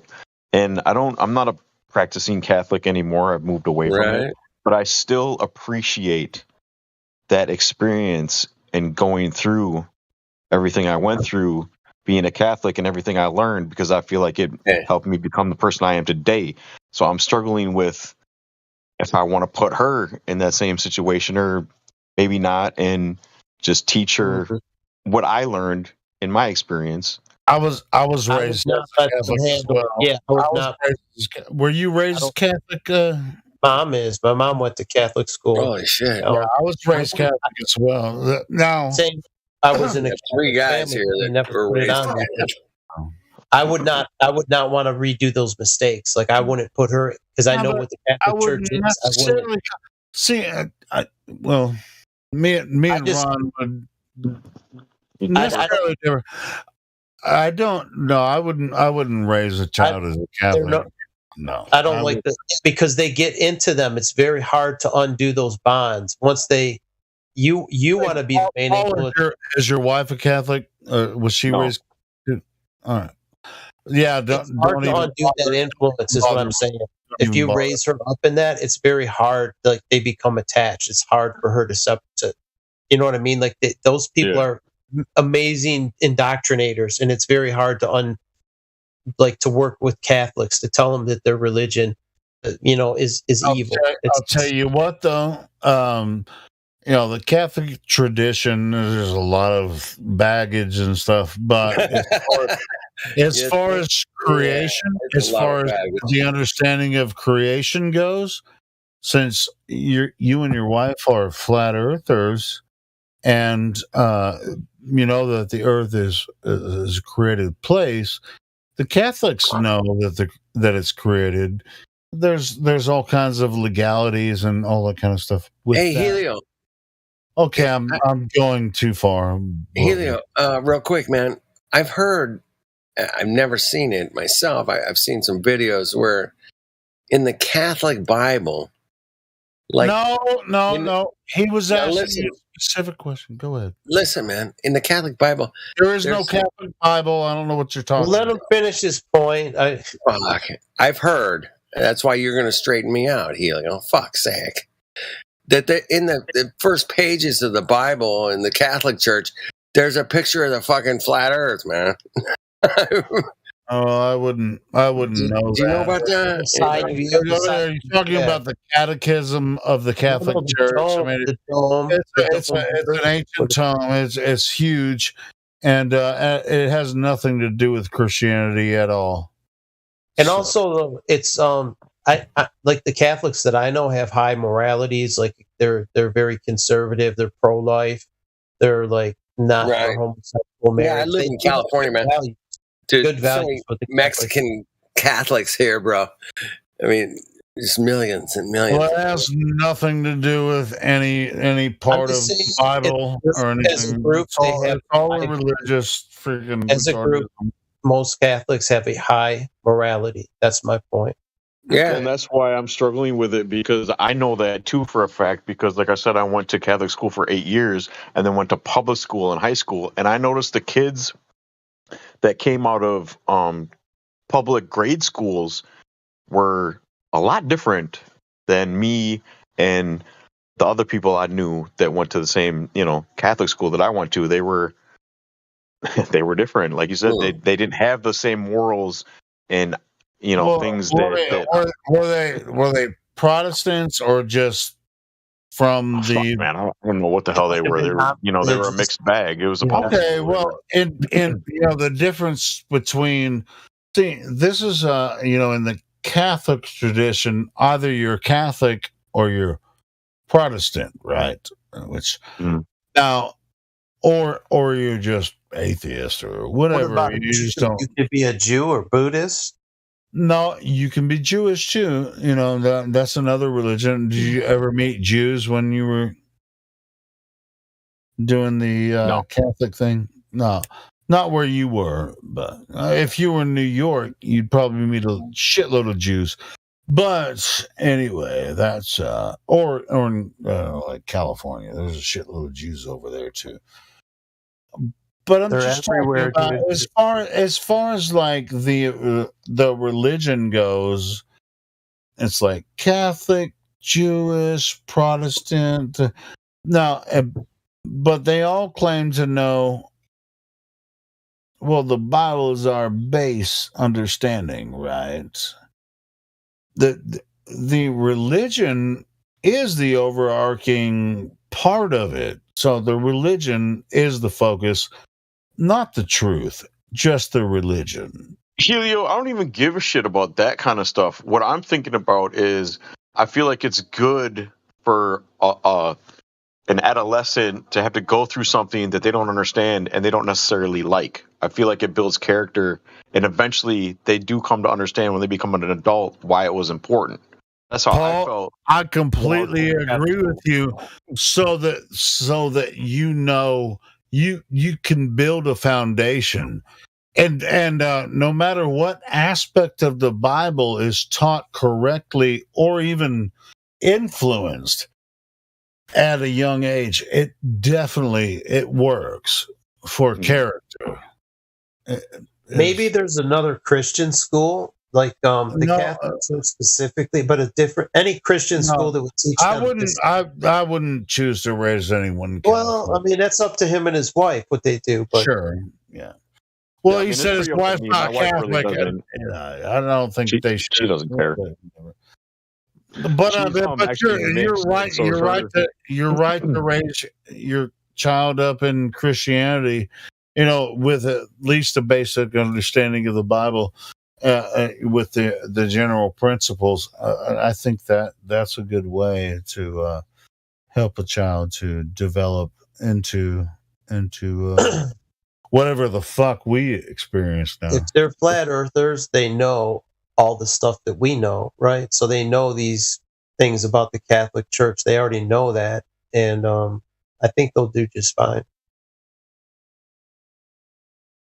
I would trust either whatever I choose. You think it'll be all right? There's no really wrong decisions. Right, you're not going to mislead. No, not you. You are the foundation, the mother and father. You guys are the ones that she'll trust more than the school, right? That's how it should be. Like you guys will be the rock foundation.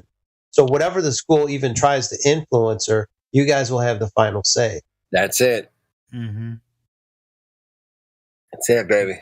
That's a beautiful thing. It is. And I'm terrified of my life changing and like not being by myself anymore and not being able to do whatever the hell I want to do whenever I want to do it.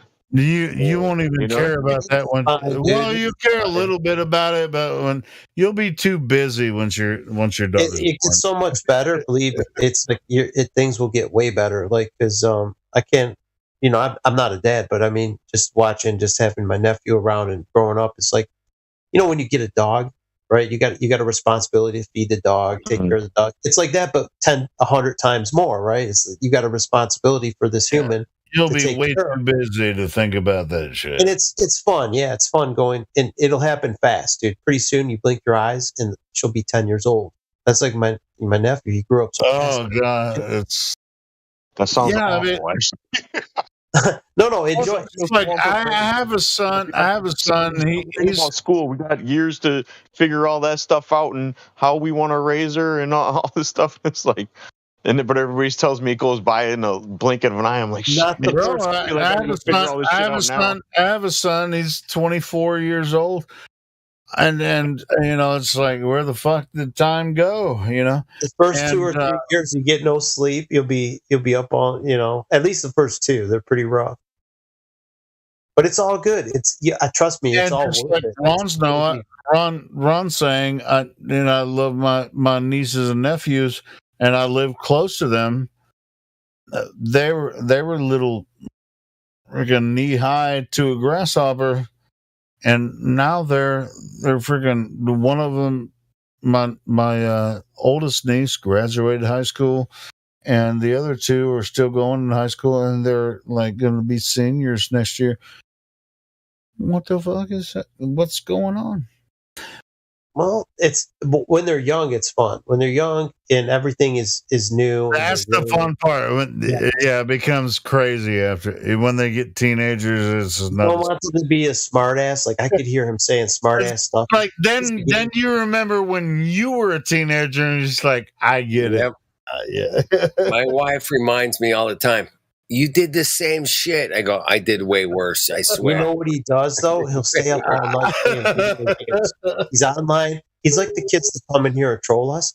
He's one of them, and I could tell he's going to be a troll. Yeah, he's talking shit online. He's gaming. He plays video games all night. He'll stay up late playing games, and He's much smarter. It's kind of like even with this kind of stuff. If this kind of stuff was around, would actually be out in the woods, freaking doing acid and shit, or would it be sitting in front of a computer fucking with these flat earthers all night? Yeah. I would have been here trolling you guys. I would have came here trolling you guys. That's right, Wolfman. Yeah, you would have. I would have. I would hear you out. I would hear you out, and I would take a hit of acid and fucking troll you, motherfucker. No, I don't think I would have done that, but I would have. I mean, I don't think I would have.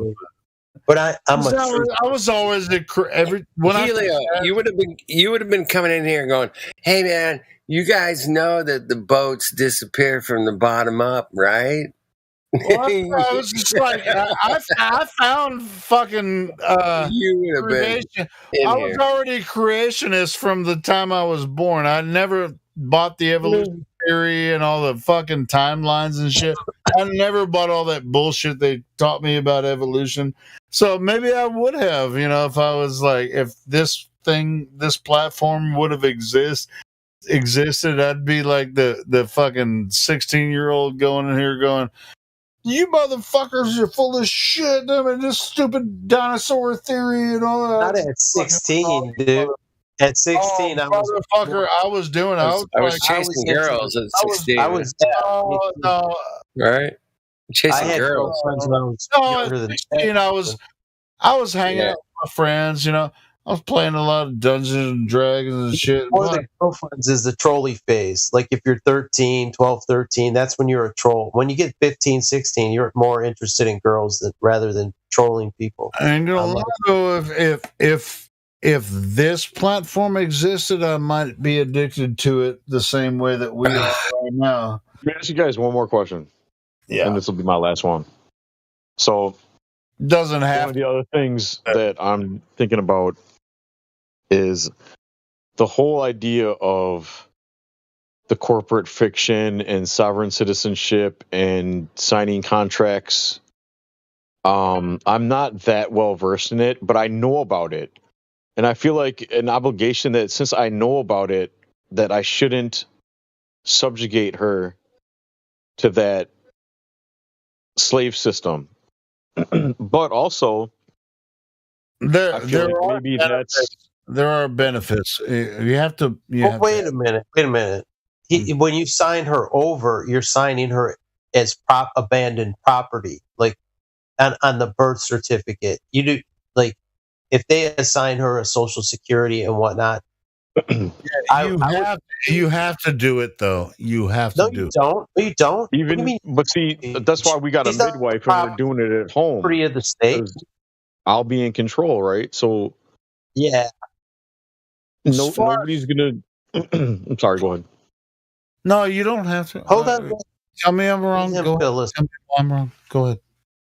I want to hear him out. Like, hear his concern. Go ahead, dude. Okay, so you're saying like you have a midwife.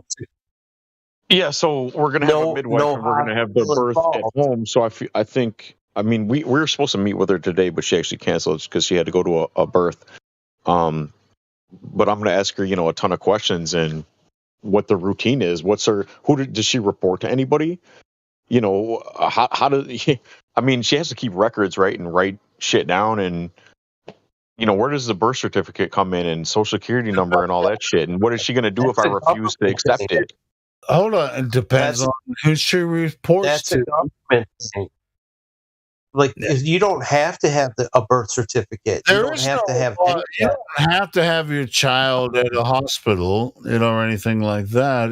So we're not registering her as property of the corporation. Like, okay, she's part. You guys, it's part of your corporation. You're putting her into that system that none of our parents knew about. They didn't know this, or they never would have done it. When they give you a straw man account and your capital letters for your name. Right? They create a fictional character of you, a corporation. I don't think that's what he's asking, Ron. That's why somebody got a midwife, I am talking about that, Helio. That's exactly what I'm talking about. Okay, never mind. Go ahead.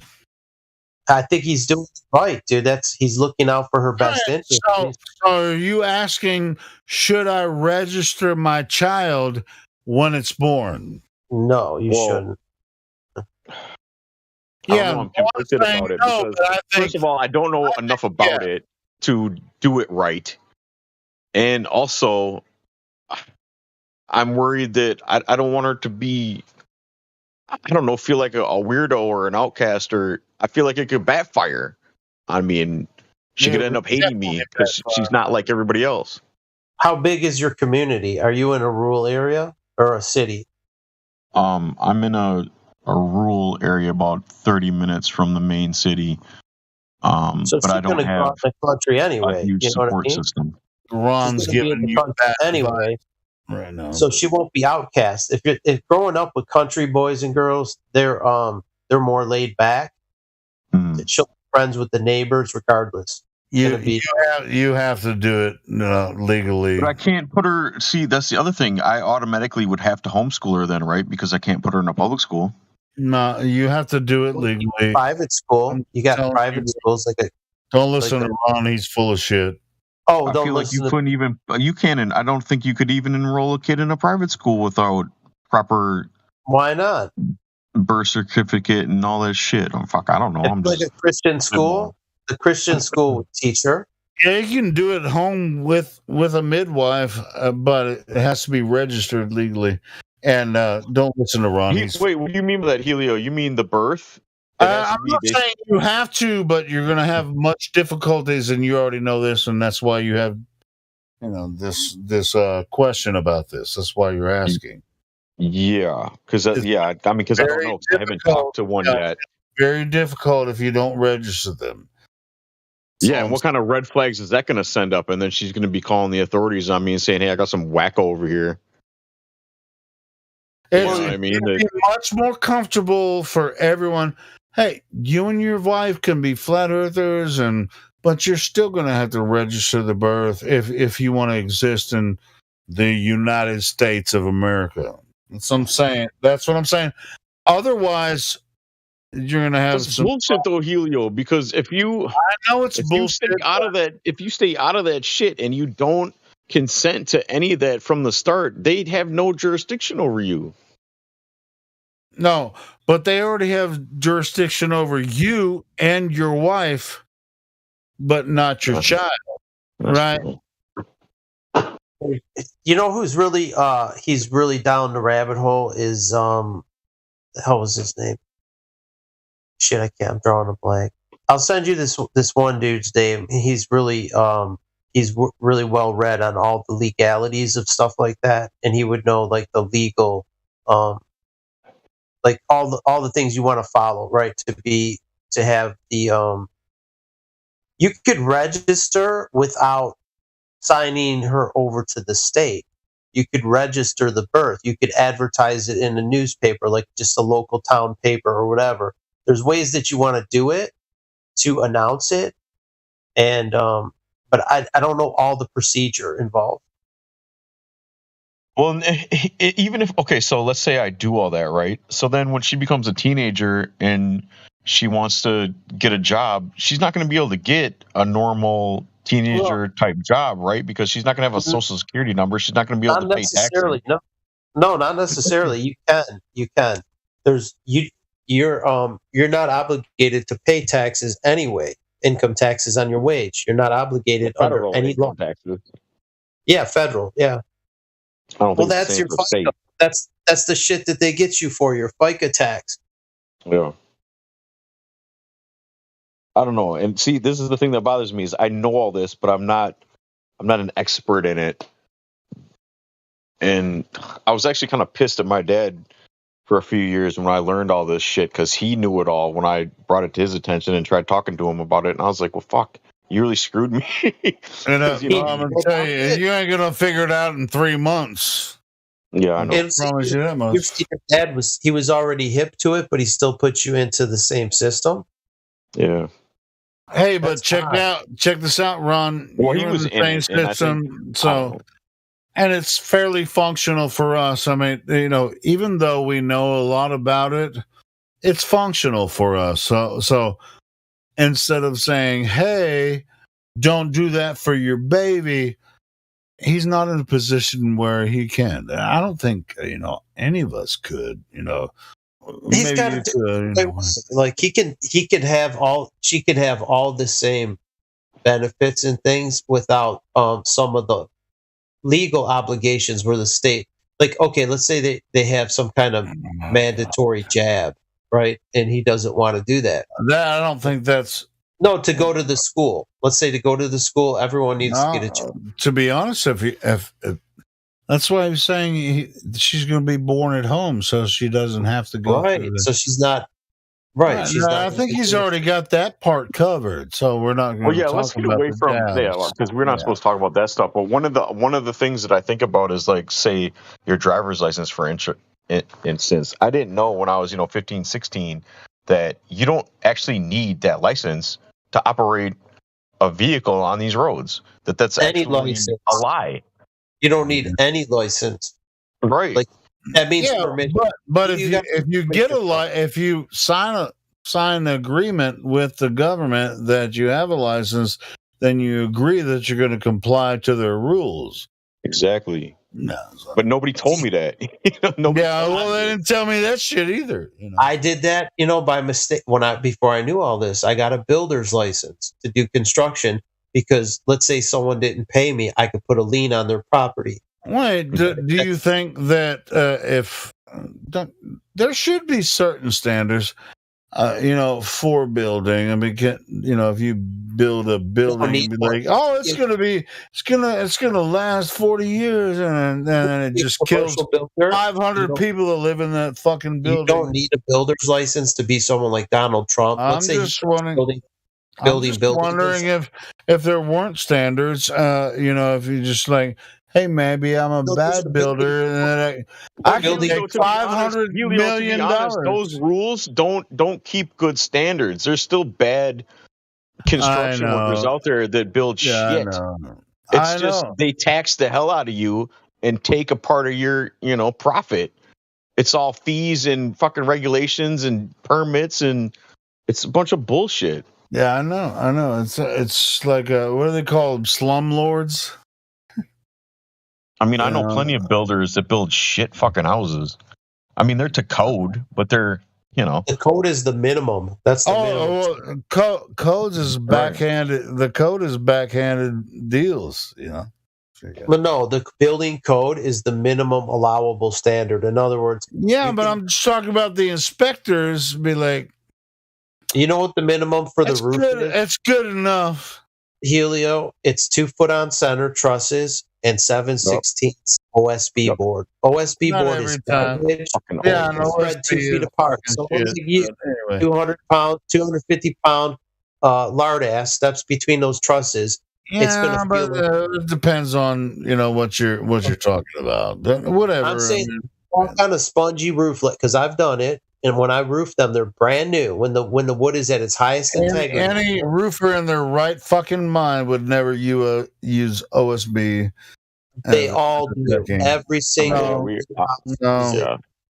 I've never used OSB when We're using it on $1 million homes. This garbage. They're built like these companies that build these homes. These McMansions. They don't give a fuck. I always use plywood. Square footage for the lowest price. Fuck that shit. Fuck OSB. I know it's garbage. It's garbage, and it's not garbage. I mean, it stands up as long as it doesn't get wet. When it gets wet and it gets aged, it loses the integrity. So if it's already flimsy when it's brand new, how's it going to be in 20 years, 30 years? Anyone that puts OSB on a roof is. I've tore off those roofs, Helio. It doesn't hold a nail. The houses that are 20 years old. The OSB loses its integrity, the glue bond between those flakes. It was pulling the nails straight up. How does it last 20 years? It's the shittiest fucking... It doesn't always, because of climate like Michigan, where you get the frost thaw cycles, it's really hard on that kind of bullshit wood, on that fake wood. Dude, I built cabinets for people inside of a house. I mean... I would expect, a cabinet could hold up inside the house with OSB for 20 years, but barely. And I couldn't imagine someone putting that shit on a roof. I They would do. never recommend that ever. They do it on the subfloor too. The subfloor for the house. So when too, yeah. you know what happens when that shit gets wet? It puckles and buckers. You know, it gets all puckered up and uneven and lumpy because there's different woods. You got hardwoods, you got softwoods. You a goddamn liar. They don't put that shit on the roof of somebody's house, do they? What do you mean they don't put it on there? Go look at any new they do, construction. Helio. I'm in the remodeling business. I do roofing and siding. Why that shit all the time. What the fuck is wrong? Pretty much all new homes today have OSB on the roof. Nobody uses plywood anymore. And it's thin as fuck, dude. It's thin as fuck. 7/16, and it's 2 foot on set. It's like.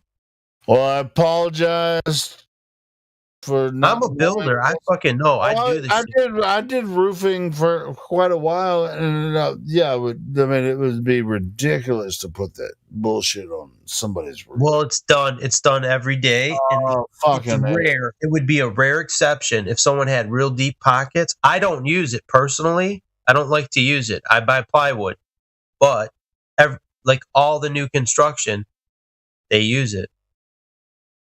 I mean, it's just like I build, kitchen cabinets, and most people don't even want, MDF or OSB, for their kitchen cabinets. They want plywood. The people that I build. It's a lot more durable. But it's because if it's a kitchen, you're gonna have some water leakage sometimes. You don't want your fucking whole cabinets to break down if there's a leak. You want plywood is Hello, my friend. How are you? Go ahead. Hey, I want to real quick. I want to thank you guys for letting me hijack the chat for a minute and vent and get that shit off my chest. I really appreciate. No, you guys bro, no, dude. Your daughter is gonna be beautiful. Once you see her born, you will never. It will change your life. I promise you. I just thought of something else that's been bugging me. Is I'm scared. I'm worried for her, like if she's ugly. You know what I mean? Like, oh, come on! She's ugly. You know what I mean? Why are you fucking with this? Judgmental. Is your wife ugly? No, I'm serious. No, I'm serious. I mean it. She'll look like all babies are beautiful. Listen, all right. No, I mean, closer to adults. All right, no, wait. What? I think you're thinking about when she's like 10. So she might be an ugly swan. It's like you remember the swan story. It's just like blacks. It's the swan, and then she turns into a princess, right? So, hello, bro. This is about the earth, bro. This is about earth. Under your care, not bro. Talking about me. Yo, do you think earth is round or flat? What? It's both. It's round, but it's flat. Sphere or flat? It's level. It's flat. Sphere. All right. So then what are we going to debate about? The debate. You want is there any round earther here? Is there any sphere earther here? Okay. Yes. Well, let's gang up on him. No. Well, there's no. You interrupted us to agree with us. What the fuck? I thought there would be somebody who thought Earth was sphere. My bad. You were super eager, huh? Hey, check this out. Yeah. With what you said I thought there would be a sphere earther here so that we could gang up on him. We could gang up together, and is it because you don't really know much about the argument and you don't know what to say? Yeah. I mean, all right, cool. Check this out. Have you ever talked to anyone about the flat Earth topic before? I mean, I haven't debated anyone about it. All right, cool. So, what do you think about it? Do you think the Earth is a sphere? No. Really? So you There's don't? some hesitation in I mean, that answer. probably not. I mean, Probably not, but I don't have enough evidence to prove it is sphere or it is flat. This isn't a probably, not maybe, or this or that. Yeah. Yes I'm or no? leaning. How did you I'm find leaning the more server towards. and why? Or so you say, well, I'm it's leaning more towards it is flat, but I can't like convince someone. I don't have enough information to convince somebody. nobody here is trying to convince anyone. How did you come across this information? What do you think about, what we've been talking? We were talking about Homeboy's baby because we were waiting for someone like you to join. What do you think about the flat Earth? Now, is this the first time that you've ever talked to anyone about flat Earth before? He's been here before. No, let him say it. Let him say it. Yeah, I have been here. I've been in I'd say a total of 3 conversations. I haven't been here a lot. I just joined it. Three of them. Put it in a Three of them. folder. All 3 of them. Well, so out of 3 of them, what conclusion have you come to? Conversations like this, like the conversation we are having right now. Oh fuck! I just recognize this guy's voice. I've heard him before. Holy shit! Yeah, this is a waste of time. I know. We got all 3 of them that he's gonna fucking tell us about. What all so 3? we have uno, dos, tres. We got all them motherfuckers. I know he's been all here. 3. I've already had his volume levels adjusted, and I'm not here that often, so I know he was on the mic before. Yeah. Okay, so I mean, 3 is a wild guess. I would say right, I so don't know, you're somewhere very- around 3. I don't. All right, somewhere around 3. So you're very curious about how. Yeah, I don't really think know a lot. Hold on. You're curious about why we think the Earth is flat, and do you think that if we know the Earth is flat, then we can get some people in here and like someone like you and say,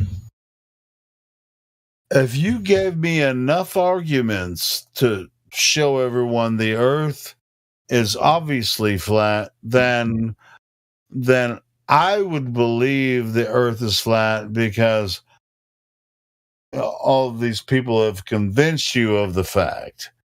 Yeah. But Okay. Yeah, You said yeah. Hold on. You said yeah.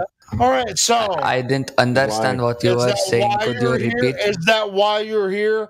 So that I we did not understand what you said. Could you He's repeat? lying. This guy's an asshat. I remember you now. I remember you now. Go ahead, Helio. I'm sorry. No, I want you guys to go ahead. I already fucking said my piece. No, I got nothing to say to this guy. I'm not going to waste my breath. I remember him from the last time. People went around and around and around with It him. sounds boring. He's like, yeah. He doesn't listen, and then he's gonna go back to saying that it's not flat. Nobody wants No, to it's- talk to you, bro.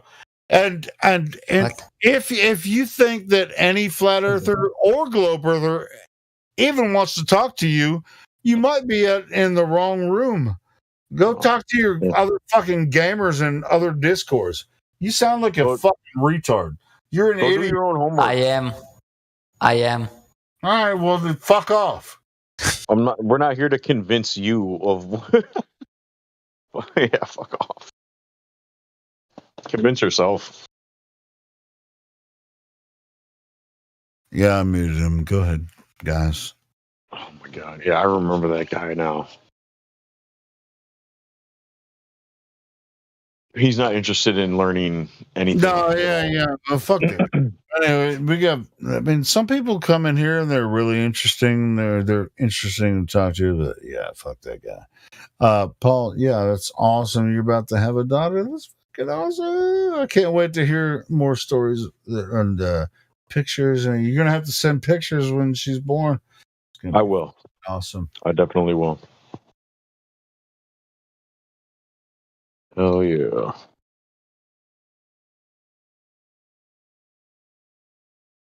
One of the Fuck. Let's not rehash this again and keep talking about me. Fuck that. Let's talk about something else. No, we don't have to. Yeah, I mean, or we can. Anybody, have you come across any new information or like a short video lately that might be? Like everyone has notification on YouTube's and stuff. Like, is that where we're at in the night that we're going to start playing videos because everybody left us? Unless we want to start talking about Paul's daughters, again. Well, shit. We can, me and you, but I didn't think anybody else wanted to hear that shit, so I figured let's move on. No, we already did that for like 30 minutes, which is it's an amazing thing, and I can't wait to see more information about that. But there should be a reprieve there before we move forward. As we move forward, not because I can't wait to see Paul's daughter when she's born. That'd be awesome. So, other than that, do you guys have any? Is there any new information you've come across? I mean, obviously, right now on Friday night, there's no new people in here, and I consider. Do you guys want to hear my bloviations all night? I can freaking sit here and talk all kinds of shit. I mean, not all night, but maybe for another hour or two. I don't think you guys want me to go all out. I promise you don't.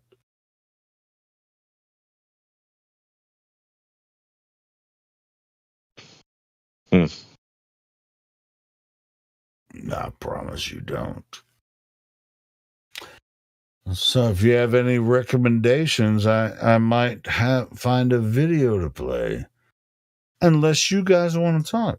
I won't play a video over your talk. That's why I was recommending. I can just find a short video to play. And that might instigate conversation. Do you guys mind if I find a short video to play? I think you're just talking to me. No, I'm talking to you because you're the only one responding. What the fuck? Anyway, are people in the chat? Yeah, in the YouTube chat. Yeah, there's still people in there. They're talking shit. The same way. How many people are in here that don't have their mics on? I'm not even looking at nothing. No, they know their mics on. They just don't want to open it. It's fine. That's why I was saying I can find a short video just to instigate conversation, and then we can go from there because there's no reason for us. I mean, I don't care if it's going to spark conversation with somebody else. I mean, I don't want to talk to you about flat Earth all night. What the fuck are we going to talk about? flat fucking Earth. It's like, it's like, ooh, the Earth is flat. It's like, we don't have a presentation or anything like that. And, that's already been done, and that's what I was saying. I can I can find a short video that's come out recently that we maybe have not heard yet. Nice.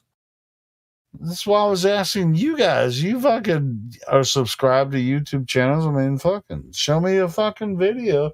Like, oh, play this one. But I guess I have to do all the work here. Oh, you poor thing. I don't mind though. I fucking love you guys. It's fucking cold out. Jesus Christ. Freezing my nuts off out here. It's time to quit smoking. I don't want to smoke in the winter. I know. Yeah. As much as I love the winter time, smoke breaks, cold as fuck. You're just freezing your nuts off. Just like you smoke shit out of your lungs. You smoke your cigarettes a lot faster in the winter. Yeah. And it doesn't even taste good. This shit burns like. Yeah, so but you need the nicotine. You need the nicotine. Just like, whew. Then you remember, it's like, damn, I remember when I could enjoy a cigarette just like, woo. But in the wintertime, you're just like,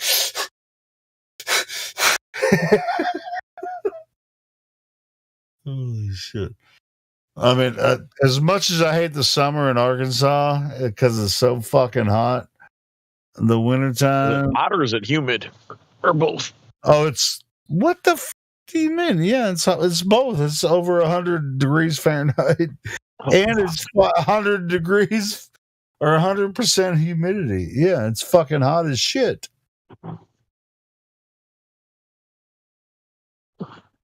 Yeah, that's awful. Yeah, it's freaking awful.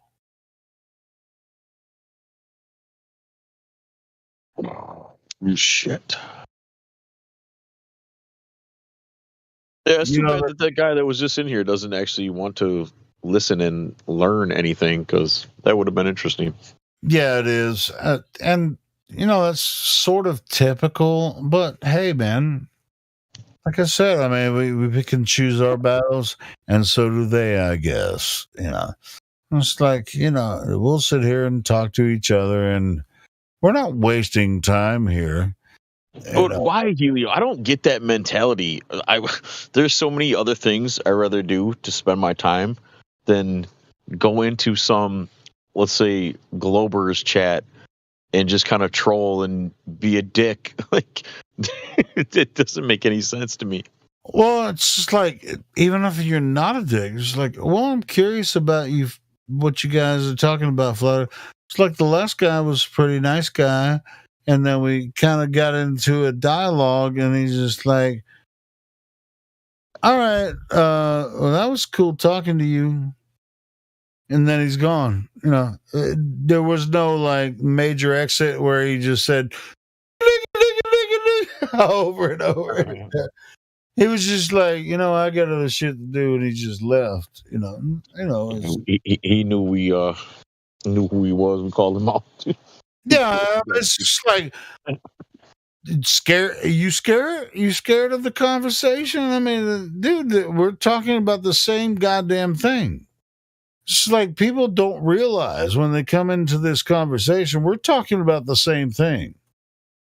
Earth. We're talking about Earth, right? So Earth either has a shape.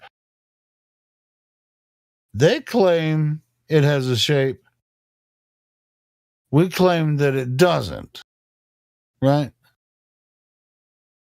They don't realize it when they come in, but once we start to go through the minutia of it, then they're like, oh, they think we're a bunch of clowns or some shit. And once they realize that I don't really have anything to say about this, because I thought I could just jump into the flat Earth room, and since I knew the Earth was a globe ever since I was a baby.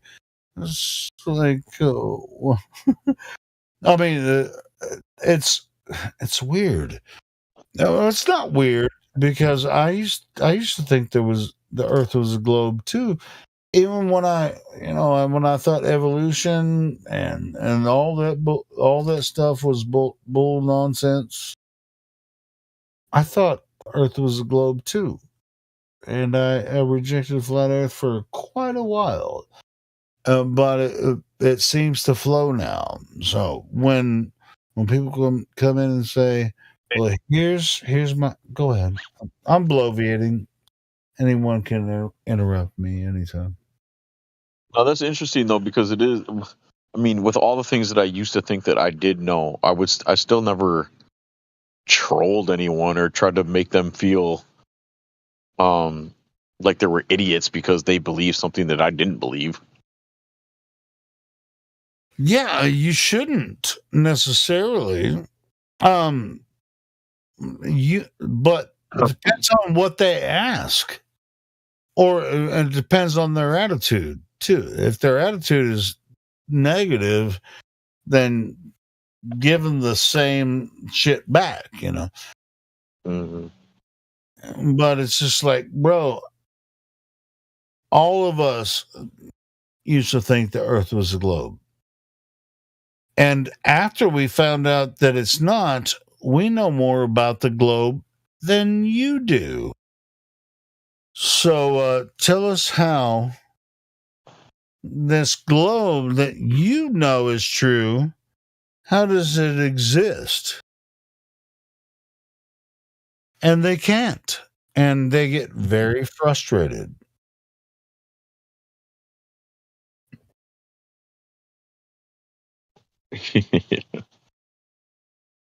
Because the arguments are very simple. I mean, just like, with CB playing the, the Neil deGrasse Tyson and other people, those little simple clips, Bill Nye. It's just like, well, where's this globe that you keep speaking of? I never see it. And you know what's really more important? You never see this globe that you claim either. So where's this fucking globe? Pardon my French. Right. But they always try to put it on us to prove to them that it's flat. I know, bro. Well, and you know what's really interesting? Once you come in here and discover, it's like nobody's claiming that the Earth is flat. Flat is not a shape, right? We don't have to claim the Earth is flat. We just observe Earth as it exists. Or Earth is Earth. The shape of the Earth is Earth. The shape of the Earth is Earth is Earth. And what else could it be? Now you're claiming that the Earth is a globe. Show me this globe, and then the argument will be over. But we can't find it. You're a human on Earth. I'm a human on Earth. Show me the goddamn globe, and then this argument will be over.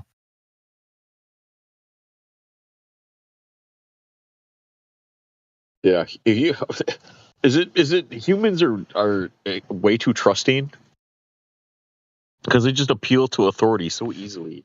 Or is that just ingrained at such an early age? No, sure. I mean, that's religion. That's what I'm saying. I mean, we were talking about earlier. You were raised Catholic. I was raised Catholic, and I was, dude. It's religion. Yeah. I mean, now I was able, Helio, but when I was in that environment, I was able to take myself out of it and see the nonsense. Sure, but you could also see the spiritual part of it, right? This is Earth. This is where we live. It's Earth. See, and if you haven't, then we can talk about that later. But Earth is not what they told us it is. The controllers, the masters of the universe, are just giving us this argument. I mean, this argument: globe, flat, Catholic, Buddhist, Muslim, Protestant. It's steps. They're see, this is a spiritual discussion. I won't go through it, but okay. Yeah, but I know what you're saying. Yeah. I know what you're trying to say. Yeah. So it's not, it's steps. But when, as far as if you're talking to generic ball ideologies, like, have you ever seen the ball? And then when they say, "Hey, do you think the Earth is flat?" It's like, no, I don't think the Earth is flat. But I like to use the idea to trigger your dumbass, because you can't even prove the Earth is a globe. You fucking retard. Anyway, I don't like that. I don't like to get in major arguments like that. But it's just like, bro, show me the globe, and then you might try to convince me. I'm not trying to convince you. I'm just trying to convince you that what you see with your own eyes is a level stationary plane that we all see together.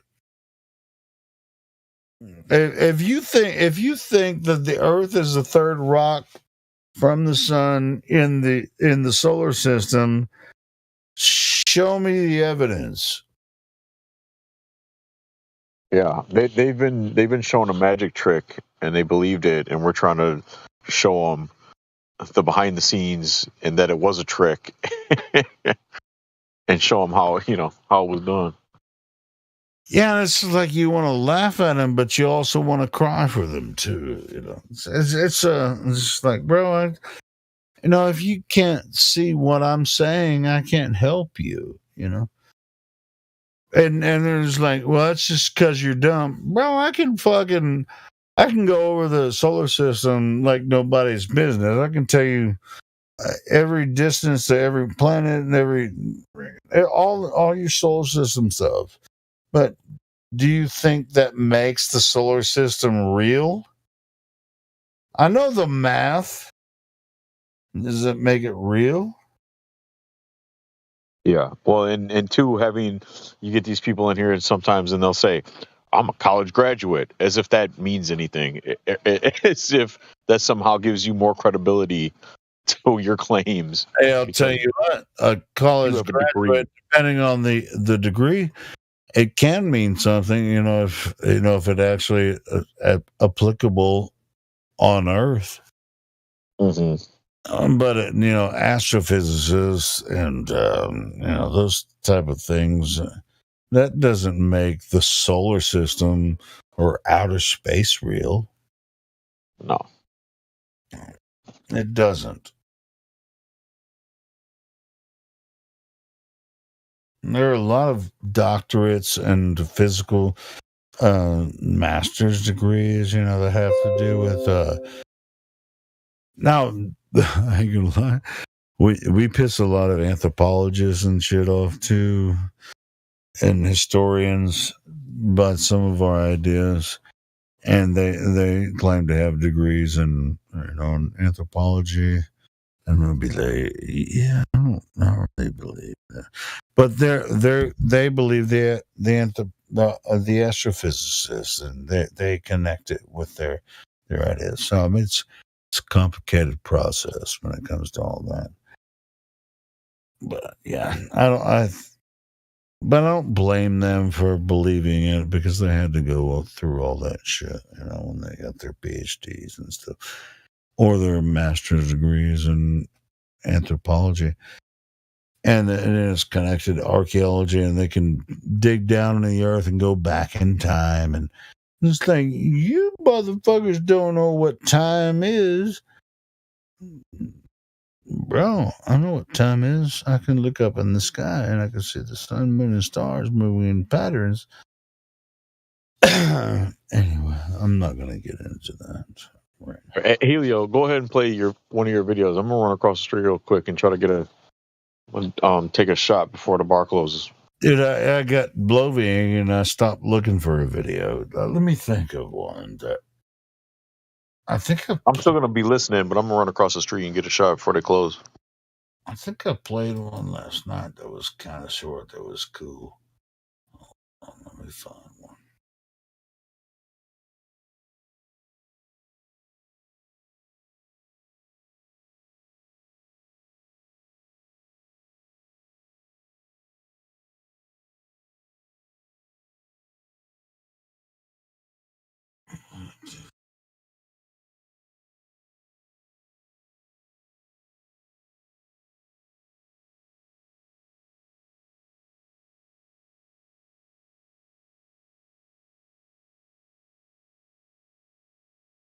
Hey, somebody else played this one, but this is a good one. Oh, it was Old Dude. He played this one last night. Or day before. Yesterday, last night. I mean, Old Dude's in England, so, who the fuck. Day before yesterday, last night. The day before yesterday, last night, Old Dude played a really cool video that maybe somebody hasn't heard before, and all I have to do is say Hank Hill or Larry 3 times. Larry, Larry, Larry. I'm going to play your video. And I think Old Dude played it, but I'm sure Larry's busy, and that's why he hasn't been in. He loves the server and all that kind of stuff.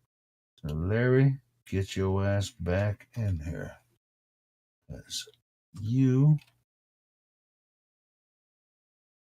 are a flat earth hero.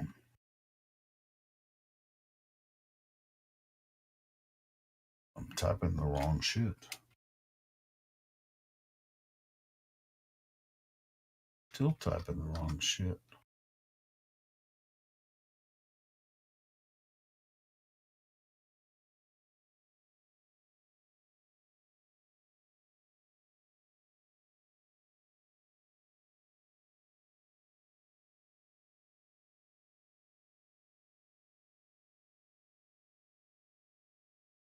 Shit ain't gonna play.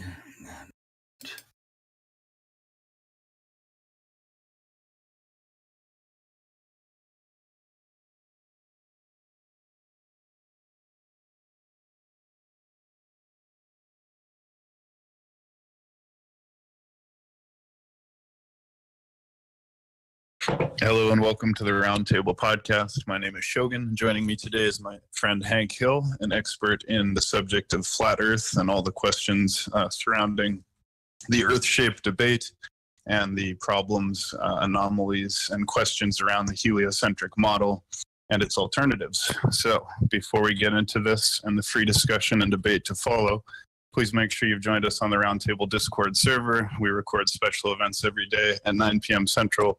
You can see upcoming events in the announcements channel and all our hundreds of great past special events in the #RT podcast channel. Check out the YouTube and BitChute channels there. That being said, welcome, Hank Hill. Thank you so much for joining me. How are you, my friend? Good. Yeah, thanks for having me on here. I really appreciate the opportunity to get to speak my mind and share information. So thanks very much. Thanks so much for joining me. So please just take us through this journey in whatever way you think is appropriate. Yeah, so first of all, I would just ask everybody to be open-minded. Science is never settled. Like, it's not like a religion, right, where you're like a heretic if you're outside of it. In fact, most scientists are supposed to be outside looking at things from outside the box, and that's how new information is found. But not everything is science that appears to be science, and that's the problem with today. We find ourselves we're in dire need of a reformation of science, because what is it, right? Is it just knowledge? So can I just say, well, I know how many toes that I have, right? So that's science? That's not exactly how it works, right? So I just want to go over, the basic fundamentals of the scientific method, also known as natural science, right? So the way that it works is that if you have a caveman, he sees a hot spring, water boiling. Well, what causes that? He comes up with a hypothesis. Maybe it's the heat, right? So he goes and he tests it. He adds heat to some water. It boils. It stops boiling when he takes the heat away, and it boils when he does it again. So what did he just show with the scientific method, right? He just showed that you make observe a natural phenomenon, right? The water boiling, right? And then you form a hypothesis. Well, what's the hypothesis? Right, it's the independent variable, that thing that's causing the naturally observed phenomenon. And when you turn it on and off like a light switch, 0, 1, 0, 1, you can see the cause manipulating the effect. Right? So it's kind of like going into a hotel room. You've never been there before, and you flip on a light and you go, oh, that's my side, right? And then you think it's settled, right? But then the other person in the hotel room with you, they flip the switch and it affects the same light. So there could be two causes to the same effect. For example, with the water, if you put in a vacuum, it boils at very low temperatures, right? So the science is never settled for this reason. So we're always like 99.something% sure this is the cause of that, but it's never settled. So what we have here is like a really old argument over the shape of the Earth, but it's never really been settled. And the reason is because it's not science, right? This is geometry. We're measuring the shape of something. So really, I don't think we should be called flat earthers. I think they should call us flat waterers, because what we're doing is we're going out into the natural world and we're measuring over water. And the best way to do it, obviously, is, still water, right? That's, not a whole lot of waves, not during the tides. And what we're seeing is that we can see too far. Now, I would ask everybody to participate in this part, because this is really interesting. you can search right now, what is the radius of the Earth, right? And then they'll tell you, Google, whatever search engine, they'll tell you what it is, right? And then you can go to an Earth curve calculator right after that, right? So it's 3959 miles. You go into an Earth curve calculator and you type 1 foot observer's height or eye height, and you just look at the horizon distance, and it'll tell you where the horizon should be because we can work it out mathematically. So if we can do that, then we can actually measure it for ourselves and falsify it. Now, see, here's where science really becomes important. You got to pay attention to this part. If you're not doing the scientific method, then it's not a scientific theory.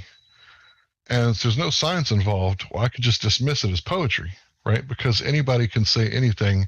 Any village idiot can describe something and explain why he thinks this is happening, but you don't really know until you manipulate the independent variable and you see the cause and effect relationship. That is where you know something is true. And what I find, a lot of people are just going around committing all these false cause fallacies. So it's like this. How do you know the moon's gravity is affecting the tides? You can't manipulate the moon's gravity to see the cause and effect relationship. So it's just something that's widely accepted that nobody really knows what's causing it. I mean, you could say it has to be the moon's gravity, right? But that's a fallacy. What if it's the sun's energy? Just for example, like, we haven't tested it, so we don't know which one it is. Both are equally true. Now, a lot of people will say that, it's knowledge that they have that the Earth is spherical. Has they been out there and directly measured it? If you haven't directly measured it yourself, you believe that someone else has done it. And if you believe that someone else has done it, well, you're just believing what they're saying, right? So it's a belief that you have that it's spherical. It's not an actual knowledge type thing. So what you have to do is you have to ask yourself, how do you know? How do you know these things? How do you know that if you measure the curvature over the water, which it should be 8 inches per mile squared, then you should be able to measure it yourself and detect that. But the thing is that all over the world, people are doing this with different apparatuses like lasers and flashlights and mirrors and telescopes, long zoom cameras. And we're all agreeing that we can see too far, right? So the question is, why? Why are we seeing too far? Well, the flat earth is going to say because the Earth is flat, or at least it's not the size of the sphere that they told us. Maybe it's much, much bigger. And some of the measurements I've seen with the Black Swan indicate that it could be, the Earth's radius could be the what was it? Like the moon's circumference, 238,000 miles away. Like, that would be a really big Earth, and they would be hiding a lot of land. And this whole global warming thing wouldn't really make sense under such conditions. So what we're trying to figure out is, if the Earth isn't curving anywhere, well, what is it? Well, you would say that's what you call flat. That's what we'd say it's flat. So you believe that it's spinning because you see the stars in motion, but according to classical relativity, all motion is relative. So how do you know it's the Earth spinning or the stars spinning or the Earth going around the sun and the sun going around the Earth? You don't. You can't tell. It's relative motion. So ever since you stepped foot in kindergarten and they started saying, you live here and the sun is over there and we're spinning, that's not really true, is it? Like, we can't verify that inside the solar system. You would have to have a third reference frame outside of the solar system and observe the Earth from there, and which you can't do. So because you can only observe the Earth from here, well, we all say that it appears geocentric.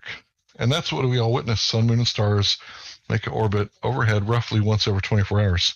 So you might believe that this is settled science and the Earth is spinning, but science has never settled and it's never been proven.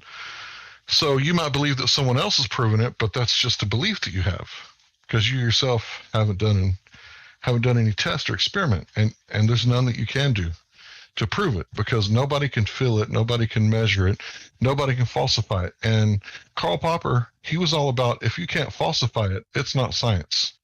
So he was really into that, it has to be empirical, it has to be testable, it has to be repeatable, but most importantly, it has to be falsifiable. So the third claim is that if you go high enough, you can see the vacuum of space, right? So if you just keep going up and keep going up, you'll see it turn into a sphere. you'll see it start to spin, and then eventually you're in the vacuum of space. And we all know that you can't buy propane without propane accessories. I mean, Hank Hill said that on his show every single time, without fail. Got to have the propane accessories, man, because you can't just take gas pressure, right, and put it in a vacuum without a container. If you got a vacuum, you got some sort of container that you've used to create that vacuum. And we can't have high pressure systems sitting next to low pressure systems anywhere in nature without a container. So if you want to, grill for your mother on Mother's Day, make sure you get your propane in a container, because if you put it in your hands, by the time you get home, your mother's going to be very sad, right? It's not going to work out for you. So here's something I want to illustrate. Like, imagine if you could, okay, this is your 3 beliefs. Here's my 3 beliefs, hypothetically. Now, this isn't actually what I believe, but let's say I go high enough. I believe that you could see like unicorn nipples and Pegasus breasts. And then I believe that if you keep going higher, then you can see, green grass on the dark side of the moon. And that's what's causing the tides. Like, those 3 claims are just as scientific and unfalsifiable as the claim of curvature, spinning, and the moon gravity thing and the vacuum thing. We can't verify any of that. So they're all on equal footing, scientifically speaking. They're not even really a scientific theory. It's more like a postulation that nobody can disprove. So when they say, well, you got to prove it, if it's your claim, you have to back up your claim. And then if you don't, they can just miss your claim without evidence. It's easily dismissible without any evidence. So all I'm trying to illustrate here is that anybody can go out and measure where the horizon should be and see if they can make observations that they shouldn't be able to see. All you need is an Earth curve calculator, binoculars, a mirror. I mean, these sort of things will get the job done. And I've been out there and I couldn't detect any curvature at 1 foot above water. I was standing in the water at the ocean. So I'm not asking you to take my word for it. I'm not asking you to do anything but to test it yourself, because it is falsifiable. It is something that you can actually prove.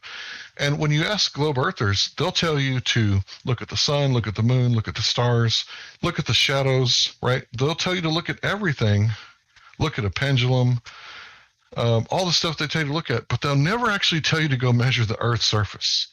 And I'm not talking about, the Earth is like completely flat, like a piece of paper. Of course, there's topography, right? That's why we measure over the water, because if the Earth is over 70% water, then you would expect it to be curving at 8 inches per mile squared. It would have to be, unless the Earth is 70% flat.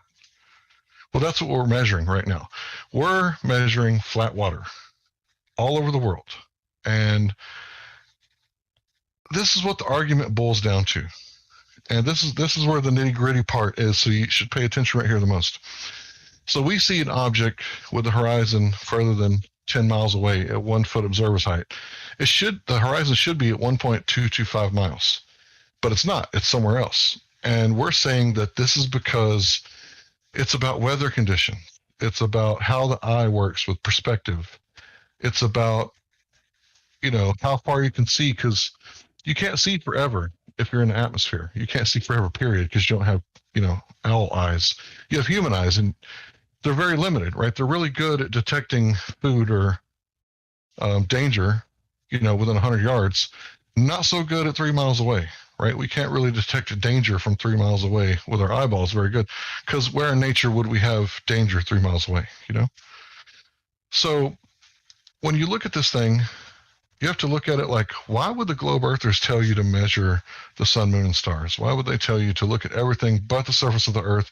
But the flat earthers, the one that, the dumb ones, they're telling you to measure it directly. Now, if I were to go buy you like a new pair of custom boots, right? They're going to measure your feet, right? They're not going to go in there and measure your head, right? They're going to measure your feet directly. So that's what we're asking. All flat earthers are asking for is show us some curvature over the water, right? And what they do is they show us, partially blocked images or objects, right? And oftentimes they don't even know it, but that itself is still a black swan. And this is how the black swan works. If you have a woman that's 9 months pregnant and she's pregnant with triplets, and she lays on her back, and the doctor says, "What color are your toenails?" She's going to say, "I don't know," right? So if if she can see her toenails, then she's not 9 months pregnant with triplets. So with these observations that we're making, you guys keep showing us white swans and going, no, it's not a black swan, but it only takes one black swan to debunk all the other white swans. And you can show me 1,000,000 white swans. If I got one black swan, then I've debunked you. That's how the black swan argument works. So if the Earth is a sphere with a radius of 3959 miles, then every observation must be, sorry, I forgot it, 1.225 times the square root of the observer's height in feet. So if the Earth doesn't have that radius, we can see too far, which we can, then it's not an Earth with a radius of 3959 miles. So what we're saying here is that we're testing it and it's failing. And this is the crux. This is where it's at. They say light is bending down at 8 inches per mile squared. So I don't know how you would verify that, because light travels in a straight line until it reaches a different medium, right? So this is what refraction is. Light goes from atmosphere into water, right? You can see the straw bend in the glass, right? Now that's a big bend because that's a huge difference in density of the water and the atmosphere. Huge difference. So what they're saying is light is bending down because of temperature. So the temperature would have to be getting colder and colder and colder and colder and colder and colder every mile for it to keep bending down like that. So if they want to prove that this is what's happening, they have to get a black swan observation, and they have to get people out there, like 10 people every couple of miles or whatever, and measure the temperature to prove that that's actually what's happening, because so far this is their just so story, right? We're seeing things we shouldn't be seeing in places we shouldn't be seeing them, way past the horizon. And they're saying the light is bending down around the curve. Well, they got to prove it. They can't just use a snapshot of the temperature of that day. They got to measure the water, the air, everything for 10 miles to prove that it's getting colder and colder and colder, causing the light to bend down, down, and down. Otherwise, light travels in a straight path like it normally does. Now, it does bend when it goes into glass, or there's from atmosphere to glass, or atmosphere to water, or water to glass. It does bend there, right? The light doesn't actually bend. What it does is it changes its angle of attack, right? So it's coming in at this angle, it hits a different medium, and the light slows down, and the angle changes. But then it goes in another straight line until it comes out of that medium. So light usually travels straight. It's not really bending. The light is just changing direction. So if they can prove that light is bending down at all these different angles because this temperature, now I don't really think the temperature does that. I don't think there would be any way for them to demonstrate this, but this is what they need to demonstrate at this point to explain why light is bending down. So I think I just about wrapped it up. So make sure you don't make like the same mistake of putting like a false cause on something. How do they know that's why the light's bending down, or that the light is even bending down, period? How do they even know that? They would have to be able to demonstrate it, and I don't think they can. So, Ronan, I'm going to go ahead and open it up for questions. Thank you so much. So we are going to open it up for audience questions, but I'd just like to take the privilege to start by asking like a very short interview of maybe 2 or 3 questions, and then we'll go to the audience from that point on, if that's all right. Yeah, sure. So, Hank, for someone who is brand new to this, and obviously you just gave a ton of great information, right? But say you had someone who's brand new and you only had the chance to point out one flaw that they could intuitively grasp with the heliocentric model that would make it clear to them that they should look into it further. What would you choose at all the different things you've researched to be that one introductory wedge to get someone to look into this?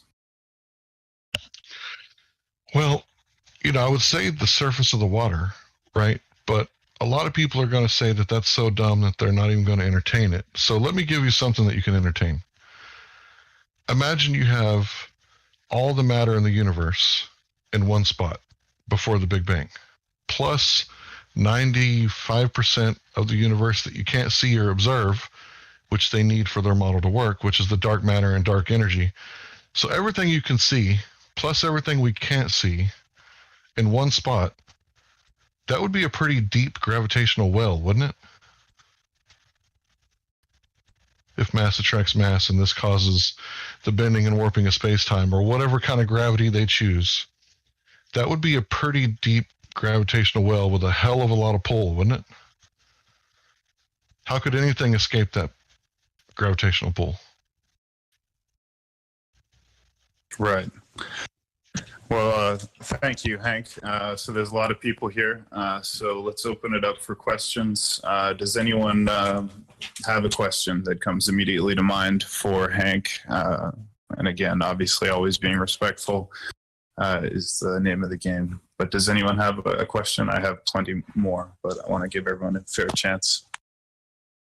Yeah, I got a question. Hank, when it comes to the flat Earth theory, the most striking situation about it is the fact that the UN made over 123 countries sign a treaty, the Antarctica Treaty, and preventing people from going to Antarctica. I've seen flat Earth model, and most of the models states that the Antarctica is basically the edge of the flat Earth. And it makes me curious why the UN made over 123 countries sign that treaty. And, you know, it kind of boggles my mind the more I think about it. Well, the flat Earth isn't a theory.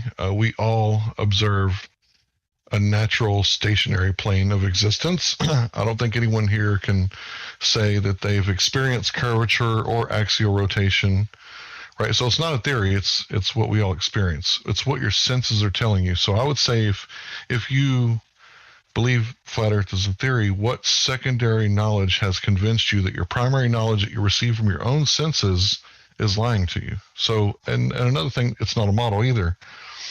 A model is like a toy, right? It's like, this is what we think is going on. This is what we're going to use to make predictions off of, and they may or may not benefit us in technology and other aspects. But a model isn't reality, right? The dirt between your toes is the reality. And I would just say that the whole UN thing, I think it's a lot like Iceland. They told the Norsemen told the rest of Europe that it was Iceland. So they said tundra, basically, in modern English, right? They said, oh, it's just tundra. You wouldn't want to go there. You wouldn't want to live there, right? Because it turns out that they were ethnocentric and didn't like foreigners. Imagine that. So I think that's what's going on down below, right? They say that down south, it's all tundra. Well, wouldn't it, if Yeti crab can exist, right? And these are just crabs that can live in the deepest, darkest part of the ocean near these geothermal vents. Wouldn't it be possible with these geothermal vents to irrigate that thermal energy and maybe make even places that were livable if they did it correctly? So I think that it's just hidden land. That's what I think it boils down to. Hidden land. Thank you. If I could ask another question, with the advance of technology that we've had, right, all the different technology like drones and rockets and videos and cameras and so forth, is there anything that's come out in recent times that is sort of like new visual evidence that helps to prove either that the Earth is flat or to debunk the globe or anything like that? Like, is there anything that's come out new as a result of technology that flat Earth has been able to show? Well, yeah, it's not actually a new technology. It's the sextant. It's actually a very old and ancient technology. And we're understanding that it has to be a triangle, right? When you're triangulating something, it has to be a triangle or it doesn't work, right? So if you're trying to get your position here on Earth, right, and the light is bending down at 8 inches per mile squared, then it's not going to be a perfect 90 degrees at that angle, right? It's going to be some more acute angle, and you wouldn't be able to get they wouldn't work. The sextant it wouldn't work. Now, there's a big misunderstanding. A lot of people think that you have to go up to measure the curvature, but why would you have to leave the Earth, the thing you're trying to, measure, to measure it? You're right here on a surface. Wouldn't it just make a lot of sense to measure it here directly? And because of topography, that's too many variables for the average person who isn't like a mathematician. So we say do it over water. because anybody is smart enough. It doesn't matter who you are. You're smart enough to plug in the numbers in the Earth curve calculator and decide for yourself whether it's flat or it's curved. And that's all we're asking people to do.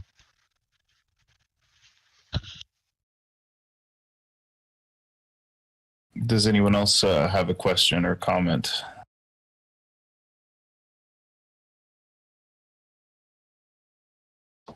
So Hank, you also believe in the firmament? Is that a necessary component in your thinking as well? The solid or semi-solid dome over the planet as well? Well, we don't know the shape of it, but a lot of us think that it's a firmament, dome-shaped. Some of us think that it's a flat top, flat ceiling. And because of this, think about how perspective works. Let's say you have a drone, right? And you lift off and you stand on the liftoff pad. It's going to be right over your head at the zenith position, 12 o'clock, right? And you start, let's say it's a really good drone, okay? So you start going west and it gets lower and lower and lower and lower till it kind of disappears into the horizon, but the altitude of the drone isn't changing. It's still, right under that 400-foot ceiling that they give us here in America. And it's still at the same altitude, but it appears to get lower, right? And then let's say that, once it leaves, you can't see it no more. This would be illegal to do. This is not advice. But let's say you could circle back around and come back around from the east. It would appear to rise like the sun, even though it never left that 400-foot altitude ceiling. It's never getting lower. It only appears to get lower. And that's why the sextant thing works so well, I think, is because anywhere in the world, if you know what time it is and where the star's location should be, you can almost pinpoint your exact location on this Earth. And the stars, they don't change. The position of the stars, they never change. Only the wandering stars, the so-called planets, those are the only ones that change. Right? All the other stars have the exact same position for 32,500 years, according to the BBC and the oldest known star chart that they found. So what do you consider planets to be? Are they flat as well? Are they there? Are they do they have a spherical shape? What are planets to you? The wandering stars that you mentioned. So to me, it's a light in the sky. And what it's made out of, what it's doing, how much it weighs, what's the mass, I don't know. It appears to make certain patterns in the sky at the exact same time that you would expect it, over and over again, so well that we can predict where it's going to be for thousands of years in the future. Now, that doesn't sound like a result of a random Big Bang. That sounds more like a Swiss, watch, a timepiece. One of those really high-end, really ornately designed watches. That doesn't sound random at all. So what are the planets? The honesty is we don't know, but they're more dependable than anything else we've ever seen. So whenever there's like a meteorite, like something that comes from the heavens or comes from outside of the Earth, and it breaks through our atmosphere, and then it hits the Earth, how is that possible with a firmament dome? I would say you'd have to show me, because when they've dug and tried to get the iron from these so-called meteorites, they can't never get it. It's like they dig and they don't find anything. They don't find the iron they were looking for, they were hoping to get, and they wasted a lot of money trying to do that. So I would say, because you see a streaking light in the sky, right? How do you know that it's made of ice and metal and all these other, known elements? When you see a light, why don't you assume that it's like all other lights, right? And all other lights in nature is plasma. Fire is plasma, right? Lightning is plasma. Well, I know I have seen some in museums and stuff, right? And others are sold for huge amounts of money. Well, you can also buy Martian real estate. I hope you don't, but This is true.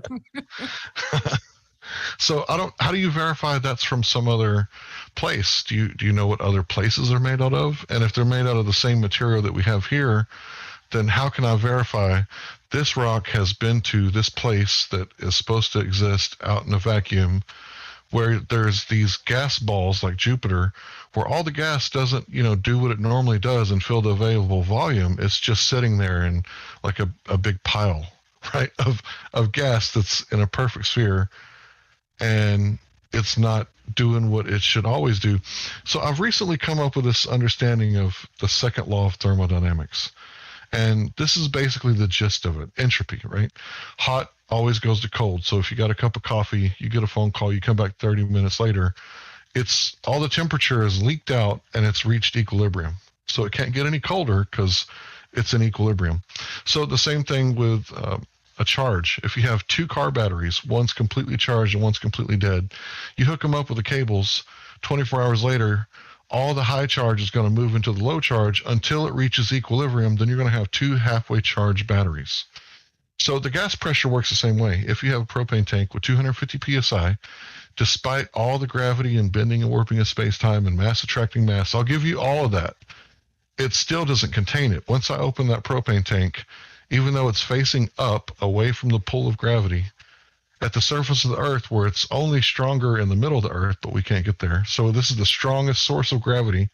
It's going to spew out until it reaches equilibrium, and you come back 5 or 10 minutes later, and it's going to be 14.7 psi at sea level. Well, I'm going one step further, right?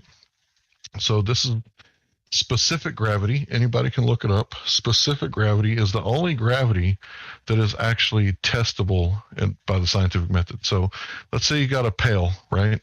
And you put an apple in it, right? So you pour water in the pail, the apple rises. You take away the pail. You take away the water and the apple sinks to the bottom.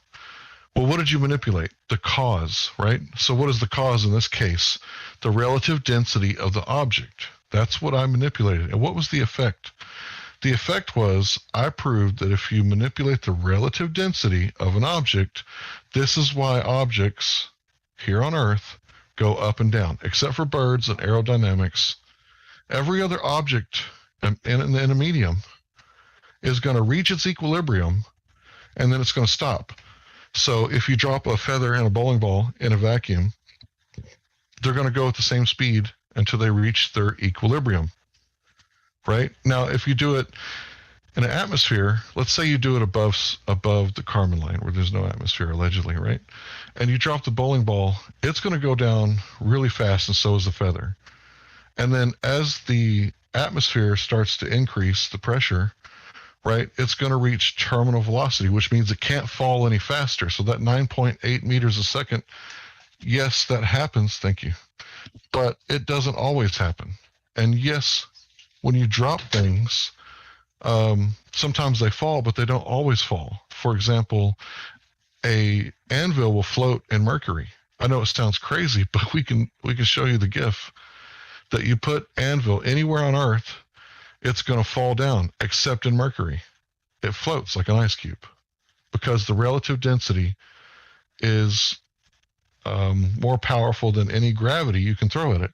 And they say gravity, well, that's just one definition of gravity, right? So there's Newtonian, there's Einsteinian, there's dark gravity, and then there's specific gravity. So this specific gravity is the one that you can test. It's repeatable, falsifiable, testable. No matter what object you have, if it's in a medium, it'll seek its equilibrium. And think about the water cycle. The water changes phase, it turns into a gas, it goes straight up. I mean, defying gravity. And then people say that you have to have gravity in specific gravity. It's like, no, you can't mix the two. You can't hijack on that word. You can't just get on the gravity train and say this proves the bending and warping of space-time, because the bending and warping of space-time is just a concept. Like, I'm a Texan, so I have this concept about liberty and freedom, right? And governing myself. Like, you can't take those away and bend them. You can't bend my liberty because it's just a concept, right? How does the concept of gravity, or what you were just explaining, prove that the Earth is flat? It doesn't. What it does is it illustrates that not every gravity is scientific. There's only one scientific gravity, and that's specific gravity. It's one that you can test and falsify. So if I tell you that iron floats in mercury, this is a test you can do, right? If you tell me that a massive object will cause the bending and warping of space-time, the bending and warping of space-time that happens in space as well, right? So in this near perfect vacuum where there's no material, there's this bending and warping of this non-material, non-physical space-time, right? So it's metaphysical. It's like talking about God and angels. Like I can't test it. I can't prove it. I can't put it in a jar and take it to the lab. I can't paint it yellow and see what it does. This whole bending and warping of space-time, it's not scientific. Einstein had no hypothesis in his paper in 1915. It was all mathematical and equations and stuff. So math isn't science. Go ahead. I was just wondering if, with the Earth being flat, what's underneath? Like the Russian borehole, they dug almost 8 miles, and every step of the way they predicted what they were going to find, and they were wrong every time. And when they got to 8 miles, they couldn't dig any further. So we don't know. And that's the thing about flat earthers. If you talk to a real flat earther, we're all hyper empiricists. If you ask us something we don't know, we better say we don't know, or else you better cite some sources to back up your claim. We're never going to go into speculation unless we say, hey, I'm speculating, what if the sun causes the tides? Because it has more energy and it would, disrupt the material. Let me think of a better way to phrase that. It would, and this is, hypothetical, this is just an example. Let's say it would perturb the water molecules and cause the tides.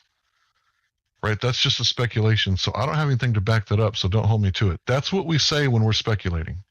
Any other time we're talking and you ask us to cite our source, we're going to be more than happy to stop what we're doing and cite our source and back up our claims. That makes sense. Question, if I can. Okay. Sure. Okay. You wanted to say following from that first? Yeah, I had a couple more questions, but I can wait until after. Okay, well, if you want to ask a few, go ahead. Well, yeah. Okay, so first question, on top of all those,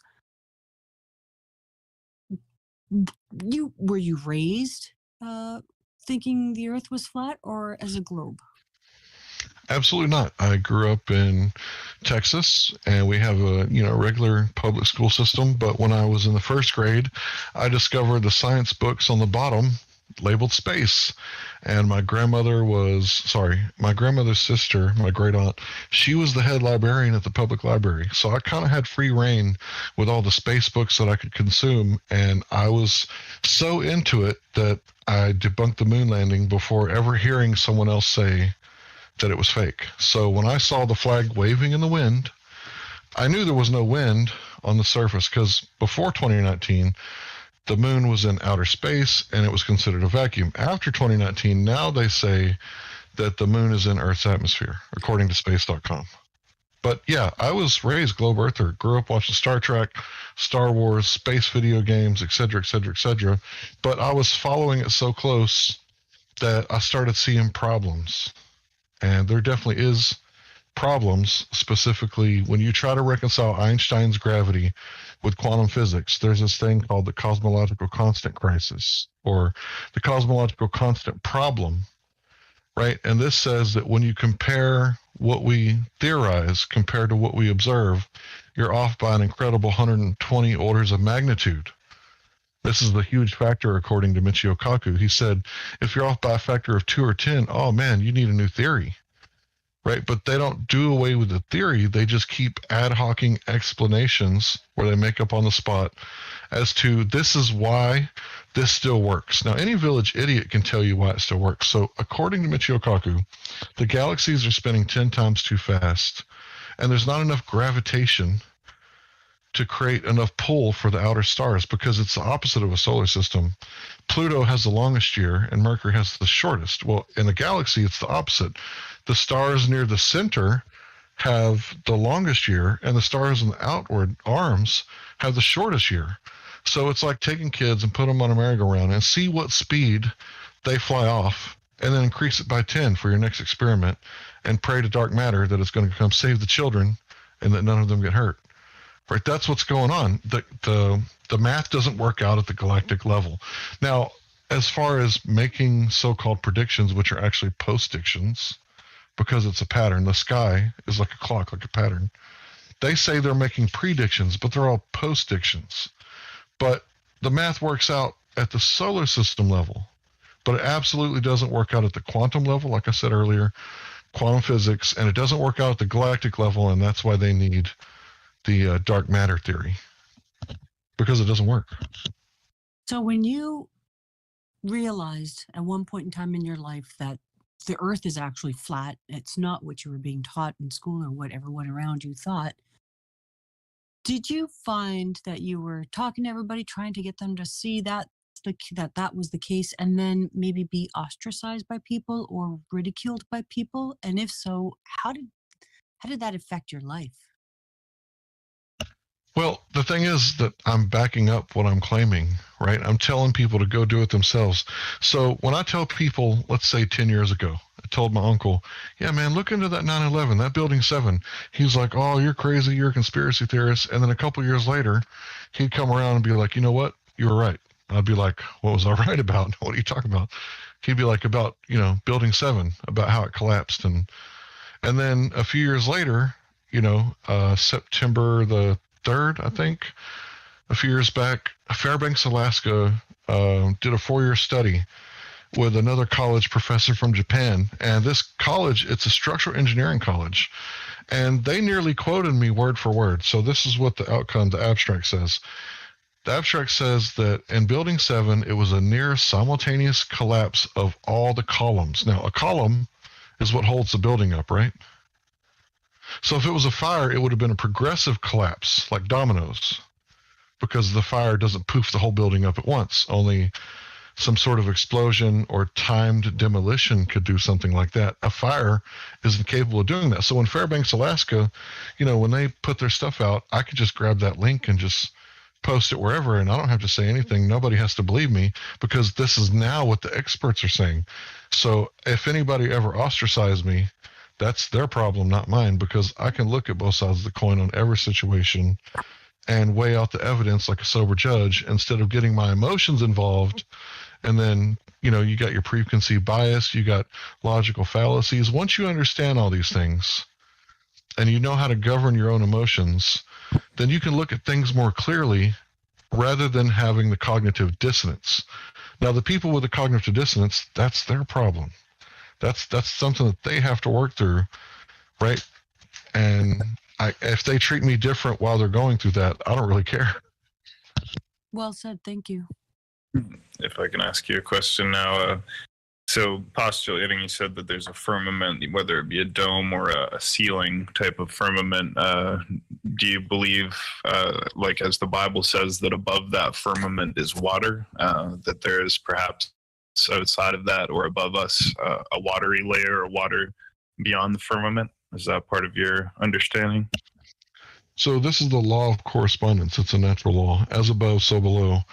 So they say that there's water above and so there's water below, right? So we know that there's deep underground oceans, right? North Texas, the Panhandle, is connected to one of the largest. They found a whole bunch of them in China. Right, so we know that there's water below, and if there's evaporated water above us, then it has to be above us. But when you're talking about on the other side of the firmament, I mean, who could know such things?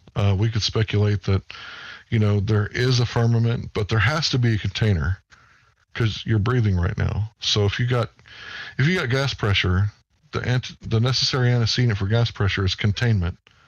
So there has to be something. It's like you can't eat a steak without cow. So nobody's eating a steak and wondering whether or not cows really exist or not. So, yeah, there's something up there, but who knows what's above it or who knows what it's made out of. So a follow-up question to that. Do you believe that the Earth's moon, the moon that's visible from Earth, is inside of the firmament, or is it in here with us, or is it on the other side, or is it part of the firmament? I would say it's hard to tell the location of the moon.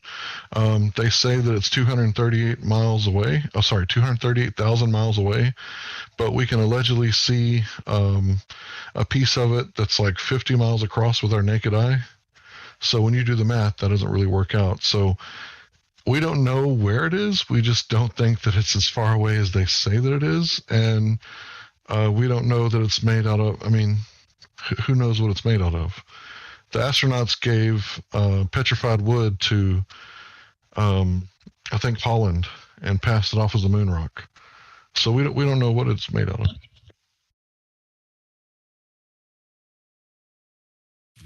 Question: If I assume that under the model of flat Earth that you're describing, the South Pole is, not actually some singular point, but spread around in, a circular fashion, where the North Pole is, in fact, more of a representative focal point, correct?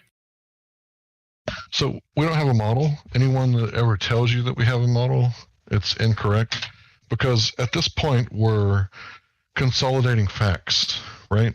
So we're not free enough to create a model. And the truth is, you don't have a model either. You don't have a scientific model.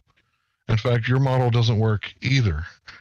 So just to be clear, if you've seen concepts of a flat Earth, it's like a disk flying through space or turtles or something involved, we're not claiming that. Nobody claims a model. If you're claiming a model and you're a flat earther, you're obviously new and you don't know what you're talking about, because what people do is they put out these models that are straw man versions of what we're claiming that we live on, and then they debunk the model. And then they say, oh, this is fact checked. We debunked this. Well, you debunked a straw man. Classic. I mean, so there is no model. Now, I've seen the concept that you're referring to, right? That's not what I'm claiming. What I'm claiming is that you can measure water and it's missing curvature. Isn't that a bit of a double standard, though? Because you're effectively trying to debunk other models while simultaneously not presenting any to be tested. Okay, you want a model? I'll give you a model. The water has zero curvature. Go test that. I mean, if you don't mind. Well, if the Earth is flat in any configuration, then I should not be able to fly around from any point to any other point without crossing over any sort of central place. Wherever the center of that flat space is, it would, if it's round, it's wrapped around itself, and I can go without crossing over a path I've already been. Places would be connected two different ways, effectively, in either direction. And so the easiest way for an individual in their own life experience to then test things, would be either to charter a boat or a private series of private planes or so on and so forth to fly or sail from point to point and see what was actually closer to what, and if they could get something from multiple ways to see if, it was wrapped around. This is something you could do in your own individual life, correct? Yeah, you're talking about making a map. Like, we're not trying to prove where the continents are as a relationship to other continents, because all maps are incorrect slightly somewhere. There's no perfect map of the world, right? And what is going on is we have Cartesian coordinates maps. They're all in grids, right? Squares. If the Earth was a sphere, wouldn't the maps be wouldn't they be rectangular coordinates? Because rectangles fit on a sphere, right? But they're all flat Earth maps because they're Cartesian coordinates. So if you want to know the shape of the Earth, yeah, you can fly around and go to space or whatever you want to do, but I don't know. I just think that you should measure it directly. I don't know why that makes sense, but like if I wanted to prove to you that I had a 12-foot boot size, wouldn't I just give you my foot instead of, well, you can measure my fingernails, or, you can take a train, right, and ask other people, right, how big my foot is. No, I would give you my foot and say, see, it's a size 12, told you. Just measure it directly. I don't know why everybody comes up with, we could go to Antarctica and we could take flight and we could take rockets and we can go to space. You're not going to space, sorry, but you can go to the ocean. 95% of the population lives near an ocean. Well, the thing that I am suggesting, it would involve simply chartering boats. You could do this if you had an ocean-worthy vessel. Like I'm not giving saying to go become an astronaut. I'm simply putting out the thought process of being able to test if the surface of the Earth is wrapped in some way. Now, you could say that, potentially you could have a cylinder, and that would also be wrapped. But the notion of whether it's wrapped, so you could come from either direction to a similar point in all spaces, that is a testable hypothesis. An individual with a boat could do. They wouldn't have to make any measurements. They would just have to say, can I get from here to here without crossing this? Did you understand what I don't know if I'm wondering if I'm communicating clearly is what I mean to say. Well, if what you're saying is true, then you should be able to go to Argentina, South America, and take a short flight across the ocean to South Africa or Australia or New Zealand. But what you'll see is most of the flights, they go towards the north, and then they come back down towards the south. Now, it doesn't make sense that there wouldn't be like direct flights. And if there are, I would say that book it, see if you can go on it. So I'm not completely disagreeing with you. But what I'm trying to illustrate is that what's that going to prove? Okay, we don't know how fast they're going up there, right? Nobody has like a speedometer that they could take with them. And you're going to be a lot better off just by measuring it directly, because at 10 miles, there should be 66 feet of curvature.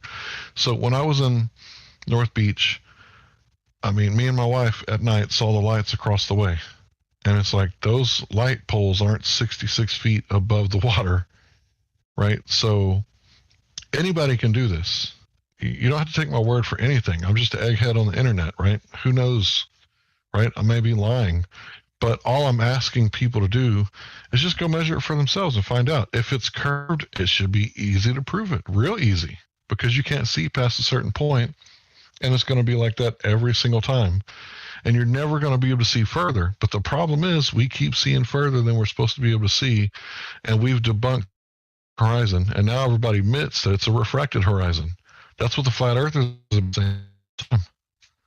Well, the comment you made earlier about refraction, you were talking about light coming down through the atmosphere, but the light coming across the atmosphere is different, because the light that comes, conceivably from space, according to a globe model, passes through the atmosphere directly and comes down. Whereas light that is coming, through the edge of the curve that you're looking at, be passing through larger amount of atmosphere, because it would actually be going across in that way, and so it would experience a greater amount of, it would refract more so because it's going through a much larger amount of atmosphere, because it's coming through sideways at a much more a much higher angle.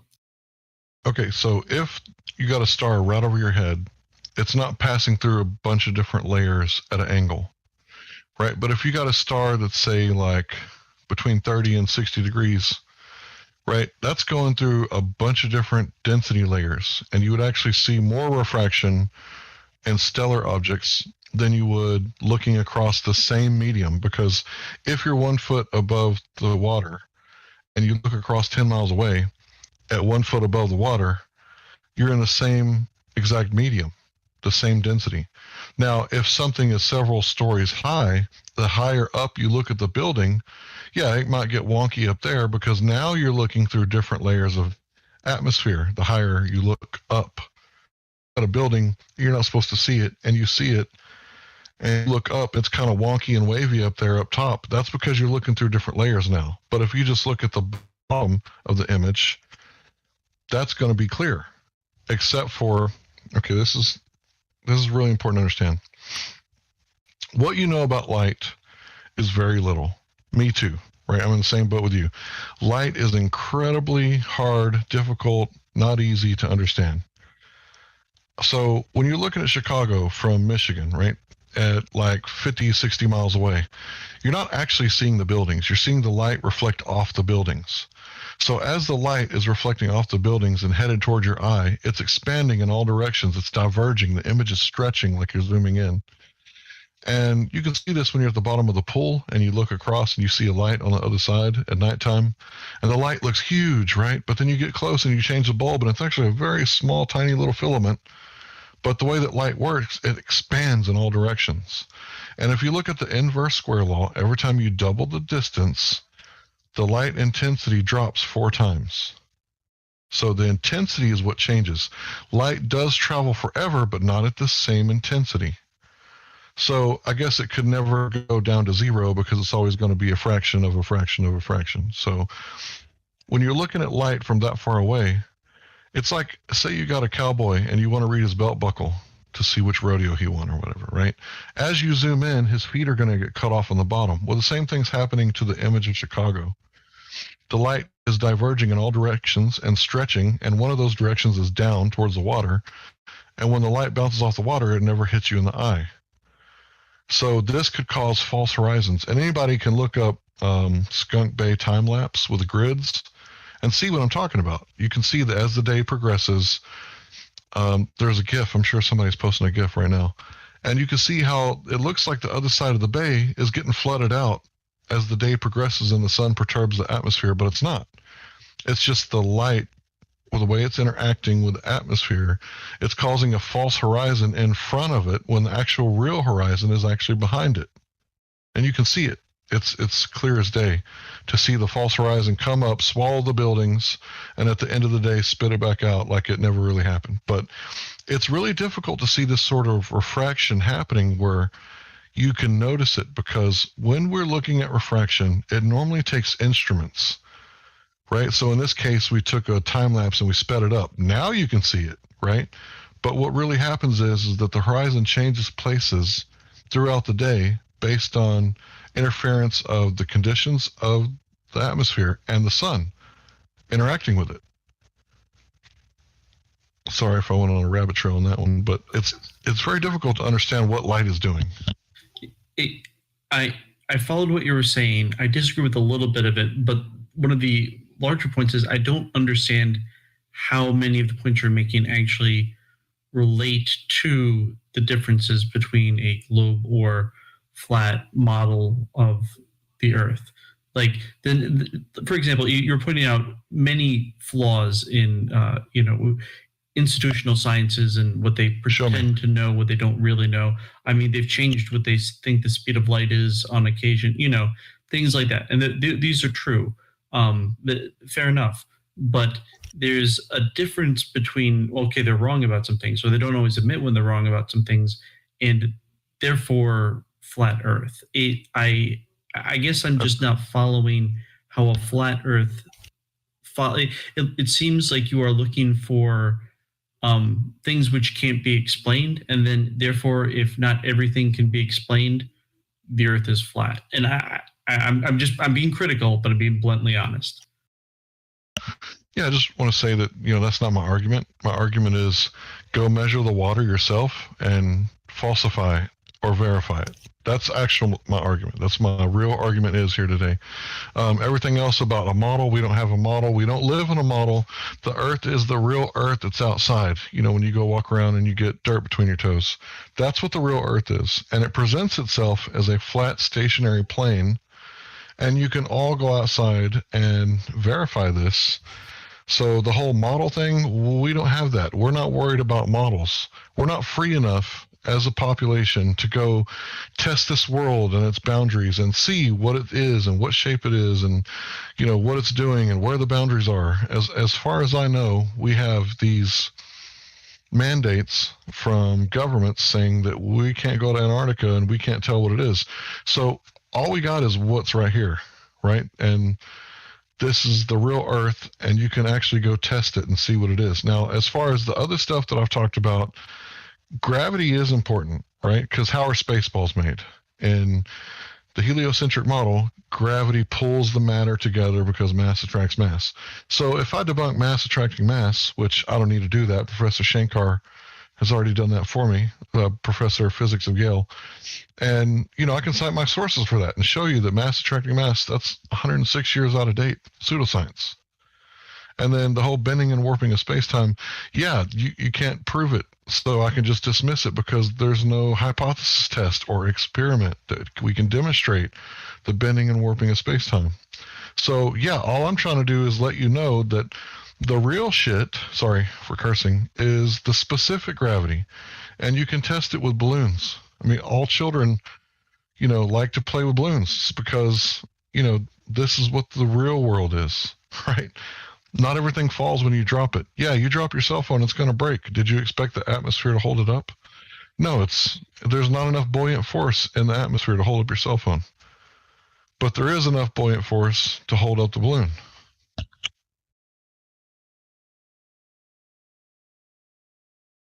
So I know you'll say, we don't know and we can't know, but is space travel just out of the picture? Should we not even be bothering? Is that a pipe dream? The whole concept of exploring beyond this realm, do you think?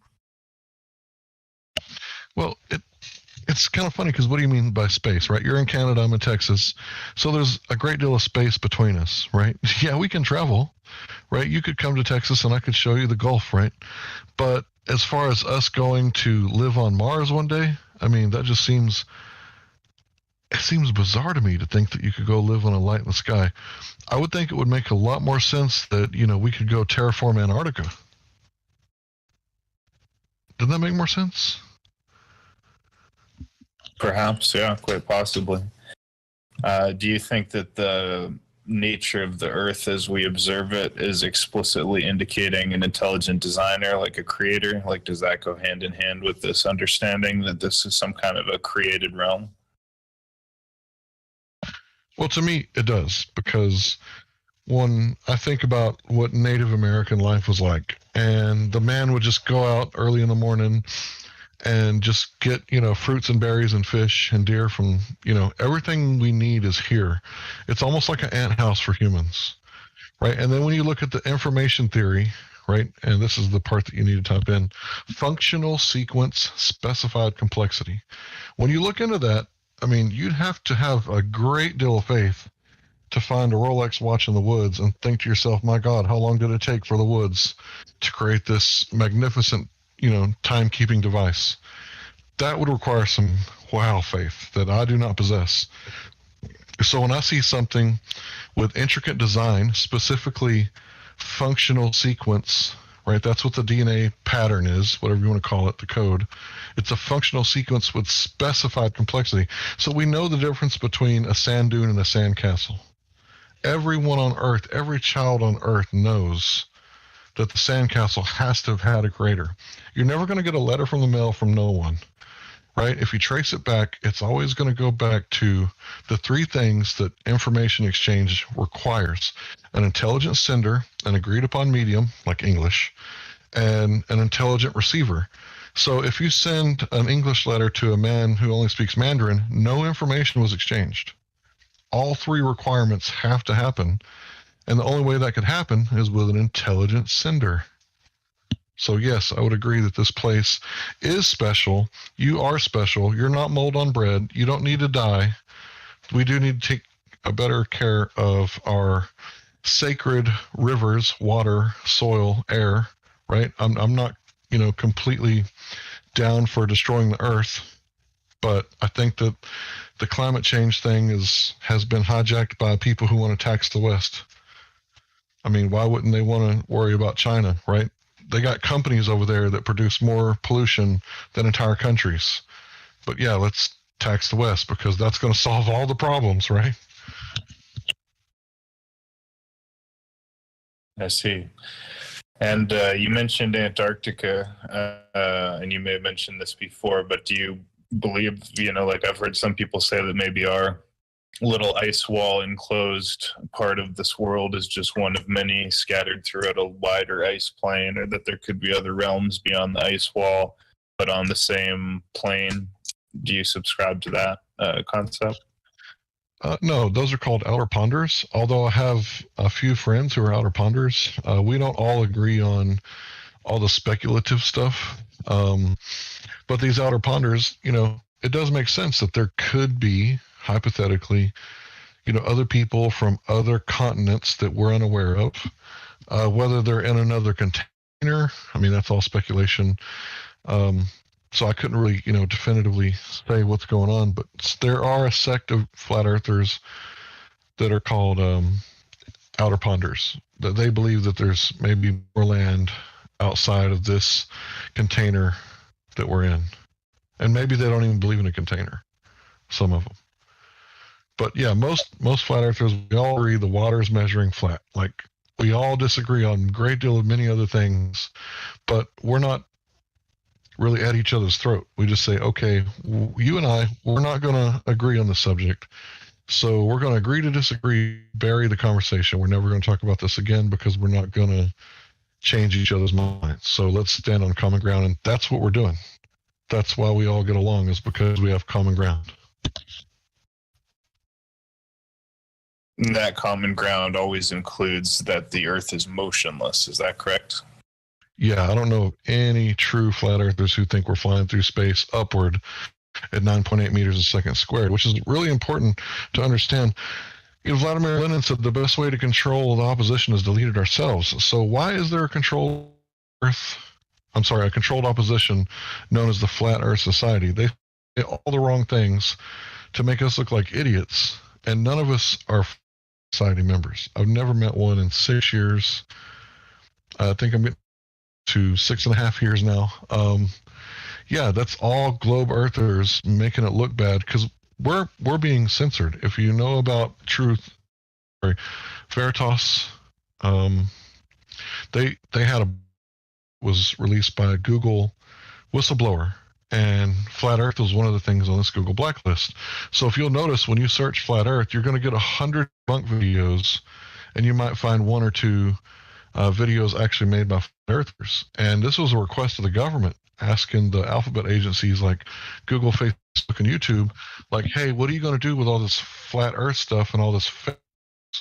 Right? So now in everything that's Flat Earth related, you're going to see that it's an archaic theory about what people used to think the Earth was like. Yeah, like back during the Egyptians lived and we could build buildings that lasted for thousands of years into the future, people thought the Earth... Yeah, that's an archaic theory, but guess what? 2,000 years ago, apparently there were some Greeks back before archaic times who thought the Earth was round. So you guys have a model, just like we do. We don't have a model. And you guys have an archaic thought on what the Earth is. I mean, think about it, guys. If you're a heliocentrist, Helios, well, that's the sun god, and Apollo is the guy from Revelation, Apollyon, right, who comes out of the bottomless pit. And, you know, all this stuff like Jack Parsons, he was a known occultist, and he was like with Aleister Crowley and L. Ron Hubbard, and they were all hanging out back in the day. And it's like the NASA was started by Nazis. So Wernher von Braun, like, is a Nazi guy, and you know, other Nazis got tried and, you know, hung, but these guys got to lead like NASA programs and all this other stuff, and the planets are named all these pagan gods. I mean, obviously, it's the Big Bang as a creation. There's no science involved. The first step of the scientific method is to observe natural phenomena. Nobody observed the Big Bang. So if it can't even pass the first step of the scientific method, how can we prove that this static that everybody sees on their tube TVs from the 80s, 1% of that actually comes from the cosmic background radiation? How do we prove that's from the Big Bang? How could you possibly prove that?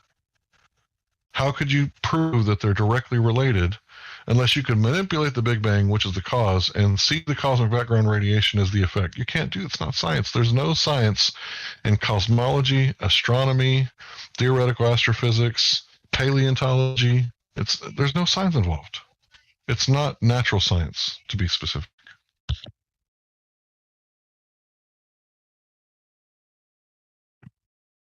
Does anyone else have a question or comment for Hank Hill or in general? Will you have the chance? I have a question.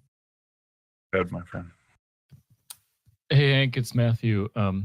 So how do GPSs work in the middle of the ocean? And then also all those big, those big 6-foot diameter satellite dishes that we've seen since the 80s and 90s before we had the small ones. What were they pointing out in the 80s and 90s? Well, it looks like 45 degrees from what I could tell. Yep. Depends on your latitude, right? Right. Okay. So they appear to be pointing like halfway between the sky and the earth.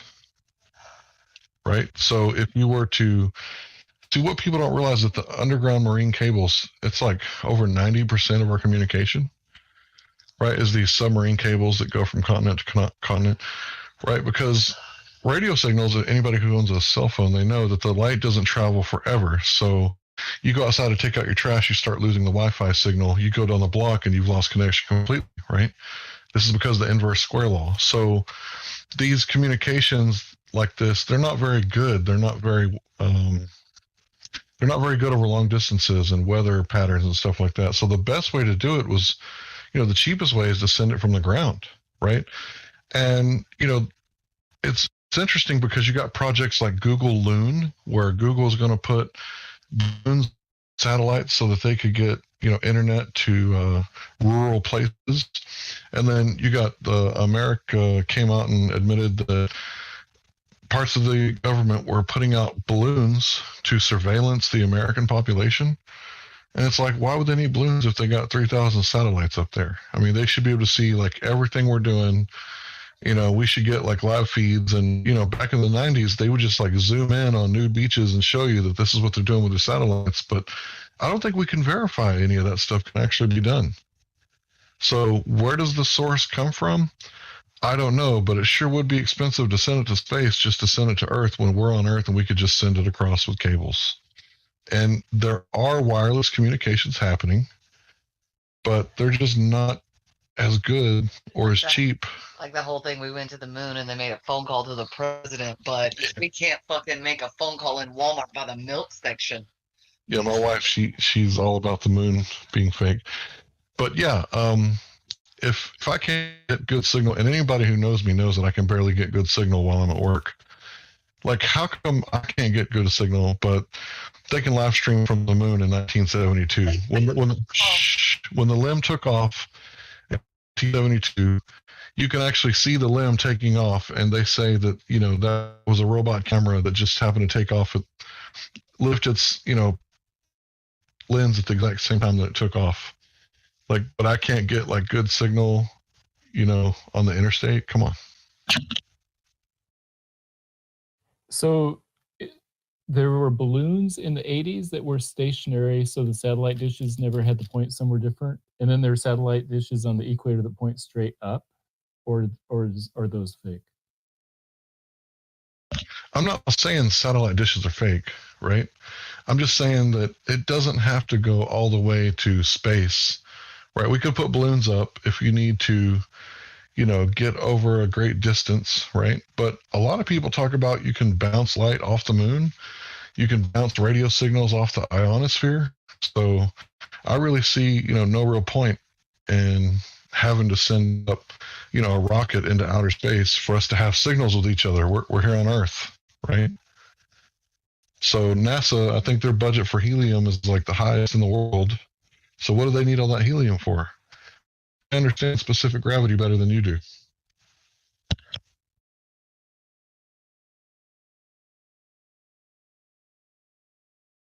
So, Hank, for those of us like myself who can't do math and don't have instruments of any kind, what are some of the ways, and you've probably covered this already, but just some of the ways that people can use their own senses and their own intuition to start piecing this together for themselves? And maybe well, first of all, a lot of people, the Earth. Oh, sorry, I thought you were done. Yeah, I am sorry. Go ahead. First of all, people say that the globe is common sense. And which senses are you talking about when you say that it's common sense? Because can you see curvature? Can you experience motion? Well, they say you wouldn't be able to feel it. Right? So I would say, common sense, number one. What does water do when you pour it out? It seeks equilibrium. Right? Like every time, no matter what. And it's the physics of water. It's very easy to understand that it would be level. That's why we call it sea level. And that's why I'm telling you that you can go out with a mirror, right? Like a dressing room size mirror, put it in the water and face the sunset or the sunrise and have the other person on a lake or a body of water and have them see if they can see the reflection, or get a spotlight and see if they can see yours when the sun goes down. Right? You can test it very easily because at 10 miles, there'll be 66 feet of curvature. Now think about this. Say I got a 6-story building, right? And there's a deer on the other side of the building. Now I can't shoot the deer with my camera or my rifle because I can't see it, right? It's a 6-story building. It's blocking, right? That's what kind of bulge of water is going to be between you and the other person at the lake? It's going to be a 6-story building of water. Now, if you're claiming that you can shoot that deer with your rifle due to refraction, I'd like to see that, because I don't believe that's how ballistics work. I don't believe that when you see a target, it's not really there. When you see a target, it's really there. Like, it's not because of refraction. You can't see a deer behind a mountain or behind a hill. And all we're saying is what we're seeing is what's actually there. And the globe earthers are going, nuh-uh, what you're seeing is actually refraction, right? But then you ask them what kind of refraction, and, you know, tell me what kind of mechanism is causing this, and how do we verify this? And, you know, nobody knows anything except for the word refraction. They just dismiss it with refraction, and that's not quite how it works. It's kind of like saying, you know, if, let me think how to put it. It's kind of like when someone says, oh, you're a conspiracy theorist, I don't have to listen to you. I can just dismiss everything you're going to say. Well, that's 2 tactics, really. That's stultification, right? And it's another one that I can't remember right now. But to further expand on your question, Shogun, about how people can get involved with this too, is simple, like, you know, camera too. They have for these cameras now. You get the Nikon P900 or the P9000. These long distance cameras, you can go out to spots. You can, you know, find objects that should be hidden. You know, tall mountains that should be hidden by the curve. You know, tall landmarks, or just other things in general too. It's not much. You know, these cameras aren't too expensive, but these are things you can do yourself. Thank you. Just with the Earth curve calculator, anybody can do this. I mean, even if, well, I don't know about other states, but in Texas you can drive on the beach. I mean, even if you just drive up to the beach and turn on your lights at a cove, right? And then someone's in the water, right? And, or on the beach, right? If, you know, you do the math, right? It's really easy to plug the numbers into the Earth curve calculator, and they're going to calculate refraction and all that stuff for you. It's really easy to just punch in the numbers. Can you do the same with binoculars, not just a camera, like a high-powered lens or something? Yeah, you could use lasers, binoculars, telescopes, you know, high-end cameras, right? There's lots of stuff that you could do. But what you're trying to do is you're trying to falsify or prove that there's curvature. Now, I've already demonstrated with the Skunk Bay time-lapse that you can have false horizons due to atmospheric conditions. So if you see that, if you see a white swan, this isn't like a one-time measurement type deal. What we're seeing is black swans all over the world. People are seeing stuff they shouldn't be able to see. So if you get a white swan, I'd say just measure it again. Just keep going back to the same spot and measure it. And, you know, the thing is that it should be done like over a matter of, in my opinion, as much as possible. You want to test it as much as possible. But I went out there the first try on 4th of July, right? Really steamy day in Texas. And I seen it during the day, and I seen it at night. So with or without the sun perturbing the atmosphere, I still seen it with my naked eyes. I could see the buildings. I could see the white paint, right? And then I could see the lights.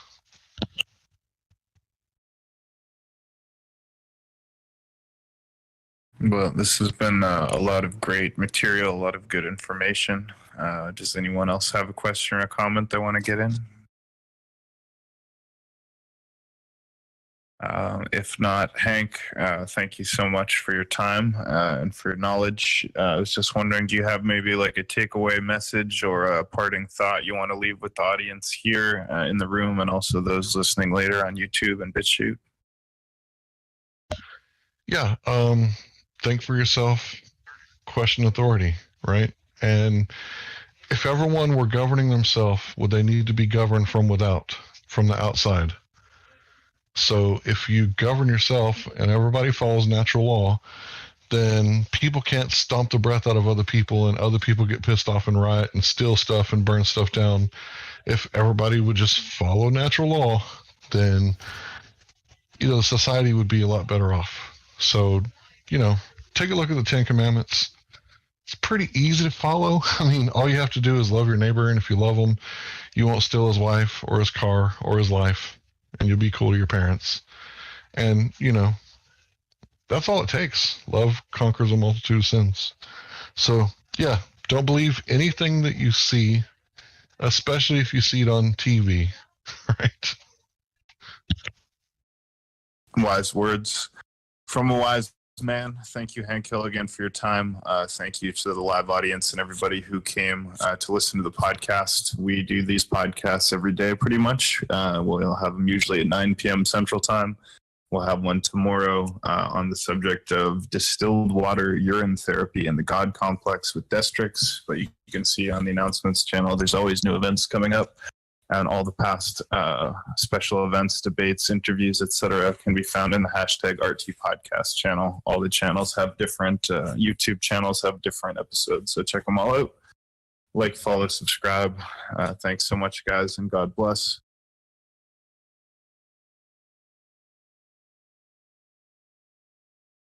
Flat Earth, dude.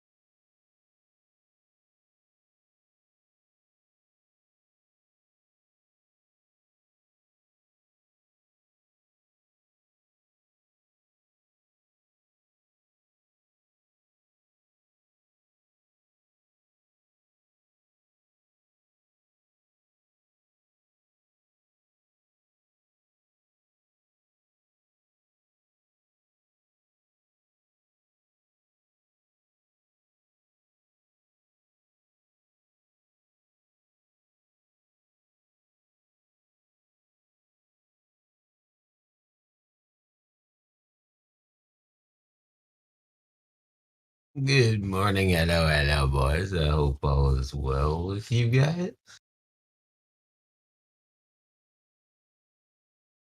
He's so quiet. I hope everybody's good. 24/7.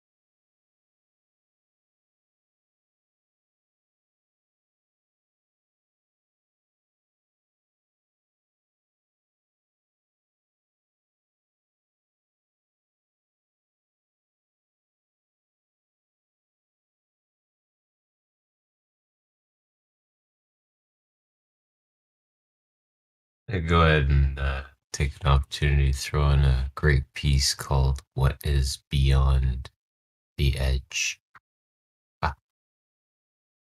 Anybody listening out there? Hope you guys are doing well. Launch it, as they say. Bear with me, friends. Whether you're listening from YouTube, Apple Music, welcome to the show, friends.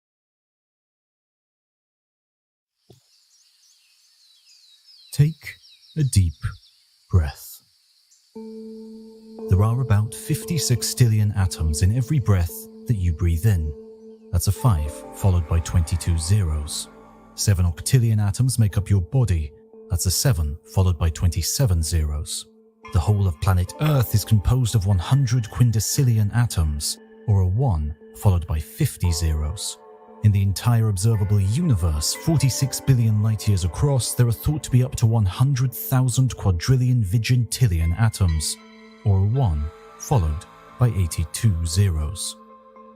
And the biggest number in the cosmos can actually be arrived at by dividing the total volume of the observable universe by the smallest possible unit of volume, the Planck space. Dividing everything we can see into minuscule cubes, we end up with 1 times 10 to the power of 185 of those cubes. And yet that is not yet the biggest number that humans have conceived. Take, for example, the Goliath that is Tree 3. As Antonio Padilla, physicist at Nottingham University, puts it, everything you think you know is dwarfed into nothing. Welcome to the game of trees. You start with a coloured seed, which can give rise to a tree whose branches end in seeds that can sprout their own trees. The goal is to make as many trees as possible, and there are 2 main rules. The first tree must contain 1 seed, the second a maximum of 2 seeds, the third a maximum of 3 seeds, and so on. At each level, the tree can contain less than the maximum number, but that maximum is fixed to correspond to the level you're at. Secondly, the game ends and the forest dies if you create a tree that already exists within the forest. So if you repeat a pattern of colored seeds that are linked together, no matter how far away it is in the forest, it is game over. Mathematicians have played this game with different numbers of seed colors. Tree 1 allows only a single seed color, and the forest dies at the first tree. The second seed you add is necessarily a repeat of the first. Tree 2 can last up to 3 trees. Starting with one color, you make a tree that contains 2 branches, both of a second color. The next tree has just one branch. By the next step, all possible combinations of 2 colors have already been used, and you can't avoid building a tree that's already been seen. But then you come to tree 3. Tree 3 uses 3 colors, and tree 3 is different. Whereas the previous forests died disappointingly quickly, a forest of 3 colored seeds grows for an extraordinarily long time. Mathematicians have proved the game must end at some point, but they've not been able to count the trees it would take to get there. They've not been able to, because if they did, their brains would implode. As Antonio Padilla goes on to say in his exploration of huge numbers, for a while you feel nothing untoward, a string of digits growing larger and larger in your mind's eye. And then it happens. Just trying to imagine a number that large is more than the human brain can take. Trying to hold that number of digits in your head would result in a black hole forming from the sheer quantity of information crammed inside. Indeed, faced with all the digits of tree 3, scientists believe that the entire observable universe will also suffer the same fate.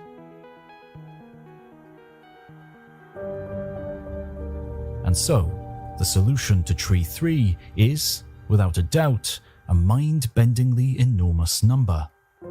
But it is still a finite number, and so it is still smaller than infinity. In fact, however big the solution to tree 3 is, it is much, much closer to 0 than it is to infinity. Whereas counting to the top of tree 3 may be a foolish thing to attempt, it isn't futile, because there is an end. But infinity has no end. It just keeps going, without reprieve. For every digit, every object, every anything, no matter how large, there is another waiting in line, and another, and another. So, what happens when you keep going? Is the universe itself infinite? And what would it mean to live in a universe that never ended? Take a deep breath. Things are about to get weird.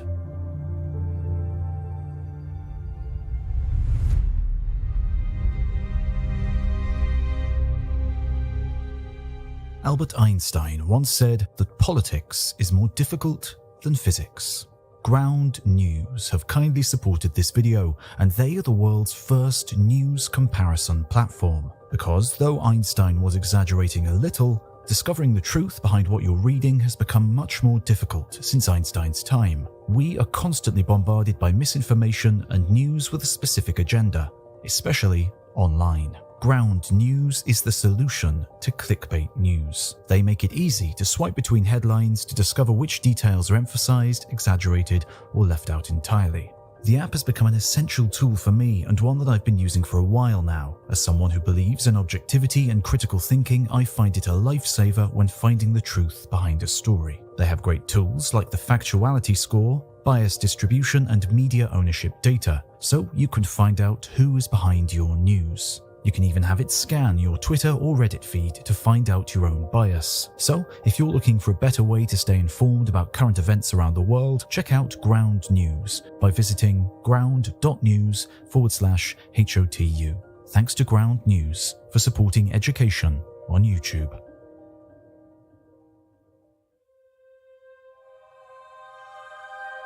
Around 530 BC, in the small town of Croton in southern Italy, a secretive band of brothers meets in a lamplit room, whispering in hushed tones while they wait for their illustrious leader to make his appearance.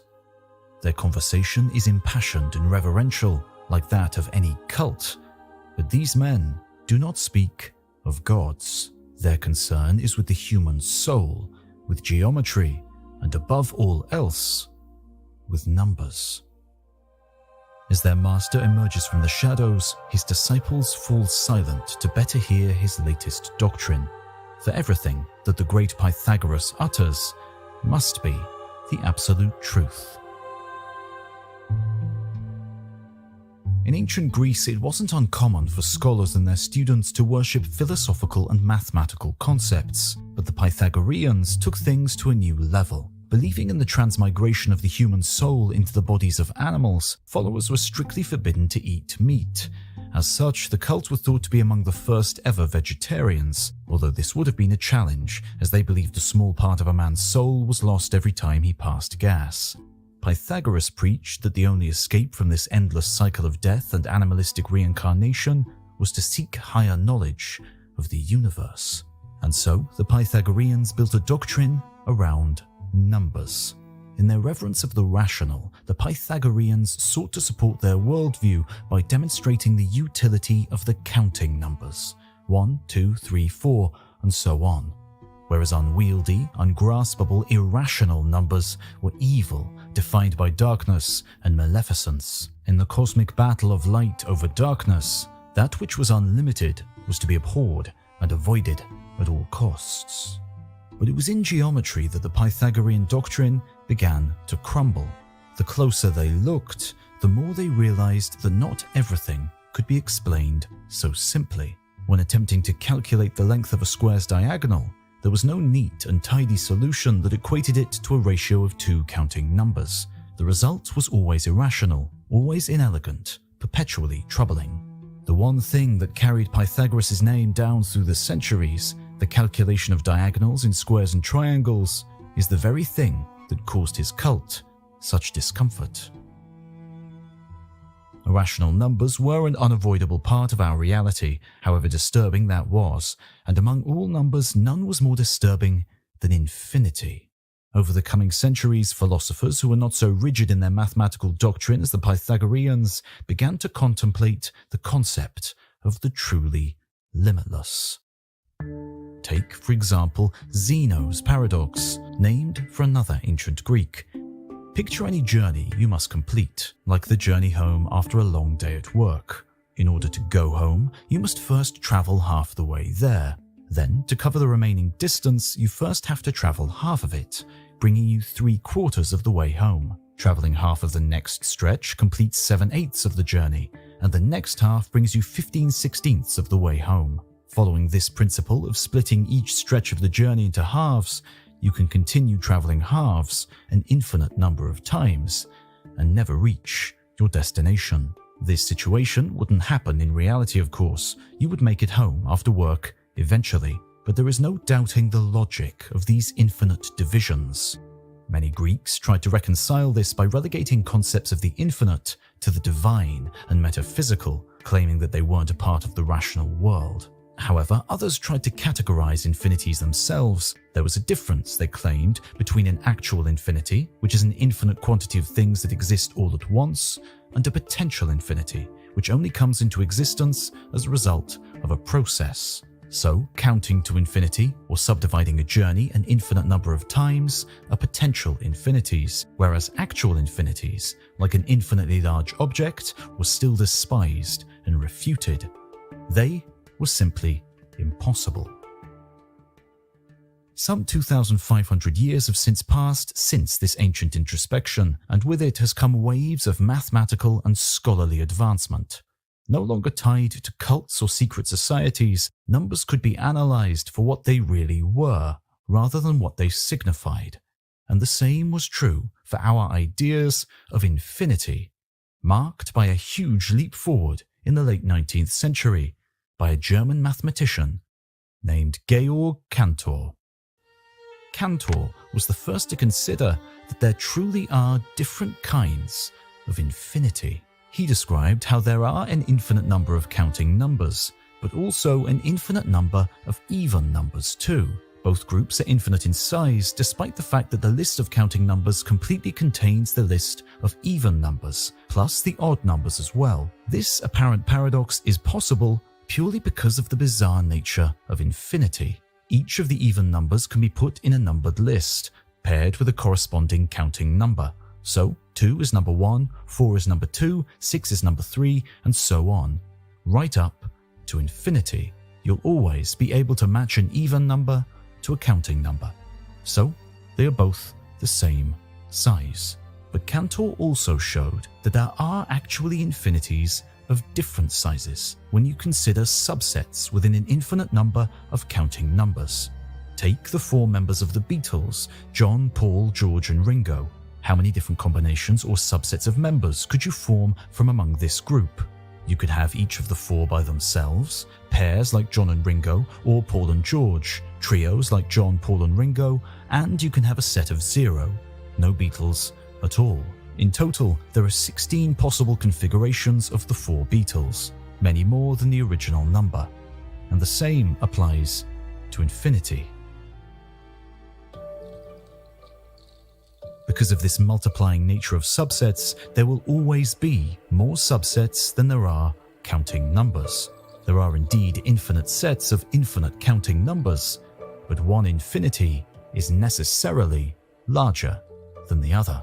If you find this to be twisting your brain to breaking point, you're not alone. Georg Cantor himself suffered several nervous breakdowns over the course of his career and spent the last year of his life in a mental hospital. Good day, Nevertheless, Dave. we must continue to consider the infinite if we hope to understand the past, present, and future of the cosmos. For all their complexity, Cantor's transfinite mathematics and the Greeks' desperate reasoning with impossible paradoxes were limited to the contemplation of numbers alone. The Greeks desperately tried to avoid any contact between the infinite and reality, but astronomers now find themselves confronted with actual infinities at every turn.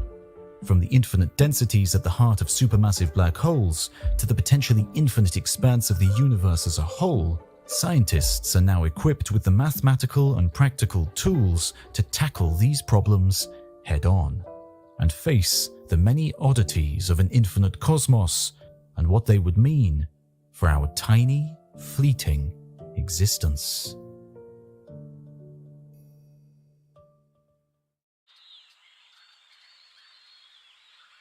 A young man surveys his home with wary eyes as he pushes through the undergrowth on North Sentinel Island. Brushing his hand lightly across the leaves as he passes, he recognizes each of the trees, bushes, and craggy rocks. They are as familiar as the faces of his children. Gradually, the trees thin and open out to a sandy beach, beyond which is a vast expanse of blue. He knows this land, this beach. He's even fished from his boat in the shallow waters not far from shore. But the ocean extends far further than the shallow canoe will ever be able to carry him. It plunges to dark and unfathomable depths, and it stretches out and encircles his island with a solid halo of blue. This is the man's entire universe. The island is his world, and everything he can see is all there is. And yet, one afternoon, when he and his companions are bringing in the day's meager catch, something new arrives in the man's universe. It's a white speck, at first too small to make out at the edge of the ocean. It gradually grows in size as it approaches the island, and before long it casts its long shadow into the fishing waters. The young man and his brothers are justifiably terrified of these new alien beings that have descended silently into their world. They throw rocks and sticks at the gigantic vessel before retreating back under the cover of trees. Had the Sentinelese man been focused on anything other than repelling the immediate danger, a flicker of curiosity may have come to him. If the island and its ringing ocean was all there was, then where did these aliens and their giant vessel come from? If he had peered back out from the safety of the trees at the end of the day, he would have seen the white boat shrink and then disappear beyond the horizon of the man's own universe. Was there a vast expanse that lay beyond his own observable cosmos? Scientists and philosophers have long grappled with the concept of an observable universe and what, if anything, lies beyond. As early as the 4th century BC, the Greek scholar Archytas considered what it would be like to travel to the edge of the heavens and then extend his hand out beyond the limit. There could be nothing greater than the heavens themselves, and so this, he claimed, clearly implied a space without limit, an essentially infinite universe. In the 16th century, Italian philosopher Giordano Bruno also concluded that space was infinite and contained infinitely many things, a statement that, unfortunately for him, angered the church. Bruno was captured, tortured, and eventually burnt at the stake. Never had contemplating infinity been so mortally dangerous. And so, in the following century, the English philosopher Thomas Hobbes came to a much more acceptable conclusion on the nature of the infinite universe. It was meaningless to speculate, he said, whether there is or is not an infinite cosmos beyond what we can see, because there's simply nothing we can do to measure it. Better to put the idea to bed and concern ourselves with the many mysteries that we can see, rather than those we never will. Whether through self-preservation or genuine conviction, his assertions have echoed down through the centuries and are still repeated by scientists to this day. Why speculate when nothing good can come of it? Although you're unlikely to lose your life over the matter these days, you may still lose your mind. Nevertheless, a few brave cosmologists still choose to risk befuddlement in tackling the potentially unknowable. Today, we have better tools than ever to probe the observable universe and centuries of science, mathematics, and philosophy to cling on to as we contemplate the potentially infinite reality of what lies beyond. Like the tribes of North Sentinel Island, our view of the cosmos is limited by how far we can see within it. Light never travels faster than about 300 million meters per second, and so the further we look in space, the further we are looking back in time. We can see galaxies from 1 billion years ago, from 5 billion years ago, even from 10 billion years ago. But at a certain distance, the light fades away. We see no more galaxies, because this long ago, there were not yet any galaxies to be seen. The edge of our observable universe is therefore defined as much by time as it is by space. It is not a physical construct, just a measurement of how fast light can travel. And the distance to that edge is further defined by the expansion that has taken place since those first galaxies started growing. Their light has been traveling for 13.8 billion years, so they are at least 13.8 billion light-years away. But in the intervening period, space has continued to expand, and so those first galaxies are now some 46 billion light-years distant. Though when we probe the limits of our observable universe, it is very clear just how little the edges look like edges. There is nothing in the structure or distribution of these distant galaxies to suggest they're all piled up against an invisible barrier. Even though it is vanishingly unlikely that the cosmos began with a perfectly even distribution of matter and energy, on the broadest scale, that is what we see. There is no center to the universe. On scales above about 230 light-years, wherever we look, there are no places that are any hotter, colder, or more or less densely clustered with galaxies than anywhere else. Using the cosmic microwave background, a universe-wide afterglow from just 300,000 years after the Big Bang, affectionately known as the universe's baby picture, scientists have found differences on the largest scales of barely a couple of parts in 100,000. In fact, this homogeneity is considered strong evidence for the cosmological period of inflation, a fraction of a second at the beginning of time when the universe is believed to have doubled in size some 80 times, thus expanding away many of its smaller wrinkles. And so, by taking inflation and its resulting homogeneity into account, despite the vastness of a universe 92 billion light-years in diameter, it really must be much, much larger if it is to contain the inevitable irregularities of the early universe. As Thomas Hobbes said, though, there is nothing we can do to probe that distant expanse, and no amount of modern technology will change that. We are forever limited by the speed of light. But we do have an almost infinite capacity for imagination, and meaningless or not, we can speculate about exactly what lies beyond. In general, there is still an overarching aversion to the concept of an infinite universe, and cosmologists are doing all they can to find a mechanism that puts limits on the amount of stuff out there.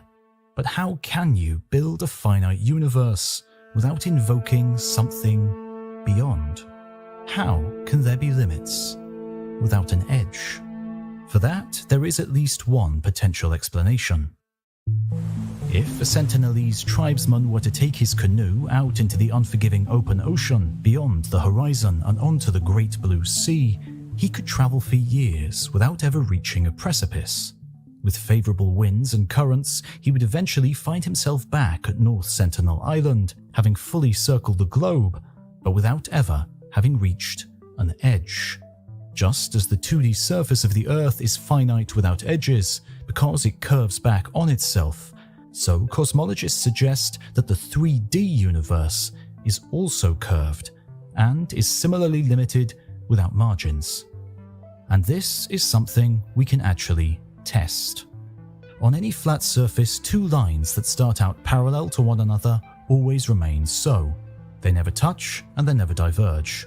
On a positively curved surface, like the surface of the Earth, lines that start off parallel will eventually converge and touch one another.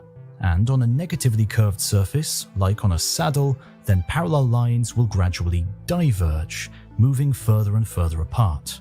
In the 1930s, Edwin Hubble attempted to apply this reasoning to the three-dimensional universe by counting the number of galaxies he could see along a certain sightline, recording how that number changed with distance. It seems like a sensible approach, but in reality, the universe is not so simple. As we look to greater distances within the cosmos, we look back in time, and the inevitable evolution of galaxies through time is sure to have an effect on the counts at different distances.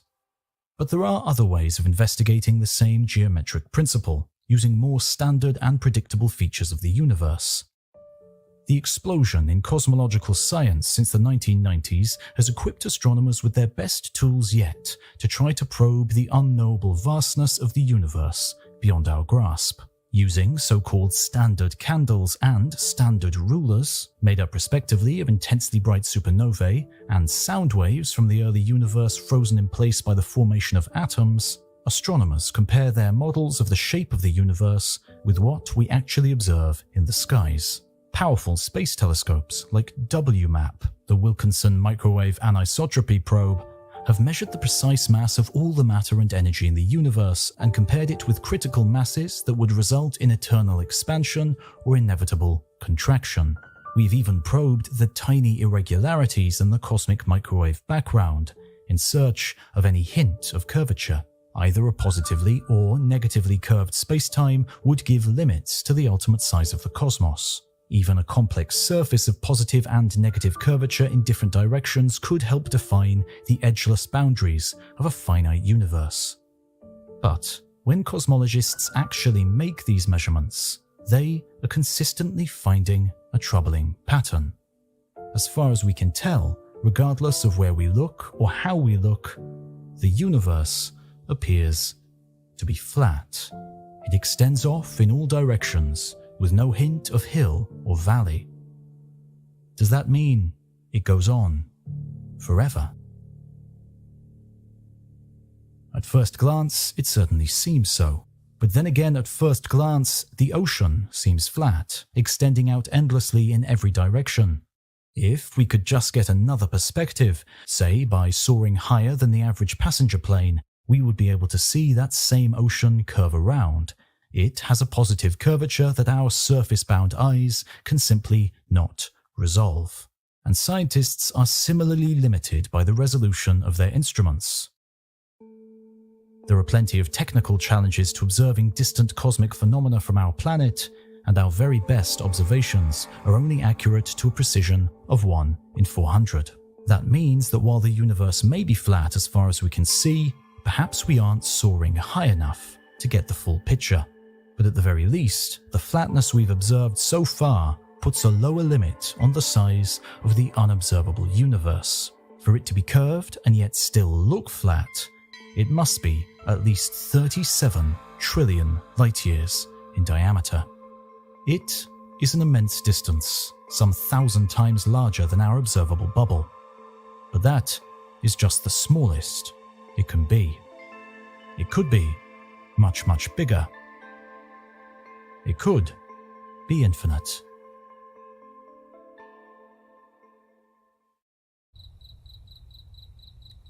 On the 15th of August 1977, a volunteer astronomer was reviewing pages of data from the Big Ear radio telescope at Ohio State University when he saw something that made him stop in his tracks.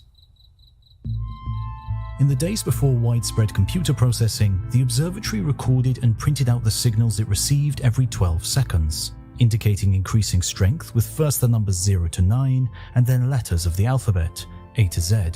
So when Jerry Amon saw the sequence 6EQUJ5, he was actually seeing a distinctive spike in radio noise, a spike larger than anything the telescope had seen before. Knowing what such a narrow and isolated beep from the sky could mean, he circled the characters and wrote "Wow" alongside. And to this day, the isolated radio scream is known as the wow signal. At the time, Big Ear was tasked with listening for signals from alien civilizations as part of the growing search for extraterrestrial intelligence, known as SETI. Scientists had no good idea of what a message from the stars might sound like, but they knew it must be clearly distinct from the usual sounds of space, which was exactly what Amon spotted. The wow signal was loud, never repeated, and couldn't be traced to any visible phenomena in the night sky. Was this our first and only indication of alien life in our galaxy? To this day, the signal remains a mystery, though most scientists think it's more likely that the pulse of radio waves came from a natural, rather than alien-made source. But even if the wow signal turned out to be a cosmic fluke, one of the odd quirks of an infinite universe is that aliens would most definitely be real. Microbes, little green men, even vast, galaxy-devouring monsters. Simply put, in an infinite universe, not only is everything possible, everything is. Attempting to filter this vague statement through a scientific lens, the physicist Sean Carroll suggests that there are 4 options. Number 1, the universe is finite in size and finite in time. Number 2, the universe is infinite in size, but finite in time. Number 3, the universe could be finite in space, but last forever. And number 4, perhaps most bafflingly, the universe could be both infinite in size and infinite in time. To start with, let us consider a universe of infinite size and finite time.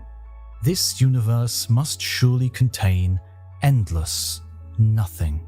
But just as there are infinite even numbers and infinite counting numbers, there can be infinite emptiness and infinite structure, all at the same time. That in itself is enough to confuse, but the true oddness begins when considering what exactly makes up that infinite structure.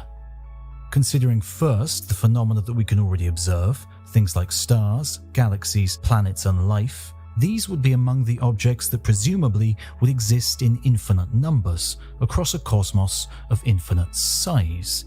This means that there would be infinite configurations of stars, galaxies, planets, and living beings out there, more than we can ever hope to count, chart, or travel to. Even if, by some small possibility, the only life that exists in the observable universe is on one small rocky planet around a 4.5 billion year old yellow star, then this alone is enough to make the list of phenomena that must be repeated ad infinitum throughout the cosmos. Indeed, there must be an infinite number of clones of each and every one of us, each contemplating their own place in the eternal universe, and infinite variations. Cosmologist Max Tegmark estimates that they would be something like 10 to the power of 118 meters away from us. Factoring in the possibility of an infinite number of different phenomena, things become even weirder. Literally anything you can imagine, and an infinite number of other things beyond, could be happening, must be happening in the universe at any given time. Indeed, quantum mechanics means that anything within the known laws of physics is possible at any time, though many of these possibilities are, statistically, incredibly unlikely. But this is no impediment to a universe of infinite size. From cups falling through solid tables to entire galaxies appearing and disappearing in the blink of an eye, anything, everything, and all in between would populate this zoo of oddities. And again, just as with Cantor's even and counting numbers, all possibilities would happen an infinite number of times, no matter their statistical likelihood. And in a universe of finite size but infinite time, much the same would apply, infinite times over. If our universe simply keeps expanding at its current rate and its entropy keeps rising, then we would once again be left victim to quantum weirdness, as particles would pop in and out of existence. Though again, statistically very unlikely, within infinite time, everything would happen infinitely often, from single particles appearing in the vacuum to entire brains, or more specifically, bodiless human brains drifting alone through space. These so-called Boltzmann brains are part of a grim thought experiment named for the late 19th century scientist Ludwig Boltzmann. It may seem vanishingly unlikely that the void of space could create a human brain, replete with thoughts and artificial sensations and memories, but due to the bizarreness of quantum fluctuations, it really is one of the permutations that an infinite universe can cycle through. Given enough time, this seemingly impossible permutation could spontaneously appear. And of course, given an even longer amount of timeless time, it could even happen over and over again. It follows that, statistically, our thoughts and experiences are much more likely to be an illusion of a fictitious universe conjured up by a non-corporeal Boltzmann brain than they are true reflections of the cosmos so close to its birth. Antonio Padilla also suggests that the universe may reach its Poincaré recurrence time after about 10 to the power of 10 to the power of 120 billion years. This would be the moment when statistically all the particles within a finite universe would repeat their initial arrangement, and so the cycle would begin again. And finally, we arrive to an endless universe of infinite size, which comes with its own challenges, chief among them, the measure problem.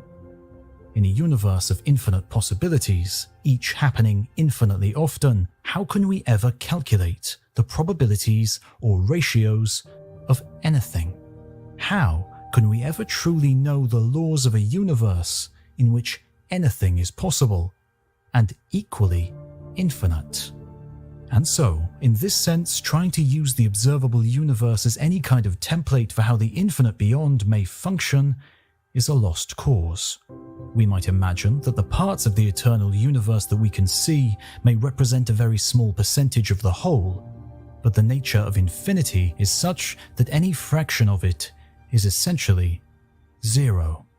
All we have ever known, will ever know, or could ever hope to know would be exactly 0% of the infinite cosmos. Under such conditions, the very field of cosmology becomes meaningless. Predictions are impossible.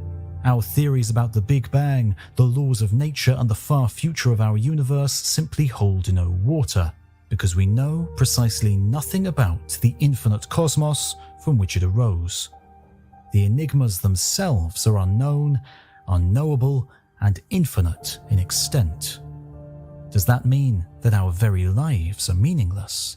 It's not hard to see why the Greeks backed away from the concept of infinity and all it entailed. Some 2,000 years since they strove to reason themselves out of an infinitely deep chasm, we still find ourselves grappling with the same problems. Despite the development of transfinite mathematics, a better than ever characterization of what exactly is infinity, and every measure we can hope to conjure to study the potentially infinite cosmos on our doorstep, we really are no closer to understanding anything about this number beyond numbers. Confronting infinity means confronting an inescapable, existential dilemma. But even this is not the end. Our own universe, infinite or not, is just the beginning when it comes to grappling with infinity in cosmological theories. There are many other, perhaps even more discomforting infinities lurking over their own impossible horizons. Infinities that dwell inside of us, infinities lingering in the distant past, and infinities bubbling endlessly inside larger infinities. Polish-born mathematician Benoit Mandelbrot was fascinated by the apparent chaos of the natural and man-made world and sought to find order in everything from the fluctuations of the financial markets to the shape of a rocky coastline. And in 1958, moving to New York State, he found himself in the perfect place to pursue his curiosity. The IBM Research Center in Yorktown Heights had been created to help the computer company develop its hardware and software, as well as the new kind of mathematics that lay behind its computer systems. Mandelbrot ended up staying there for 35 years, but his work didn't focus on improving the computers. Rather, he demonstrated what the computers could do for the field of maths itself. And so in 1980, he was among the first to use computer graphics to visualize something that simply wouldn't be possible with just pen and paper. Using relatively simple equations, he managed to display a unique kind of geometry, which he referred to as fractal, after the Latin word for broken or shattered glass, and which is defined by its self-similar structure, independent of scale. This means that, regardless of the scale it's observed at, a fractal will always contain more detail. You can zoom in or out infinitely, without ever reaching a more simple geometry. Have infinite complexity. Mandelbrot showed this with his computer-generated Mandelbrot set, but he also observed how such fractals can be found in nature. Similar fractal, scale-independent geometry can be seen in the leaves of ferns, the head of Romanesque broccoli, even in the clustering of distant galaxies. Was the entire universe a fractal? Of course, we now know this is not the case in our observable universe. On the largest scales we can examine, homogeneity reigns. But could there be parallels on scales even larger? The question of how far the universe extends beyond our bubble may not be answerable right now, but even if we begin our cosmological studies with what we can see, it's not long before we bump against the concept of infinity once again. Our universe is expanding. Everything is moving away from everything else, growing like a loaf of bread in a warm oven. If it began from an infinite point, then our observable universe began as a finite part of that initial infinite point. And again, although our observable universe grows bigger and bigger, this is just a measurement of how far the light has traveled over time. The actual physical universe has just become less and less dense.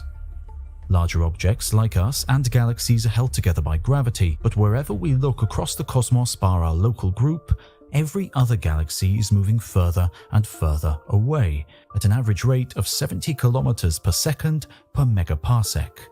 Continue the trend of expansion into the far future, and what do we find? Unless some as-yet invisible force comes into play, we can expect that space-time will continue to stretch, pushing every galaxy away from its neighbors, stars away from one another, and eventually leading to a universe-wide heat death. But despite this, there is no final event to bring the universe to a close. Our observable universe will keep expanding until it becomes infinitely large. And again, because of the nature of infinities, this will take an infinite amount of time. And yet counterintuitively, even if we had this infinite time, we could only ever explore a finite part of an infinite universe, as expansion would always be one step ahead. As we trace the universe back through its history, that expansion also reverses, and as we rewind the clock, the cosmos shrinks down, becoming smaller, denser, and hotter until it no longer resembles anything like the universe we know. The laws of physics begin to act in bizarre and unexpected ways, allowing cosmologists to make surprising conclusions about exactly how things began. The problem lies in actually identifying that starting point. We can only understand the universe once it reaches a size where our physical laws mean anything, which physicists recognize today as the moment when the cosmos was around 1 Planck length in diameter. According to the early 20th century physicist Max Planck's calculations, the eponymous Planck length measures a minuscule 1.6 times 10 to the minus 35 meters, a decillionth of a millimeter, and is about 1 billion trillion times smaller than an atomic nucleus. It is the size at which quantum uncertainty causes our known physics to break down. But the universe may well have been expanding prior to this, blooming outwards from a point that was infinitely small, infinitely dense, and infinitely hot. Of course, we have no idea what this might look like or how it might behave, but there's nothing in what we see and what we model to suggest there was any other kind of beginning. Of course, the nature of infinities means that, in order to compress the universe down to a primordial state that is infinitely small, it would take an infinite amount of time, which means that our observable universe may well be much, much older than the 13.8 billion years we calculate. Indeed, at the Big Bang, it may already have been infinitely old. And so, based on simple observations of how the universe is now, we cannot escape the unprovable, but as yet not disproven logic of unbounded expansion, both backwards and forwards in time. How then can we reconcile our models of the Big Bang and the inference of infinite smallness with the inescapable logic of infinite largeness? It's true that the observable universe is expanding right now, but that need not be the case for the entire infinite universe, or for all of infinite time. Cosmologists have suggested that our local universe, consisting of the parts we can see and an unknowable amount beyond, are regions of limited inflation within an immortal and infinite whole. This is the theory of eternal inflation, first mooted in 1979 by Alan Guth and given its eternal elements in the early 80s by André Linde, Andreas Albrecht, and Paul Steinhardt. We would therefore be one minuscule part of an eternal universe, where inflation may be always happening, but not necessarily always at the same time, in the same place, or to the same degree. And the logical implication of this is that our universe is one of infinitely many bubble universes that have spontaneously germinated and bloomed from the endless whole. Each of these corners of the infinite multiverse may sit at different stages of cosmological development and may be ruled by physical laws very different to our own. But they will forever be beyond our grasp, separated by the uncrossable gulf of infinite space. And so exploring the patchwork world of multiverse theories opens up a further Pandora's box of infinities.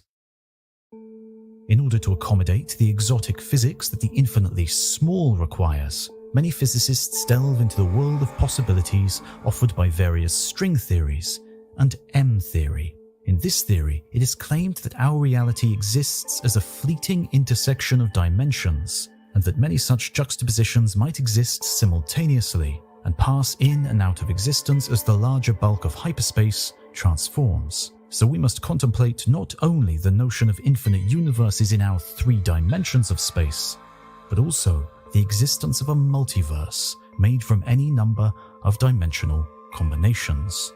And again, there is nothing to say that these different universes would have the same laws of physics as our own, which of course opens up a whole new frontier of infinite options. Different strengths of gravity, different masses of fundamental particles, truly endless possibilities. Our Big Bang may be the smallest scale that we can resolve, and the ultimate heat death of the universe may be the largest, but if some omnipotent bodiless power were able to zoom in or out of our expanding bubble, they might find it to be just a single layer of complexity in a larger whole. And indeed, one more idea is very close to this. Robert Penrose's conformal cyclic cosmology. When, from our perspective, our own bubble has become infinitely large, it may simply be the seed for a new, infinitely small Big Bang, marking the beginning of a universe on an entirely different scale. But though alluring, these are just theories, and as with much of the challenge of real infinities, they are incredibly difficult, if not impossible, to prove. And so perhaps that is what can save us from these existential crises. The simple fact that the very nature of infinity means that we could never have real evidence for an infinite cosmos. All scientists can do is continue to search for evidence of finite size. Keep following the turtles all the way down.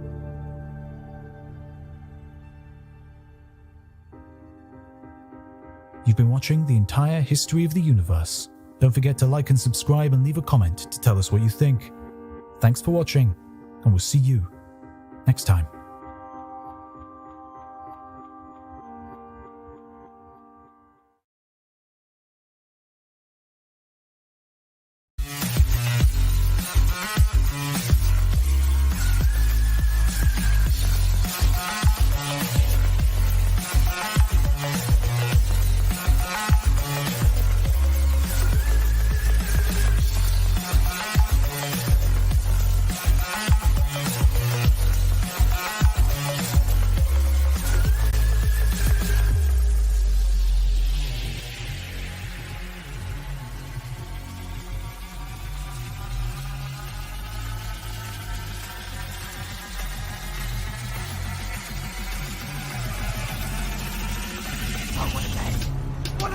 Welcome to Flat Earth Debate Members Only Live.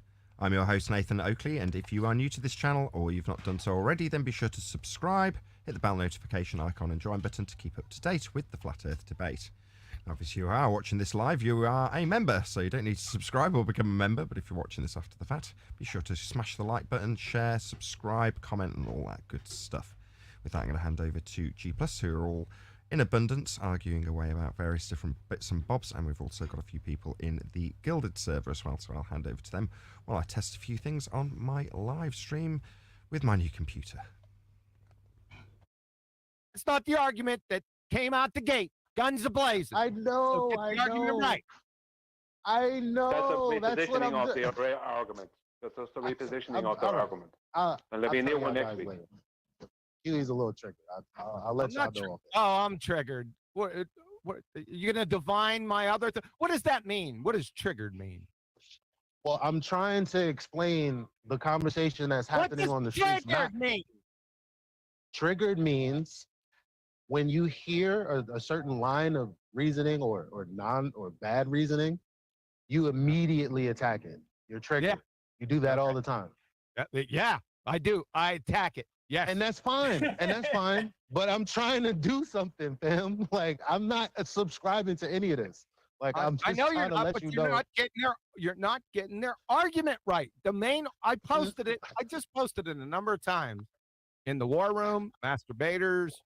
That's the main argument.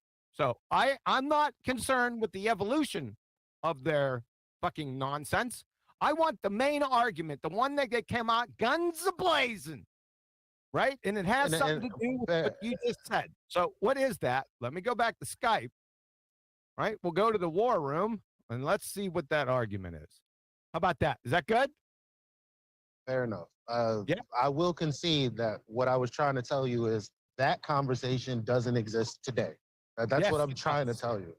Yes, No, it does. Oh, yes, it does. It does. Oh, yes, it does. You know what I'm saying? You know how somebody. You know how somebody. I don't. No, here's how the do argument. Here's the argument. You ready? This was the initial argument. Shit's at 60. We have electromagnetic waves, that's light in a vacuum. We can show, and it either has a medium, that's ether, that it's waving through, or it's waving through nothing, which is an asinine claim. He examples it by saying, I can shoot a laser through a vacuum and it gets to the other side. So those dovetail together. 10 days later, he says light is not a particle or a wave, and then says it's already there, the ether. It doesn't need a wave to move through it. There you go. Right. You guys then, after you kind of summarized that before, then you guys said they keep changing the argument. And I attempted to say, here's how. And you said, no, that's not the argument. So it's like, okay, forget it then. Who cares? If they change their argument, they're dead. I think the problem is there's multiple arguments for the same thing. Again, we were once told it was a dense medium, and now we're told it's a non-manifested medium. Oh, you can't move away from the framework argument. No. What I just said is the argument. You can't change up. You can't change the argument. Are you What the saying fuck? that? Are you saying that non-manifested things can be also manifested at the same time? Now, I'm not saying that. I just said the argument. I posted it everywhere. That's the argument. See, the problem with the argument, is that it has an origin point, and that's the argument. But they continually change it from week to week. It's changing from week to week to week. Well, that's the problem. But we have the original argument. Right. I know, but why you they obviously they can do it, but it's not productive. No. Interrupt the hell out of Brian. Interrupt the hell out of Brian. He's saying the same thing I said. Interrupt You him don't now. change arguments. Yeah, I am interrupting the fuck out of Brian. you can't change the foundation of your argument. You can't then. This wasn't changed. This was directly contradicted by that idiot. You then can't change your argument to something else. That makes it's non-sequitur. I totally agree. It's a ridiculous position to hold, to try and change your argument I because don't know the about you original argument guys, failed. but I can change my pants without leaving the pants that I'm in. So I don't know what you're I talking know you about. can. I know. What I'm saying is you can't do that. You're getting Jedi mind tricked, right? And then you're following their red herring fallacies that they dreamed up, and then trying to defeat that argument. No, you go back to the original claim, the original argument. He spent almost 3 fucking hours on it. Got it? Yeah, 100%. You can't. Well, John, the argument problem is, the problem is though, John, is his initial argument was defeated so easily and so quickly. Well, what's he supposed to do then? Just accept that he's wrong, or his argument's void? You can't do that. Well, yeah.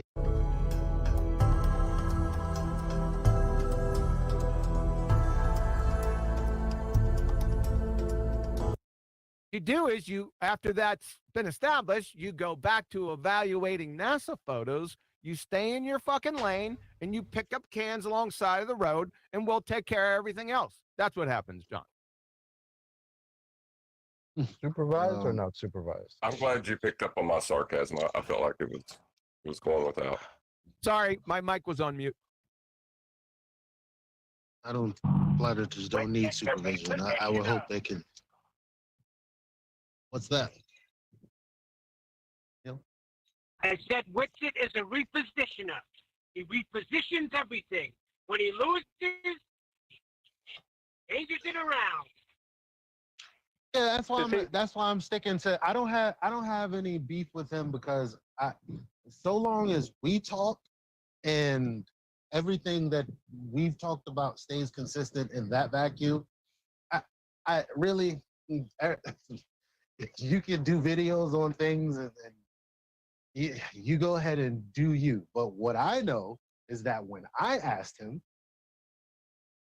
all he said was nothing can exist and that we're not trying to use science to prove the ether. All right, then we have nothing to talk about. All these experiments that you're doing on things that we already know exist, like electricity and that. Okay, that's cool. Do stuff. Build stuff. Do what it is that's gonna make this conversation better. But since you're not talking about scientific method, please stop talking about it. It's not science. Yeah, but It's not science to begin with. That's why I'm saying, please stop talking about it. How many times I got to say this? This is not science to begin with. Now, maybe at a later step, after you establish the existence of something, and if that existence of that something causes something in the natural world, then we can get to science. We're not anywhere fucking near it. What is ether? Yeah, A collection of effects that have been figured out in man-made devices mostly, and just like it's a collection of understanding that have been, pumped into several different people. And hold on, but that's what it is. No, we're not It's a holding on. collection that's being reified into an actual thing, even though it's not manifested, right? But it is basically that collection of knowledge that No, you it's not. keep getting Ether is not rouletted. a collection of knowledge. That's non sequitur. But it is. Can I just? That's why they scattergun you with all the examples of what they think ether is. Knowledge. It's not that. Yeah, but these are all findings. It's the exact opposite in a way. It's a dumping ground for all the lack of knowledge. Exactly. Well, arguably. Yes. No, good point. I agree on that. Shit. I'm not trying to praise ether or what it is. It's an aberration, but what they do What's is that aberration? Define aberration. An aberration is like a natural information thing that you. It's No, not like it. scientific. No. It's not Not like. scientific. Not like. I want to know what it is, not what it's like. What is aberration? You say Well, you could Google the word, right? That well, would you help. Google it. You're the one that claiming it.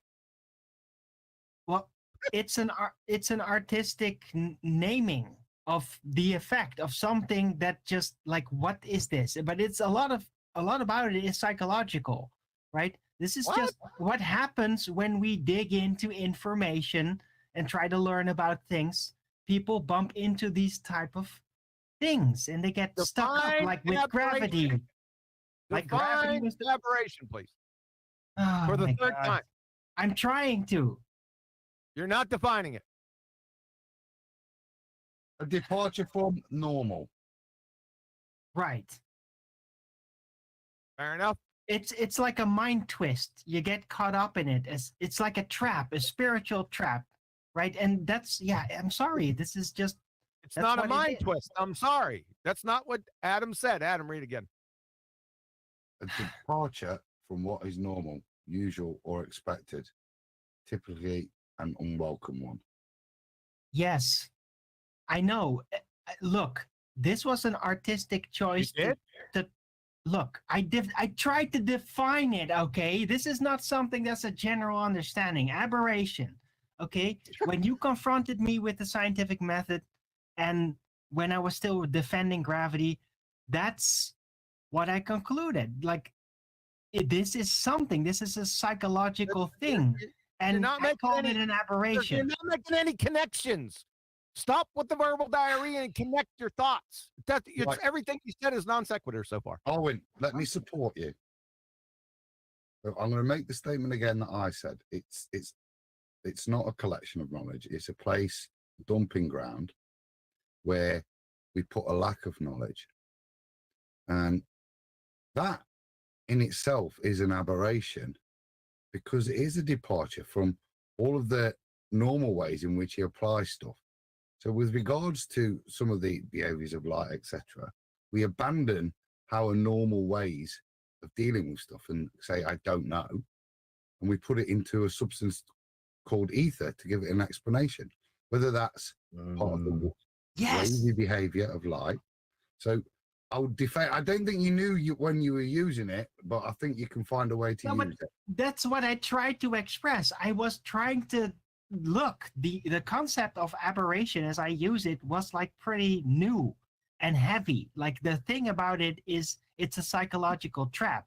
So if you start to believe it and defend it, you will think in that way and you will start to follow the patterns that are correlating with this specific aberration. With gravity, That's a bunch of nonsense. No. Aberration is not a psychological trap. You know, you've been using that word to describe gravity for a long time. And I think Adam basically just explained perfectly why you would use it to describe gravity or this ether shit. Yeah, but Like, he's that was right. great. I'm totally in agreement with Adam. It is a dumping ground. That's effectively what people do with it. That's But it's not a- the it's a aberration. something of The it. aberration's not the dumping ground. No, Oh, the dude. aberration. Wrong emphasis on the wrong syllable. Right. Oh my Not God. you, Adam. Owen, the aberration is that under normal circumstances, the way you resolve something, let's just keep it simple, is via the scientific method. And if you can't resolve it like that, it remains unknown. The aberration here is that the unknown is given an explanation within ether, in this case, or within gravity is another aberration. We invent a force to solve our problems. We don't go, I don't know. I've not solved that yet. That's the aberration. We abandon our normal practice of defining truth. Right. That's what makes it the real aberration, and why it is an aberration. Why I make it like this is an aberration. Gravity is an aberration. Ether is an aberration. Why? say thank you to Because Adam. everybody falls in the same pattern. It's like something that happens within the exploration of information. You bump into this, You and there keep can be defining two it again results. and Either again. you succumb to the aberration and try to defend it, or you realize this is really a mind twist I and don't you think stay you get away it. from it. I don't think you're seeing it. I'm sorry, this is not very scientific. I think he's supposed to be seeing- scientific. I think what he's saying is the mind twist is the unconventional thinking is the aberration, which is what y'all are saying. Like the way that you come to conclusions that are away from how we would how we would deal with them in reality, like dealing with the unknown by slapping a concept onto it, like slapping a concept together that would describe something again that is unknown. I It's think the way you Darwin is come saying- to fall in love it's with the it. way you come to a conclusion, not the conclusion itself, folks. It's also what happens to the people that are digging into it and why. They fall in love with it, right? It's like falling in love with a ghost. That's And the this aberration. is why I said they're not lying. Like let's not. I know, What's I know. not Yes, lying? they are. Yes, they are. They're lying. All right, but I just think that they're Who in are love they? with an idea.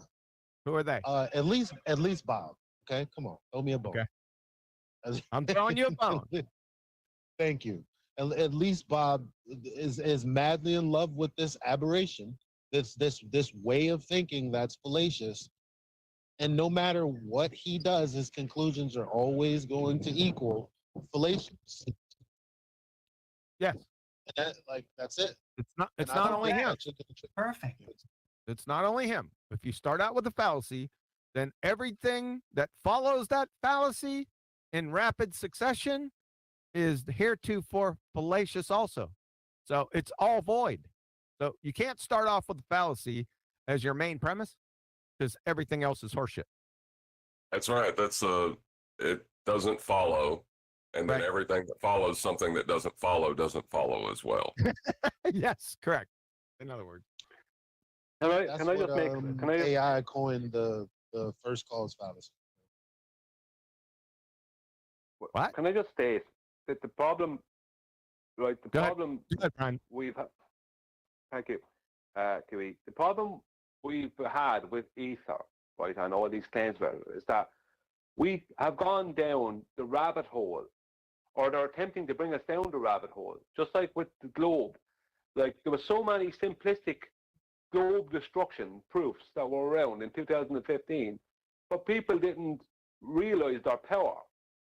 You know, things like, well, you can't have a vacuum without a container. You can't have gas pressure without a container. Things like that. You know, there was small little things like that that were so powerful back in 2015, but people didn't pay attention to them because they were talking about NASA and all this other rubbish.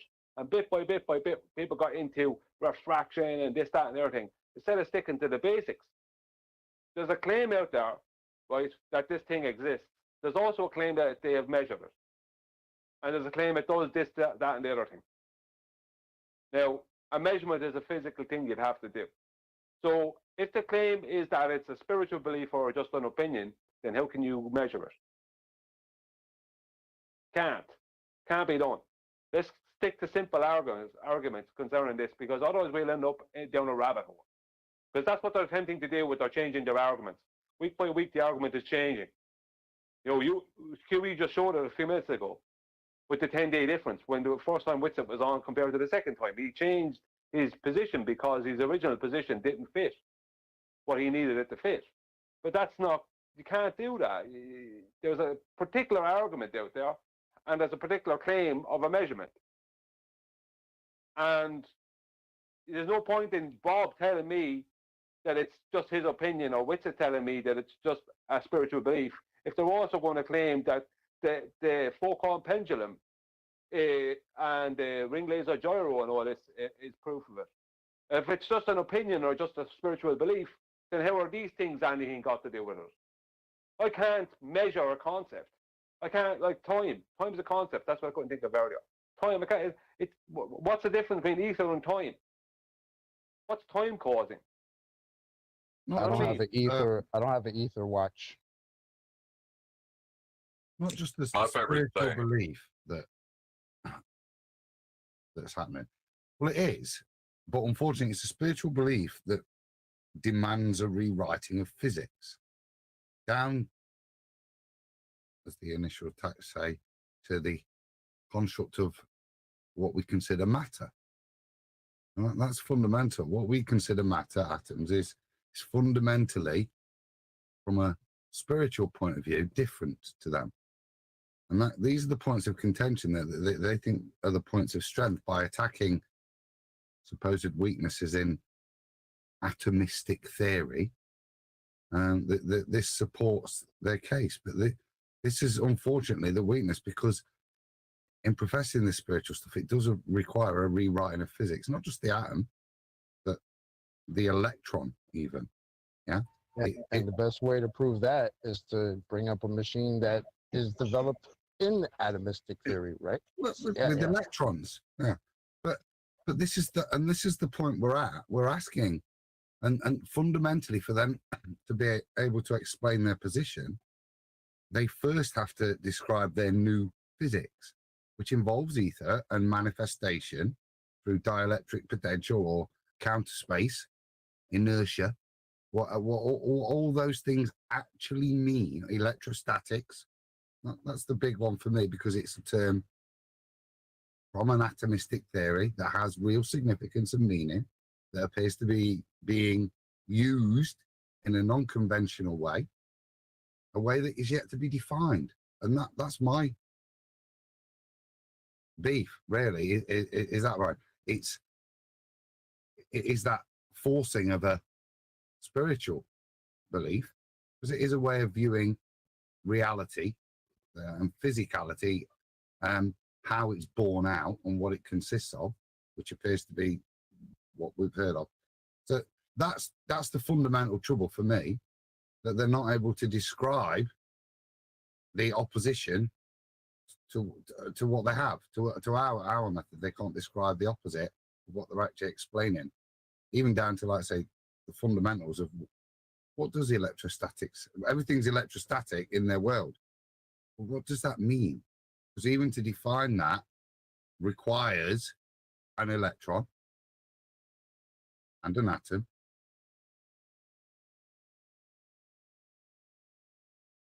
And that's it. Like with my finite wisdom, that's exactly what I was alluding to, because I said, okay, like, do you have a problem with the scientific method as it's used correctly? No. Okay.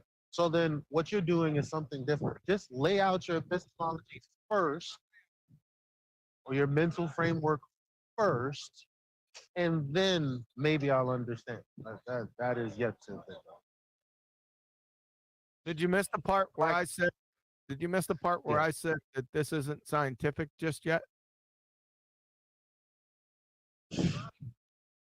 It No, can why? be. It can be once they fucking tell us what ether is. Now, once you establish what ether is, then you can go on to what ether causes naturally. Then science makes its entrance. Until you establish that something exists, you're not anywhere near the scientific method. Do I need to say that again? Yes, you They're do. working on it, QE. They're working on it. Nope, I got Right. it. You don't need to, but maybe you probably should. I don't know. Because apparently this has been lost upon people. I don't know. I've been asked. Hold on a sec. I've been asked like 100 times to give scientific proof for a thing, an atom, and I point out to them, Whitsitt in particular, that the existence of something is not the same as what something causes. So yeah, I think you may need to point that out. We we go with the atom, and because obviously, what's thrown at us? Have you ever seen an atom? And you know, you have to concede there. So I've got no problem. I've got no problem with them presenting me with a similar convention. I'd be really happy with that. But we're not even close to that. Yeah. All we've got is statements of words that come from atomistic theories that are supposed to mean something in their viewpoint, that means something, but it's not tangible. It doesn't have a definition in of itself. It equates a little bit to atomistic theory, but that's the trouble for me. I'd be happy for them to present some form of convention. So when I say that, okay, I asked him because it's Whitsitt specifically. I asked him, "What's wrong with the scientific method?" Here we go Okay. again. Okay. So that's why I say the same thing that Adam is saying. Well, then you must have a different epistemology. My problem, though, is that the moment that I ask what that is, it is a critique of how the scientific method can't prove all things. Like it's like, wow, that's not giving me that's what a quick your look over there. epistemology is. Yeah. If Adam a says fact. atomistic theory and convention one more time, I'm gonna take a contract out on his ass. I'm going to keep using those words. I am an ambassador to the Wait. Ethereans. I have to speak in their local dialect. Put them on the same list I am. Well, it's important because to use these are the words of attack. These are the allegation, insult. That's certainly how it was brought to the table. You're atomists, you know. These are the words that they're using. That's what has to be used because this is what we're dealing with. This is how they understand it. If they have to define us as atomists, I'm fine with that. If that's their understanding, I just really want them to just as succinctly define their position.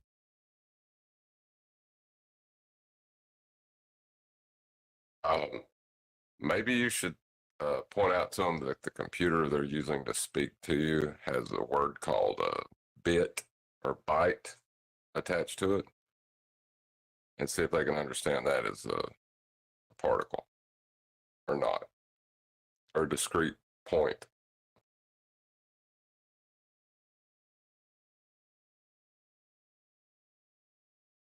We spend a lot of time with them, I say, attacking our points. We've spent a lot of time trying to get an explanation. And I think, if I'm being honest, I don't think they have one. I think, as Brian alludes to, they have a spiritual way of comprehending things. That's not that they can apply it in any way to reality. It just appears to be a religious belief. Because all of the explanation occurs in the unmanifest. all we have here is things we observe, but none of the explanation comes from the observation. All we have is every bit of explaining occurs in Narnia, put it simply. Yeah, it's all Narnian. Gas lights don't work by gas. You know, they're powered by Aslan's will. Or you see, all the explanation to anything occurs in a place that's non-validatable. Therefore, you can't question the explanation. Because the explanation can change. Yeah, how is Yeah, a Van der Graaf generator working when it was developed as a subatomic particle accelerator? But you don't believe that it's actually doing that. So what is it doing? Because of electrostatics, when you put it in there, it reverses the polarity. And that's why it levitates. I mean, listen to the contradictions in that, but that is genuinely the best. Jaren quoted that as proof. Yeah? Because it was the point he wanted to skip forward from. So I don't know how you argue, because they don't appear to be consistent. Well, one thing is proof.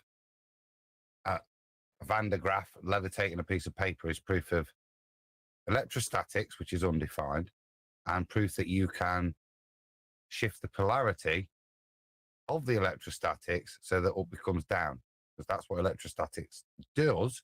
Even though we don't know what it is, it defines up and down. It sets the vector. This is respectfully nonsensical, and it can only be described as religious doctrine. Yeah, you have to beg the question that there's a vector set in place originally. Well, we discussed this. Look at that.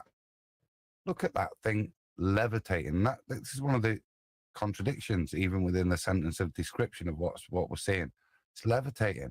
Before we switched the device on, the ball was on the bottom base plate, wasn't it?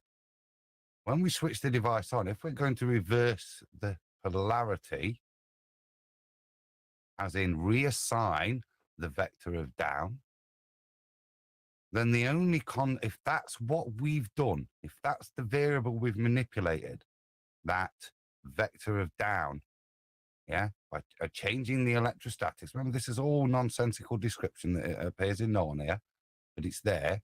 If that's what we've done, change the vector of down by altering the electrostatics, then that ball should go down in the new down, which is up in the picture to the top plate. But it doesn't. It's levitating in the middle. So even the proof is contradictory to the explanation.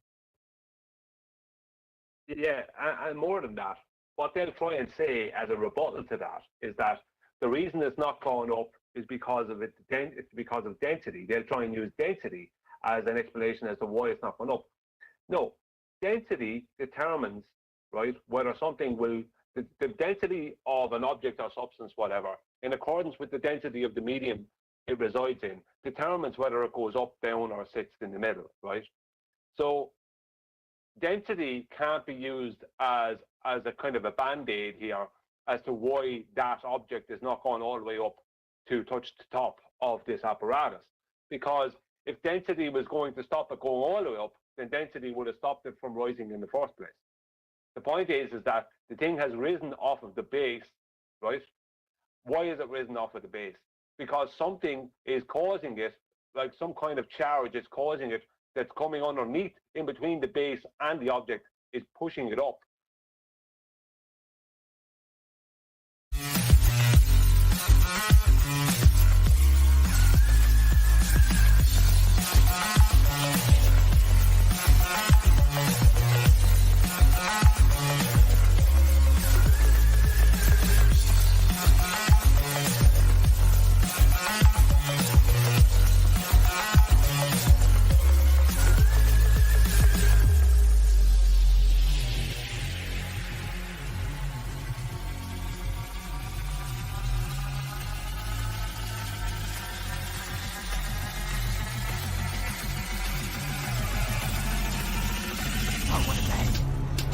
Good night.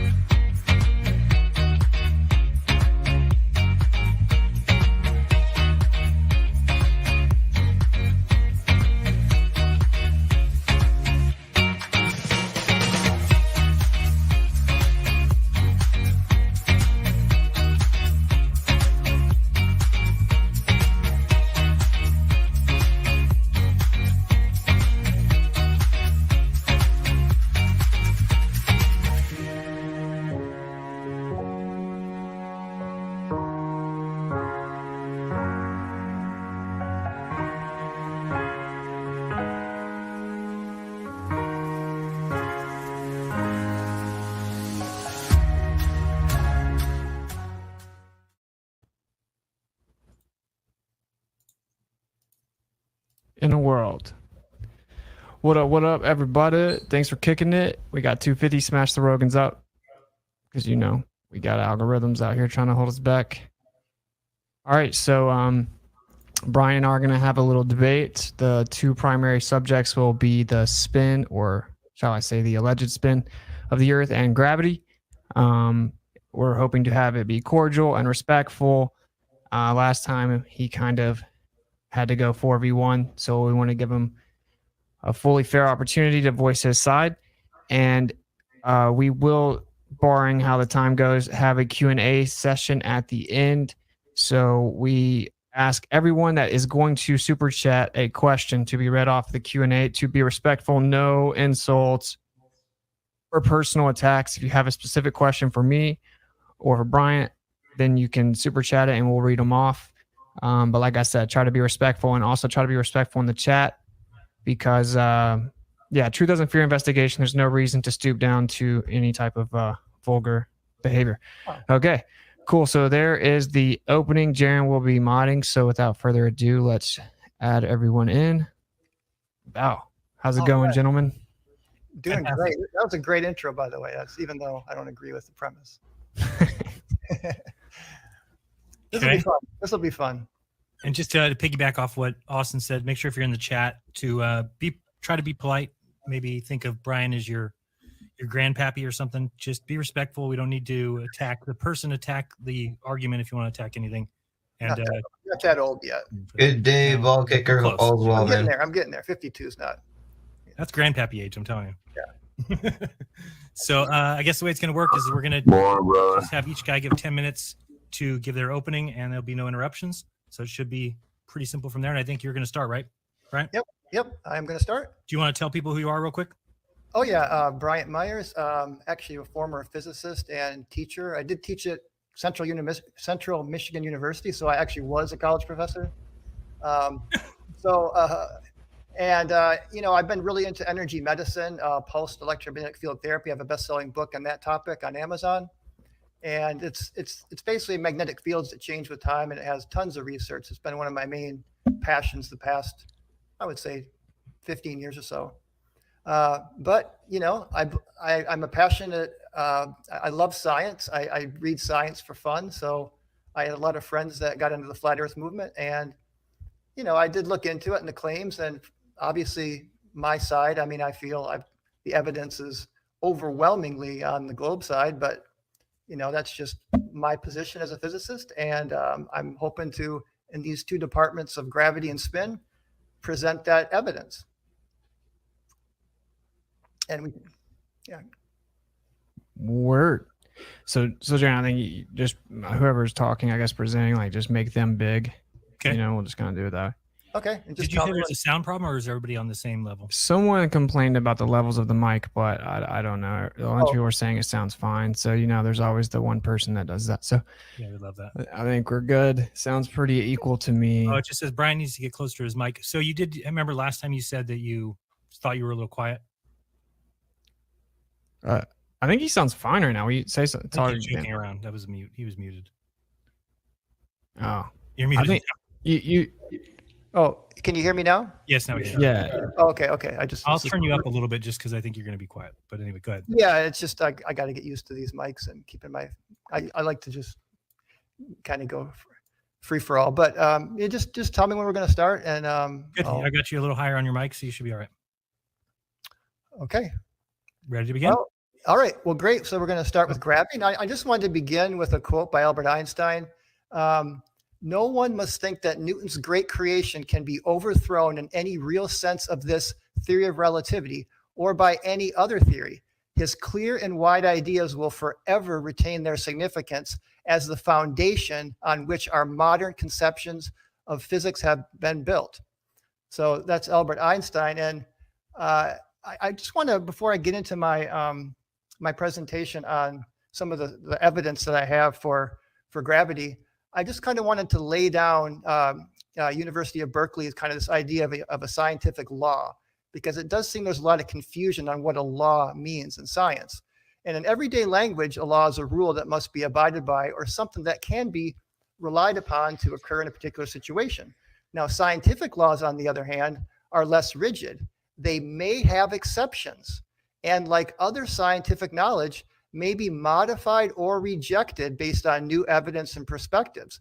In science, the term law usually refers to a generalization about data and is a compact way of describing what we'd expect to happen in a particular situation.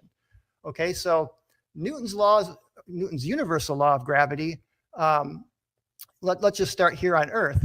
Things like bridges, roof systems, stadiums, aircraft hangars, bridges, auditoriums, building structure, bike frames, ladders, scaffolding, pliers, scissors, automobile suspensions, just equipment, planes, trains, automobiles, just the structure of the world around us is based on Newton's laws of gravity and Newton's, 3 laws of motion.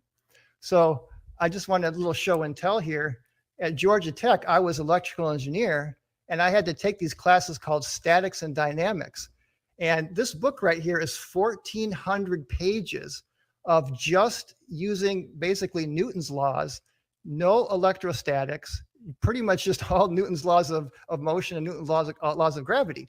So the world around us is living testament that Newton's laws work. And this is what a scientific law is all about. It's about things that work. It's not about trying to explain why they work or necessarily the deeper meanings behind them. That's the job of a theory, and those also can be modified. So I had a little fun last night. One of the beautiful things that I like about Newton's laws is they're so simple. And again, you don't have to really follow along. It's actually not that hard to follow along.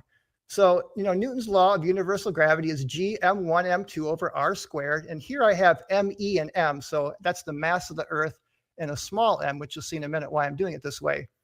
And now we can rearrange this kind of in a clever way that F equals ma, as a lot of people know from school, right? We all heard that equation. So if you regroup the first equation up here, and you see that you get your little m out, the rest of it is a. Oh, I'm sorry, over here. So this basically, you can now then say, okay, that's the acceleration due to gravity. Just very simple. So this g here, this little g is our well-known 9.8 meters per second squared.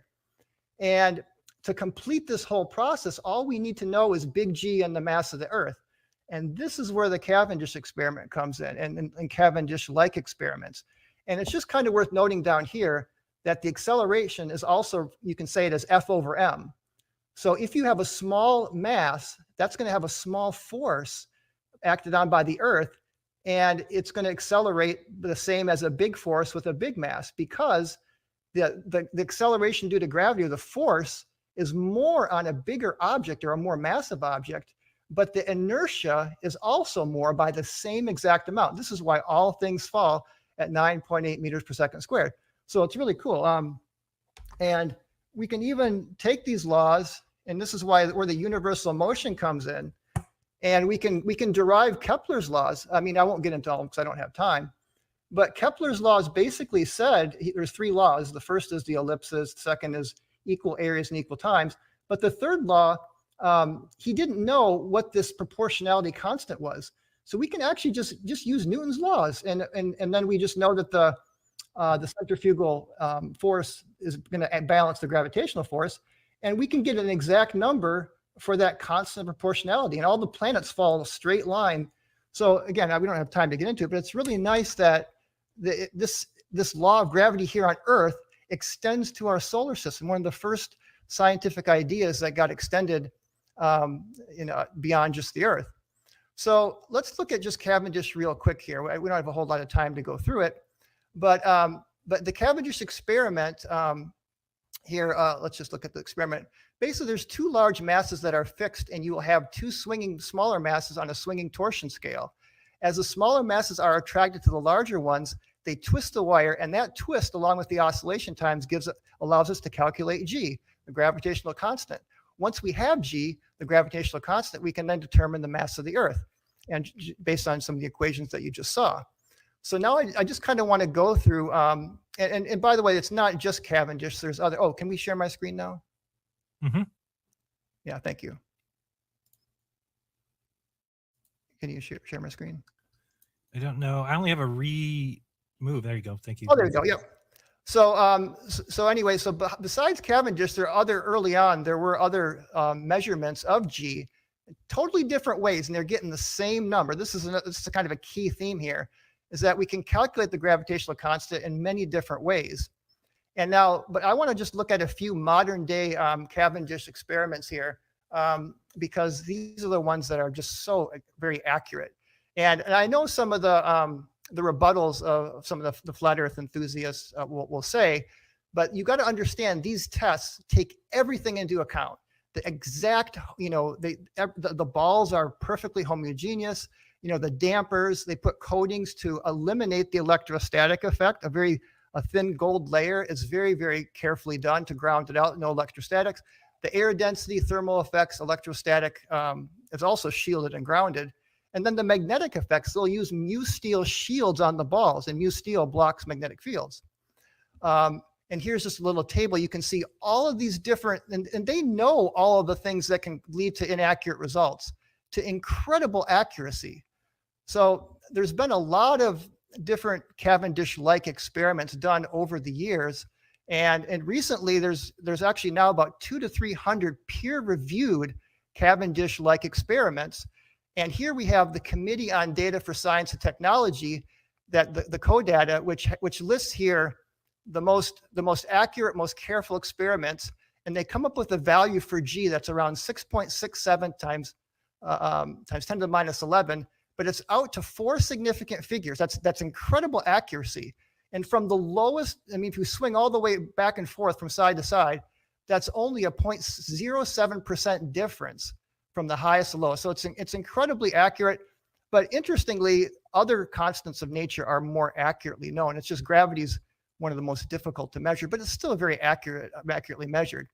So based on time, we don't really have time to go into the details of all these, but I did set up a page on my dfe.net, my debunkingflatearth.net site, and /G, you can see these studies. I got 12 really good peer-reviewed studies, and they're not all Cavendish, but a lot of them are.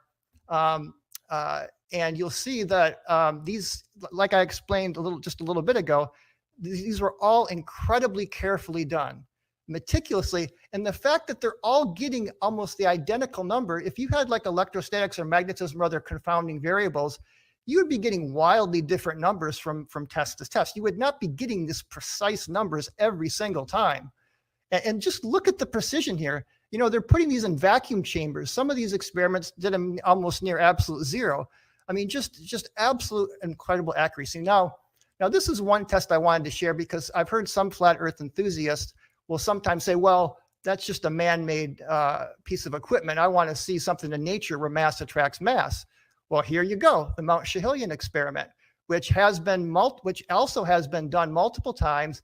And even recently, there's been a more recent study with the Mount Schihullian back in what year was it? It's a much more recent analysis. And again, this particular study that was done more recently came up with a density of the Earth that was very, very accurate. And Mount Schihullian is just very symmetric, so it makes it very easy. So anyway, we're just kind of running out of time here, but you can just check out my link, and I have a lot of good other things you can see.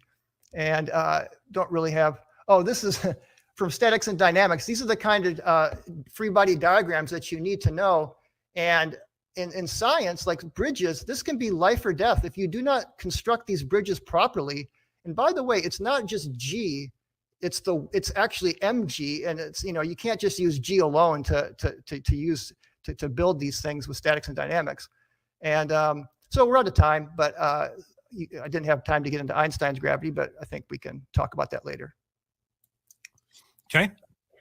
And Austin, you gonna go? You're not sharing your screen, right? Okay. Well, I do want to actually, let me just share the screen real fast. I want to play like a couple seconds of this video. All right. So, yeah, when you start it, I'll just play this video. Yeah, hopefully they can hear it. I don't know. I will now show you a short video of former MIT physics professor Walter Lewin. Oh, wait. No. I think it's gone. Quite clearly. So what holds our world together? Well, on the nuclear scale, 10 to the minus 12 centimeters, very important are the nuclear forces. On an atomic scale, up to thousands of kilometers, it's really electric forces that hold our world together. But on a much larger scale, planets and stars and the galaxy, it is gravity that holds our world together. Yeah. And now you may say, that's very inconsistent with what you just told us. Because didn't you tell us that D cancels? If you compare. All right, anyway, that's enough. All right, so there you go. Explained up to 1,000 kilometers, everything you observe on the Earth is electric. Everything that you observe on the Earth. It's 10 to the 26th, some argue 39th power stronger than gravity even claims to be. As for this law talking point, downward acceleration is an effect. So not everything goes down. Sometimes things go up, but there's a downward bias on the Earth. I actually agree with that. 9.8 meters per second squared is agreed upon average. It doesn't happen every time. Objectively, it doesn't happen every time. It changes. It's just an agreed upon average. It fluctuates. But we use that convention so that we can build things like bridges, etc. You can replace little g with the letter A, acceleration. You don't need it. You don't need the cause, claim, effect. Talking about Kepler's law, that's planetary movement of bodies. This is a whole different conversation than what we utilize on the Earth for everyday use cases of downward acceleration. It has nothing to do with planetary movement or this idea that there's bending and warping of space-time. In fact, Newtonian physics isn't even used anymore. It doesn't work. It was debunked. It doesn't work to explain the solar system, much less further than that.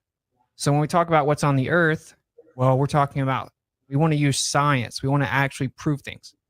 Okay, so when they proposed the globe, they thought, well, the only way the Earth can be a globe is there has to be something called gravity.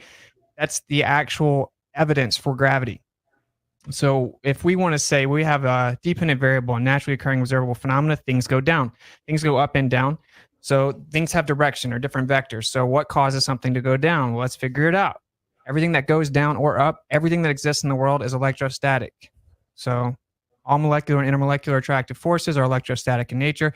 So anything going up or down is electrostatic. So let's manipulate the variable of electrostatics and see if it can actually affect the direction something goes. It does, objectively. Things go up and down relative to the electrostatics. The electrostatic field, you have electrostatic induction that goes to the object, and that relationship will cause things to go up and or down. We have all kinds of things that happen in nature that show us this. In fact, bumblebees actually levitate over flowers, and seeing as they accumulate positive charge, which there's actually no such thing as positive and negative charge. You have charge and discharge. It's a convention. There's nothing negative in nature, but that's a different conversation. So it gets positive charge in the air. It floats over the flower that has negative charge, and the pollen will actually levitate up to the bee and stick to it.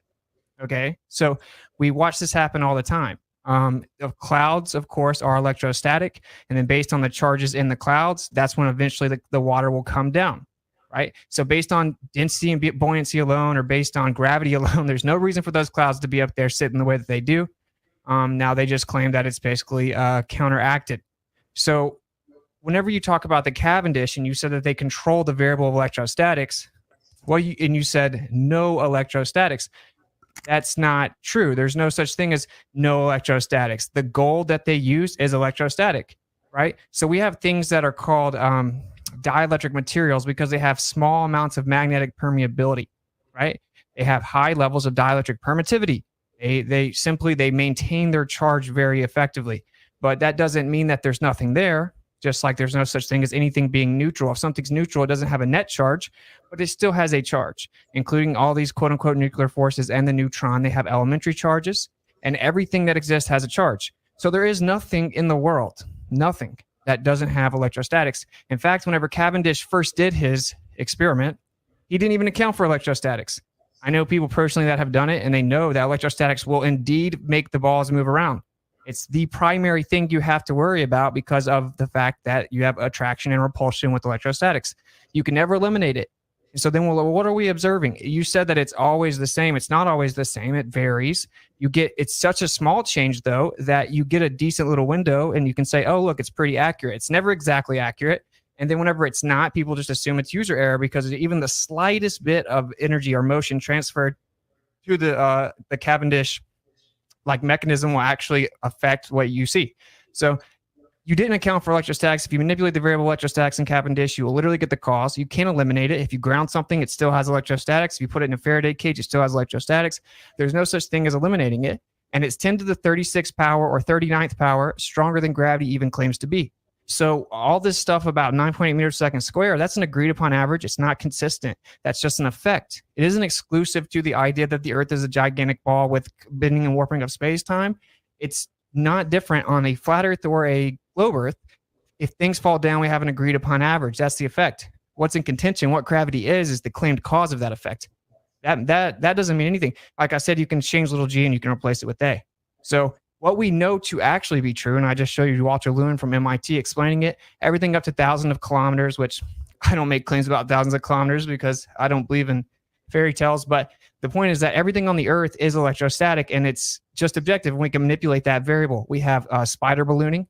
They prove that they took them outside of the wind because they used to think that they did that because of wind. And actually, based on electrostatics, they levitate more effectively. They basically fly because they propel themselves electrostatics. Bumblebees are not aerodynamic, but they use electrostatic resonance, and they can fly through crosswinds up to 60 miles per hour unaffected because they have like a little electrostatic force field. So what we have, I'll use the last 3 minutes to explain this. All the stuff of just begging the question of gravity doesn't mean anything. Conflating the cause and effect of downward acceleration to being the cause, which is claimed to be gravity, doesn't mean anything. Just saying, look, we have an equation that we can use for technology based on 9.8 meters per second squared doesn't prove gravity at all. Like I said, you can replace a little g with a. So what we actually see is that we have atmospheric electricity on the Earth. So we have an increase, equipotential increase. It goes up 100 volts per meter. Okay. So there's positive charge, potential charge increasing up from the surface, 100 volts per meter. Now, the only way that that can be replicated or accomplished in any way, in any actual demonstration in the world, is you have to have two Gaussian surfaces. You have to have a surface above and a surface below to get that equipotential increase. It's the only way. There's no other way that can be demonstrated. Well, we have that on the Earth. We have equipotential increase, which means there has to be a surface above us acting as the second Gaussian surface. And that's what gives you this downward flow of electricity on the Earth. So that's what gives you the downward bias. So when something fluctuates between 9.8 meters per second squared and 9.73, well, okay, because electrostatics is super weak. So the change in electrostatics would never be drastic. It's an agreed upon average. Not all things go down. Sometimes things go up. So we can actually manipulate that variable. We can prove it's there. All matter has it. It's tangible. We can actually manipulate it in an experiment and prove that it causes things to go up or down.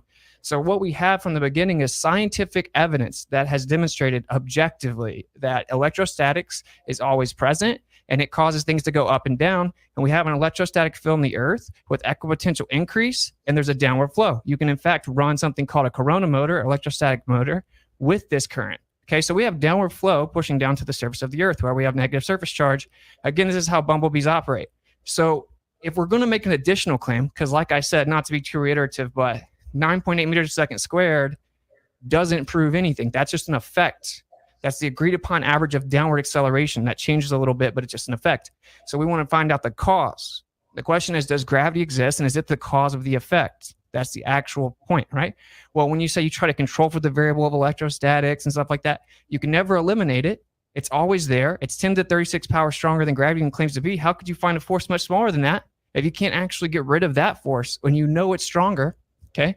And we can scientifically prove it. We cannot scientifically prove the bending and warping of space-time. No one's ever manipulated space-time. They just manipulate mass, reify it, beg the question, assume that it's true. So one of them is scientifically valid and can be proven.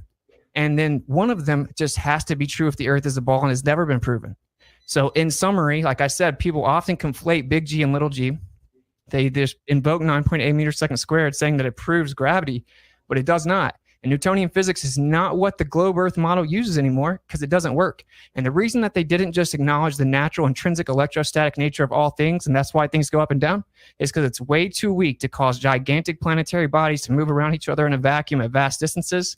And that is the only reason that something else was come up with. And there's no empirical scientific evidence for it, but there is for electrostatics. It can be manipulated as the IV, and you can prove it. There you go. Okay. Now 5 minutes. Yeah. You're gonna go first, Brian. I'm gonna go first. Just to 5 minutes. 5 minutes. Yep. Good. Okay. Well, we only have 5 minutes, so I'm just going to go through. From my understanding, I mean, this is just my time, but that it's density and buoyancy, or electrostatic, incoherent electrostatic acceleration, and density and buoyancy takes care of the rest. So the density and buoyancy are still there. So let's first look at the problems with density and buoyancy. So the problem number one is things that are more dense and less dense fall at the same rate. And I actually did an experiment with a lead ball and a cue ball. The lead ball was 7 times more dense than the cue ball. And I got up on my ladder and I repeated, and I'll videotape it if anybody wants to see it. And I dropped it again and again and again. They both fell at exactly the same time, every single time. And again, you hold both in your hands, and the lead, you can tell it's like 7 times more dense. Second problem with density: things should fall faster further up as air resistant is as the air is less dense as you go up in altitude. But we know the downward acceleration slightly decreases with altitude because, again, little g, we got the formula for it right here. It's a very simple formula. We can actually calculate very accurately the gravitational acceleration at any distance above the Earth's surface. And the only thing that we have to account for is the centrifugal force, which does vary that from the equator to the poles. But once you take into account the centrifugal force, everything is very smooth. The gravity is very constant across the surface, and it drops off by 1 over r squared, big R. That's the radius of the Earth. So you got to be a radius of the Earth distance away before you get a 1/4 drop off. Now, density is a scalar with no direction. Gravity is a vector. So we know, but I know you guys use your incoherent acceleration to try to give the vector there. Here's another thing: density towers break down in microgravity. If you've ever seen some of the images of that, you can see that the density towers don't even work when you got a zero gravity. Now the problems with buoyancy. Can I share my screen here for just a couple minutes, Jaron? Yep. Oh, got it. Thank you. Okay. So the problems with buoyancy is that buoyancy literally is defined by gravity. I mean, the actual formula for buoyancy is it's the density of the surrounding fluid times the volume, which gives you m. That's units mass times g. That's gravity here. So it's basically mg, and it's not just g replaced for a in these books. It's mg. It's the weight. So you got to incorporate the mass there too. And you can see right here a great little demonstration of this is in like a free fall environment. So when you take out gravity, you can see buoyancy doesn't work anymore. So again, this shows you buoyancy depends on gravity. So we got over that. So now I want to get into electrostatics here from our remaining time. So, and I'm not going to have enough time to get through. We can talk about this in our discussion. So there's some catastrophic problems with electrostatics. I say catastrophic because they are. So gravity depends on mass. Electric field depends on charge. Electric fields and electric charges can be shielded. Gravity cannot, provably. Shouldn't we be able to step inside a Faraday cage and levitate? I mean, we can shield electric charges. Why don't objects of different electrical charge or magnetic properties fall at different rates? I mean, we know this. Different diamagnetic and different, conductors versus insulators. I mean, in electric fields, they would have forces acting on them in different ways. And again, why do magnetic, paramagnetic, and diamagnetic objects all fall at the same rate? So again, you can get a magnet or a non-magnetic object, and gravity will pull them down equally every time. Electrostatic charges can be attractive or repulsive. Gravity is only attractive. The source of the electromagnetic attraction and how it works on, So what is the source of this electromagnetic attraction? How does it work if bulk matter is neutral? So again, I got my little thing here. I wanted to have Austin. Oops, it's my camera here. So we want to kind of go over this side here. We want to get an F equals something up here. I'm sorry, share my screen real quick. I just had just a couple slides here that are important that I just. So the problem with this too is the fact that these electric fields that Austin talked about, they fluctuate wildly, and that at about 30 kilometers, it's almost zero. And we know gravity keeps going beyond 30 kilometers. So it just doesn't work. It doesn't match reality at all. In fact, the electric field changes not only around thunderstorms, but around, the time of day and the seasons. So again, we can get into this in discussion. Okay, Austin, you're up for 5. All right. So I never claimed. So you started off talking about density, why density does. Oh, it says the host says, oh, never mind. So yeah, my bad. I never claimed it did, right? Like density is one thing. You can't have density without electrostatics. So everything that has density, and if you look at the periodic element chart, I don't necessarily believe all the atomic theory, but it's a convention. It obviously there's a correlation in density and electrostatics. That's why it's one of the main variables addressed on the chart. But anyway, density itself isn't the full answer. I actually agree with that. Your examples aren't particularly great, though. If you use 2 different densities and you drop them, well, you drop them from a few feet above the Earth, and they're going to go roughly the same distance down. The primary thing to figure out, what is the determination of the vector? What determines the direction itself? Once it goes down, then, it's agreed upon average. I mean, until you drop something 5 miles in the air in a vacuum chamber, you really don't have much to stand on. And dropping it just a few hundred feet in the air doesn't really mean much. And again, downward acceleration does change drastically. We use gravimeters all over the Earth, and it's different all over the Earth. The downward acceleration of little BB using interferometry. They also have spring-loaded ones. They show different rates, actually. So it's not this magical, consistent 9.81 meters per second squared every time. That isn't true. That's like a misnomer. I don't know why people say it. But yeah, so it's not just density, but whenever there's a density of an object relative to the density of the medium, that's going to determine direction. That buoyant force that's resultant is much stronger than electrostatics. And in fact, of course, it's even stronger than gravity. Right? Even in this theoretical idea that there's gravity here, this other type of gravity, because actually gravity means gravitas and weights.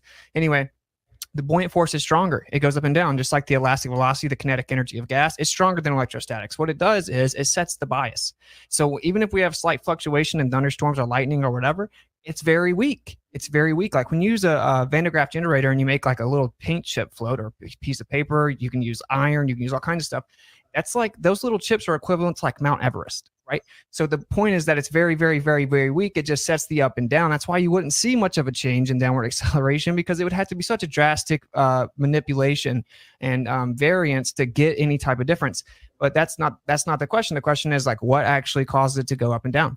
And there is no problem with electrostatics other than it's not strong enough to make the Earth spin around. And you said something about at a certain height, right? Like, so you're talking about like at a certain height, it drops off. I don't believe any fairy tales above 50, 60 miles or anything like that. But all of it has electrostatics. Even in the globe paradigm, they claim there's something called the ionosphere. And that it starts right at around 40 miles.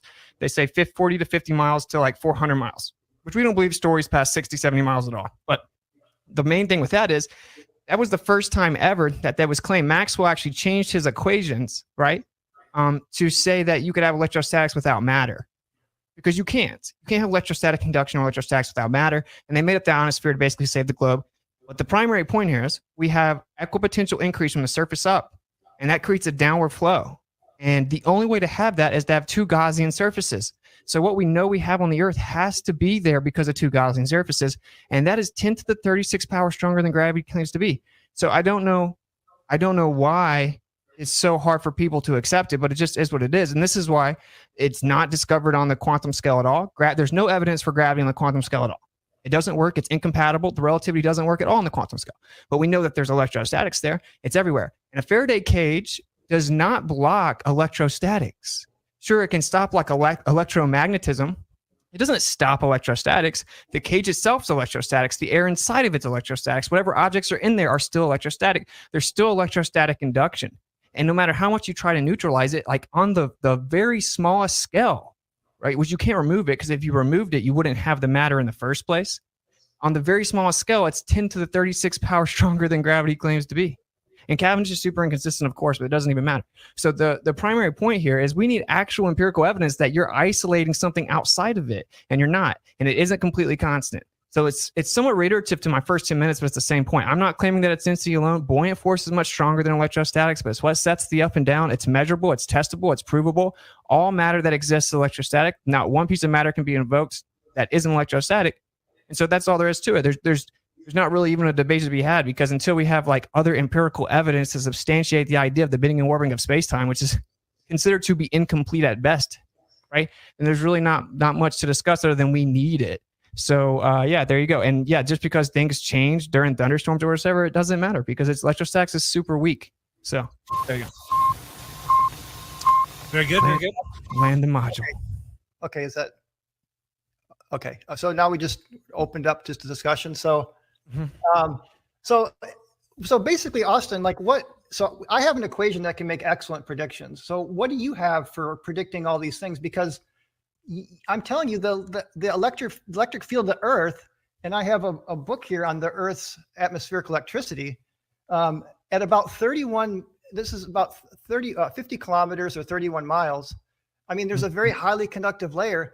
The electric field is falling off to, I mean, almost zero. It's like in just like the millivolts per meter. I mean, it just gets really down, and the average is 8 volts per meter going up to 30 kilometers. And this is actually from one of the things you were showing on your Corona motors, right?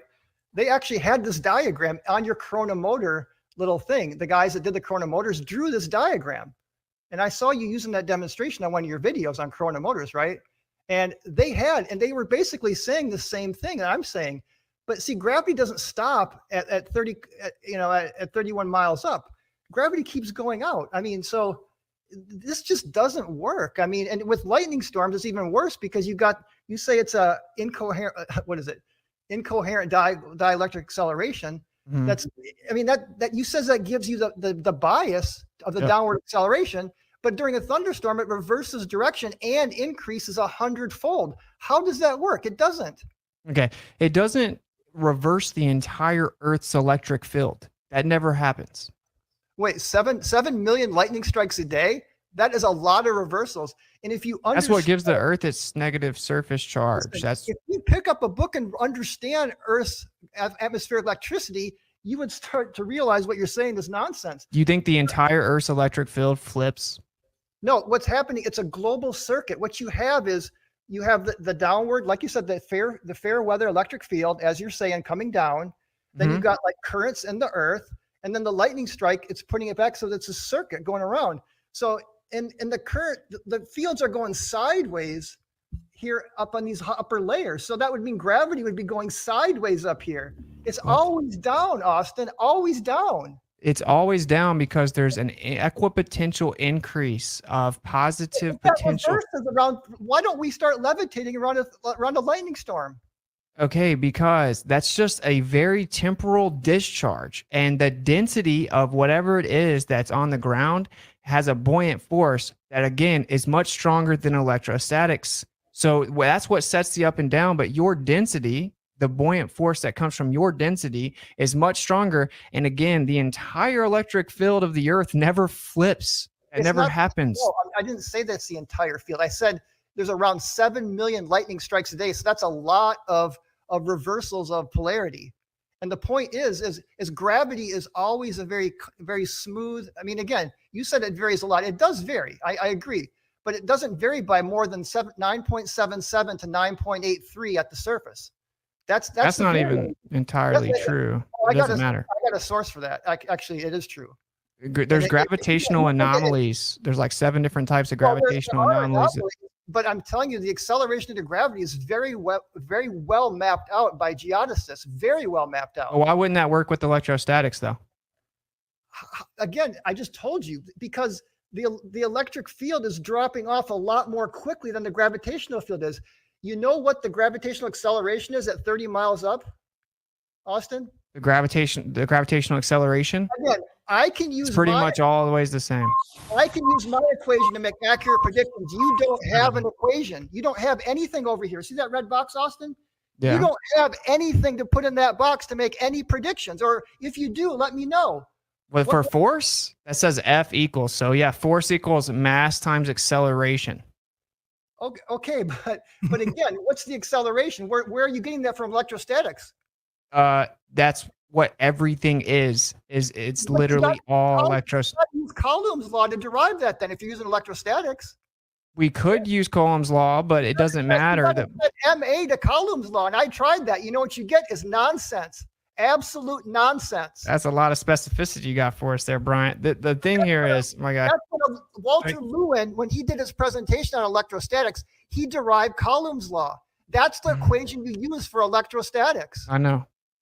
Yeah, it's almost exactly the same as the gravitational law, but it's just charge is Give different. us an equation that will give Let us Austin finish that thought. Go ahead, Austin. It's just charge that is different, but the point is that downward acceleration is just roughly agreed upon 9.8 meters per second squared, Brian. It fluctuates a little bit. It's not constant. It changes all the time, and it actually changes during thunderstorms. I've read the data. During thunderstorms, how fast something falls at the surface changes. So how does that work? Well, show me the research. Can you give me a reference on the study that shows that, please? Sure, yeah. Okay, send it to me. Yeah, I mean, I'm not going to. I'd love to see that how gravity changes during a thunderstorm. I would love And to see during rainfall. Okay, I'd love Isn't to see that interesting, though, Brian? But just I will send you all the resources. Well, But listen, hypothetically, what would be your answer? Because this is well documented at universities. Well, I'm not going to say anything until you show me that study because I'm skeptical. 'Cause I know gravity cannot be shielded, Austin. I know this. So what you're saying can't be possibly true. What can't be? You're just reifying it. Do you know what a reification fallacy You is? want to do 1 minute back and forth so that we're not talking over each other? Are you guys okay? I mean, I think we're fine. So we can just try to keep it both. Do you know what a reification fallacy is, Brian? Yeah, I do know. But again, science doesn't claim to be. We're using models to make accurate predictions. We're not trying to say that the model is the thing. We're just saying that these models of gravity that we have work, and the ones you have don't. You don't have any model. Yeah, I do. I just replace your little g with the letter A. Okay, but then you got to set MA equal to what's the force then? That's Coulomb's laws, electrostatics. If otherwise, is it F equals D for density? I mean, what are we going to put in there? Do we There's set electrostatic field, but do we set density equal to MA? I mean, is that what we should put? D equals MA? wait, time out. You know, you said gravity can't be shielded. You know, electrostatics can't be shielded or removed. Yeah, It's all. yeah, provably. It's called a dielectric constant. Every material has a dielectric constant which shields electric fields. You can't shield an electrostatic Yes, field. you can. Your body objectively cannot. Yes, you can't. Your body has a dielectric of 50, Austin. Your body actually shields electric fields up to 50-fold. Are you saying that we can shield electrostatics? Electric fields, yes. Electrostatics. Electrostatics, if you have an electrostatics object, it's giving off an electric field. That's how it works. There's an electrostatic field. But can you ever shield from electrostatics? Yes, you can. You can shield electric fields. You can't, Bryant. Well, show me the paper that says that, please. Okay. I'd love to see that evidence. You're making the positive claim that you actually can do it. So what, you use a Faraday cage? That doesn't do it. So what else are you going to use other than a Faraday cage? Look up any electrodynamics textbook. Electric fields can provably be shielded. Provably. You cannot eliminate the variable of electrostatics, and you can't block them. Faraday cages stop electromagnetic transfer, not electrostatics. So this is the point, man. You don't have evidence for your claim. I can tangibly manipulate my claim. That's the difference. I gave you. There's 12 peer-reviewed studies that I gave. I didn't get one peer-reviewed study from you. Yeah, I can give you all kinds of evidence. I'll give you, but listen, here's what I want to know. Why does the acceleration change at the surface if gravity's constant and always there? Why does it change? It changes because of the centrifugal force. It's actually gravity doesn't change. Okay, what changes is you got to subtract the centrifugal acceleration. So the effective net force at the equator is less than the poles by about 5%, because for two reasons why. Number one, the poles the equator is about 14 miles wider, right, than the equator. And then the equator is 14 miles wider. So you're a little further from the center of the Earth, and you're spinning. So you got to subtract those two things. So it comes out to 0.05, but it's only a difference. 9.77 to 9.83, Austin. That's not a very big difference. But you said it was constant. So the point is that it changes because electrostatics is super weak, Bryant. So the fluctuation in fluctuation in the electrostatics won't change it much because it's super weak, but it does change. And I already told you, I haven't showed you yet, that it changes during rain and thunderstorms and lightning storms, which goes to show you there's a relationship. We can manipulate the variable, make things go up or down way more or fall faster. This proves that it is objectively a variable that's relevant to all of these things. And your gravity explanation can't explain clouds. It can't explain anything. It's just an idea to try to claim the Earth's a ball. Yeah. Good. But let's get back to this for a second. So up here at 30 kilometers or 30 miles, you got near zero electric field, okay? But the gravitational acceleration is still 9.71. It didn't fall by very much, but your electric field's almost zero. So how in the world can that account for, again, the 9.8, 9.8, you're right. It's an average across the surface of the Earth, but it only varies from 9.77 to 9.83. But it does go down with altitude, right? So the top of Mount Everest is going to be lower. So again, this equation I gave you. I mean, it's simply, you can calculate the gravitational acceleration at any distance from the surface of the Earth. But because we live on the surface of the Earth, we're almost always dealing with 7.83. But your model has no equation that can tell us what the acceleration is. Do you agree it's a 1 over r squared law? Can you at least acknowledge that maybe it's a 1 over r squared drop off? Well, I need to verify your r there, wouldn't I?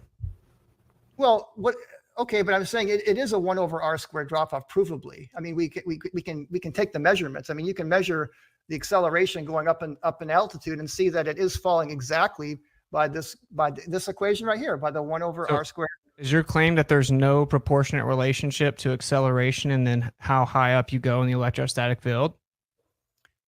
Say that again. I didn't. Are you claiming there's not a proportionate relationship to acceleration and how high you go up in the electrostatic field of the Earth? Well, the electrostatic field of the Earth is, again, it's a very complex thing. Gravity is just straight down towards the center of the Earth. You just keep on reifying it, though, man. I mean, I'm not reifying it. You don't have any equation, no model, no research to substantiate your claims. we have all the evidence ever because we know we have the atmospheric electricity. Now, gravity is just assumed to be there. The atmospheric electricity is just using, I mean, it's tapping into the gradient of electricity, but that doesn't prove that things fall 9.8 meters per second squared. What keeps clouds up? Clouds, it's a very complex fluid dynamic situation where you have warm air rising and a very fine mist of water. It gets to a certain altitude, cools off, it condenses into clouds, and at some point it's going to rain and come back down. I mean, Why? just like well, it's basically heat, pressure. I mean, there is gravity involved because the water rains down and comes down again. I mean, this is. Wait, doesn't the clouds hold like millions of pounds of water? So just accounting for gravity, why wouldn't it just fall down? Again, the clouds are spread out, and it's a very fine mist. So just like dust in the morning when the sun comes through your window, you can see the dust particles, they're floating in the air. Mm-hmm. I mean, gravity's still working down on them, but when you have a very, very small surface area, it's a surface to volume ratio. The air resistance gets proportionally greater as you get a smaller and smaller size because your surface to volume goes up, right? So for example, let me give you an example. You can drop an ant from like 10 feet up and it'll walk away. Why? Because the air resistance, because it's so small, it's got a lot of surface area to its small little volume. So when you have little tiny mists of water like that, they have, warm air rises, right, Austin? So hot air balloons work this way. So the warm air that rises up, then it gets to a certain altitude, it cools off, and then it kind of condenses into the clouds.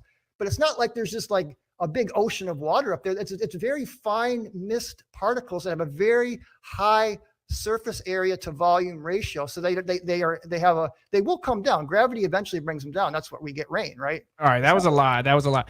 Objectively, even within your paradigm, clouds are held together with electrostatics. What happens is there's a friction. Ryan, come on. There's a friction that builds up inside the clouds, and it creates charge, and the charge continues to build, and then the charge within the cloud begins to like situate out, and eventually you have what's called negative charge. It's discharging going on at the bottom of the cloud, so much so that eventually you will have something like lightning happening, which is a discharge going down to seek equilibrium to the surface because there's a downward flow of electricity on the Earth. There's a downward flow. Clouds are held together with electrostatics. They're within the electrostatic field. All of the water and the ice crystals in the cloud are electrostatic. They all situate themselves based on that. That's what lightning is. It's electrostatic discharge seeking equilibrium. So we have a downward electric flow on the Earth. Electrostatics is 10 to 36 power stronger than gravity claims to be, and everything has a downward bias, and then the different forces like kinetic energy and buoyant force is stronger than that. This is just objective. But the lightning strikes go back up though too, Austin. It goes the other way. Lightning bolts go up and down. They don't just go down. Okay. So It just nullifies what you just said about No. downward. It's not a downward acceleration then. That's because if it's going up, we don't levitate. Again, we're not levitating around thunderstorms. You wouldn't levitate because you're so much more dense than the air. You're still going to be down. Electrostatics is very weak. It just sets the up and down. That's a ridiculous response to say that we should levitate if electrostatics was real. That doesn't make sense. It does make sense because the voltage increases by 100-fold, Austin. So not only does it reverse direction, it's going to like 15 to 20,000 volts the other direction instead You'd of have to go by like 1 million though, Bryant. That's what you don't understand. The whole Earth's electrostatic field just sets the up and down. Your buoyant force of density is so much stronger. We do have things levitate, and we have electrostatic levitation in nature. It happens all the time. The fact that lightning goes up and down, which actually looking at slow motion, it's really crazy. Lightning is a baffling thing. Yeah, there's discharges from the surface as well, based on what charge is on the surface and what is in the clouds above that. That's what it is. It's just seeking equilibrium relative to the charge and discharge levels of the cloud and the ground. It going up and down doesn't change anything. My point is that all of it's electrostatic. Everything is, and that's way stronger than gravity. Everything's not electrostatic. Name one thing. Well, first of all, there are 4 forces in nature, not just electromagnetism, right? Can you name one thing that's not electrostatic? Gravity. Well, it's part of everything, but so is gravity, and so is the nuclear force, so is the weak. And then you got the electromagnetic force, which you're referencing, but you're ignoring for some reason the other 3 forces. No, I'm not. They're all electric. They're all electric. The nuclear Name one of them that's not. We're not counting gravity because gravity isn't actually real. The nuclear force is electric. Yeah. Okay, show me evidence for that. Because Okay. it literally does the opposite. It actually holds like charges together. Do you know that? You didn't know that was electric? Do you know that like charges repel? Do you know that? Yeah, but incoherent charges always attract. So you need polarization. You need polarization to have attraction and repulsion.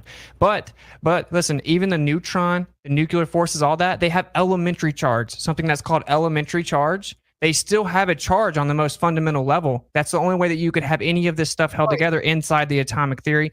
The protons and the neutrons, you say they cancel out. You have bosons and all these different, particle physics, pseudoscientific terms. It's all charge. Everything has a charge. It's all electric. Everything is. Okay, so that's my point. Charges repel. I've done many little pith ball experiments when I used to teach physics. Those little balls will repel each other.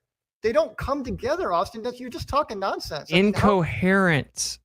What is electrostatic acceleration is always attractive. You have to have polarization to get repulsion. Where does that come from? It doesn't. What can you show me a research study that references incoherent dielectric acceleration? Well, it'd have to be something from like electrical field theory, like decades and decades ago, before the pseudoscientific derailment of modern science because of the devotion to heliocentrism. But yeah. Austin, look at the world around us. We are advancing in technology. We're not going back in the dark ages. So don't say that the science of the 1800s is somehow better than the science of today. Actually, it is because of the Michelson-Morley, and then everyone went the wrong way. We don't have to change the subject, but the point is they threw out the background medium for electrical field theory, and then they ran over here towards trying to explain the Earth as a ball. So that's what happened. So yeah. I don't agree with subatomic particle pseudoscience. It doesn't work. Particle physics has been debunked. It claims electrostatics is the exchange of virtual photons because the math doesn't work. So objectively, you guys are falling apart as time goes. We're not falling apart. Again, you're not understanding a scientific law and what a scientific theory need. They work in their domains of application. If that didn't work, we wouldn't have, computers, quantum mechanics is the basis of the computer you're looking at, of lasers and cell phones. So you can't say that these things are disproven when you have technology all around you that is actually using those things. Wait, you think virtual photons are real?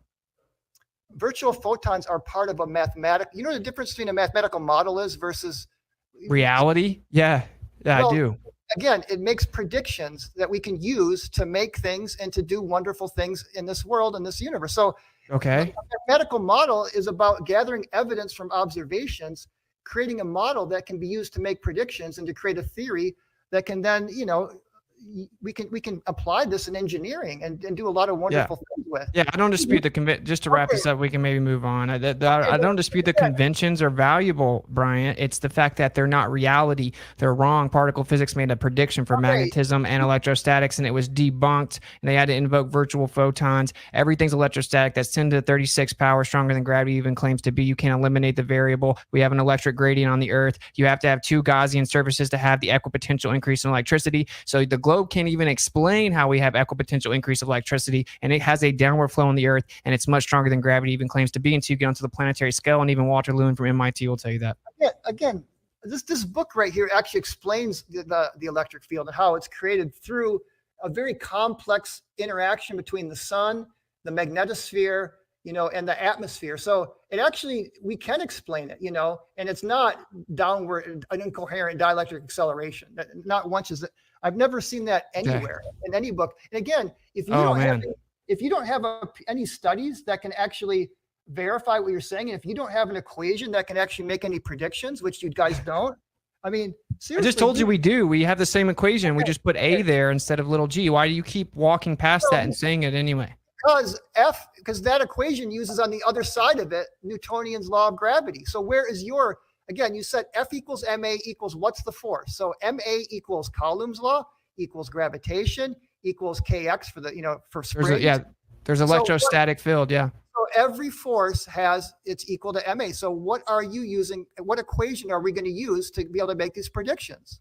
What predictions? Because you basically got to use gravitation. The only way you can is to use a gravitational equation. You got to no. You're not understanding that the gravitational constant is just the downward acceleration agreed upon average. You put little g there. It's just the effect. Little g is not gravity. It's downward acceleration. It doesn't prove the cause of downward acceleration. It's non sequitur. That equation is not exclusive to you, nor does it give your point any type of value in this discussion. It actually does, Austin, because little g is only, we only measured empirically at the surface. We can predict with this equation what g will be, 100 miles up in the air. And it's wrong all the time. How show me evidence for that claim, please. Okay, I'll show you the gravitational anomalous chart, and it's starting at the surface all the way up. Here's the problem. Where is your evidence? If you can't make a prediction and to get these numbers that we all can observe and see, we don't see them. They fluctuate greatly. That's not what happens. You've got nothing. You're just saying words. That's all it is words. Objectively, it isn't exactly as predicted by gravity all over the Earth. There's all kinds of anomalies.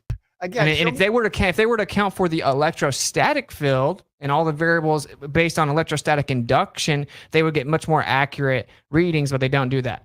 So we may have exhausted it. It's been an hour if you want to move on to spin. Okay, I know, but show me some evidence. I haven't seen any. I'm still waiting, and I've watched a lot of your debates. I haven't seen you provide any solid, tangible evidence for this claim. We can manipulate the independent. We can manipulate the independent variable of electrostatics. So this is how science works, Bryant, right? This is how science works. You have a naturally occurring observable phenomena that you want to figure out. That's how natural science works. You want to study that effect and see, can I figure out what causes this? It's a cause and effect relationship test that you then propose called a hypothesis. So it's like things go up or down, okay? Things have vectors, directionality. We see things go down. That's our naturally occurring observable phenomena.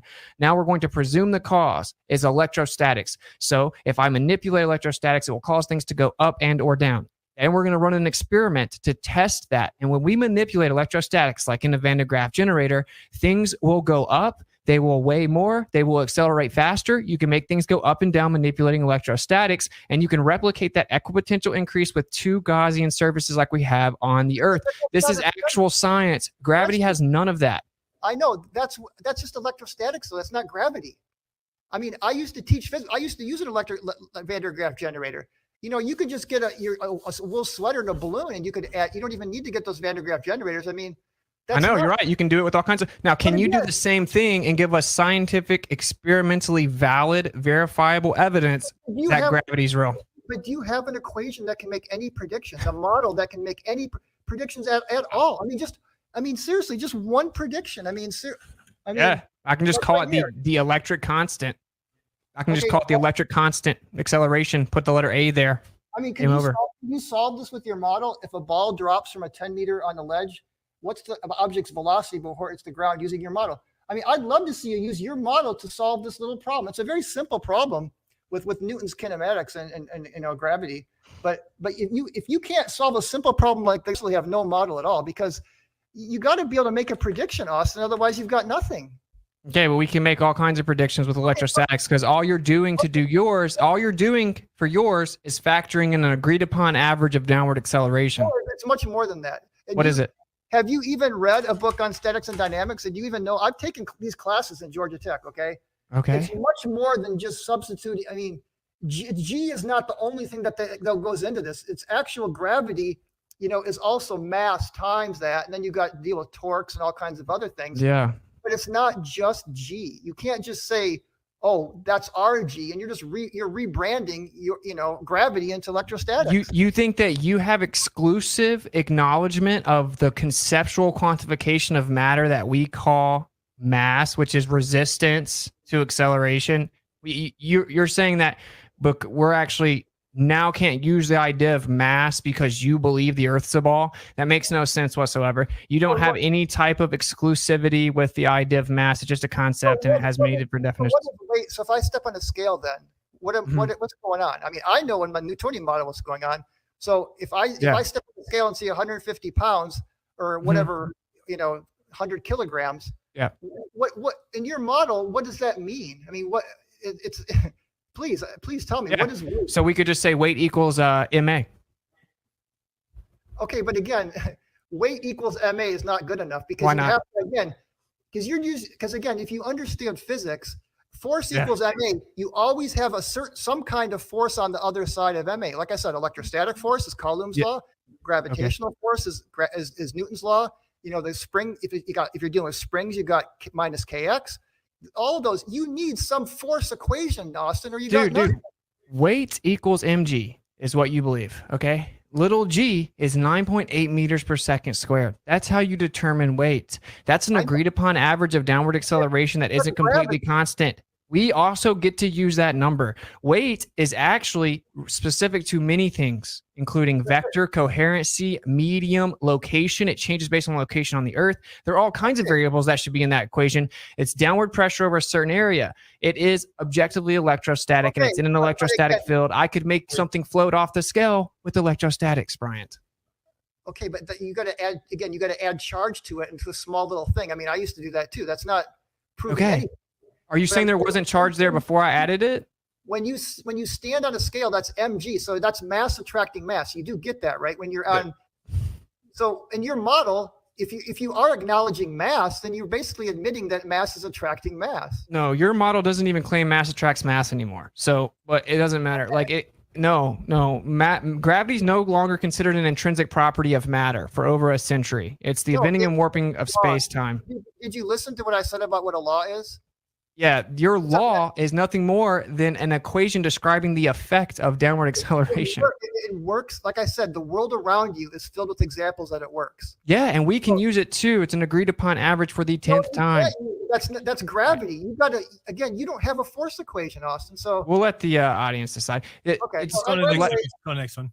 Yeah. Let's go on to the next one. Okay, so who's going first this time? Let's go to rotation. He can go first. Okay, we doing 10 minutes? Okay, yeah. hold on, just give me a second to load up my. Oops, that's a 5.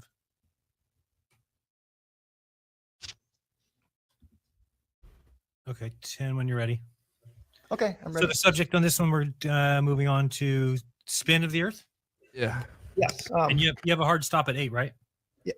Okay.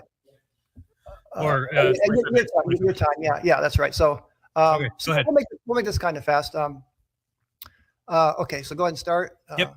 I'm sorry, I'm getting some notifications here. Hold on. Okay, can you share my screen? Yes. Share. I don't know, Austin. Why come mine says remove only when I go down there? I don't know how you. I don't know. You should have admin. Yeah, it just says remove is my only option for some reason. All right, we're good. We're fine. Go ahead. Who's? Oh no, Brian wants his up. Yeah, I want mine up. If you can. Oh, my maybe bad. Reset the clock there. I mean, You don't want to use Walter Lewin, bro? I love Walter Lewin. In fact, again, you got to watch his gravity lectures because they're great. Mm-hmm. Seriously, good. I mean, they're really good. Clock start. Okay, so now we're going to talk about the Earth's rotation, and I just want to provide many different ways that we can see that the Earth does rotate. So the first one I want to briefly go over is sunrise and sunsets and lighting. Then I want to look at counter-rotating star fields, equatorial mountain telescopes, we'll just mention really quickly. The centrifugal force itself is great evidence that the Earth is rotating. The Earth-Vest effect on east to west flights is a good evidence that the Earth is rotating. And then, of course, we got gyroscopes. We got optical gyroscopes, mechanical gyroscopes, the Foucault pendulum, long-range ballistics.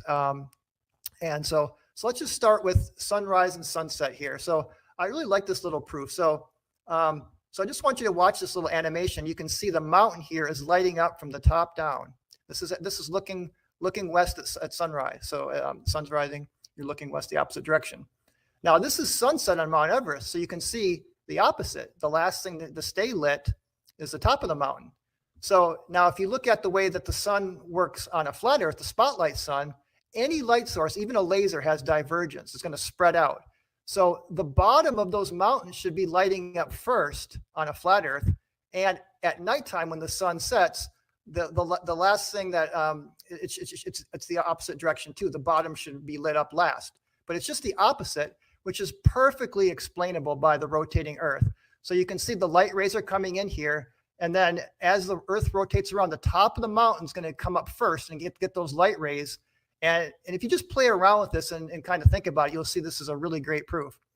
The second one is counter-rotating star trails. So this is, I call this the insurmountable failure of flat Earth, to try to explain how the northern and southern hemisphere can have not only two different star trails that are rotating in different directions, but two totally different north stars. But this works perfectly on a globe. And I really like the equatorial, when you look at these star trails on the equator, because you can actually see these counter-rotating fields going in different directions at the equator, or the ecliptic. I mean, the equatorial.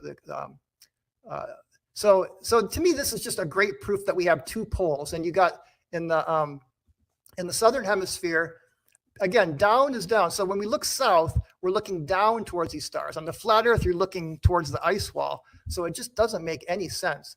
So in the northern hemisphere, everybody's seeing just Polaris, and below, you can see it just south of the equator. You can still see Polaris just based on, but when you get a far enough latitude down, you just can't see it. But the point is that we got two different rotating fields that's perfectly explainable by a rotating Earth. Okay, so the next thing is kind of related to this is equatorial telescope mounts, and I believe there was a challenge to one of the flat Earth debunkers had to give a challenge to flat earthers to explain or model how equatorial telescopes could work on a flat Earth, because again, these telescopes stay mounted in one direction and they rotate, and it's that way you can stay locked on one star. So they don't need to be moving. Now you can see over here on a flat Earth, you would have to constantly be moving and adjusting your telescope to be able to see that, say, the North Star, for example, where on a globe it makes perfect sense that equatorial telescopes work just fine. The next thing I want to talk about is the centrifugal force. So this also is very conclusive evidence that we are on a spinning sphere. So the centrifugal force is the force due to the rotation of the Earth, and you can actually measure that things weigh less at the equator than the North Pole. This is why in the old days you could only buy gold on a counterbalance, because they know otherwise you could buy gold at the equator and sell it up in Alaska and make money. So it's a well-known fact that things do weigh less at the equator than the poles, and actually as you go up in latitude.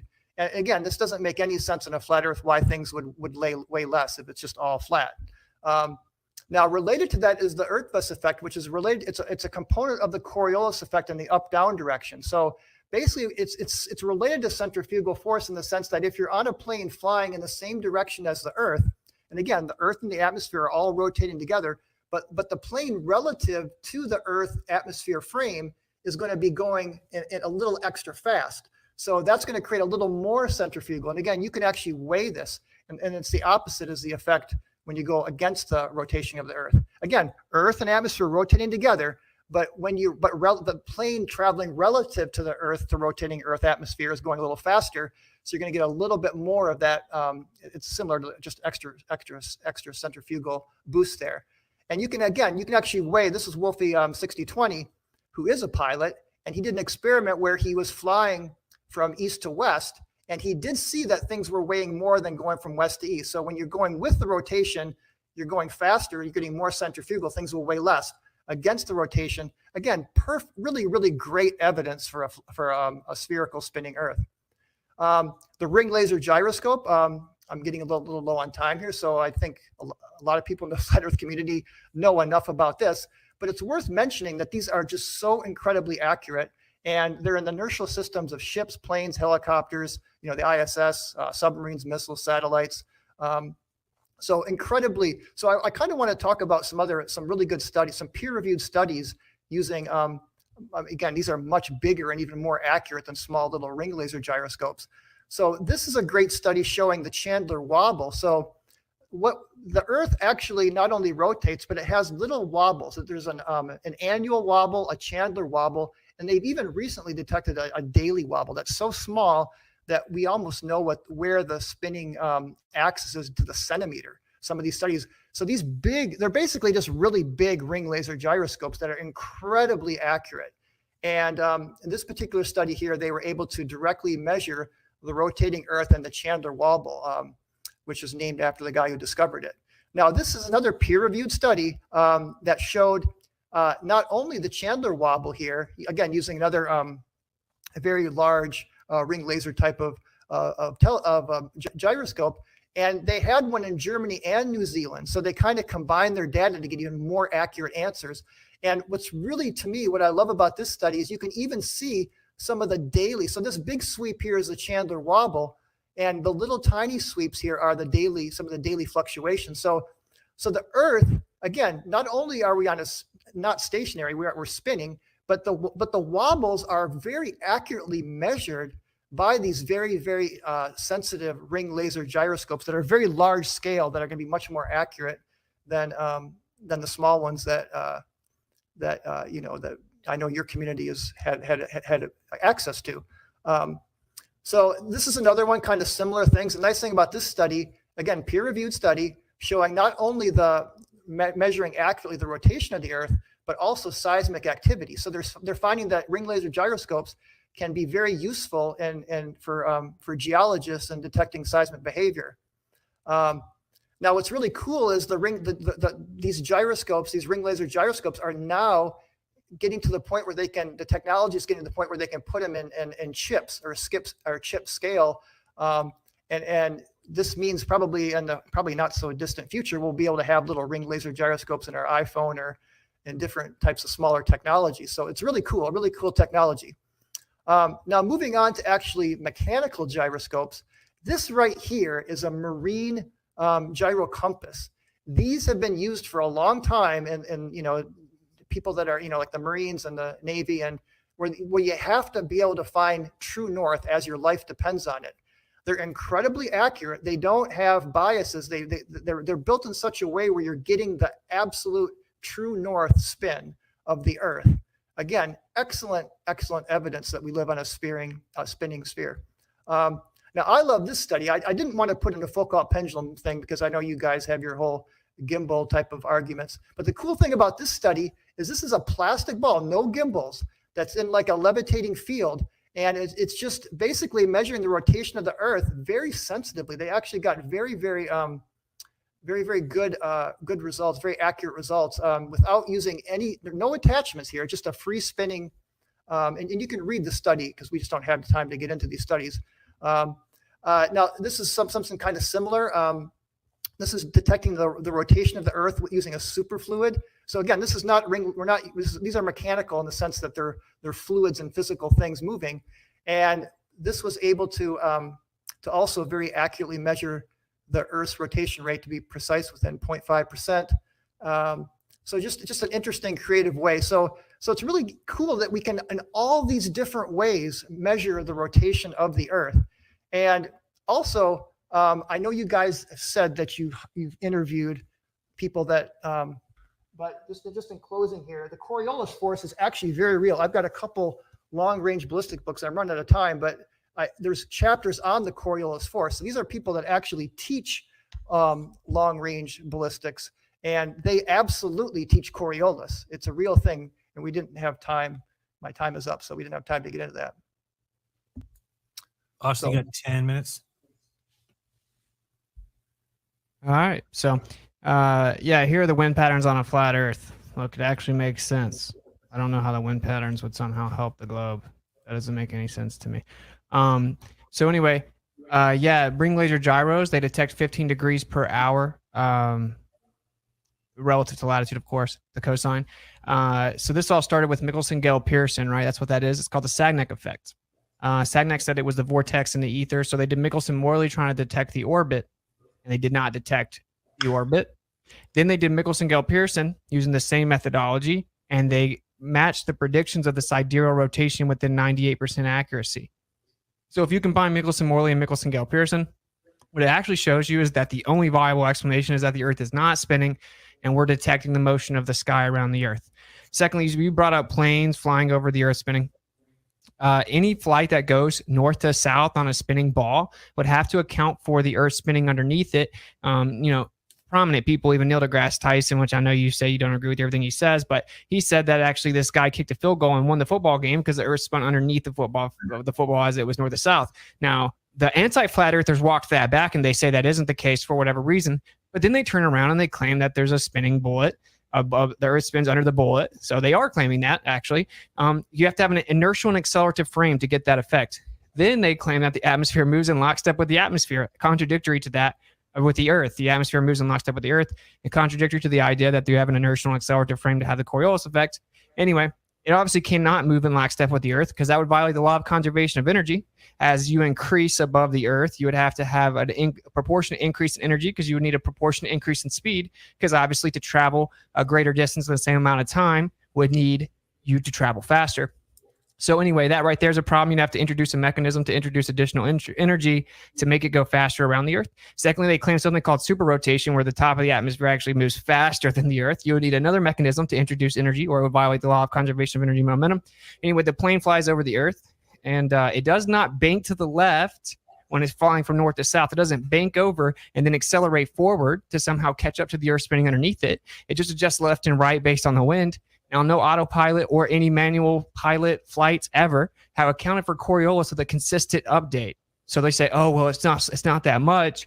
And the spin of the Earth is accounted for just naturally as you update for the wind. That makes no sense, though. If you're going straight and then the wind moves you over to the right, but the Earth's spinning to the left, as the plane adjusts back to go straight to the point it originally was, it would have to additionally adjust to get to the location that would be catching up with the Earth. So if you flow 5.5 hours without adjusting for Coriolis, you'd be like 3,000 kilometers off of your path. And no globe earther proponent ever addresses this at all. There is no answer. So in addition to that, you claim you didn't want to talk about pendulums, but then you brought up mechanical gyros, which actually don't pick up the spin of the Earth, hilariously enough, and are super inconsistent with the claims that they do. And that doesn't work. It would have to always pick up the spin of the Earth. All mechanical gyros would pick up the spin of the Earth if it was the Earth rotating. Once again, it shows you that the ring laser gyro has an effect detecting some type of motion and actually points to a background medium.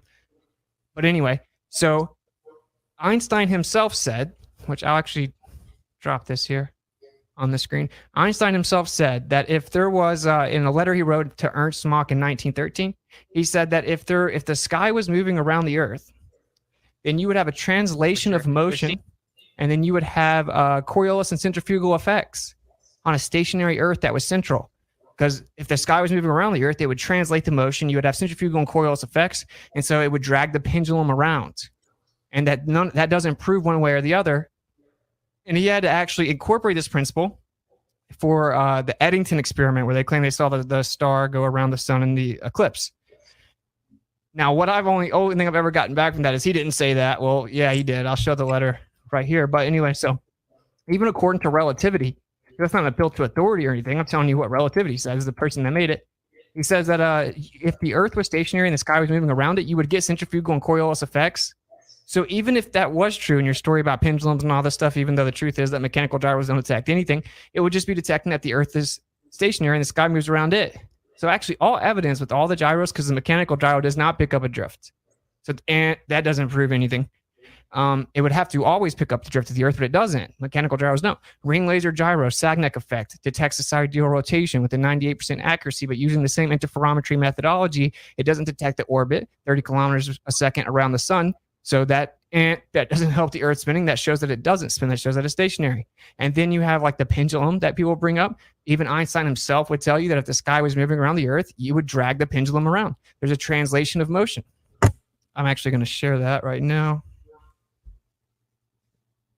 Here we go. Okay, that'll work.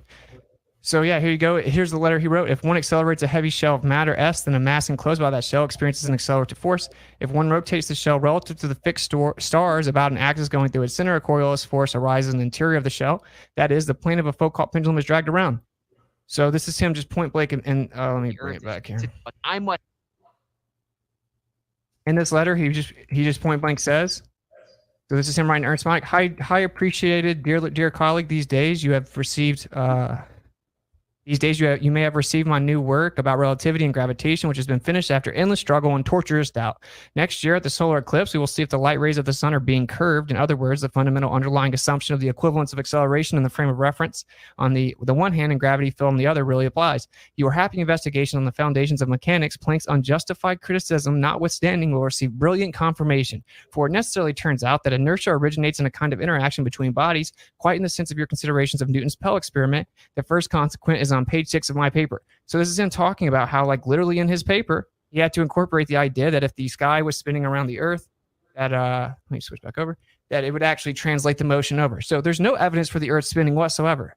And so then the difference in weight distribution doesn't prove anything. For one, again, this actually debunks everything that you said. Within relativity itself, relativistic application says if the sky's moving around the Earth, you get the same effects and that they're identical.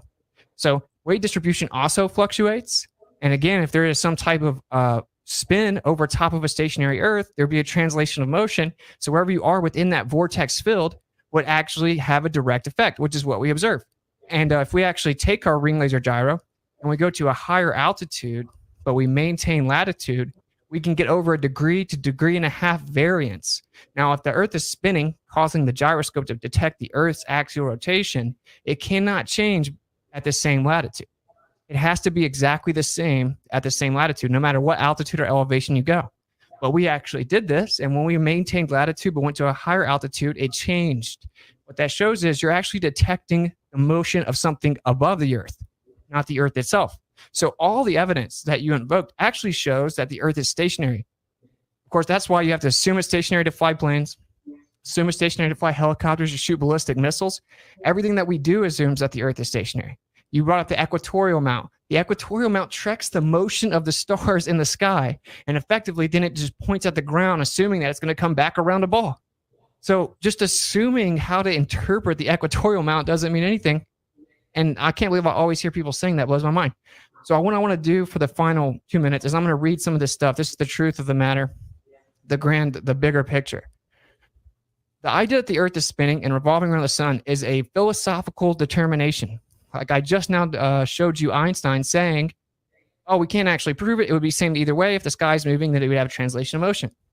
Einstein also said, I've come to the conclusion there's no optical experiment that could ever show the motion of the Earth. He was talking about in context of Michelson-Morley and using interferometry. He goes on later to say there's no terrestrial experiment that could ever prove the motion of the Earth. These are two different quotes. Actually, that quote is cited by Stephen Hawking in 2007 saying, I've come to the conclusion, of course, agreeing with him, there is nothing you can do on the Earth to prove that the Earth is spinning. Yet we have people running around defending the globe in 2022 claiming that it's been proven with all the stuff on the Earth since 1851. So here's Edwin Hubble giving you a little taste of it. He said, this is a philosophy. Such a condition, he's talking about the Earth being in the center, such a condition would imply that we would occupy a unique position in the universe, analogous in a sense to the ancient conception of a central Earth. This hypothesis cannot be disproved, but it is unwelcome. It would only be accepted as a last resort in order to save the phenomena. Therefore, we disregard this possibility. The unwelcome position of a favored location must be avoided at all costs. Such a favored position is intolerable. Therefore, in order to restore homogeneity and to escape the horror of a unique position, we must compensate for spatial curvature. There seems to be no other escape. So in conclusion, the truth is that all of the top tier astronomers, astrophysicists that brought us the current globe Earth model, although it's actually in shambles, they tell you it's a philosophical decision of the Copernican principle because they want to believe the Earth can't be in a special, unique position. And so you can't prove that the Earth is spinning because if the sky was moving around the Earth, we get all these same effects.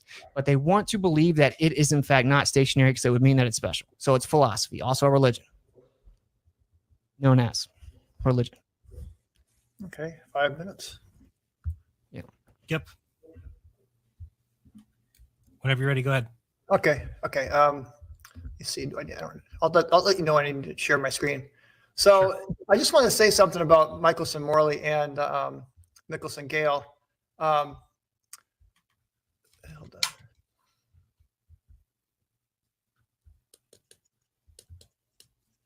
So basically, the Michelson Morley experiment, the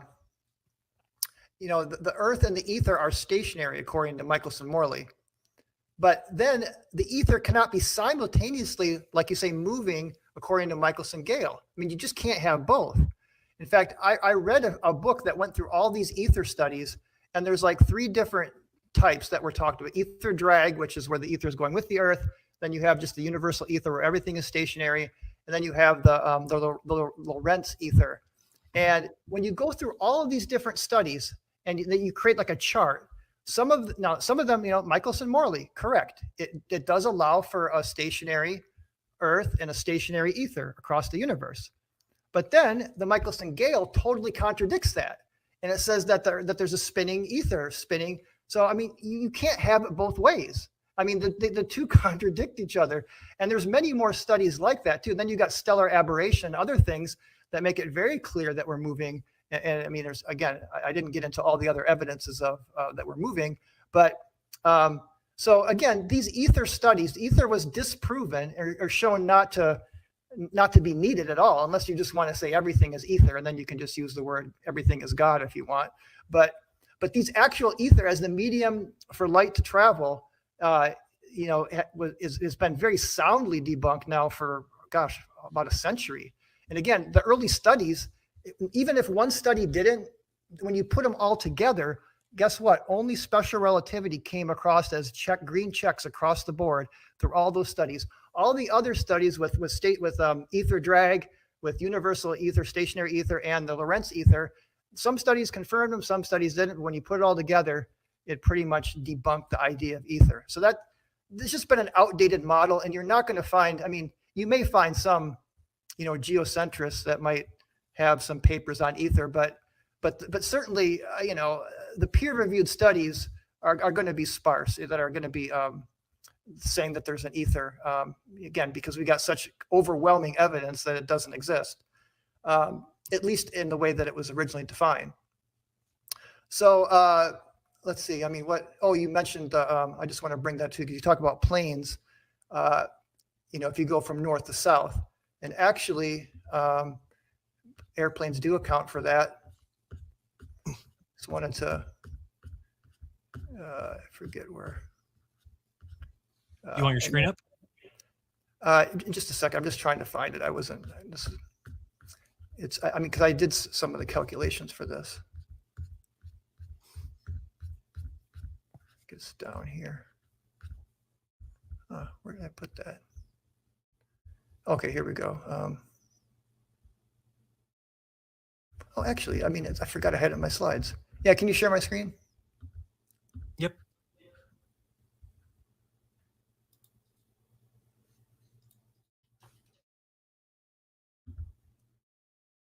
So, you actually can do the calculations for the bank angles and how much thrust is needed to actually, because you're right. If you took off from the North Pole and you flew to the equator, remember now you're traveling like about 6,000 miles. So it's a very gradual. You do have to compensate for Coriolis. You absolutely do.